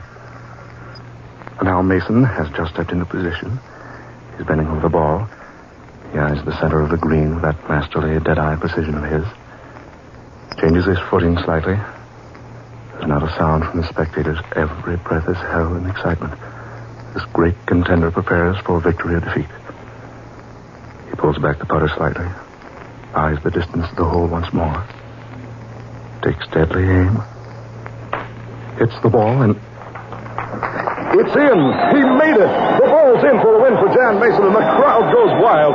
It's a new champion, ladies and gentlemen. Jan Mason, the boy who came up the hard way to defeat the one and only Truman Davis. For 5 consecutive years, the master of it all. And here's the irony. Almost 11 years ago, when Jan Mason first thought of golf, he acted as caddy for Truman Davis, the man he defeated for the championship here today. Oh, the crowd has completely engulfed the 2 participants. And it's a little difficult for us to see them now. Oh, there they are, shaking hands and smiling. We're trying to make our way over to them for a few words from both Mason and Davis. Oh, will you pardon me, please? Pardon me, lady. We're trying to get through. I beg your pardon, please. We'd like to get a few words from the 2 gentlemen. We're trying our best, ladies and gentlemen, to make our way through this excited throng, but Ah, there's the gold cup. The gold cup for the tournament winner. It's just been handed to one of the official referees by a beautiful platinum-haired girl. The referee is about to make the presentation. No, something's wrong. The referee turns to his fellow judges. They're talking excitedly. We can't make out yet what's happening. The men are examining the gold cup. Oh, it's flashing in the sunlight. Really a beautiful thing. Wait a minute. What's that? Something's happened. It's John Mason. He's been shot. Someone shot the new champion. He's holding his left side. He's staggering. He's grabbed the gold cup. He's fallen out. John Mason is lying on the right of the gold cup.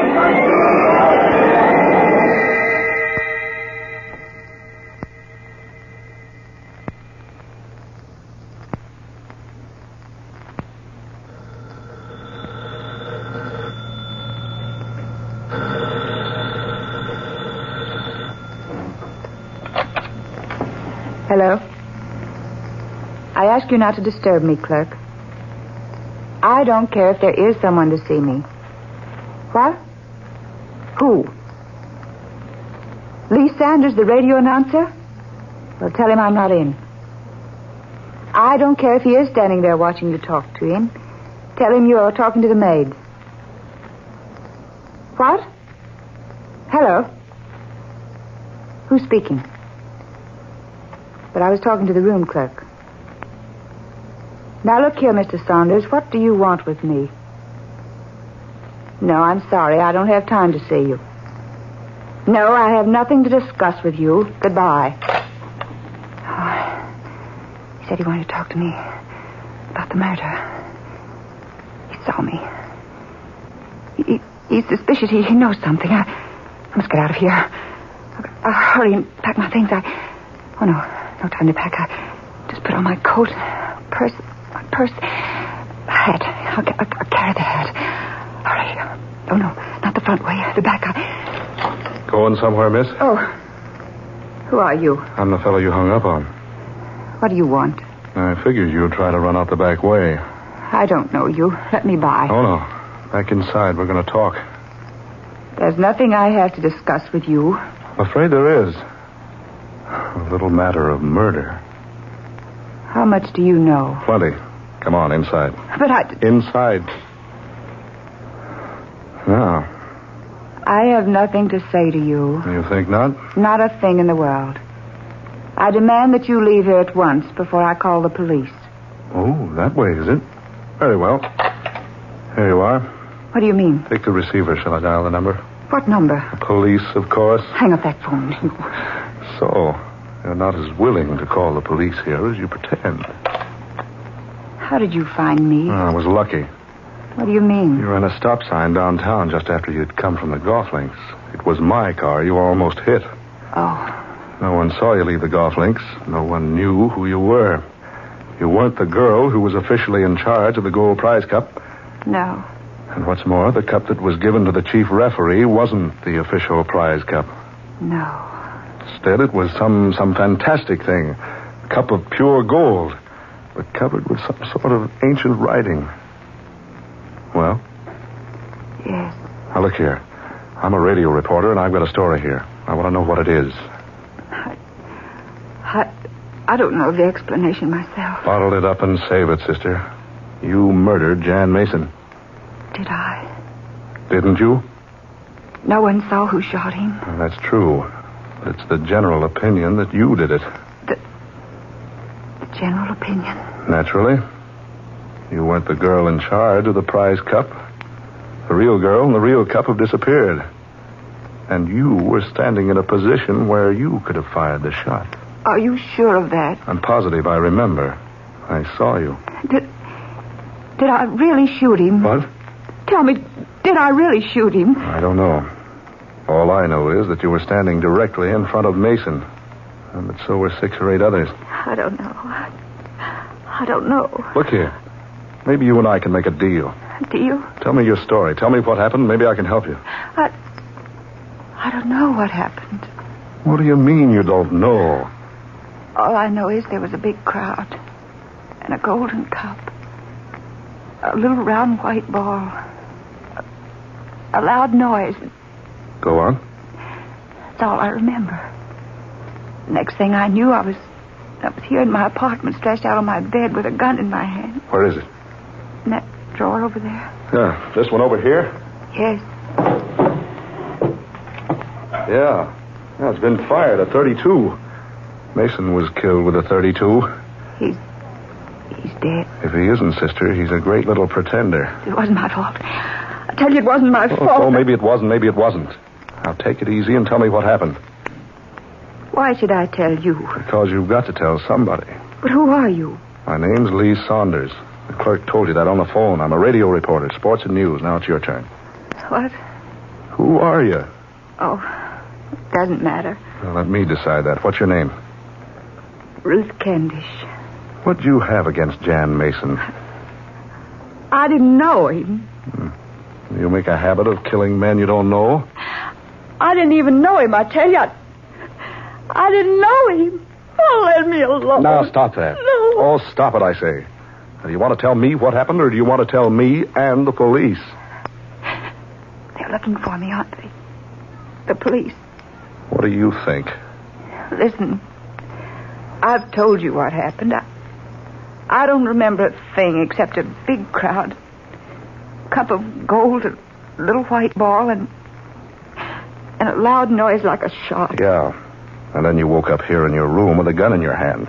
A gun that killed Jan Mason just a few moments after he'd won the golf championship. It can't be true. It just can't be true. You're in trouble, baby. You better let me try to help you. What can you do? I don't know till I've heard your story. It must have been the incense. Incense?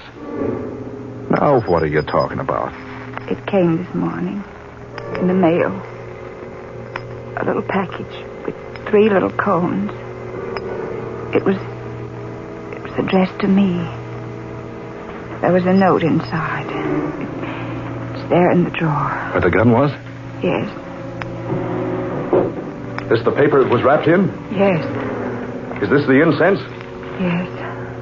Well, I thought you said your name is Ruth Kendish. It is.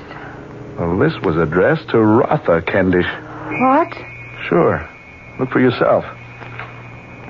There, you see? Yes.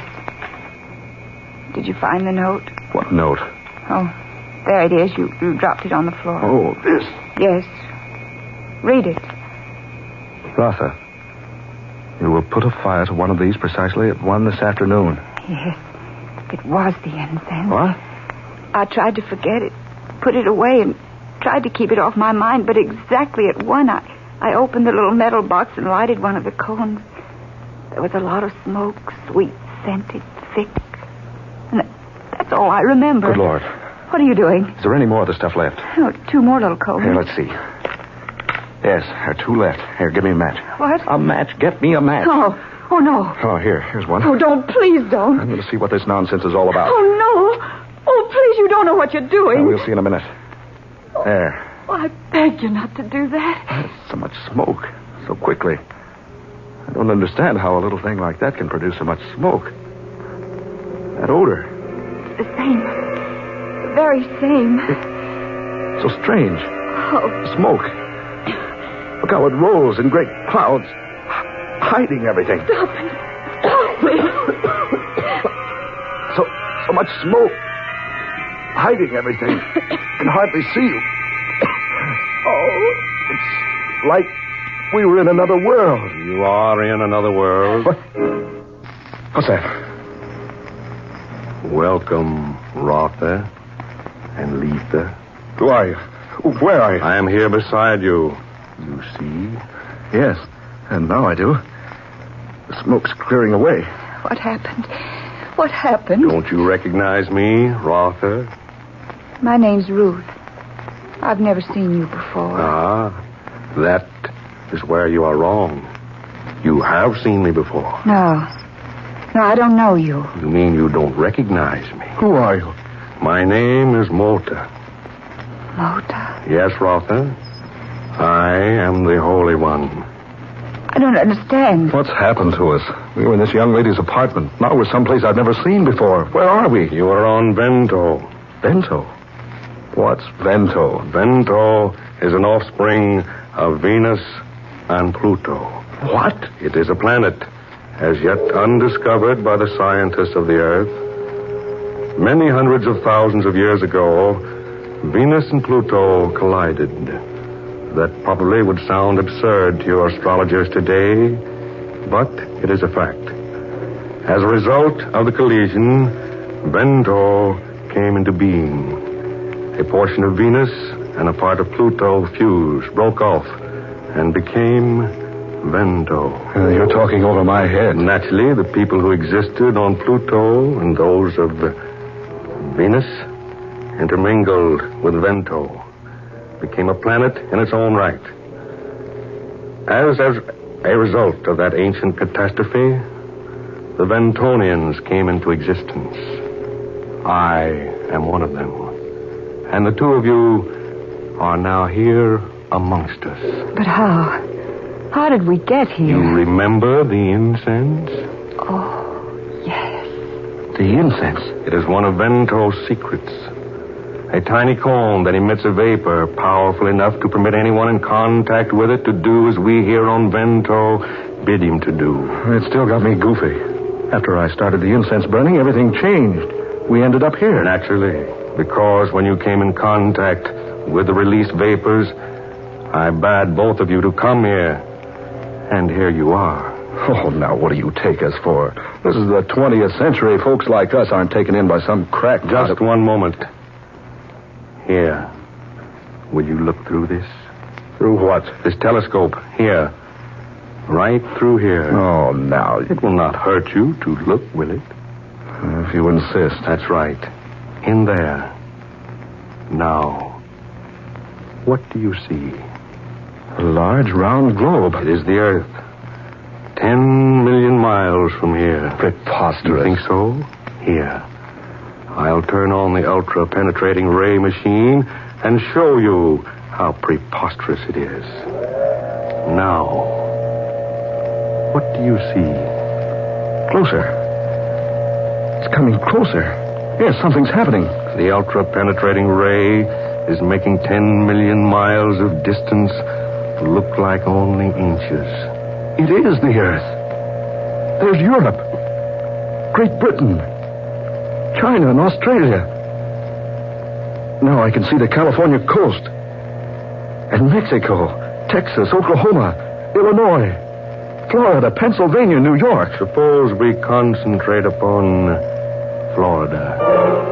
There. No. It's not possible. What do you see, Mr. Saunders? A funeral.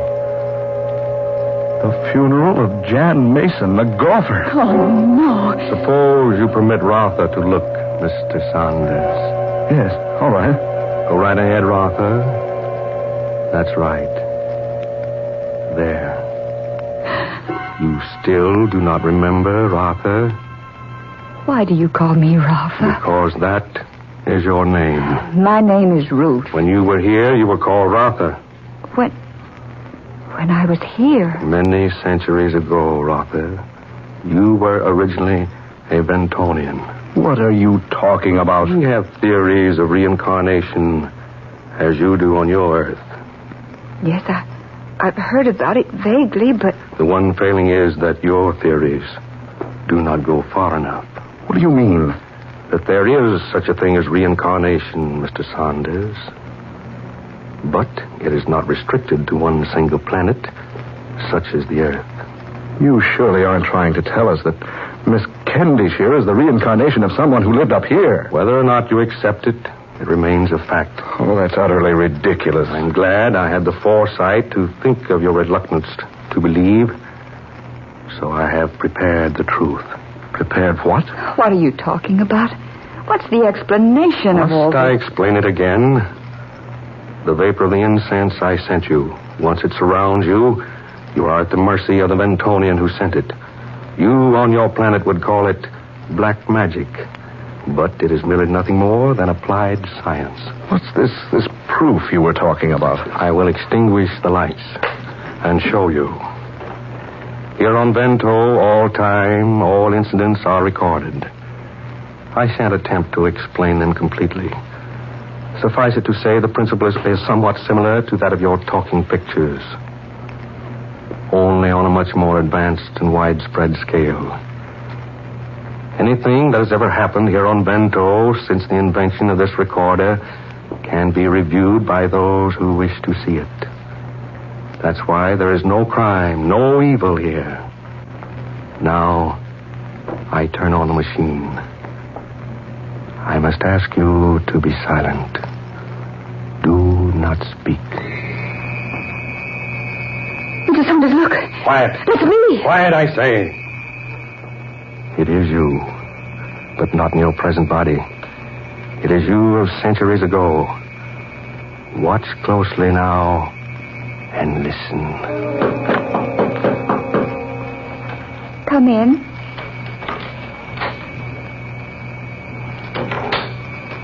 Darling. Kenta, dearest. Forgive me for coming to you so late, but I had to see you before tomorrow. Oh, I'm glad you're here, dearest. I've waited for you all day. I've been at practice. Are you ready for the game tomorrow? Yes, quite. I fear I'll have trouble defeating Yana, though. He's become quite expert. Oh, do you care so much? Martha, if I should lose tomorrow... Oh, but we mustn't think of such a thing. Victory means everything to both of us.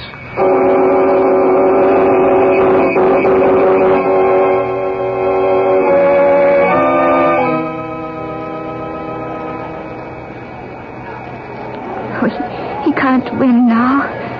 My poor Kenta. He tried so hard. Oh, but now it's too late. Unless there's a miracle.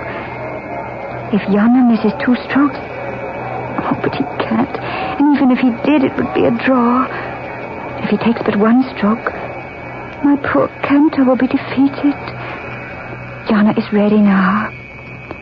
If he does it in a single stroke, Kenta has lost. Now... He did it. Yana did it. My poor Kenta.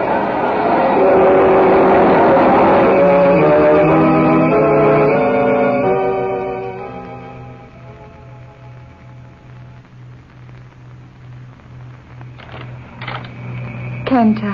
My dearest one, I come to you, but without the cup of gold. Oh, does it matter so much? Yes, much. I promised that you should have the cup. But I don't mind. I should have won. We still have each other, Kenta. We will be married. No, Ratha. For yesterday, I swore by the great god Venda that should I not be victorious, I wouldn't be worthy of you. You swore by Venda? Yes, a sacred oath. I was so eager for victory, I knew that the very thought of losing you forever would inspire me to win. But I failed. An oath sworn to Venda is a holy oath. I must resign myself to it. But now I swear by the great god of Venda, a holy and a sacred oath, that I will avenge what has happened. I will take vengeance from Yana if all eternity is required for me to do it. I believe that is all the proof you need. Ruth, did you know Truman Davis? Truman Davis? Truman Davis, the national golf champion. The one who was beaten by Jan Mason. No, I didn't know either of them. You think not, Rotha? Don't you recognize the man called Jan Mason? He is the reincarnation of the man Yana, who defeated Kenta in the games many years ago. It all seems so familiar, and yet I'm so upset. You swore a terrible oath centuries ago. An oath to work vengeance upon Yana. In your span of life here on Vento, you did not find the opportunity to avenge yourself. And so, as one of the high priests of Vento, it was my duty to bring to a climax your ancient oath. You sent that devilish incense to her. You prompted her to go out there and kill Jan Mason. Gave her that golden cup. It is the cup Kenta lost to Yana centuries ago. It amazes and confuses the Earth people greatly. You're responsible for all that happened. Hypnotized this girl. Now what? Now she'll return to the Earth and accept her punishment. Oh, no. No, that's not right. It is not for you to say. It's for me to say. Take this. Quick, there's no time to lose. There's no escape from here. The incense, I still have it here. There's one cone left, just one. Well, what can you do? You heard what he said. Anyone here on this planet can use it. Oh, confounded, haven't I got a match? Yeah, here's one. Now. Lee. Careful. That's my last match. There. It's burning. Now turn on that ray machine. Do what? Turn it on, turn it on. Oh, all right. What are you going to do? Look into the telescope. Watch. Tell me what happens. All right. I'm holding the burning incense in front of the telescope lens. Oh, I'm hoping. Lee, it's still focused on the funeral. But something's happened. Yes? The coffin is gone. It's opened. Someone's sitting up in it. Is it Jan Mason? Yes. Yes, it is. Good. Just a mere thought did it. The penetrating ray sent the incense vapor directly to Earth, to the man in the casket, Mason. And I concentrated on his coming to life again. He is. He is alive. Oh, our friend's coming too. What do we do? Here, give me your hand. What? Give me your hand. Come on, hurry, hurry. Lee, that's smoke. Hurry, there's no time to lose. How are we going to get away from here? Simple. You saw what a mere thought did for Jan Mason. Hold tight now. Here we go.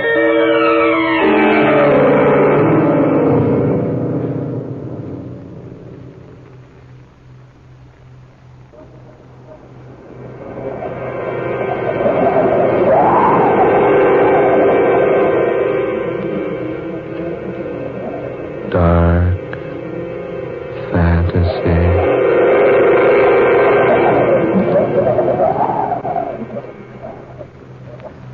You have heard The Cup of Gold, tonight's original tale of dark fantasy by Scott Bishop.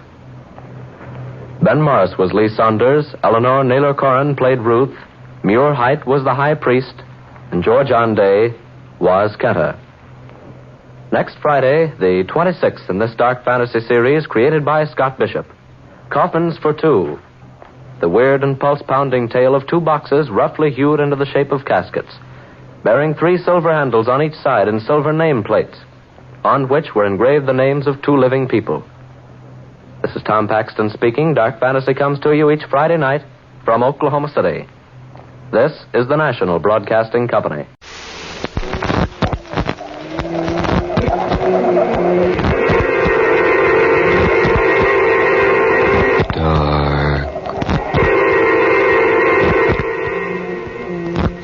Arrangements.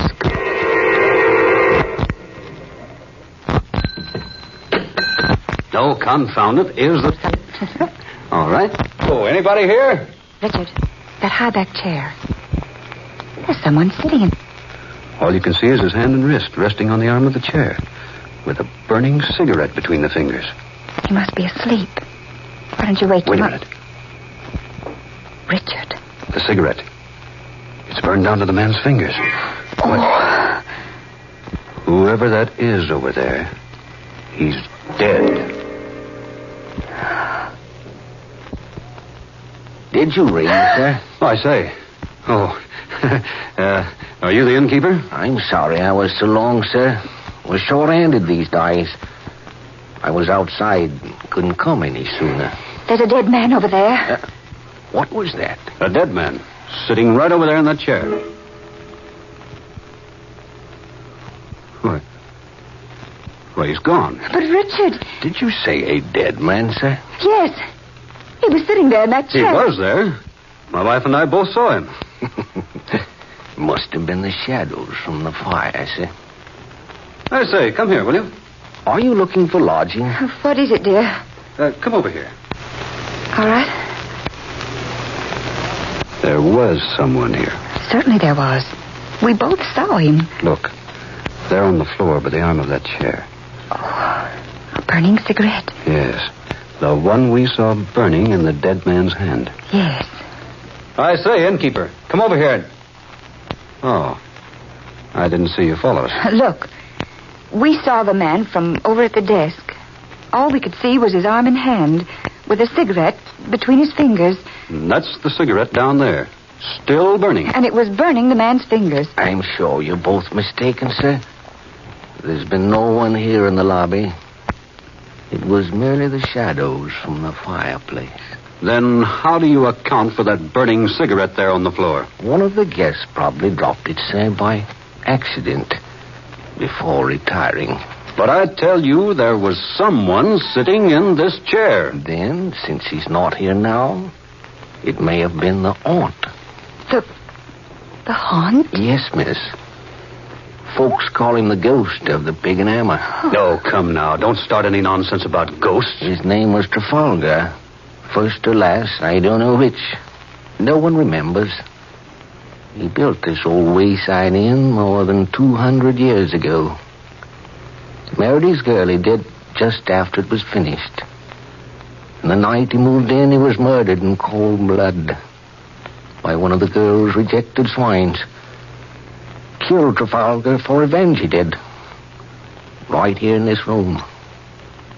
While His Honor was smoking his last smoke before retiring. Oh, then it was the ghost. Could have been, miss.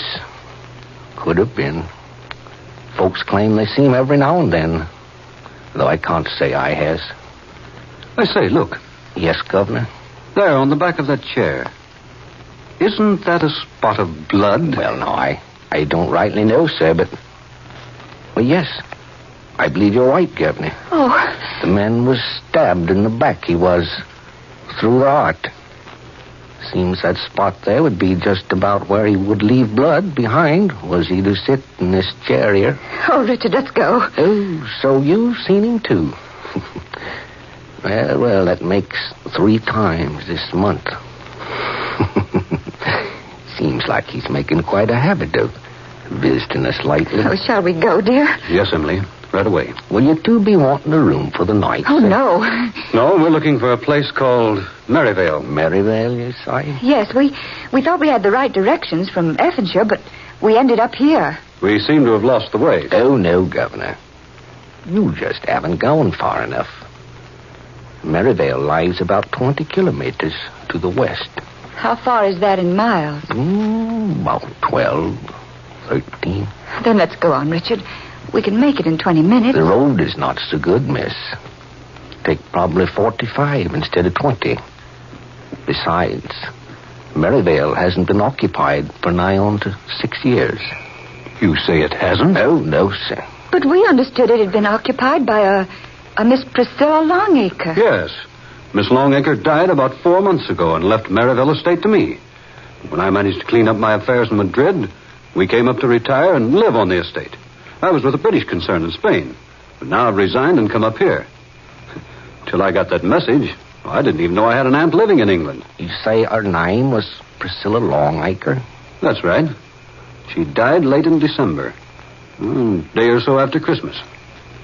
Priscilla Longacre has been dead for 5 years.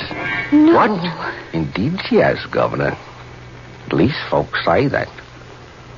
5 years ago, she telephoned here to the inn, she did, and asked for Dr. Riley. He answered the call and found her dead. So he come back to make a report. But when the authorities got to the place, the body was gone. Some say it was stolen. Some say the old lady become a zombie. Oh. Anyways, she was never seen again. And Maryvale was closed up because nobody knowed who was kin to the old lady. But that's impossible. Why, I was notified early in January of her death. Who notified you, Governor? Why, the man you just spoke of, Dr. Hiley. You couldn't have been notified by him, Governor. Why not? Because he died 2 days before Priscilla Longacre. But I have his letter. Oh, have you now, sir? Well, yes, of course. Outside in my car. He said he would meet me at Maryvale tonight. Then maybe you're going to see another ghost before the night is finished. Eh, Governor? Richard, please, let's go. Yes, dear, right away. Now, look here, innkeeper. Is what you've been telling us the truth? Of course it's the truth, Governor. Why would I be telling you things what ain't true, huh? Then there hasn't been anyone living in Maryvale for 5 years. And Dr. Hiley has been dead that long, too. That's the gospel truth, Governor. You'll see so for yourself when you get there. Well, that's where we're going. You say it's about 12 miles. About that, Governor. You'll come to a fork just around the turn, up a ways. Take the left one. The other goes to London. Right. Come along, Emily. Yes, dear. If you need anything, my name is Jason. You can telephone here if you like. Just ask for the pig and the hammer. Yeah, all right. Thank you very much. I say, this wind's strong. Come up in the last few minutes. Richard. Yes, dear? Did you notice that man's hand? The right one? No, dear, I didn't. Why? There were deep, angry burns on top of his forefinger and the middle one. Like burns a cigarette would make.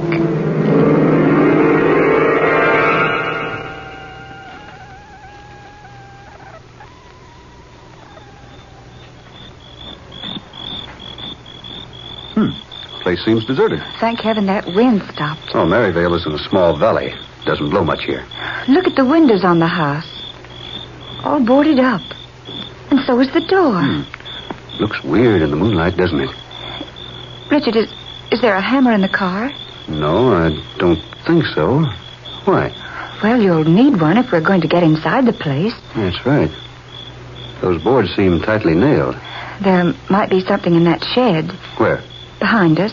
Oh, yeah, sure. Come on. Let's have a look. Look. It's not nailed up. What? The door's hanging open. Mm-hmm. Richard. Yes, dear?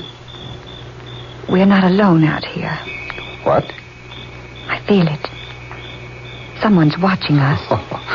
Maybe it's the cigarette-smoking ghost of the inn. Darling, I'm serious. I feel someone watching us. You know, if I were the uneasy type, you'd scare me half to death. I mean it. I'm frightened. Oh, come now, darling. I think we'd better go back to that town where we stopped for dinner. Nothing doing. I wouldn't brave that road again for anything. Come on, here's the shed. Still got the matches I gave you? Yes, but let's don't go inside, please. Why not? I just don't want to. But we've got to find something to break away those boards from the door up at the house. Now, come on. I've got the candle. I wish I had a flashlight. Richard, don't. It's all right, dear. How about a match? Oh, Richard. Come on. Give me a match. Oh, all right. Here. Good. There should be an old length of pipe or something in here we can use. There we are. There. Candle's lit. Will you hold it, dear, while I look around? Richard. What's that? Over there in the corner. Those black boxes. Boxes? Oh. Richard. They're coffins. Coffins? Oh, nonsense. They are. They're painted solid black. Look. 3 little silver handles. You may be right. 3 handles on this side, too. They are coffins, Richard. Yes. Yes, they are. And new ones. What in the world are they doing out here? Let me have the candle. Look. Aren't those silver inscription plates on the lids? That's what I want to look at. Here now. There. Oh, Richard, I'm frightened. Good Lord. Why, this plate says Richard Longacre. Oh. And the other one? Emily Longacre. Died May 15th, 1942. Well, that's today. Richard! The light. Emily, what happened? Oh, the wind blew out the candle. Richard? Richard, is that you? What? Is that you moving about in here? No, I'm not moving. I thought it was you. Here, where are you? Richard! Emily, where are you? She's not here. She's gone. Candle. Must be on the floor here someplace. Has to be here someplace. Must have light. I see. Longacre. Who's that? Is that Richard Longacre? Yes. Thank heaven. Who are you? Quiet. Don't let him hear you talking. Who are you? Can you get a light going? Yes. I found the candle. See if I got a match. Yes, here. What? No one here. No one in the shed but myself. The door's closed now. Good Lord. The lid. The lid on that coffin. Moving. Something inside pushing it up. Slowly pushing the lid up. Pushing it up. Fool. Take this confounded lid, will you? Well, don't stand there looking like a stupid country pumpkin. Take this lid so I can get out of this cursed casket. Who are you? How did you get in there? Will you take this lid, you fool? Sure. All right.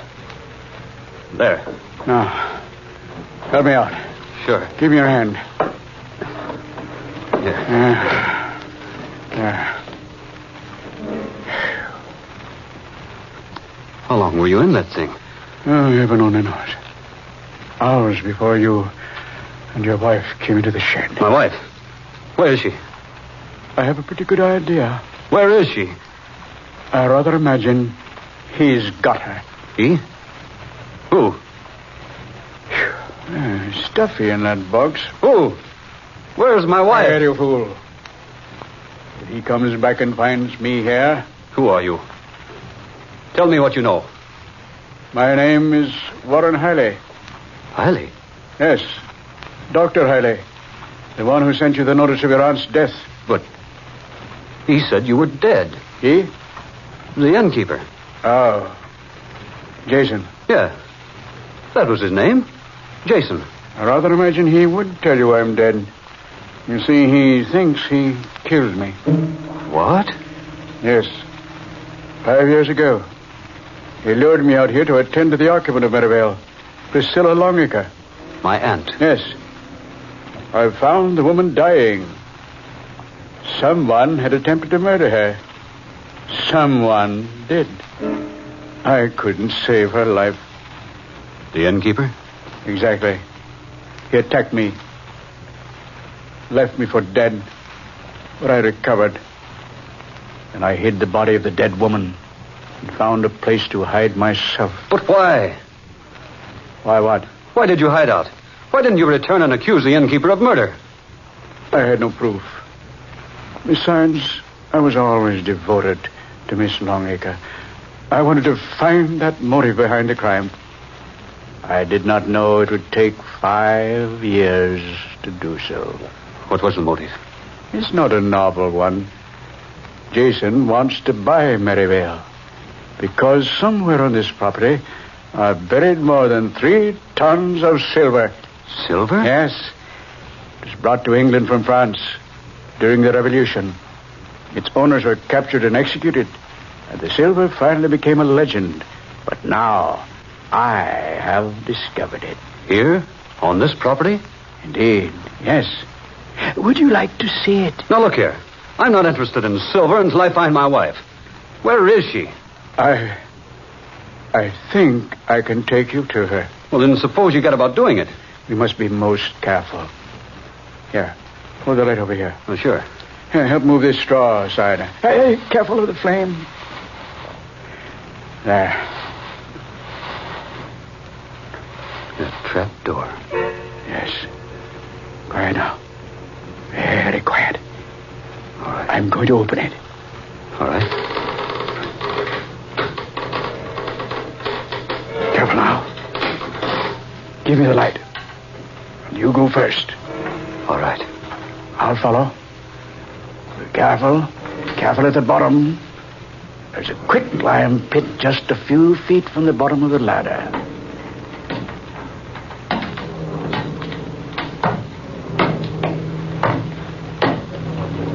There. Here. This way. Lime pit's over there. What's that? Emily. It's my wife. Emily. Oh, Richard. Oh, darling. Are you all right? Yes, I guess, what happened? I don't know. The light went out, and you disappeared. Who's that? Oh, Dr. Hiley, dear. The one who sent us the notice of Aunt Priscilla's death. Doctor, my wife. Pleasure, Mrs. Longacre. Where are we? This is a chamber beneath the old shed. I discovered it the day Priscilla was murdered 5 years ago. I brought her here. Can you get up, Mrs. Longacre? Yes, I think so. Here, dear, I'll help you. I must have fallen down here. Will you come this way, please? Can you walk, darling? Yes, I'm all right. Over here, if you please. All right. Come, dear. Here. Under the heavy glass. Look. Oh. The body of an old woman. She was Priscilla Longacre. I've kept her here all these years until I could get the entire Longacre clan together. Now you are together.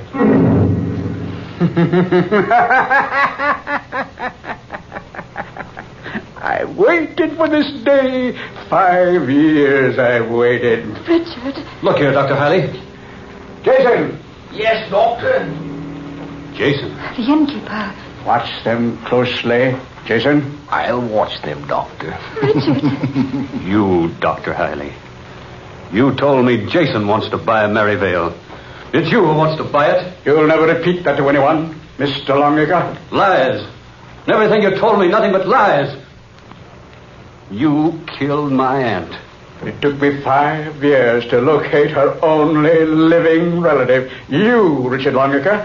And now that you are here, Maryvale will soon be mine. Oh, but you can't murder us. And no one will ever find either of you in the lime pit. Oh, no. No. Your coffins are prepared up above there. Tomorrow there will be a funeral, but your bodies will not be in the caskets. Oh, Richard. Do I get my pie now, Doctor? Oh, yes, Jason. Of course. Here. Oh. You've killed him. No such luck. Merely rendered him unconscious. But he'll never regain consciousness. What are you going to do with him? The lime pit will take short work of him. Oh, no, no. Get back. You'll join him soon enough. Oh, don't do that. No, wait. Stop. I intended for you to fall into that pit, and I threw you down here through the trap door up there. It was you up there. Crawling into that coffin and pretending to hide was all a lot of sham to lure me down here. Now, look here. I demand that you release us. You're in no position to demand anything. Your aunt is next, and you'll follow her. And I warn you, this gun I have is loaded. What are you going to do? The old lady goes into the pit next. Oh, Richard. Let her alone. No, no, I kept her hidden down here for 5 years. And tonight, when I heard you were coming here, I finished. Put that body down. Stand back. I'll shoot if you come nearer. Richard, don't. You've done enough, Hiley. Stand back. Put her down. No, she's going into the pit. Put her down, I say. Richard, come back. You devil. Richard, that woman. You thought you killed me, didn't you, Doctor? No. Take her Thought you'd killed me after keeping me here all these years. No.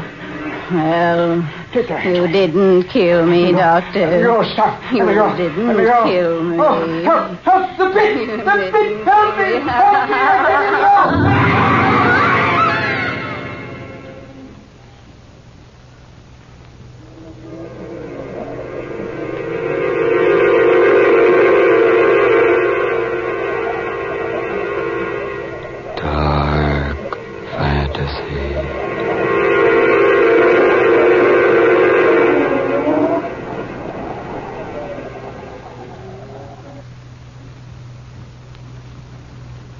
You have heard Funeral Arrangements Completed.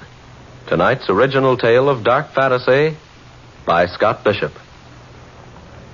Alf Daniels was heard as Richard Longacre. Eleanor Naylor Corrin was Emily. Fred Wayne played Dr. Hiley. Georgiana Cook was the old woman. And Muir Height was Jason. Next Friday at this time, one of the most unusual of all dark fantasy adventures. Created for you by Scott Bishop. Reaching. For pictures of the production Dead Hands Reaching and of the dramatic staffs of Dark Fantasy, as well as for vivid and exciting picturizations of next Friday's story, Dead Hands Reaching, we call your attention to the 2-page story appearing in the magazine Movie Radio Guide, dated tomorrow, May 16th. And now this is Tom Paxton reminding you to buy United States war bonds and stamps.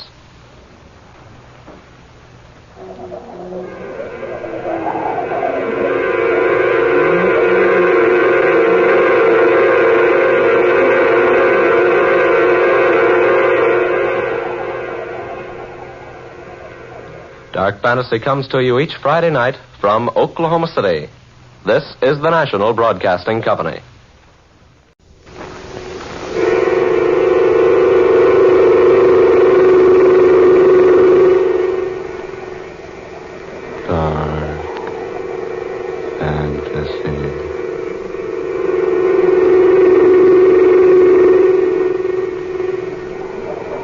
Dead Hands Reaching.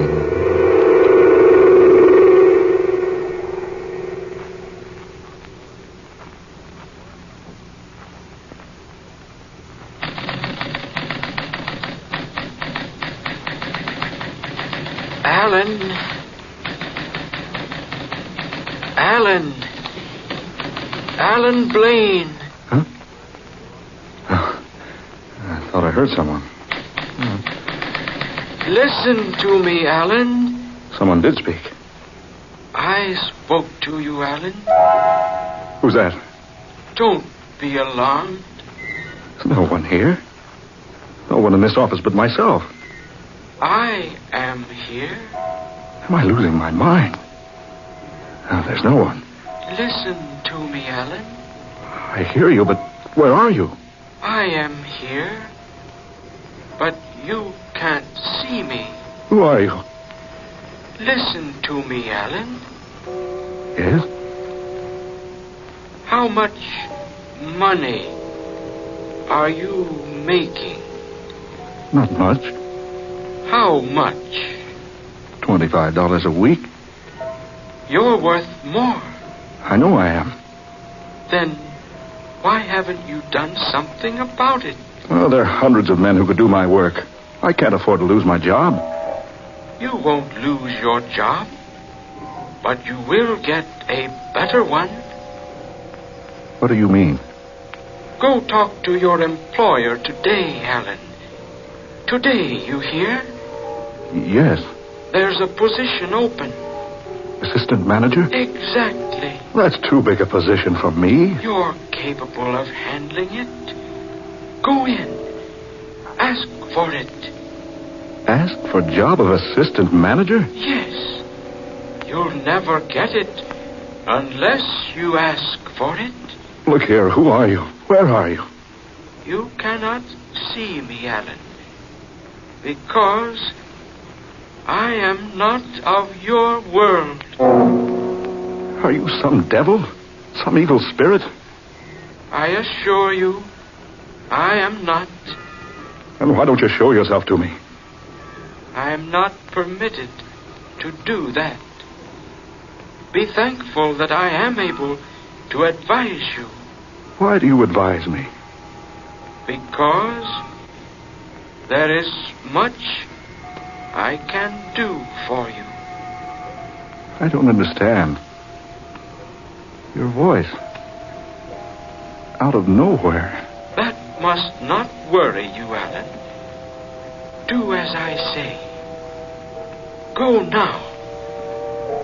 Ask for assistant managership. Go, Alan. Ask for it now. Wait. Don't wait, Alan. Wait, I want to talk to you some more. Don't wait until it's too late. I warn you. Come back. Come back. Look here. What's all the commotion about? Sit down, Mrs. Evans. What? I said sit down, ma'am. Here, I have something to talk to you about. I want to know what the shouting out here was about. Oh, never mind that, Mrs. Evans. I have something much more important to discuss with you. And just what's that, Mr. Blaine? It's about the assistant managership. Well? Well, you see, I was just thinking. Go on. No, I was just thinking that perhaps Go ahead. Go ahead, Alan. Tell her you want the job. Did you hear something, Mrs. Evans? I'm waiting to hear who you have in mind for the job that's open. I'll take that job, Mrs. Evans. What? What did you say? I said I'll take that job. Why, I hadn't thought of that. You might handle the job all right. Yes. Yes, you might. Come on in the office, Blaine. Let's talk this thing over.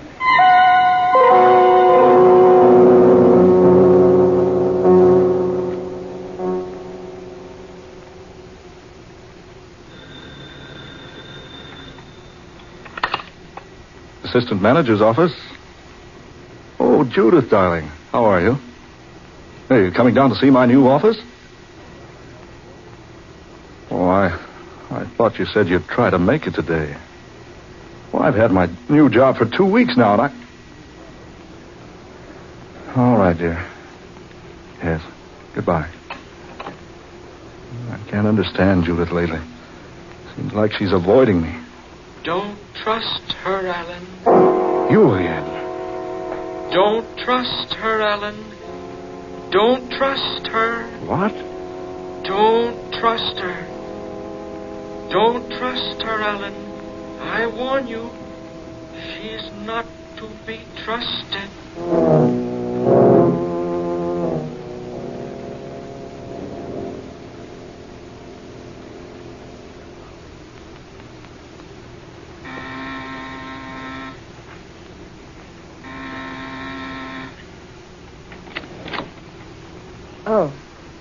Oh, it's you, Alan. Hello, darling. May I come in?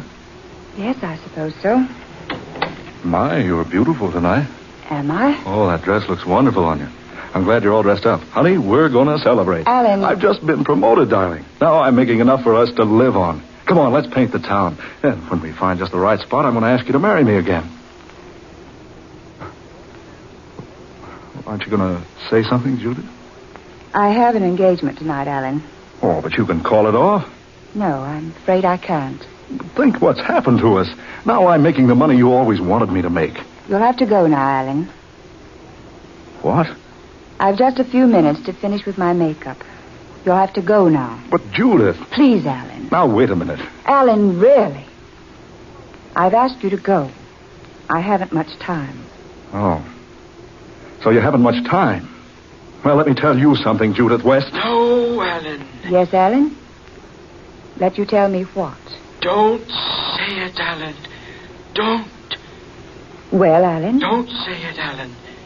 I warn you. There'll be a quarrel.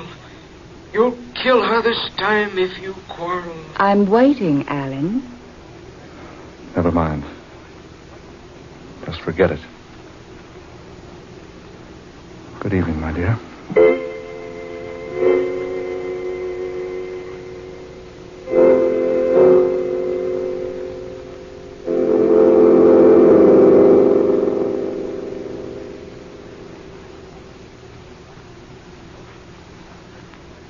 Alan, perhaps I should have told you last night. I didn't, so I'm writing to you now. You have made quite a fool of yourself over me for some time now. I've only permitted you to believe I loved you because I've always felt sorry for you. Now you're successful, and so I write you the truth. I'm being married tomorrow to a man from South America. I've never loved you. I know that I never can. And so I'm writing to tell you.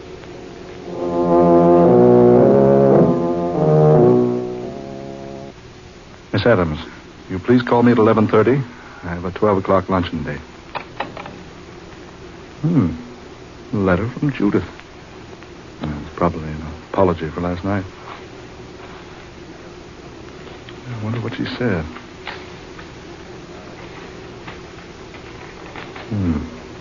Alan. Perhaps I should have told you. Writing to you now. Quite a fool of yourself. Always felt sorry for you. Being married tomorrow, I have never loved you. Never loved me. Oh, she can't mean that. Yet she wrote it. Yes, she wrote it.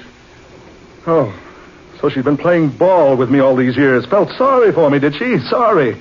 Well, I'll make her sorry. I'll show her. I'll kill her. No, Alan. Yes, I'll kill her. Don't go to her, Alan. I'll show her. I'll show her she can't toss me off like an old glove. Put that gun back, Alan. No. Put it back in the drawer, I say. No. I warn you, you'll be sorry if you don't put the gun away and calm yourself. I won't, and you can't stop me. No, I can't stop you. Nothing can stop me. Nobody. Not now. Oh, so she feels sorry for me. Well, I wonder if she'll feel sorry for herself with a bullet in her cheating heart.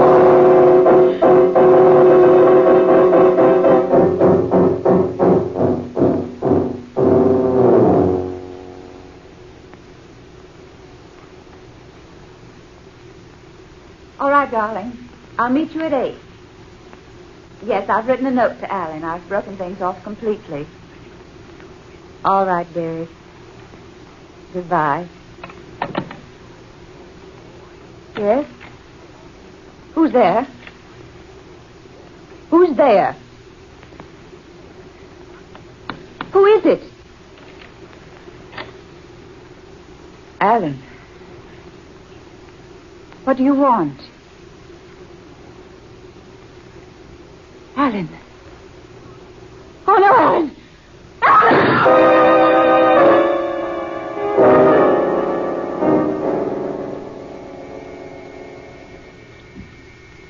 Alan. Alan, listen to me. Go sober yourself up, Alan. Oh, go away. You've lost your job. Spent all your money. This is no way out. Leave me alone. I want to help you. Help me. Why didn't you leave me alone to begin with?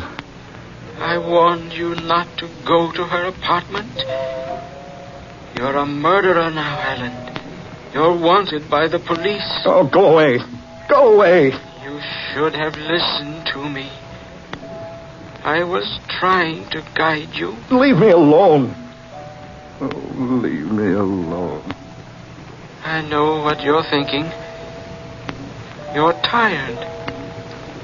The spirits aren't enough for you now. You want something else. Yes. Don't do it, Alan. Stay away from it. No. I'm not listening to you anymore. I'm not listening. Do you hear me? Go away. I'm not listening to a thing you say.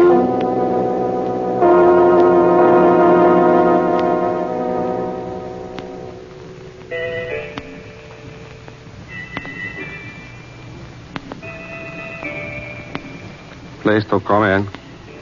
A friend of mine sent me. Jake Mullins. Oh, Honorable Mr. Mullins.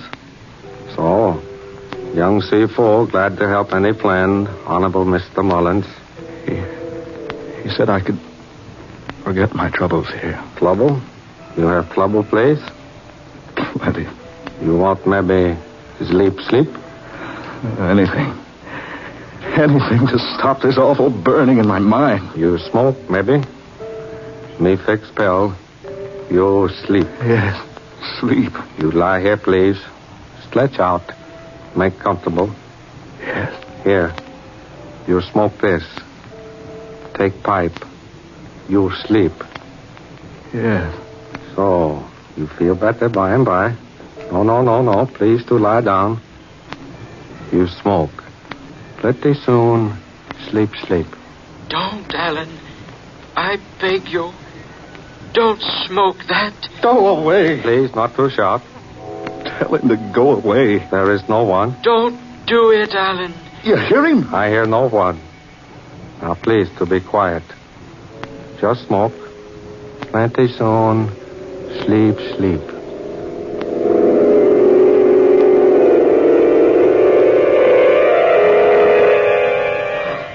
It's too late now, Alan. I tried to warn you, but it's too late now.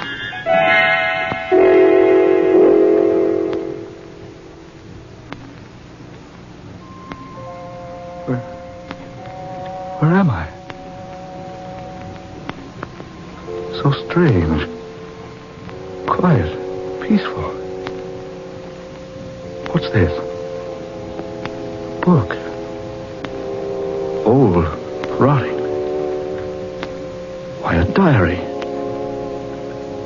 Aaron Blaine. Aaron Blaine. That was my great-grandfather's name. This was his diary. Where am I? Seems like a cave. Yes. Yes, it is a cave. My clothes. So neat and so clean. Yesterday, yes, even today, I was almost ragged. I remember, too, I was tired. Worn. Now I feel refreshed. How did I get here in this cave? That light. From a fire. I can read the book by the fire. Yes.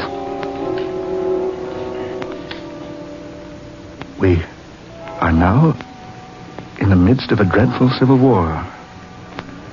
I fear everything I own is lost. I have only managed to save my gold. Gold. I figure its value at more than $80,000. I have buried it today beneath the horse stall at the east end of the barn. It will never be found there. Gold. Buried beneath the horse stall in the barn. But what barn? It's daylight. Perhaps if I get out of this cave... Yes. There's the opening. Yes, it is daylight. And there's the farm over there. It's an old farm. Maybe if I go over there, I'll find what I want.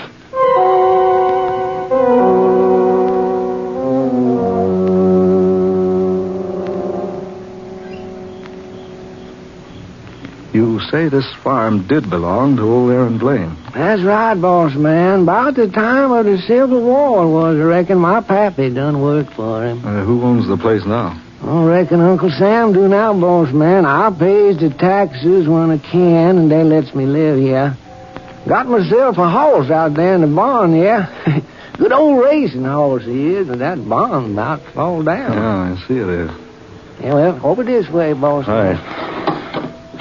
Are you sure this barn's been standing since the Civil War? Sure has, boss man. I has to prop it up here and there once in a while. Gonna go to pieces any day now. Ah, there's old Thunderbolt. Oh, that old Thunderbolt. You was asking about a spade here, mister? Well, there's one right over here. Yeah, I'll set the lantern down right there. Keep that animal back. I'm going to start digging. Digging, boss man? Yes, and if I find what I'm looking for, you and I are going to be rich.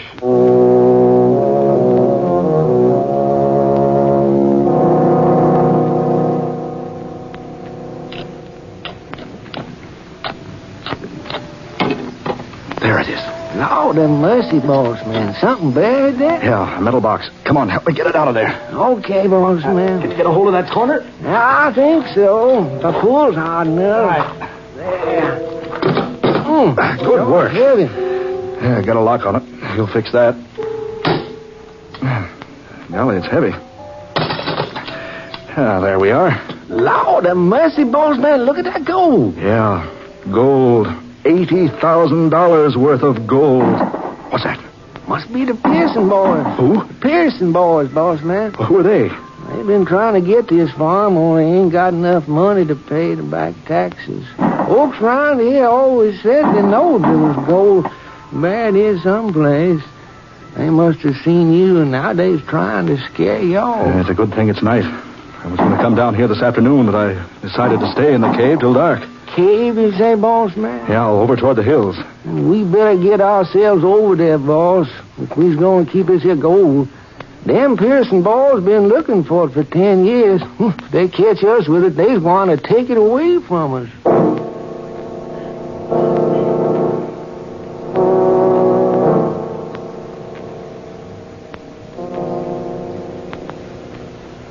Boss, I reckon I can't stay here much longer. We've got to stay here. I was hungry. And so am I. We can't leave this cave until those murdering thieves out there go away. Boss, we done been here 2 nights and a day. They've gone now, Alan. You again? Who, boss, me? It's safe now, Alan. Boss man, what you looking so funny about? You look like you done heard a spook or something talking. You can go out now, Alan. They've gone away. Come along, Sam. Are we going to leave here, boss man? Yeah. Help me carry this box. How come you to change your mind? I didn't. It was changed for me. Come along. Careful there. Sure will be good to wrap this old boy around a good thick old steak or maybe a fat old chicken. Easy now. Careful. Let's scout around behind this tall grass. All right, boss man. Now, you all watch your step out here. There's lots of snakes over here. Snakes? Yes, sir. Big ones, too, boss man, and poison. Now, come on. Over this way. Wait a minute. Huh? Look. Over there. Lordy, boss man, that's an old grave. Yeah, come on. Good Lord. Look. Boss man, looky over there. A bony, fleshless hand. Reaching up out of the grave. Boss man, how come that a hand over there? Whoever that was, they buried him alive. Come on, boss man. I don't feel none too comfortable around here. Now, wait a minute. Something scratched into this tombstone. I can't quite make out what it says. Yeah, that's better. What does it say, boss? I can't read. It says, Aaron Blaine. Aaron Blaine.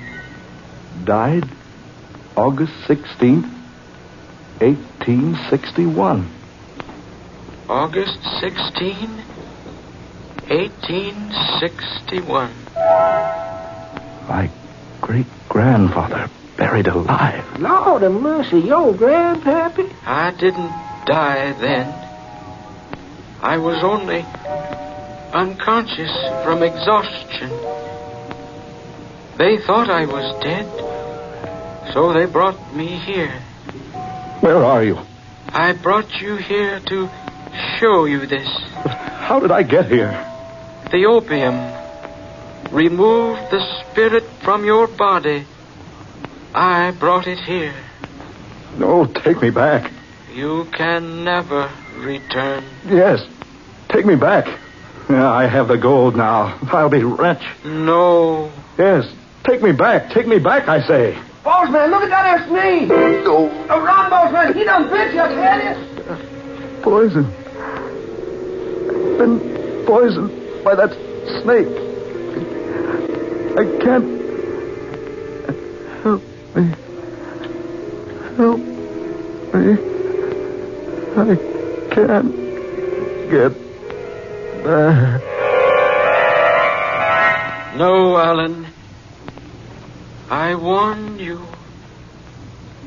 Now, you'll never get back.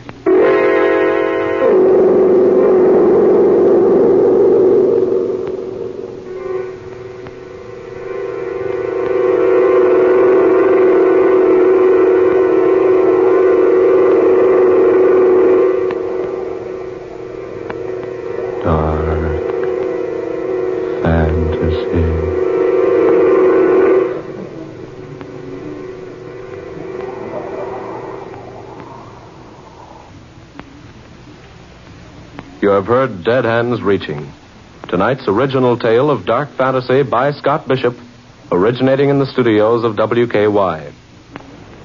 The picturization story of Dead Hands Reaching appears in the May 16th issue of Movie Radio Guide. Ben Morris was heard as Alan Blaine. Eleanor Naylor Corrin played Judith West. Muir Height was young Sifu. Georgiana Cook played Mrs. Evans, and Darrell McAllister was Aaron Blaine, the voice from beyond. Next Friday, listen to Dark Fantasy 35 minutes earlier at 11:30 p.m. Eastern Wartime, 10:30 Central Wartime. Listen for Rendezvous with Satan, another unusual adventure by Scott Bishop. Tom Paxton speaking. Dark Fantasy comes to you each Friday night from Oklahoma City. This is the National Broadcasting Company.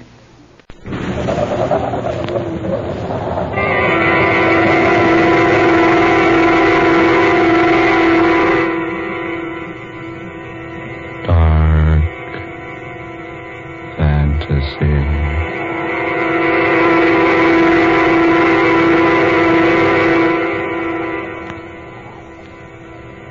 Rendezvous with Satan.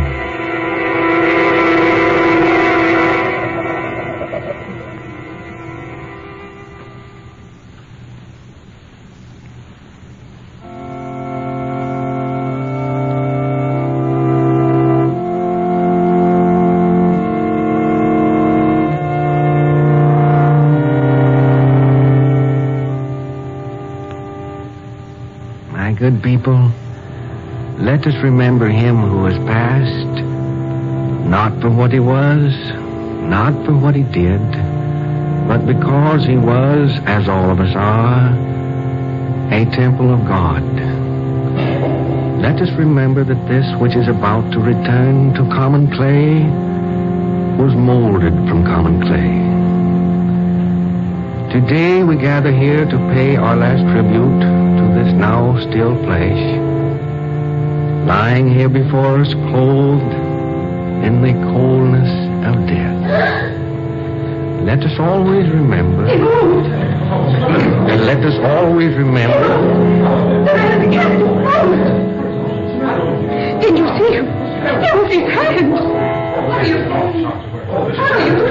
He moved his hand up toward his head. Madam, please. Oh, no.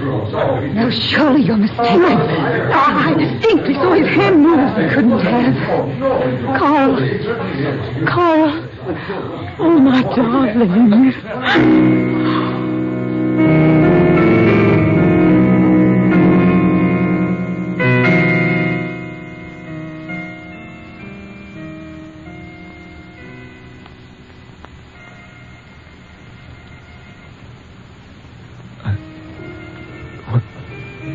What's happened to me? Just lie still, Carl Fisher. This craft is most fragile. Where am I? Where would you be after death? Death? You say death? Yes. Am I dead? They have your body in a church, Carl. Imagine you in a church. No, you're mistaken. This is no church. I'm right here. Apparently you are, yes. But we are most careful when we bring you here. We take every precaution to relieve the shock. Shock? Of finding yourself in the midst of fire and brimstone. Hot. It's so hot. You get used to it. Where am I? Your soul is here with me. Your body is back on Earth. At present, resting within a satin-lined coffin. Coffin? Yes. They're soon going to place you within a tomb. Oh, I don't believe you. Don't you? Personally, makes no difference to me whether you do or not. But for your own satisfaction, suppose you feel for yourself. What? Yes. Reach up with your right hand. Reach up. Feel the casket lining by your head. Go right ahead. There. You see? Yes. But I'm lying in the bottom of a boat. Only your soul is. This is some trick. The boat is satin-lined. I'll admit, Carl Fisher, I am generally most concerned about my own comfort. But as far as lining one of my boats with satin, no, I fear that would be too much, even for Satan. Satan? Yes. Here, let me prove to you the boat is not cloth-lined. There. You see? You devil. That's irony. You are a devil. Yes, I am. But not just a devil. The devil. You mean I'm really dead? One never dies, Carl. The common clay perishes, yes, but only the common clay. Let me out of here. I'm sorry. You see, you can't move until I permit you to. But I moved my hand a moment ago. Felt the lining near my head. That's because I wished you to. Nothing is done here unless I order it done. Then I am dead. Only your body. It might interest you to know you caused quite a commotion up there a moment ago when you interrupted your funeral oration by suddenly moving in your casket. Yes, quite a commotion. Only 2 people saw you. One of them was a woman. You frightened her, Carl. But they've taken her away now. You mean my body actually is being preached over? Oh, yes. Indeed, yes. You were a prominent man on Earth, Carl. Naturally, yours is a most elegant funeral. So many flowers, half of them could be brought into the church. People standing outside, on the sidewalk even. Is Laura there? Your wife? Oh, certainly. Where else would she be? A church, you say? Yes. Amazes you, doesn't it? You haven't been in a church for 35 years. No. You wouldn't even permit your daughter to be buried from a church, Carl. But she went to heaven. Anyway. Stop it. Stop it. Do you remember Reverend Brooks, Carl?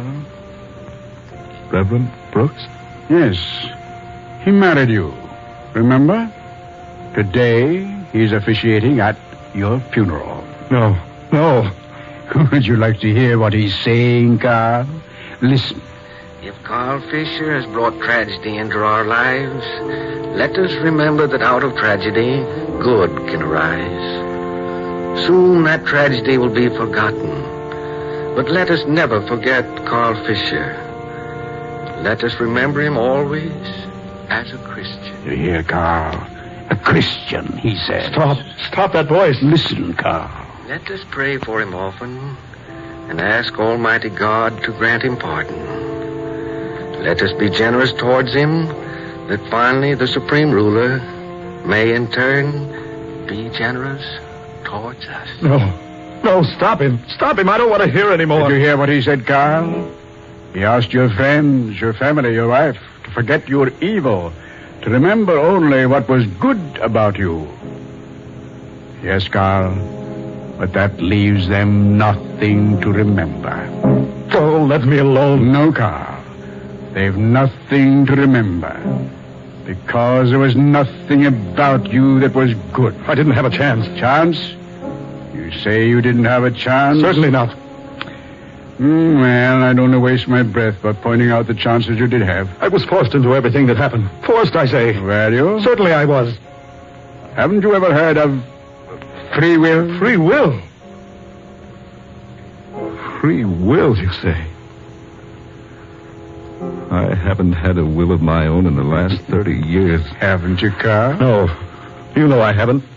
I knew I was doing wrong. Sure, I knew it. I'd never have made my millions by being any other way. Your millions.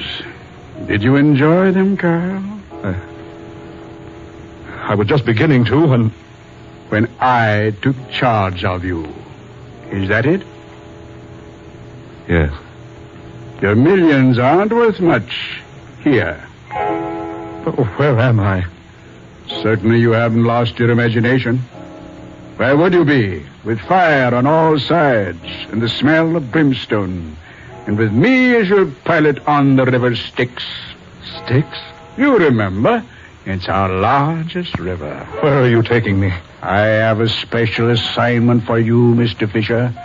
We have a certain reserved space for members like you down here. Inferno. Tell me. Am I in Hades?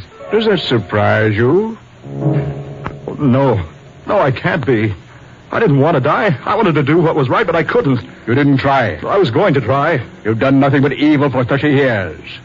You couldn't change now. I could, I tell you, I could. No car. I'll make a bargain with you, Satan. Bargain? No one makes bargains with Satan. Give me a chance. Let me go back. Let me live my life over. I'll change. I swear I will. You'd never change. I will. Let me go back. Let me show you. Let me prove I can do what's right. All right, Carl. I'll bargain with you. It would at least relieve the dull monotony. You give me a chance? Yes, for 24 hours. 24 hours?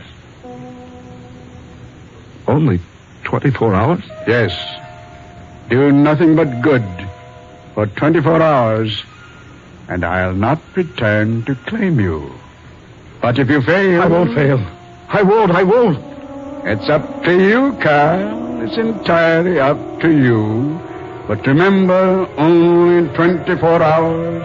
Only 24 hours, Carl.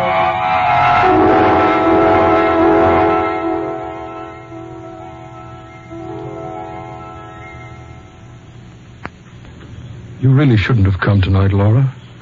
You should rest. I know. But I couldn't rest. Poor Carl. He needed someone so badly those last few days. And I was away. Never dreaming what was happening. You mustn't blame yourself, Laura. Oh, I can't help it. I feel I deserted my husband. Just when a man needs his wife most. There'll come a time, Dr. West, when I'll be afraid to come out here to the mausoleum. I wanted to come tonight to tell him goodbye. Goodbye? Yes. I loved my husband, David. Despite everything he did, he was the only one I ever cared for. Here, my dear, I have the key. I say, Laura, it's not locked. But I saw you lock it after the services this afternoon. I did lock it. I'd swear I did. Open the door. Yes. Do you have a light? Yes. Pocket flash. There. Oh, David. Empty. The casket's empty. David, for heaven's sakes, what's happened here? I don't know, but Carl always said he'd come back. What? Yes. He told me once he had no fear of death because he knew he could always make a deal with Satan. Carl told you that? Yes. I laughed at him at the time, but now I wonder.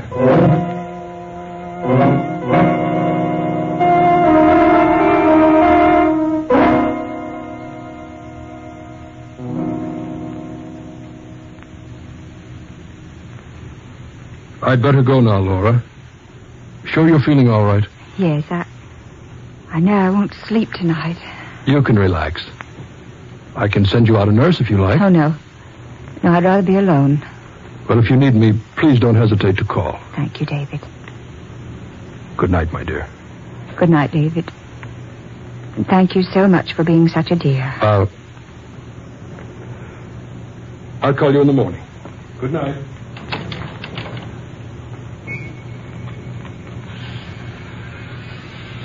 That's strange. Yes. I'm not hearing things. That's an electric razor running. But it can't be. There's no one in the apartment but myself.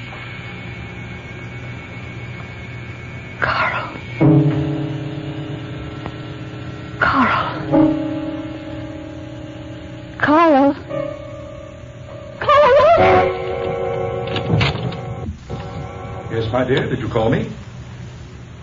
Carl. Yes, Laura. What is it? Carl. Are you really there? What do you mean, am I really here? Of course I'm here. Heavens, I was right in the middle of my shaving. Oh, no. Laura, what's the matter with you? Why'd you call me? No, Carl, please don't come any closer, please. The world's gotten into you all of a sudden.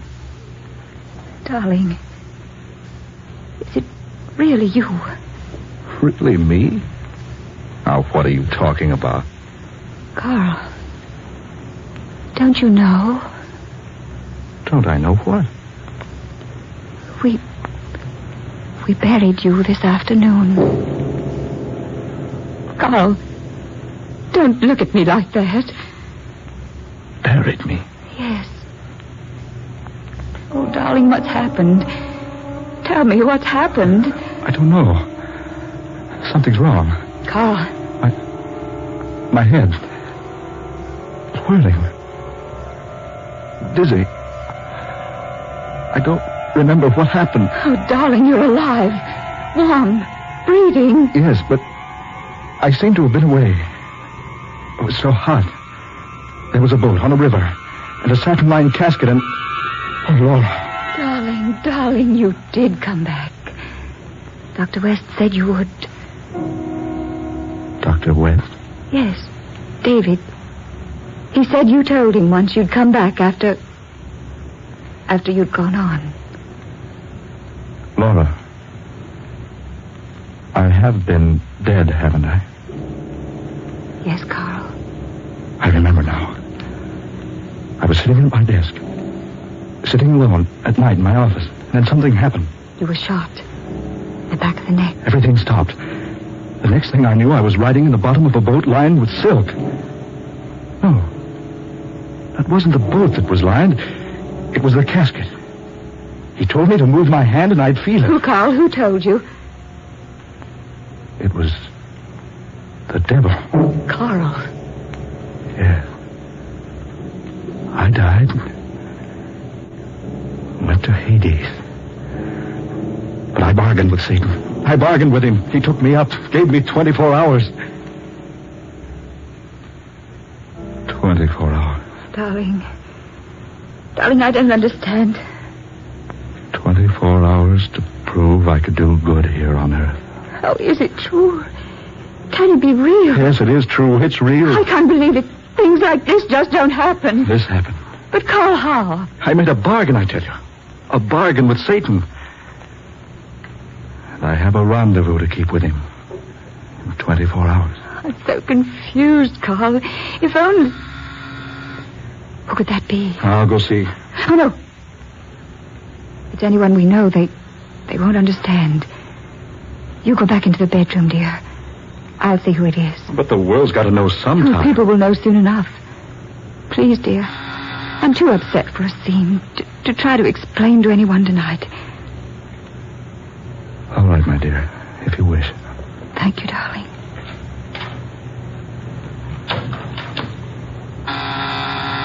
Just a moment.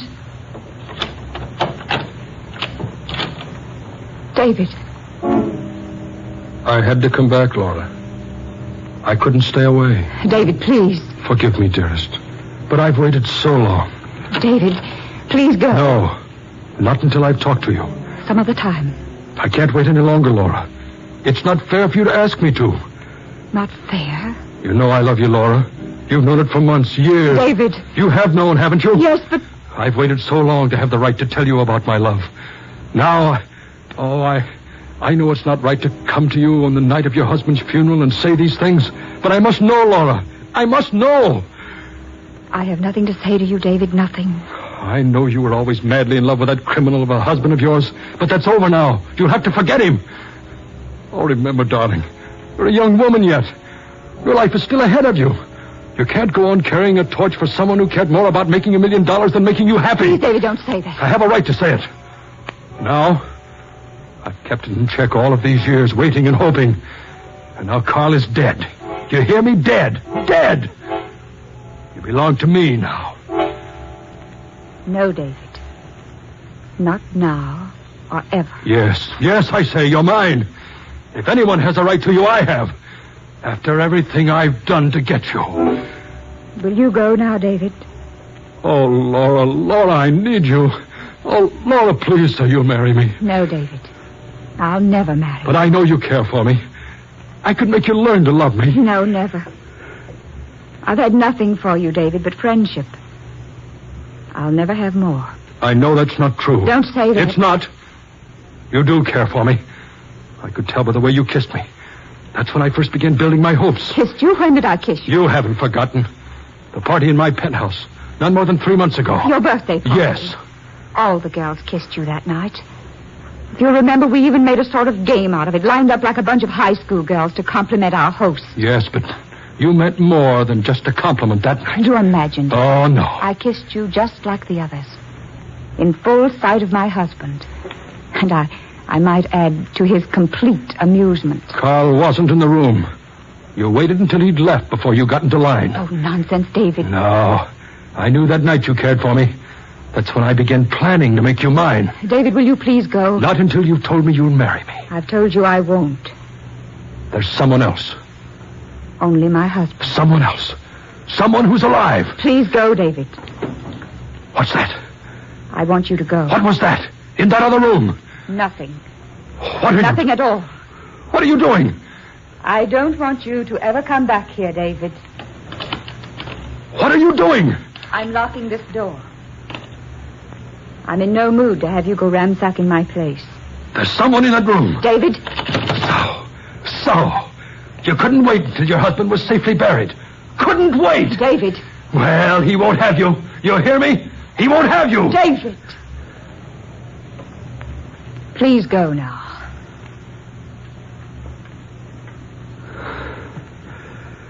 Very well. But I'm telling you this, Laura. He won't have you. Whoever he is, he'll never have you. I promise you that.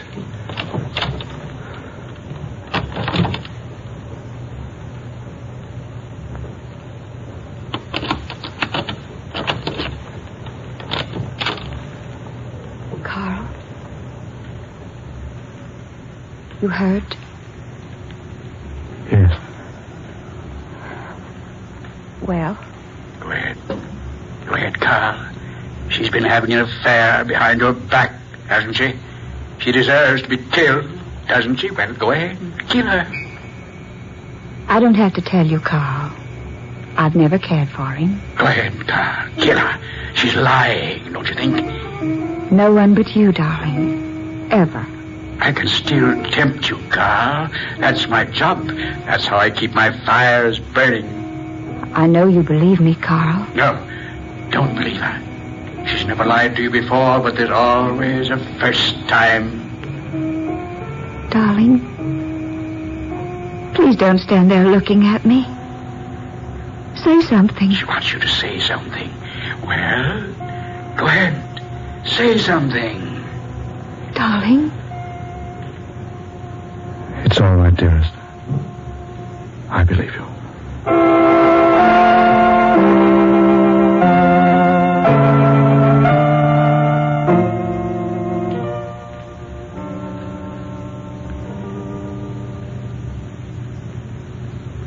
I wonder what people will say when I walk out into the world again. Carl, don't you think it would be best for us to go away quietly? Someplace where we'd never be recognized? No, Laura. I have a bargain to fulfill. Only until 3 this afternoon. You'll spend that time with me then? I'm sorry I can't. There's more to be done than probably either of us imagined. Where are you going? To the office first? I'll go with you. No, dear. I'll come back to you before I leave you again. To keep my rendezvous with Satan.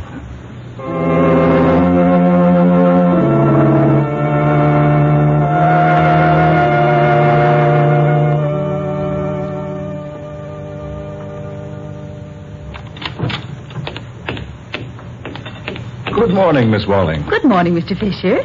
You're early this morning, Mr. Fisher. Mr. Fisher. Oh.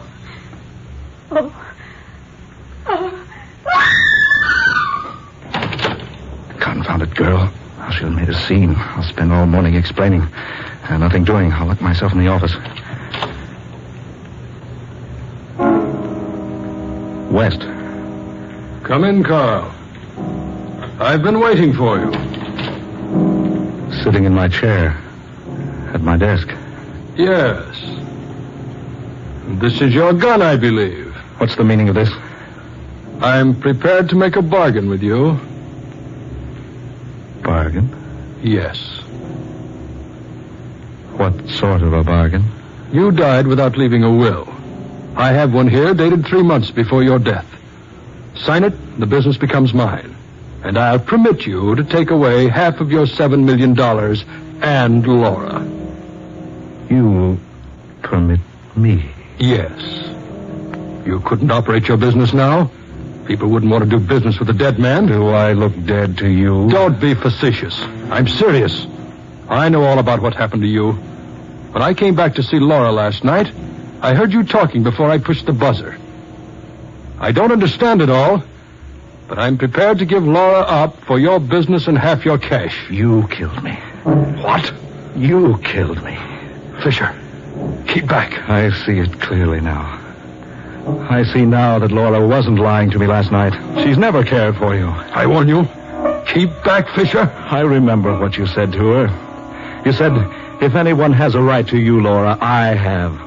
After everything I've done to get you.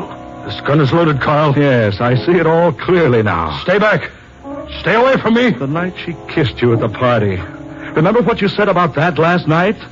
That was the night you began planning to make her yours. If you come any nearer, I'll shoot. I'm not going to harm you, Dr. West. You'd like to get your hands on this gun. You'd like to kill me, wouldn't you? Kill you? No, I can't kill you. I've made a bargain not to. Then keep back. I could kill you, though. I've been proclaimed legally dead, you know. You can't hang a dead man. Keep back. One step farther and I'll shoot. I told you I don't intend to harm you. Stop where you are. I just want you to take a good look at me, Doctor. Stop. Not one step farther. Not one step farther.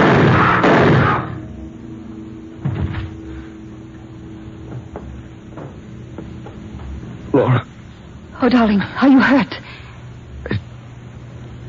It's nothing. He shot you, Carl. Laura. That gun in your hand. I followed you here. I don't know why I brought the gun. Laura. You killed him. Oh, darling. Give it to me. No.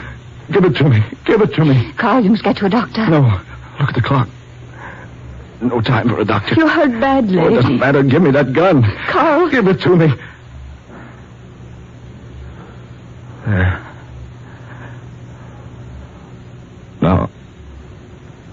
Now they'll think we shot each other. Carl. Carl. Carl. Oh, my darling. My darling. You have won your bargain, Carl Fisher. There's no place here for you now.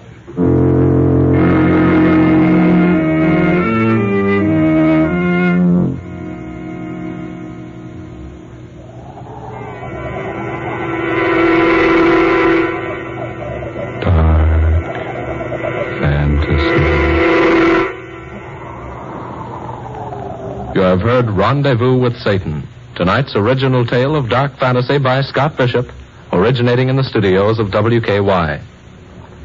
Ben Morris was Carl Fisher, Blois Wright played Dr. David West, Eleanor Naylor Corrin was Laura Fisher, Fred Wayne took the part of Satan, Muir Height was heard as Reverend Brooks, and Georgiana Cook Height played the secretary. Next Friday at this time, listen for Scott Bishop's I Am Your Brother. Tom Paxton speaking. Dark Fantasy comes to you each Friday night from Oklahoma City. This is the National Broadcasting Company.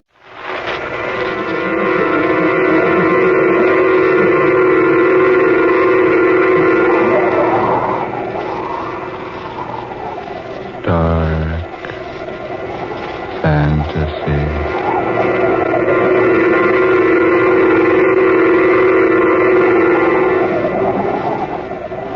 I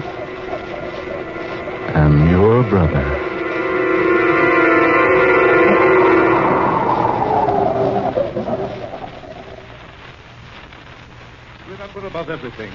You must not forget it. The first appearance of bleeding some days following operation is of the utmost significance to the surgeon. There will almost invariably be a recurrence unless measures are taken to prevent it, and it will ultimately prove fatal. The vessels most commonly affected are the lingual, the facial, and the internal maxillary arteries. Unless this offending vessel can be isolated... Mr. Briggs, it behooves me to pause in the middle of this lecture to remind you of one important thing. Apparently not important to you, but extremely important to me.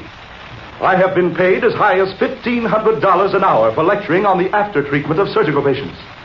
I lecture here for the college medical class free of charge. I at least expect the courtesy of attention. I do not expect my students to tabulate their meager bank accounts while I am making every effort to instill some portion of physical knowledge into their thick-covered craniums. I was making notes, Professor. Apparently. Mentally, you were tabulating your money in the bank. Gentlemen, I regret that the lecture this morning will not be continued. Dismissed.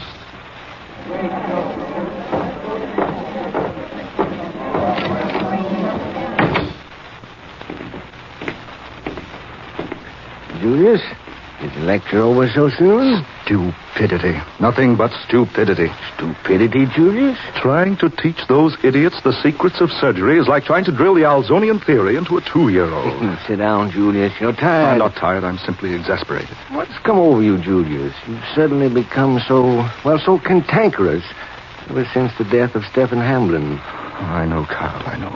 He was very close to you, wasn't he? Close? I wonder if anyone knew how close.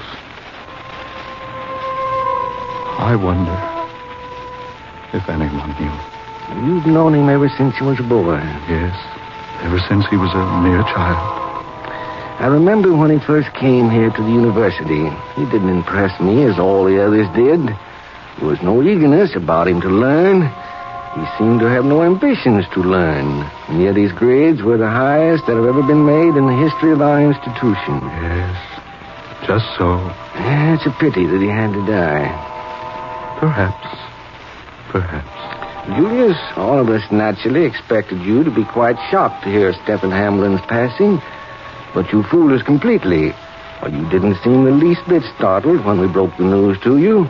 No, you seemed almost glad. Did I, Dr. Miller? Yes, Dr. Simek. Has the body been cremated? Yes, this morning. Were my directions carried out? To the letter, Julius. The brain of Stephen Hamlin was removed. I myself mixed the solution you gave me. I submerged the brain into the solution and removed the air from the container. Where is it now? In my laboratory. It's a perfect specimen. The best developed human brain I've ever seen, Doctor. Take me to it. Now? Yes, take me to it. But haven't you another lecture, Julius? Don't argue with me. Take me to your laboratory. Or must I go alone? Why, well, of course, Julius. Of course. This way.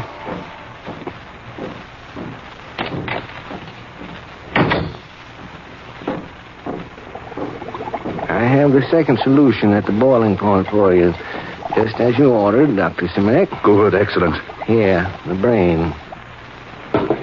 Yes, just so. Most excellent work, Carl. Most excellent. I'm glad you're satisfied. Do you wish to add the solution now? It should be done, I believe. Stephen Hamlin's brain must be preserved. This is one sure way of doing it. I must admit I don't know what your method is. Certainly I've never heard of it before. I wouldn't think a solution like that would preserve anything. It is a preservance no one has ever known of before. Are you ready, Doctor? Yes, quite ready. Yeah. We can insert this glass funnel through the rubber stopper on the container. I'll do it, Doctor. There.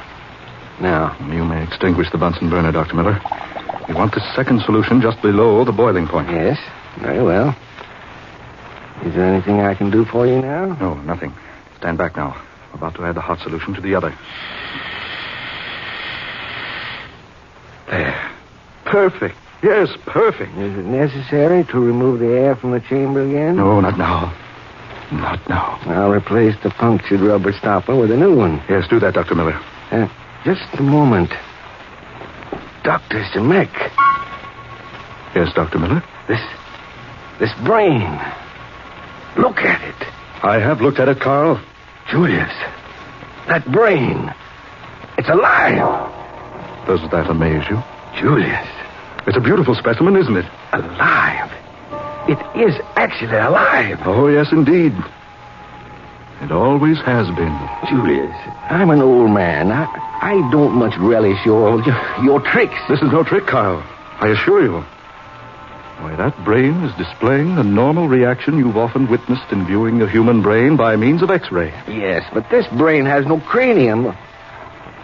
And the body. No body attached to it. Yet it lives, Carl. It lives. Only Stephen Hamblin's brain could do that. Live after his death. Oh, it's a trick. The solution. It must be the solution. No, Carl. It is not the solution that causes the brain to live. I admit it could not live without the solution. Mere pickling would have destroyed it. But the solution will preserve the life, Carl. The life that has never left it. Impossible. Utterly fantastic. No, my dear Dr. Miller, not at all. Not at all fantastic, nor impossible. But the brain cannot live outside the body. The human brain, no. But Stephen Hamblin's brain can. But, Doctor, Stephen was human. Was he? Wasn't he? No one knew Stephen Hamblin as well as I did, Carl. No one. Not even his parents. Oh, they knew he was different, yes. They knew he wasn't just an ordinary person. But they had no idea how truly extraordinary he actually was. I can't believe a human brain existing after the body has been cremated. Perhaps, my good friend, if I were to tell you his story, you would see the reason why such a thing could happen. Yes, perhaps. Sit down, Carl, sit down. Look deeply into the mystery you see there before you. The living brain of dead and cremated Stephen Hamblin. It was a most extraordinary brain, Carl.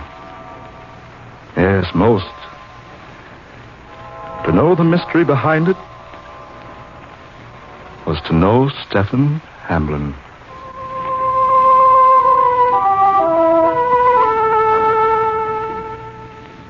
I remember the first time I met him. A little place in Kansas, a small town called Emporia. Stephen was born there 37 years ago. I was 10 years old when I met him. He was 9. And yet he was crawling about from place to place on all fours, like a mere infant.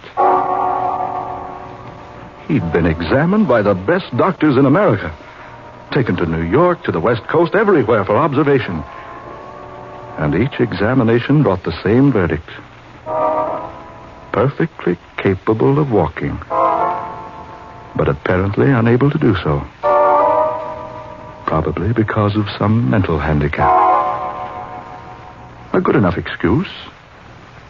A good enough diagnosis for the stupid.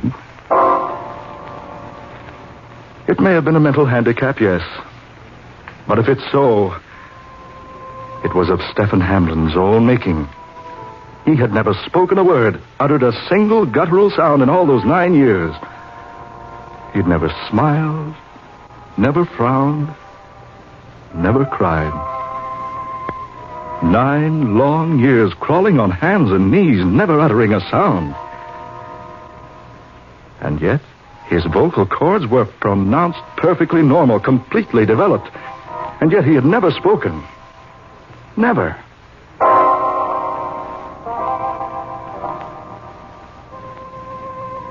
That first day I met him, I was put in charge of him while our elders attended a ball game. It was the first day I really knew Stephen Hamblin. It was the first day anyone ever knew him. When we had been left alone, I went off to a corner of the room by myself. I turned my back to that crawling bulk of a lout there on the floor and chose a book to help while away the time until my uncle should return for me. And suddenly, after a brief passage of time, Suddenly, there was a hand upon my shoulder. I probably should have been startled. I knew Stefan and I were alone in the house. But I wasn't startled. Instead, I turned my head and looked slowly around behind me. Looked up into the wide, innocent, staring eyes of Stefan Hamblin. He was standing there beside my chair, gazing down on me. Yes, down. Yes, standing. Stefan Hamblin was standing. For a full minute, our gazes met, confused. I was too startled, too amazed, too puzzled to speak. But after that long, burning minute, he spoke. You don't like me, do you, Julius? I was too bewildered to answer. Stefan Hamblin had not only completely astonished me by standing, walking, but he had actually spoken to me. And I knew he had never spoken a single word to a single living soul before in all his 9 years upon this earth. Yes, his walking, his talking completely mystified me. And yet there was something else. Something else. Yes, something besides mere walking. Something apart. Something far superior to mere talking. And then when he spoke again, I knew what it was. I said, Julius, you don't like me, do you? He talked with the voice of an adult. I was more speechless now than I'd ever been before. Stefan Hamblin, not only completely overwhelming me by a sudden and unheralded display of an ability to walk, but also causing my hair to stand on end by actually addressing me in perfect mannish English with the voice of an adult. After what seemed a compilation of eon upon eon, I found my voice. I've never had occasion to like you, I said. Nor, he said, have you ever had an occasion to dislike me? I admitted that was true. And then I said, why is it you've never walked until now? Never talked? To which he replied, I had no occasion to walk because there was no place interesting to which my walking could take me. And as for talking, so far I've never found anything interesting to talk about, or anyone of enough interest to talk to. How long, I asked, have you been able to do both? I have had the ability to walk and to talk, he said, ever since the day I was born.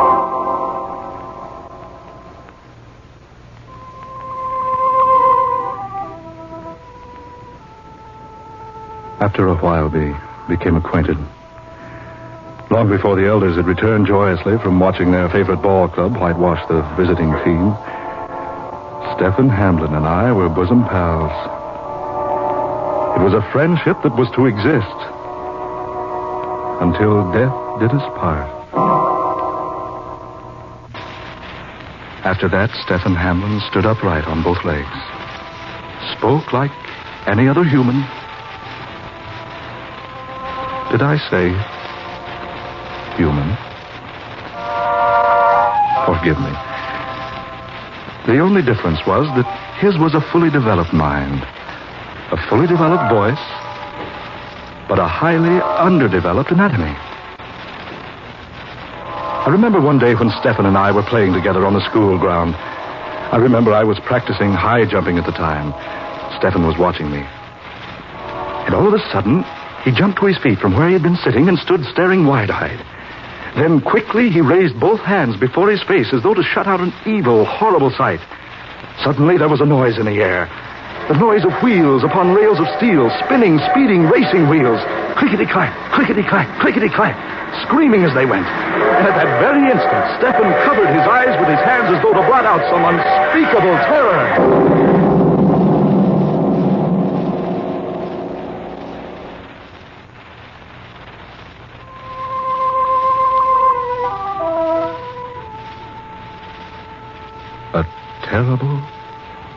terrifying, resounding crash. As though a million planetoids had collided in the stratosphere and come crashing down around us like pellets of falling hailstones. When I looked at Stefan, he had slumped to the ground. I rushed to him. My heart leaped within me. I raised Stefan into my arms as I threw myself down beside him. When he opened his eyes, he asked quietly, Was anyone saved? Anyone? Saved? I frowned. Tell me, Stefan, what in the name of heaven happened? He was quiet for a moment. Then he pulled himself away from me, arose to his feet. He looked about him momentarily, on all sides. And then he spoke, still softly. There's been a terrible accident. A train has just left the rails and plunged headlong into a 100-foot gorge. The next day, our newspaper headlines screamed the details of the most destructive and death-dealing train accident ever to happen in the city of Paris. Yes, in France. It had happened at the very moment Stefan had covered his face in terror, and we had heard that pounding, awesome crash.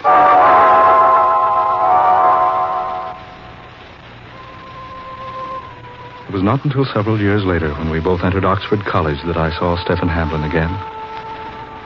At first, he avoided me, tried to pretend he didn't know me. But when I finally managed to get in a word with him and remind him of our first meeting, he told me he was glad to see me again. But he was extremely cold, almost insultingly reserved. And the very few times I saw him after that first day for the next year was between classes. He never partook in student activities. He never strolled the campus or climbed the cliffs or swam in the lake or enjoyed soccer or cricket with the rest of us. He was never seen with the rest of us.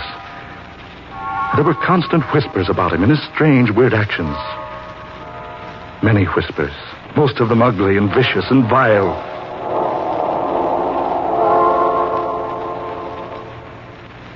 It was 4 long years before I talked to Stefan Hamlin again.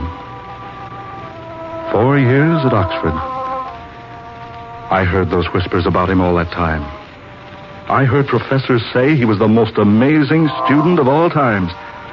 Perfect grades in all subjects, a born doctor, a truly great scientist, a prospect for the world's greatest surgeon. And then, Stefan and I suddenly found ourselves to be classmates. Even then, I had difficulty in finding an opportunity to make speech with him. But after much effort, having exerted a great amount of patience, I finally cornered him. Oh, now, look here, Hamlin, I want to talk to you. Yes, Dr. Simek? Oh, please call me Julius, Stefan. I think I want to talk to you, Julius. Good, excellent, my dear fellow. Where shall we go? My room should be as good a place as any. Suppose we go there. All right, Stefan, that's perfectly right with me. So we went to his room. There were no books there, none. But there were a few sheets of composition paper and pen and ink. I picked up several of the closely written sheets. It was the most profound and complete and exquisitely worded treatise in diseases of the human brain I had ever read in all my life.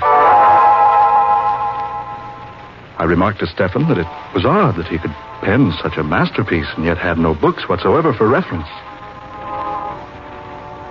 He didn't smile when he answered. He simply said, I don't use books, Julius, because I don't need books.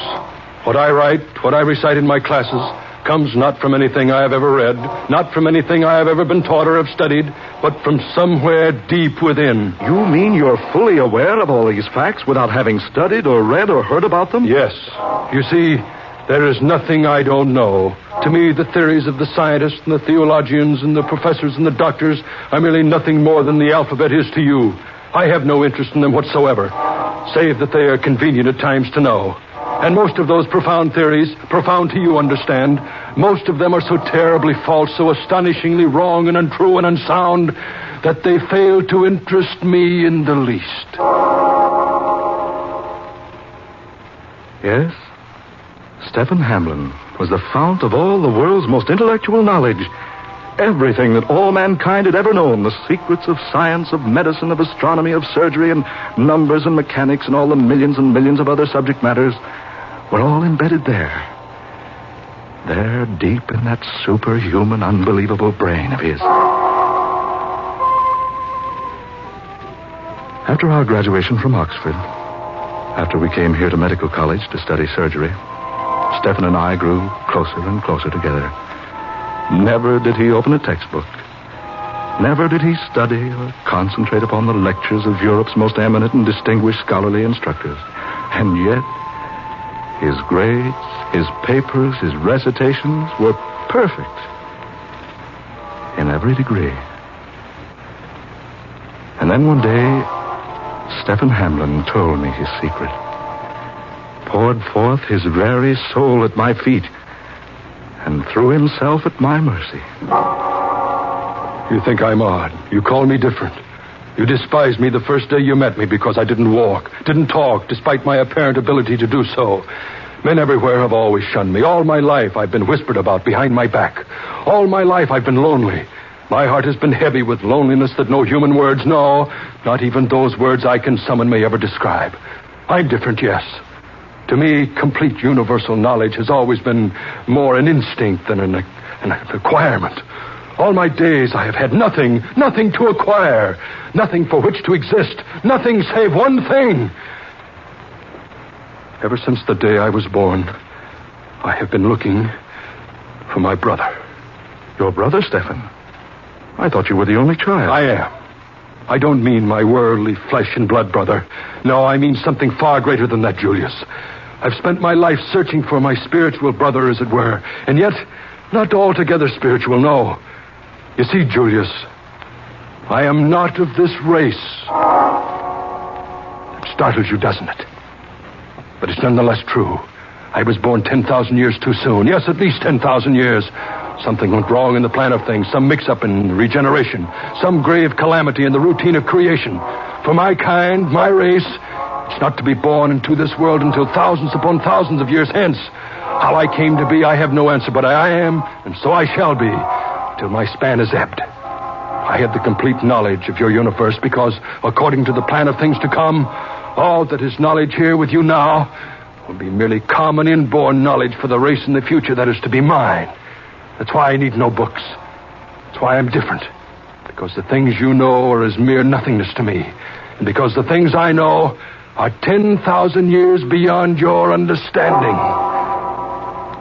I've brought you here, Dr. Julius Simek, to announce to you the end of your civilization. I found the means of destroying it at one fell swoop. The sooner to bring about the appearance of my race, the better for the world. I've sought the world over for my brother, the one like me, one of my race, but now I'm certain there is none.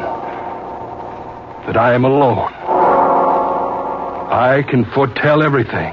I know everything that is to come, all save one thing. I do not know my destiny, my own individual end. I do not have the power to foresee that, or to foresee who will bring it about.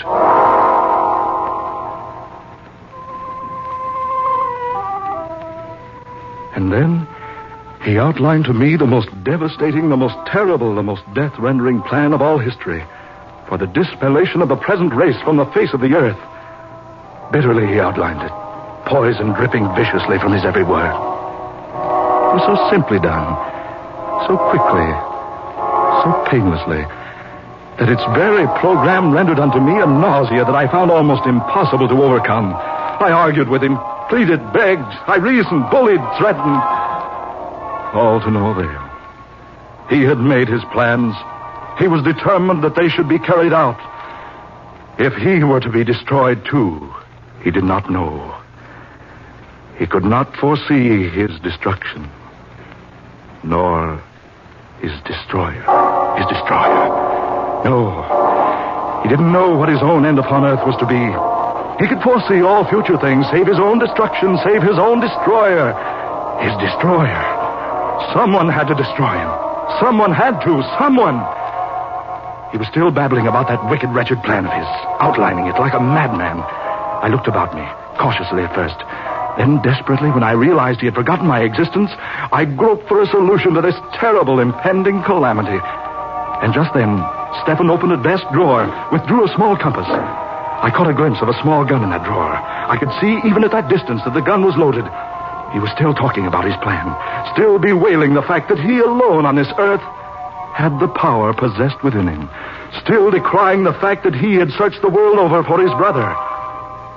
Not his flesh and blood brother, but a brother of his kind, his race. He knew that were there another soul of his kind alive on earth, that soul could foretell the end, the destruction of Stefan Hamlin. Suddenly he arose from his chair. He ordered me to come with him. He was about to work his havoc upon an unsuspecting world. And then desperately I acted. Quickly I yanked open the drawer of his study desk, took out the gun. I leveled it at his head. He stood terrified a moment. And then there was a pleading in his eyes. A pleading, not for his life, but a pleading to spare him the damage a ripping bullet would do to his masterly brain. And in that instant, in that final desperate second before he lunged at me in an effort to save his life, there was recognition. The flash of an age-old suspicion at last fulfilled. And as I lowered my gun to a level with his heart, I knew that the pain within my heart at that moment would never be removed. Like lightning, he made for me, speeding across the room, charging at me. I tried to stop him, tried to warn him, shouted at him. Keep back! No, keep back, Stefan! Keep back!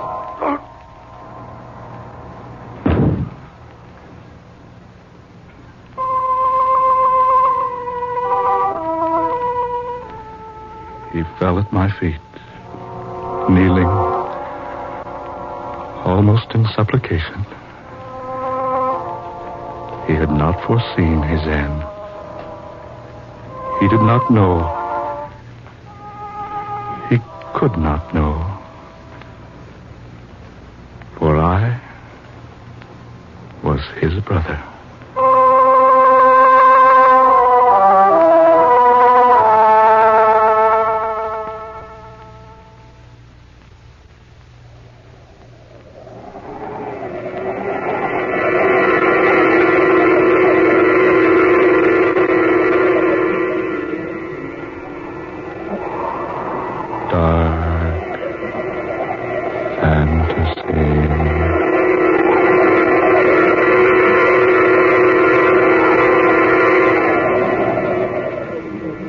Tonight's original tale of dark fantasy, I Am Your Brother, written and directed by Scott Bishop and originating in the studios of WKY. Ben Morris was heard as Dr. Julius Semek, Blois Wright was Stefan Hamlin, and Muir Height played Dr. Carl Miller. Next Friday at this same time, the 30th original dark fantasy adventure, The Sleeping Death, created for you by Scott Bishop. Tom Paxton speaking. Dark Fantasy comes to you each Friday night from Oklahoma City. This is the National Broadcasting Company.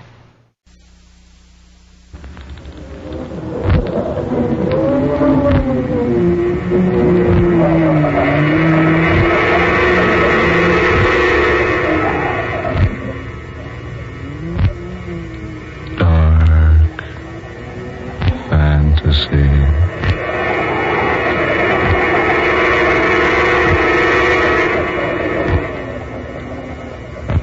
The Sleeping Death.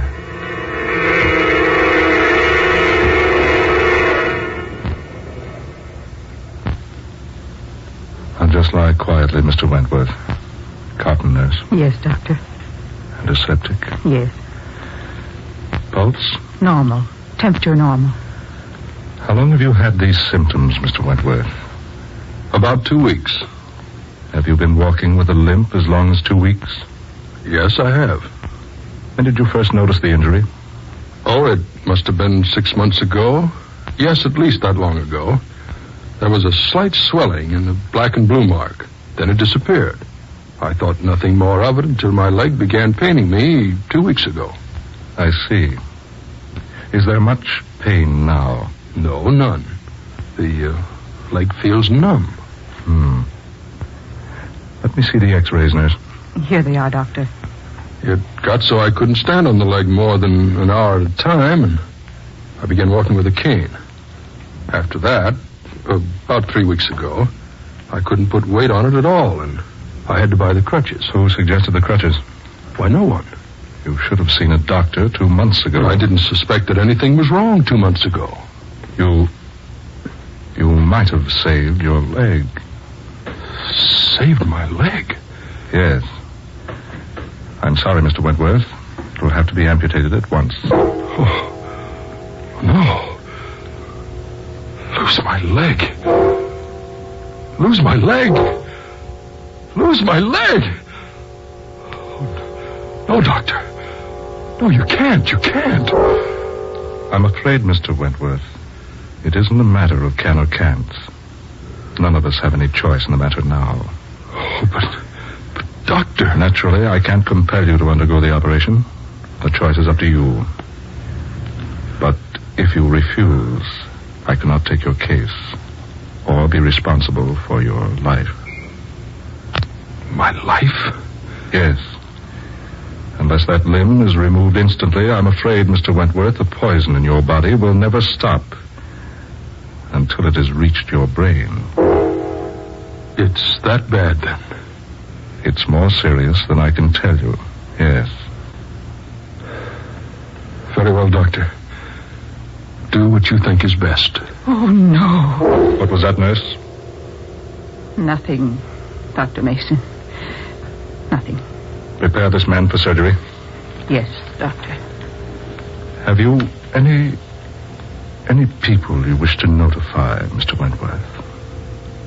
No one.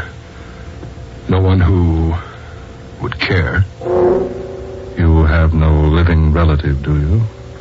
No. What makes you ask? I didn't think so. I mean, we want to be sure relatives are notified in cases such as this. No, there's no one. We'll perform the operation at once. There's just one thing I don't understand. Yes, what's that? I don't know how I got here. You fainted. You were found unconscious by one of my assistants. He saw that you needed medical attention, so he hurried you here. Your name, Doctor? Mason. Dr. Clarence Mason. I see. And the hospital? This isn't a hospital. But... Well, then, where am I? You are at my private sanitarium. Sanitarium? Yes. Now, just lie quietly, please. But which sanitarium? You might as well know now. You will, sooner or later. This is Fairchild Sanitarium. Fairchild? The sanitarium on the island? Yes. But Fairchild has been closed for 10 years. Has it? Why, yes. I used to work there just before it closed. Yes, I know. You do? Don't you remember me, Wentworth? No, I've never seen you before. Certainly you have. Look at me closely. Look into my eyes. Imagine me without this beard. Picture me as you think I might have looked 10 years ago. Holtz. Abraham Holtz. You see? You hadn't forgotten me. But don't you wish you had? Holtz. No, it can't possibly be. Do you remember, Wentworth, that I once told you nothing is impossible for Abraham Holtz? It is you, Holtz. Yes. I finally caught up with you. Caught up with me? Yes. I warned you 10 years ago that you would suffer for what you did to me. What I did to you? Of course. You thought your testimony against me would give you a good position at the sanitarium, didn't you? My testimony against you was given regretfully, but in good faith. Good faith, you say. Good faith, indeed. You thought by ridding the sanitarium of me, you would win your way into the good graces of Dr. Van Sickle. Dr. Van Sickle died about a week after your trial. Yes. A pity. And strange, wasn't it? What do you mean? That the man who swore out the charges against me didn't live 200 hours afterward. You? They said there was something strange about Van Sickle's death. But whatever it was, it completely baffled the experts. Yes, they're so easily baffled. Poor, stupid nincompoops. You killed Van Sickle. Do you think you could prove that, Wentworth? You were supposed to be in the penitentiary at the time. Yes, and so I was. What? I was in the penitentiary. I am now. Now? Now, you say? Yes. Yes, indeed.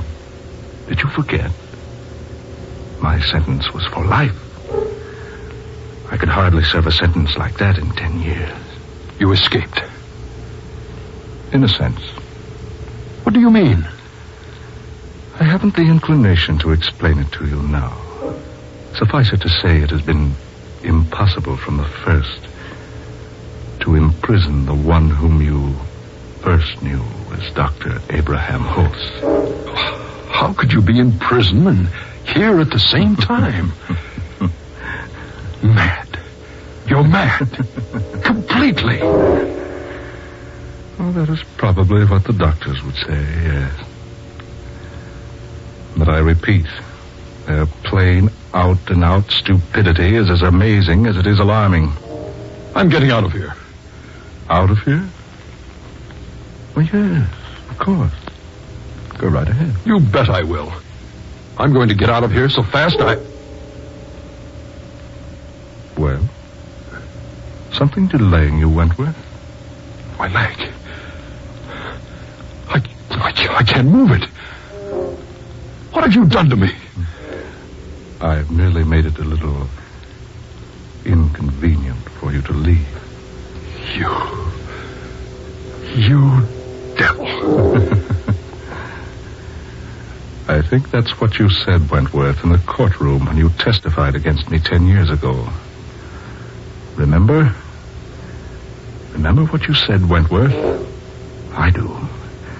I remember quite distinctly what you said. You've asked me to testify in this court just what my reaction has been to the practices of Dr. Abraham Holtz.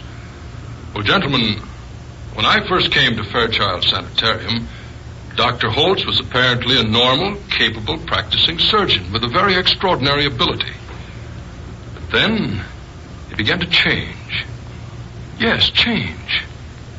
He ceased to be human. Yes, he became more like a devil. That's it. He became more like a devil.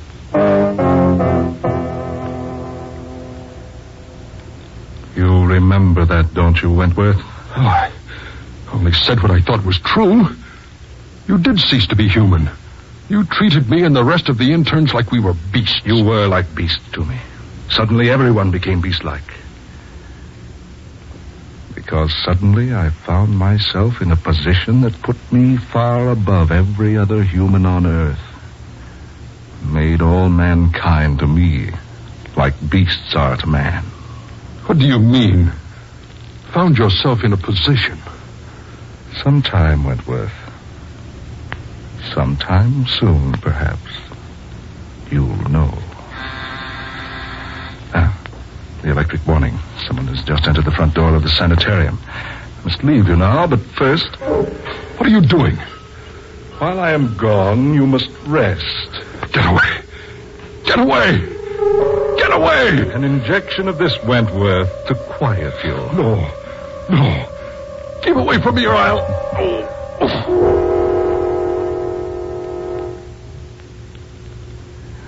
There. next will probably amaze you. You devil. You persist in calling me that, do you? Very well, Wentworth. At first, I was going to take only one of your legs in exchange for what you did to me with your testimony. Now, I shall take them both. No. You can't do a thing like that to me.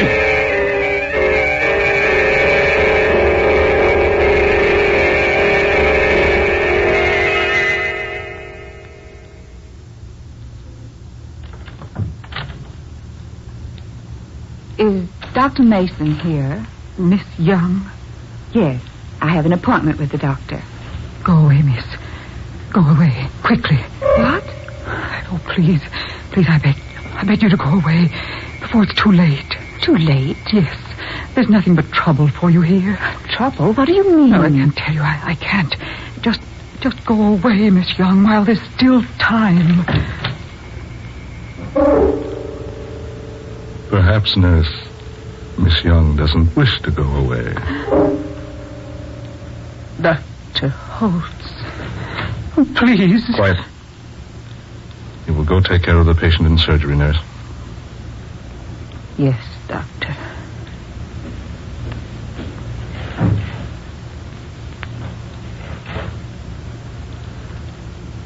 I must apologize, Miss Young. You see, my nurse is quite upset. One of our surgeons operated this morning under most adverse conditions. A death resulted. The nurse has been quite upset about it all day because, well, to be quite frank, the surgeon was her brother. I'd warned him an operation would be fatal to the patient, but he went ahead anyway while I was away from the sanitarium. When I came back, I did everything I could to resuscitate the patient, but I was just minutes too late. I was compelled to discharge the surgeon from my staff. His sister is merely upset about the whole thing. She called you Dr. Holtz. What? Yes, I heard her. She called you Dr. Holtz. Did she? Well, that's her brother's name. She's so confused about everything. No. What? No, I said no. That isn't her brother's name. It's your name, Doctor. Miss Young. Yes. When you telephoned me yesterday, I knew there was something about your voice I vaguely recognized. Now I know. You're Dr. Abraham Holtz. You always were a very keen and intelligent woman, Miss Young. Dr. Holtz. It's nice to see you again, Linda. You escaped from prison. In a way. You lured me here. Pretended you needed a supervisor for your sanitarium. I should have known better. Yes, Linda, perhaps you should have. What do you want? I thought perhaps we could have a good laugh together over my court trial. Laugh? Yes, just so. You remember, don't you, that it was partially your testimony that sent me to prison? You had a fair trial? Are you so very certain I did? Of course. You had every opportunity to explain your devilish actions, but you refused. Devilish actions? Yes. You were a devil. That's what he said. Just a few moments ago. Who? Wentworth. Paul? Yes. And both of you called me a devil when you testified at my trial. Where is Paul now? You will see him, my dear. Much sooner than you expect. What do you mean? I have great plans for you, Linda. Yes, for you and Wentworth. You were supposed to serve life in prison. Life. Life, you say.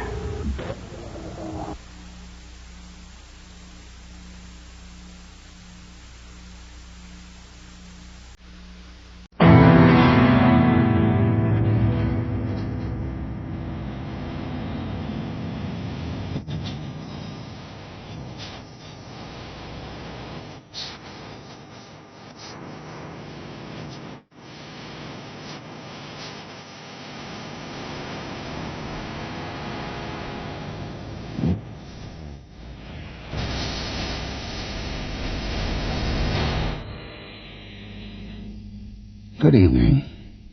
We begin tonight with the first play by a young Montreal writer, John Graham. It stands by itself as a tribute to the eccentricities of the human heart. He calls it Love and the Lonely One. Ladies and gentlemen, welcome to Anatomy 4. I realize this is the first time most of you will cut into a cadaver, but take it from me, you'll get used to it.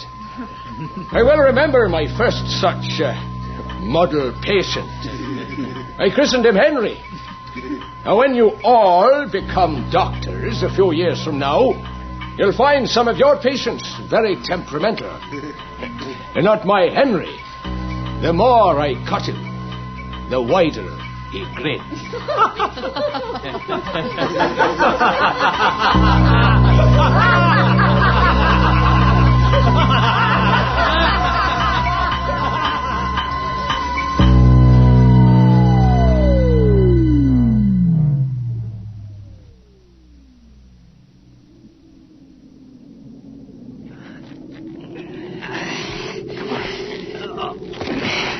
You realize that... What?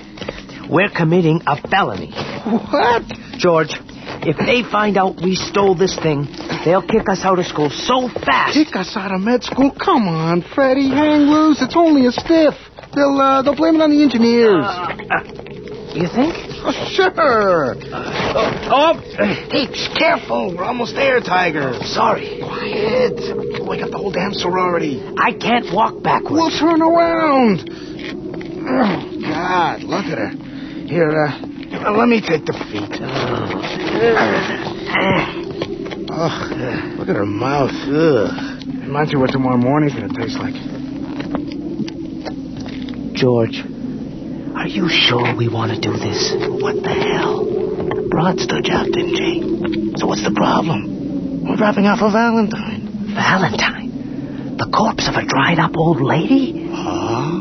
But you're forgetting my pink ribbons. And look, I remembered a card. A card? Yeah. You're the guy who reads poetry, aren't you? Yeah, I even looked it up. Here, read it. Dear Sally, the grave's a fine and private place, but none, I think, do there embrace. I'm beginning to think this is sick. Sick? I'll tell you what sick is. It's listening to you moan every time anybody brings up that hosebag's name. You know Sally's not like that, really. Yeah, she's a real pain in the ass. How many times she stand you up this week? Well? I don't know.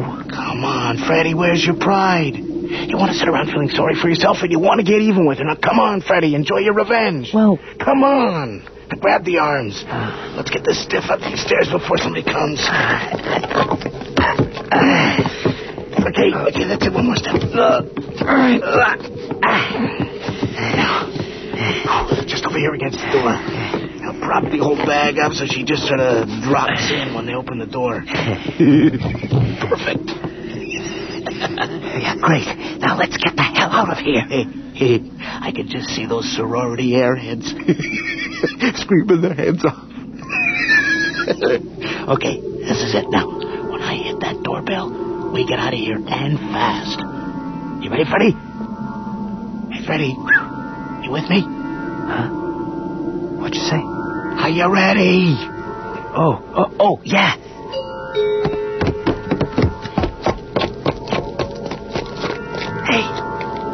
What are you staring at the corpse for? Fred, are you with me, for Christ's sake? They'll be here in a second. Now, let's move it. Huh? Oh, yeah.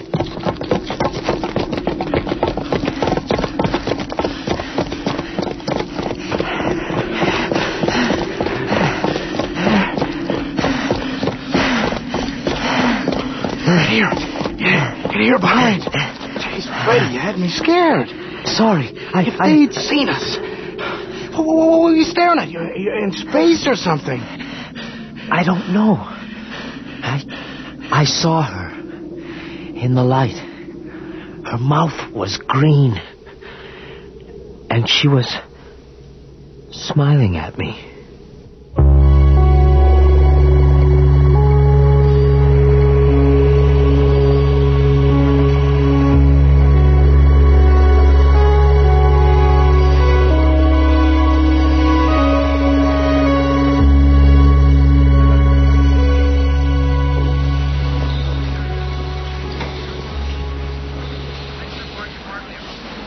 Hey, George. I hear Dr. Robb really lit into you on the wards this morning. Yeah, so? He gets your ass in a sling every now and then. Sometimes I wonder why we're doing this. Huh? Neuroanatomy midterm in 2 weeks. It's a bitch, all right.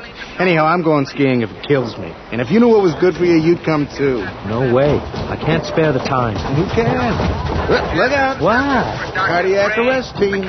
They'll get us next time. Bunch of cowboys. But they saved lives. Don't count on it. See you back at the ranch, huh, partner? Yeah.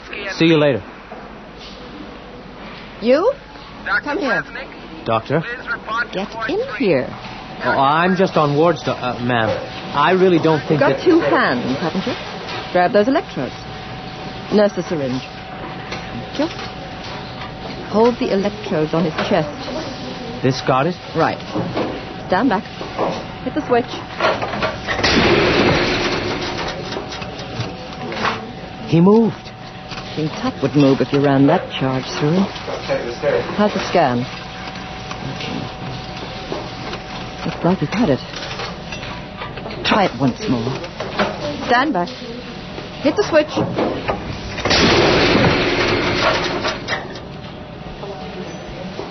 Nothing. Well, that's it. Wrap it up. Just leave him here? Up to the orderlies now. You're not going to try it again? Again. He had a hole in his heart you could drive a truck through. He was living on borrowed time. Look at him. What color is his face?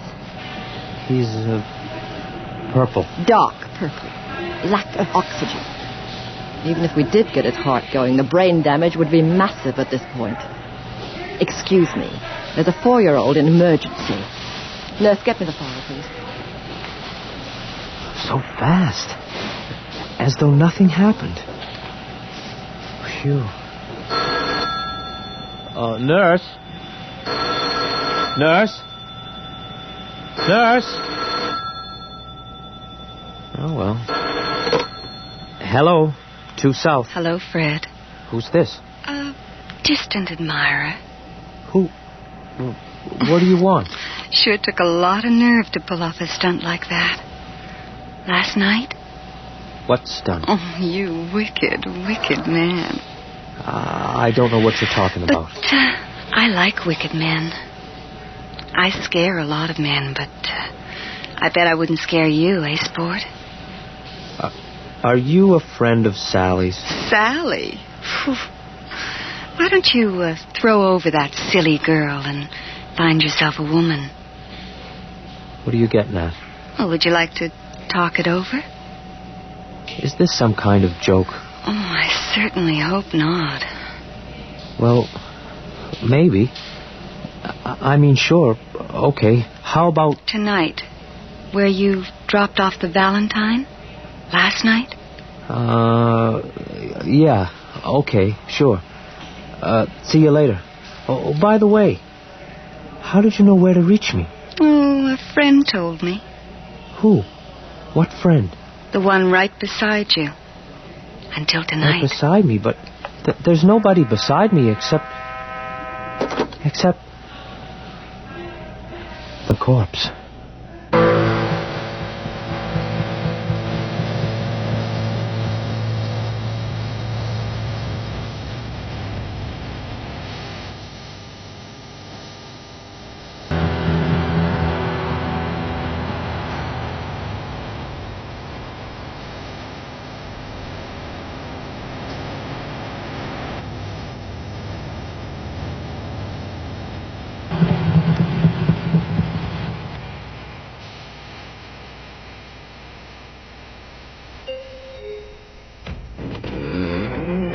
Hiya, Sport.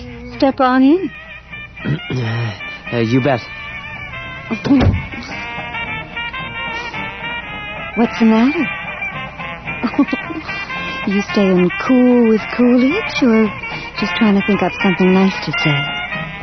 You sure look great. What other way is there? Oh, something tells me we're going to get along swell. Like some champagne? Champagne? Sure thing. I really like your dress. Sort of like a flapper. Out of the 20s. And the music. The nostalgia's really the thing these days, isn't it? Bottoms up. Here's to better behavior. Champagne.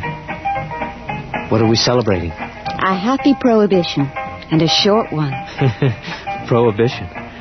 By the way, where is everybody? All the little butterflies flew too close to the flame. What? What's that? The banks are on holidays, darling. Forever. And all their daddies have told them to come home and work for a living. No banks? Oh, the crash. Mm-hmm. And you're dressed to crash yourself. Almost had you there. Hey, before I forget, how did you know where I was this afternoon? And what's your name, anyway? Leave the lady a little mystery, will you? You'll find out soon enough. Find out what? Oh, don't be so serious, sport. Come on, the lady wants to dance. I don't dance very well. Oh, the Charleston's easy. Watch. The Charleston? Are you kidding? No. Like this. Don't be shy. Okay. How's this, huh? How am I doing? Well, you're doing great, Fred. Just great. 23's to do. Yeah. Kalamazoo or bust.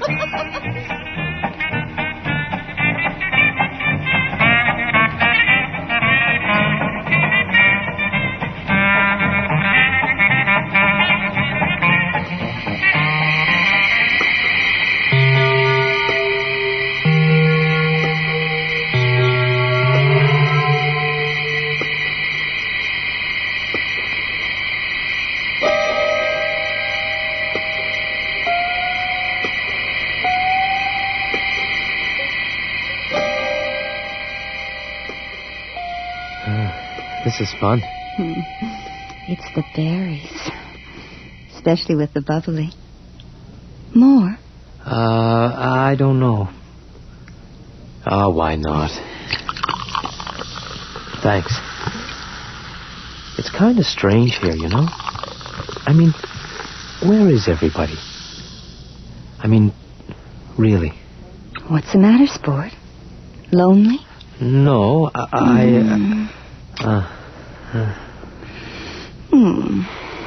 Why so distant? Hello? Hi. I don't know. I mean, I don't know you or anything. Well, what do you want to know? Anything. Where do you come from? Your hopes? Your dreams? Anything. Hopes and dreams? These days? Yeah. Watch out, I might tell you the truth. I'm not afraid. What do you want? Oh, most of all, I want to distract handsome young men until they don't know whether they're coming or going. Oh, well, nobody ever... Ever what? Never mind. Maybe we should get a little more... Private? Of course. Silly man. Wait here. I'll go in and get ready. Hey, Oh, easy. Easy, I'll only be a minute. And then you'll get to see me as I really am. I mean, that's what you want, isn't it? Are you ready? I'm turning out the light. You can come in now. Oh. Here we are. You know, it's kind of funny. You just sort of know what I mean? When you meet someone special, you kind of feel, well, right from the start. Right from the start. What's...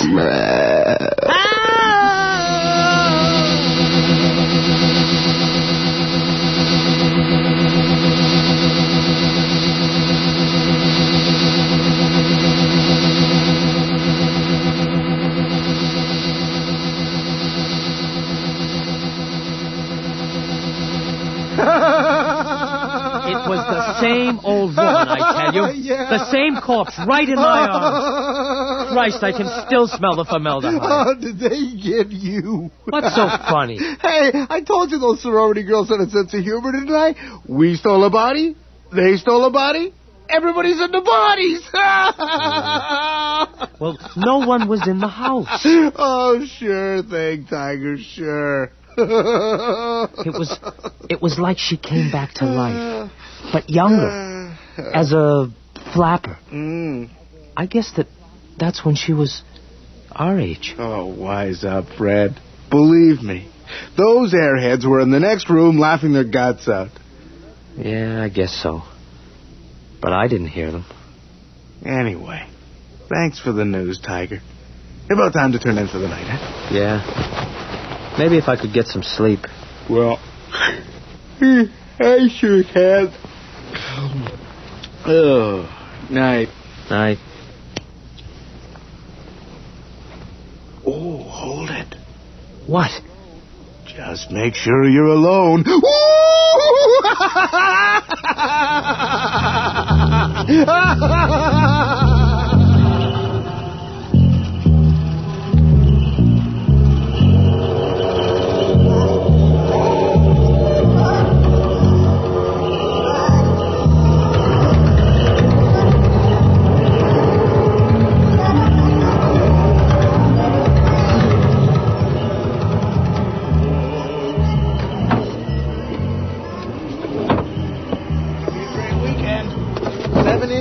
And the snow's gonna stop tonight. You sure you won't change your mind?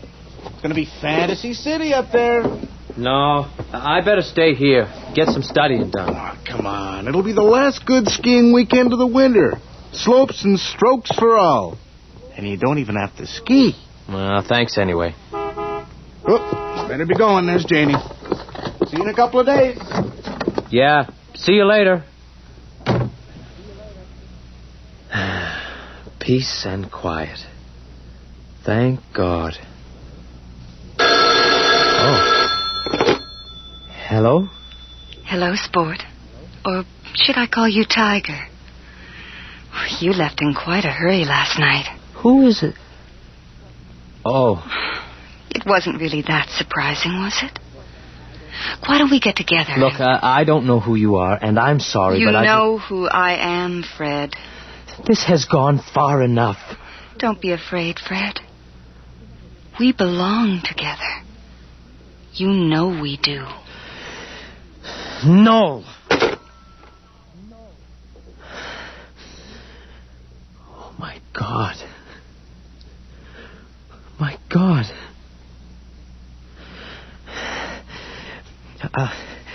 I'll take the phone off the hook. That's what. I'll just take it off the hook. I know who you are.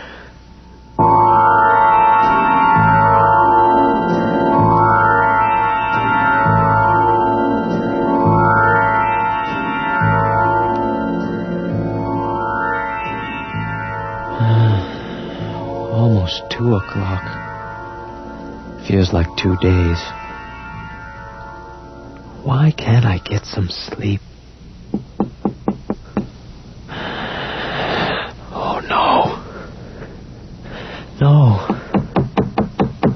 Fred, I couldn't wait any longer. It can't be. It can't be. It is. And you know, it's better when you wait. Go away. Please. I can't. You took me from my bed. You can't send me back now. When you wake the dead, we come to stay. Or at least, I do. I didn't know. I didn't know. How can we know? In the beginning. How can we?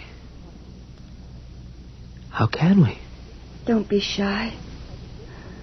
I promise I'll be good for you. No more loneliness. No more fear.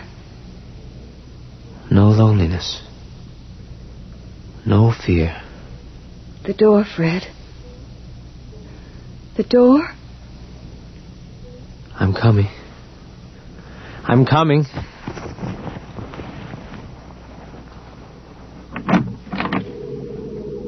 Hi.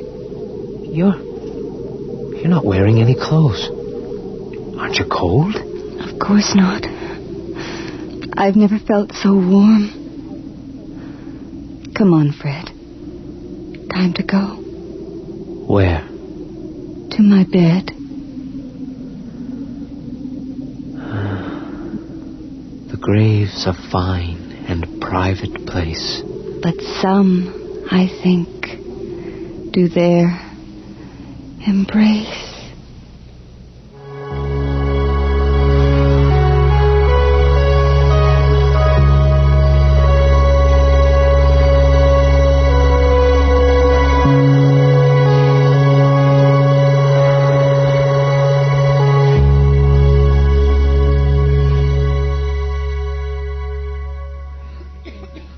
I see we're one short today, George.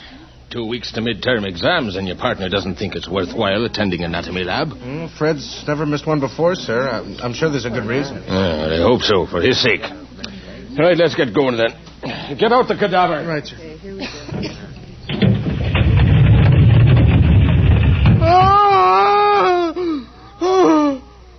What's going on there? Oh, my God. Fred. Out! Everybody out! Class dismissed! The police! Somebody call the police! Close the freezer! Sir? I said close that door! Well, what are you waiting for? They look so happy, sir.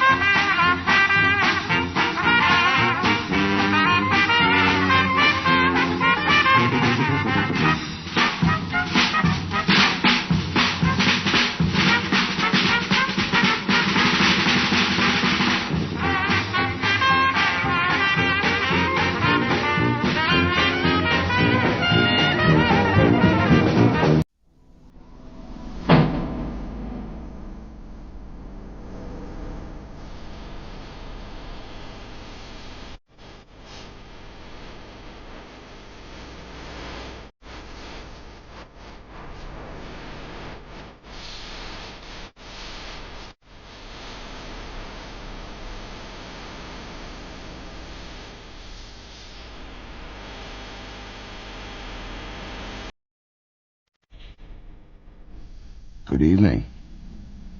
Tonight we have a special treat for you. A new production of a story that refuses to die. I ask those of you who may have heard it before to warn your loved ones that we are about to present The Monkey's Paw.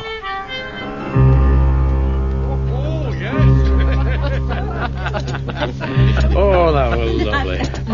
Well, I hope I remember how to behave at table. Oh, come now, Sergeant Major. You may find us the barbarians, Jeremy. The manners of the outposts of Empire we hear, they're refined beyond anything we could dream. Oh, in a sergeant's mess in India, on the frontier. Are you sorry to have left it, sir? Oh, what, the frontier? I'm afraid, Herbert, that I've brought too much of it back with me. Oh, nothing shows good manners like a healthy appetite, Sergeant Major. Do have some more. Well, I don't mind if I do. Oh, thank you, Oh, you've done yourself proud, you two. This house. Well, it's been a struggle. But it's paid for. But £200. And I'm going to earn that. Oh, you're working already, lad? I am. I'm apprenticing to be a stationary engineer. More in Meggins. Oh, the old works. They're still going strong. Huge now. Jeremy, you'd not know the place. And the machinery. Terrifying. I had one look inside. The whirling and banging and sparks and smoke. Our foreman Smitty says if you like working at Moore and Meggins, you'll feel at home on a battlefield. Like Chinese Gordon. Have you missed England all these years, Sergeant Major? Missed it? Oh, Fred's never told you about my family, eh? They weren't as well off as his. Well off. In the county workhouse. There's no job in a fine shop for me.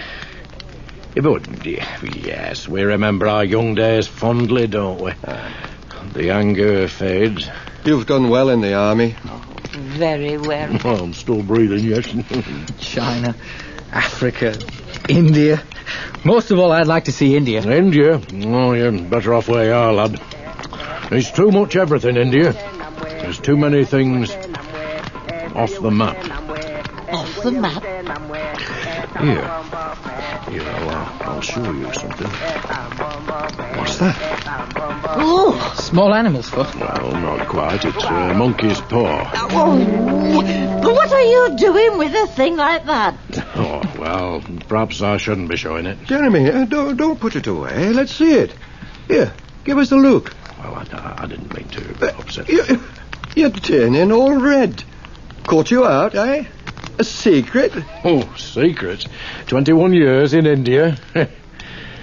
Here, you remember the upbringing that you and I had, Fred? The Queen, England, Empire, John Wesley and all? And then suddenly to be plunged into a world where gods have arms like beetles' legs.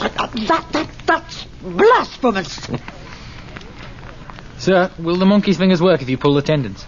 Like a rabbit's foot? Oh, I'm leaving the table if this talk keeps on. Don't get carried away, Dorothy. I must tell you. See, I was in India less than a fortnight when I was trapped in the midst of a festival called the Kali Puja. It's the darkest night of the month. Adoration of Kali, wife of Kala, god of death and of time. Only a great slaughter of sheep and goats can appease her. Single sabre stroke to lop off the beast's head. Oh, Sergeant Major, please. That, Mrs. Todd, is India. That cannot be all of India.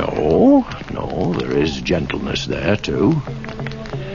But it's the mysteries of India that stay with you. There's no way to shake them. You think you have as you sail up past Aden and the Suez. You feel you're a sensible, no-nonsense Englishman again. And then, out of the blue, in a cottage as cosy as this, the shock of something quite... Something quite frightful. Like your monkey's paw? I'd rather you forgot it. Let's see it again. Just once more. Oh, very well, if you insist.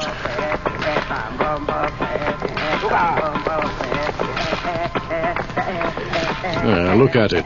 It's an ordinary little paw dried to a mummy. May I, sir? What, examine it? See if you can find the mystery. Tendon's too dry to move. Well, better look next time. So what's special about it? A spell. Put on it by a holy man, a fakir. Spell? To prove that fate rules our lives. How? He decreed that 3 people, each in turn, would have 3 wishes granted by it. 3 people, 3 wishes, and no more. Did the 3 people get their wishes? 2 did. The 3rd is yet to come. Jeremy, you've not given it a whirl? I have. That was the 2nd. And were they... Granted? They were. What were they? Oh, they were small enough. But I shall never tell how they were answered. Oh, my. Sergeant Major, you are making a fine spoof of it. Even your face has gone white. Yes. And, the first person who wished? Was a friend of mine, a lance corporal from Aberdeen. I don't know his first 2 wishes. His 3rd was for death. That's how I got the paw. But you finished with it? And you still keep it? But what good is it now, sir? I did have some idea of selling it, but no. Jeremy, if you talk up that monkey's paw with others as convincingly as you've done with us... It's caused enough mischief. If you could have another 3 wishes, sir, would you want them? No. My God, no. No one must ever ask a wish of this thing again. Now, I'll be done with it. Jeremy, what did you do that for? Toss it in the fire. Quick, Bert. Up and fish it out. Hurry, hurry. Right.